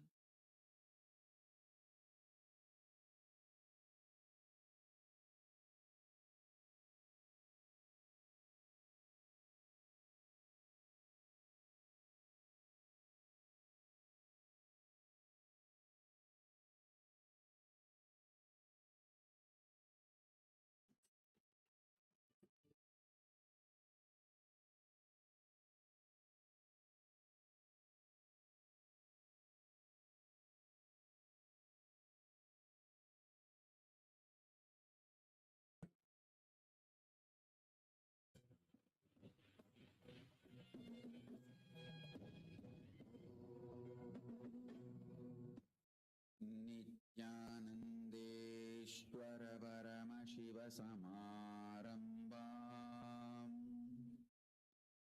नित्यानन्देश्वरि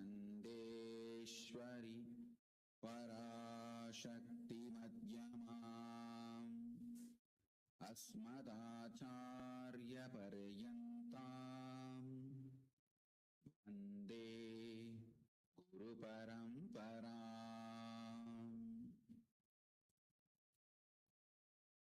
I welcome you all with my love and respect. I welcome all the devotees, disciples, Samajis, Satsangis, Mahants, Mahants, Tanidar, Kotari, visitors, viewers, Kayakalpa Yoga participants, Diksha into Power Manifestation participants, E-Gurukul participants, and all those watching on Nityananda TV, YouTube, Facebook Live, Kailasa TV, Hinduism Now TV, Enlighten app, Twitter, two-way video conferencing, having Nayana Diksha.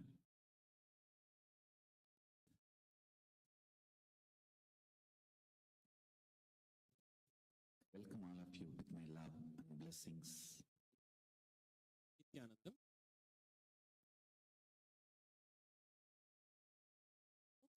Auspicious celebration of Paramashivoham is going to happen on the 21st of February Indian Standard Time.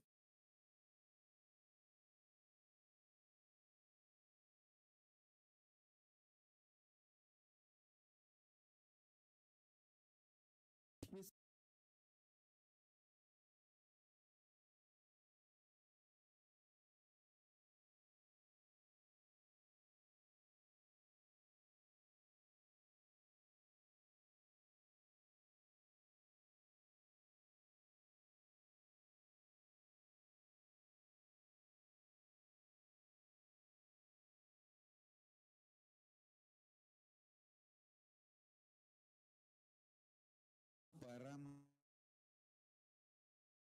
means his ecstatic inhaling and exhaling, reaching to planet Earth is Guru, his own extension, his own amsa, his own manifestation, his own incarnation. Understand? Ananda Spurana of Paramashiva is inhaling and exhaling his prana pana vyanodana samana movements. His breathing space reaching out to the whole humanity is Guru, is his incarnation happening on planet Earth. His very space manifesting here on the planet Earth is Sri Kailasa. The way he wants to grace the planet Earth, humanity, each one of your life, he demonstrates his compassion by happening as Guru, manifesting himself as incarnation and entering your life. Understand? Recognizing Paramashiva himself is entering in your life as Guru is the most blessed thing you can achieve, the greatest achievement on planet Earth. Understand? any award, reward, anything. He himself manifesting, entering in your life as Guru is the most blessed, beautiful, greatest happening and greatest achievement for you in your life. Any other reward, award, achievement, wealth, position, power, career, social power or political power or economical power, resources, relationships, everything else is second priority. He himself entering in your life as Guru and you recognizing that he himself has happened as Guru. Understand?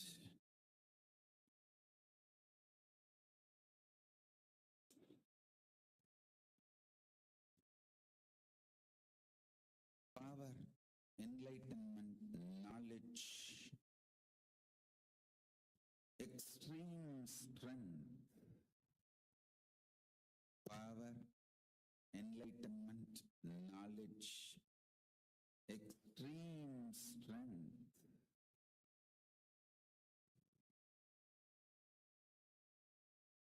All these great happenings, all these ultimate happenings, all these beautiful happenings, knowledge, enlightenment, power, all these auspicious, great, beautiful things happening is the side effect of his breathing space manifesting in planet Earth.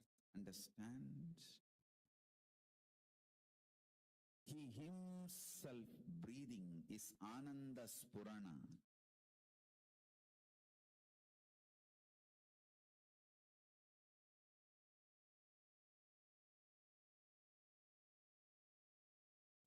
First time when I started teaching, I was wondering what name I should give for the program, for the class. I went into Samadhi and asked Paramashiva what should be the name. He just showed me clearly what is me. I am just the Ananda Spurana of Paramashiva. Ananda Spurana of Paramashiva overflowing on planet Earth, reaching out to this universe is me. Then that should be the word. No program ever can grasp the depth and strength of Ananda Spurana program. That's the most purest virgin version of me, just out of the box. If you have attended Ananda Spurana, be very clear, you are blessed beyond, especially taken by me personally. I think I did around maybe 500 Ananda Spuranas totally. Then had various other programs, Nityananda Spurana. Of course, surely other programs are not less than Ananda Spurana, but Ananda Spurana has its own uniqueness. Whatever is said and done, first is first. Especially if you have attended the first set of Ananda Spuranas, which I myself conducted personally. Of course, even as recently as 2-3 years before, I used to conduct Ananda Spuranas. I myself personally used to conduct. So, understand, Paramashiva himself manifesting his own breathing space, manifesting is Guru. And more you align to Guru, get integrated to Guru and Guru walk, you become enlightened. Not only you become enlightened, all the side effects of the beautiful auspicious side effects of Paramashiva, his state, his space, his being, his superconsciousness, his Kailasa, all that starts manifesting around you. All that starts manifesting around you. Understand? He inhaling and exhaling.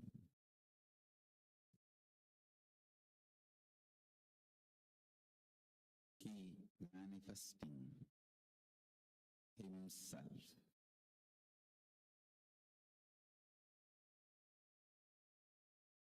Sweetly entering into your life, sometimes very swiftly, not just sweetly alone. You just do not know when he came inside your heart and filled you. You just wake up and you know you are he and he is you, and all around your home, his photographs, and all over your cell phone, social media, his photographs, and just in your mind only his name, and all the time his satsangs are going on and his music and whatnot. Suddenly, you know that he is there all around. You have now new jata getting done for you, and from your head to toe, the whole hairstyle, lifestyle, everything has changed. You just know he is you and you are him. Feeling intensely blessed and blissed. Blessed and blissed. All the time you know you are from ear to ear. You are sitting with your cell phone, laptop, you are laughing on your own, you are smiling on your own. People ask, what is going on? What is happening with you? People can't tolerate if you are happy on your own. See, if you are sad on your own, they are very happy. If you are happy on your own, then it means you are making a statement that you don't need others to be happy. That is too much. They feel insecure. If husband is happy on his own, wife can't handle. And wife is happy on her own, husband can't handle. Then what for I am here? I should make sure at least your happiness is dependent on me.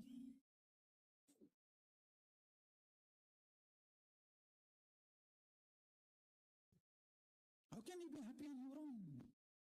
And all the time,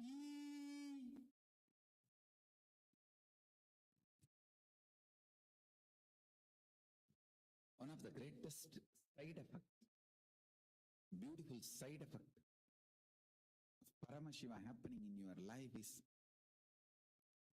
he fills you sweetly, swiftly.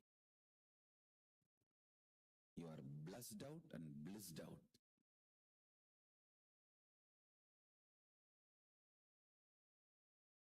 You are blessed out and blissed out.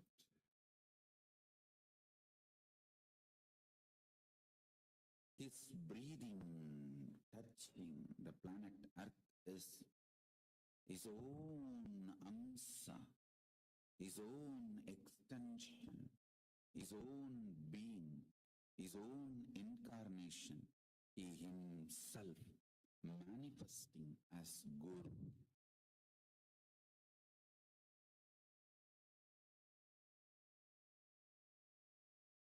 As Guru.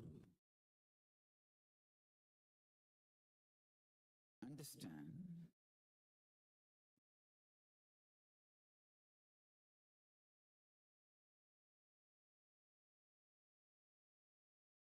Hinduism is the living religion because it is kept alive continuously by incarnations.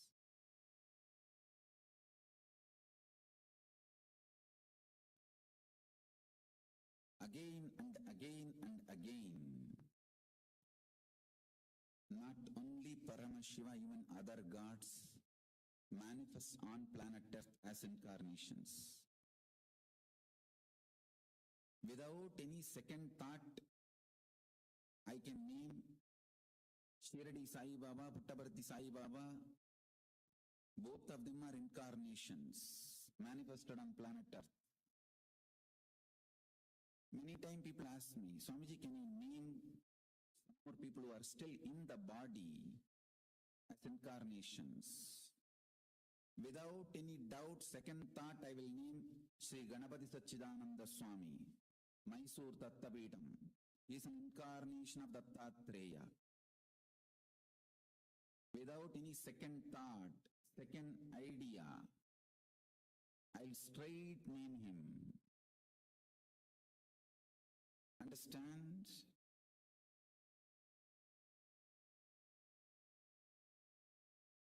Hindus are brainwashed by anti-Hindu forces that incarnation is not possible in the modern times. No, there is no modern time for Paramashiva.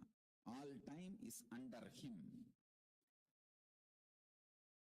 There is no modern time for Paramashiva. Gita has no expiry date. Gita has no expiry date. When Paramashiva himself declared through Krishna in Gita,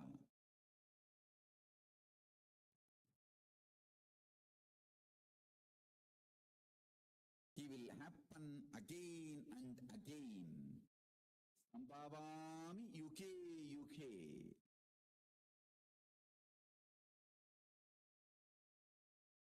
He did not put expiry date. Oh, only till maybe 1900 expiry date. Till then only I will happen. No. Sambhavami yuke yuke.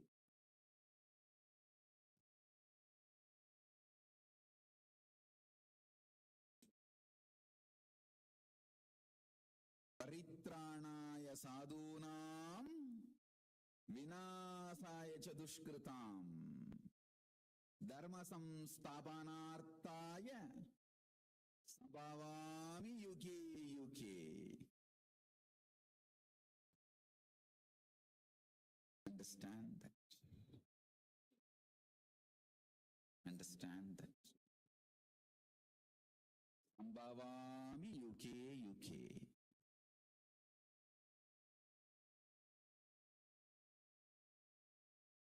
Understand?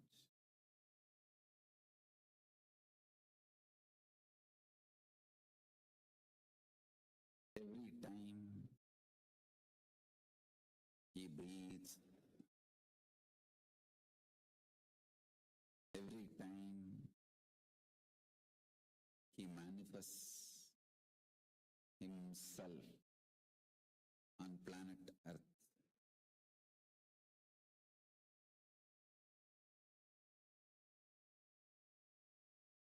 he makes millions enlightened. Pure enlightenment. I tell you, to make human beings manifest the purest form of enlightenment, now we need a political freedom also. We need to work apolitically, not associated with any political ideologies. That is the reason,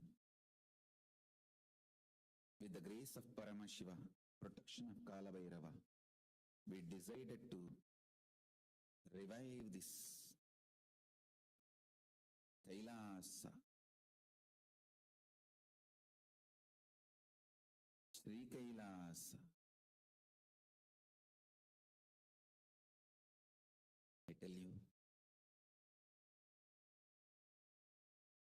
whatever is said and done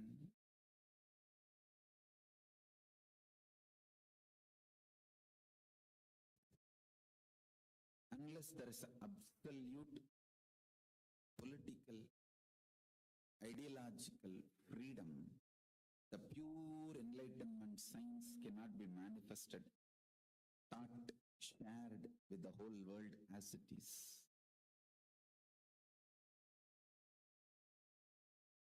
So first time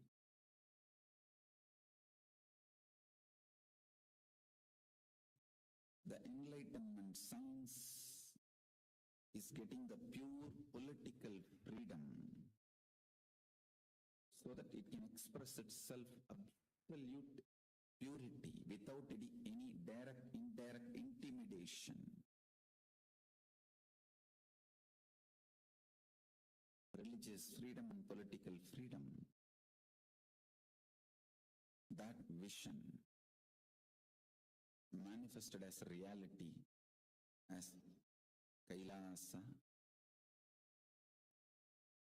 Sri Kailasa. Understand?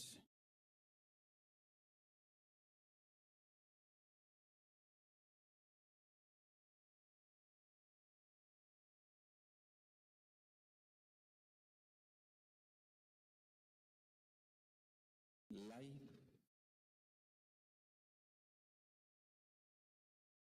the purpose of life on planet Earth is enlightenment, pure Tyaga. Pure Tyaga aligns you with your Guru, who is extension of Paramashiva, and naturally your Guru aligns you to Paramashiva. Guru, just by his very existence in your life, goes on aligning you to Paramashiva. Goes on aligning you to Paramashiva. Goes on aligning you to Paramashiva. I tell you, listen, let me repeat the essence. Listen, let me repeat the essence.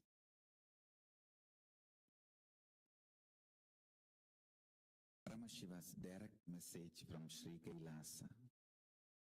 Paramashiva's Ananda Spurana, his own breathing space, he himself, his very core life, his very existence, reaching out to this universe is Guru, his incarnation, his manifestation, his extension. Paramashiva's very own manifestation, incarnation is happening through this body being as Nityananda Paramashivam. And when you are aligning more and more, integrating yourself more and more,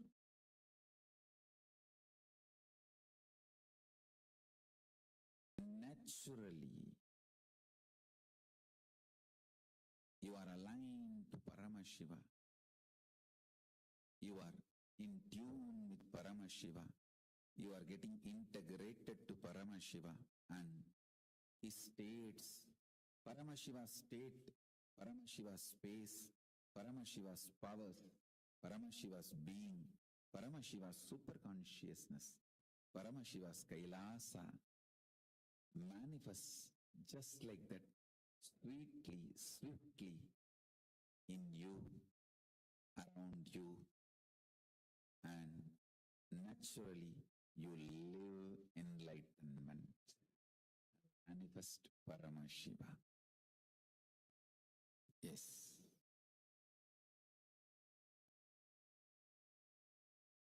by the grace of Paramashiva, with the grace of Paramashiva.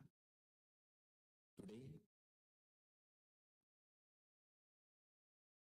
I'll align, integrate all of you to Paramashiva intensely.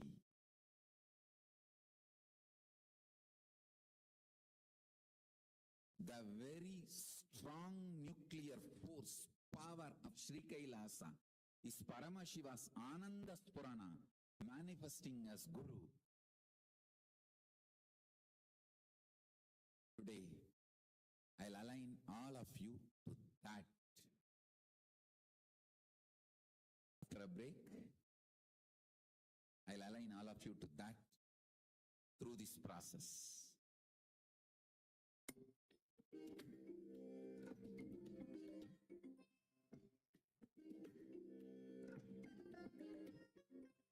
I bless you all. Let you all open all your three eyes and manifest the powers of Mahasada Shiva.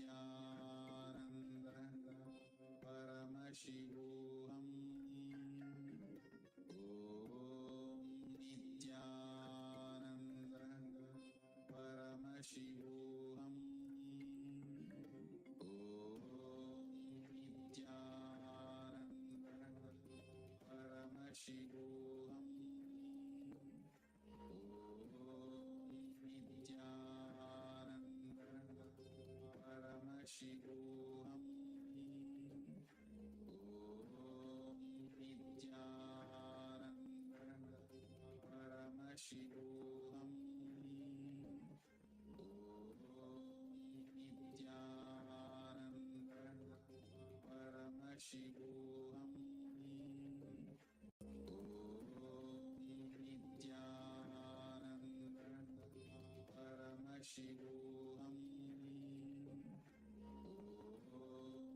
Nityananda Paramashivoham.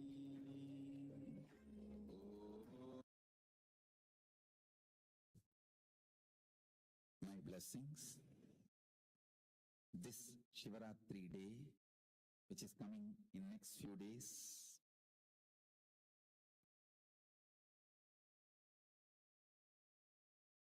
by the grace of Paramashiva, with the grace of Paramashiva, I'll manifest the space of Paramashiva intensely in all of you. In all of us, Paramashiva will manifest the extreme power manifestation. The state, space, powers of Paramashiva manifesting will happen this Maha Paramashivaratri, the February 21st.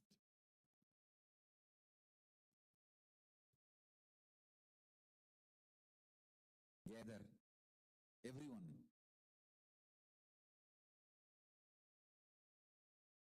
Call your friends, family, everyone.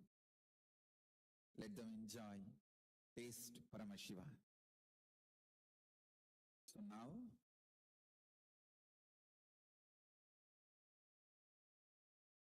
I'll start the Mantra Diksha, Siva Diksha, Visesha Diksha. Today, first Gayatri Mantra. Take the Gayatri Mantra leaflet in your hand and recite it along with me. Om Pur Swaha Tat Savitur Varenyam Bargo Evasya Dhimahi Diyo Yona Prachodaya. Om Bhur Bhuvaswaha Tat Avitur Varenyam Bargo Devasya Dhimahi Diyo Yona Prachodayat. Om Bhur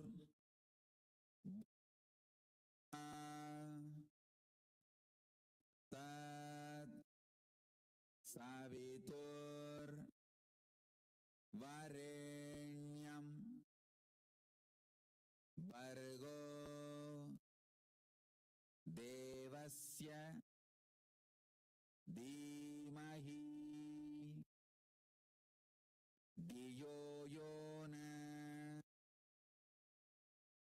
Prachodayat. Next, Shiva Moola Mantra. This is the password for all of us to connect with Paramashiva. Om Ham Haum Shivaya Namaha. Om Ham Haum Shivaya Namaha.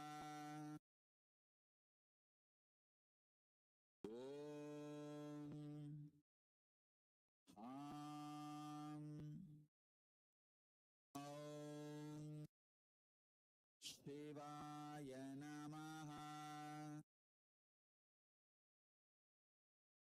Third Mahavagya.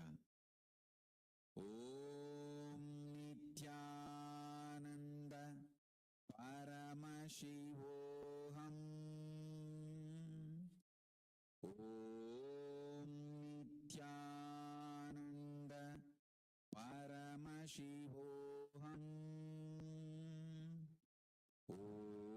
Om Nityananda Paramashivoham. So, morning before the Shiva Puja, chant Gayatri 11 times. After the Shiva Puja, chant Shiva Mula Mantra 108 times. Whenever you want to manifest powers, chant Mahavagya continuously. I am initiating and authorizing all of you into this 4. Satsang every day.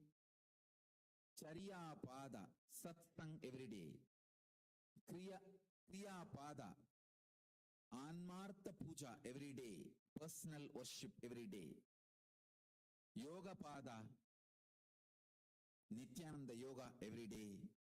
Jnana Pada, power manifestation every day. I am initiating all of you into this 4 every day from today. My blessings.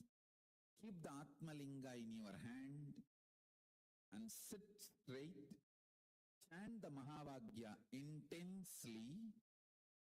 With the grace of Paramashiva, I am going to connect all of us into Paramashiva and Sri Kailasa.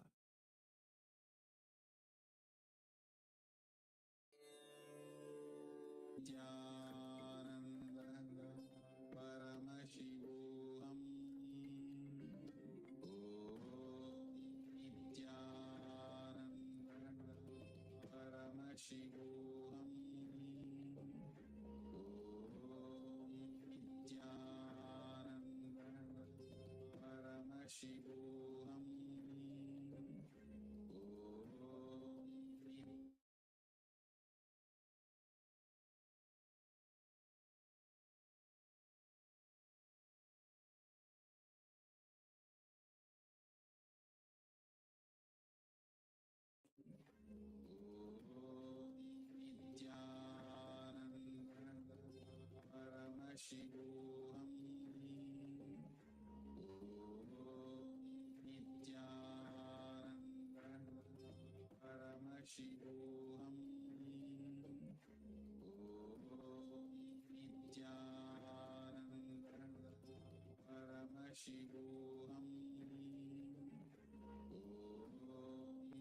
Nityananda Paramashivoham. Om Nityananda Paramashivoham. Om Nityananda Paramashivoham. Om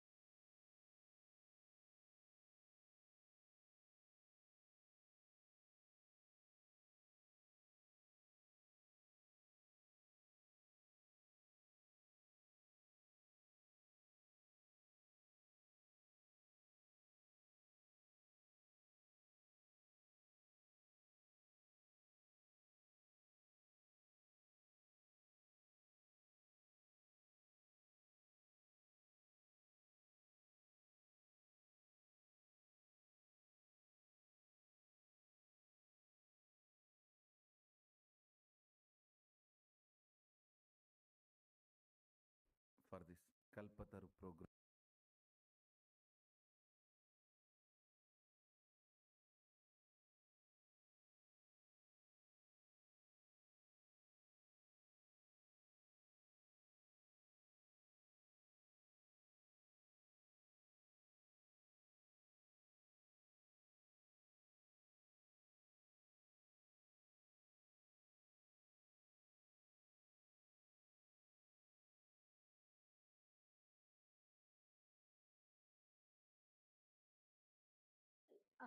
System that is established where the Guru transmits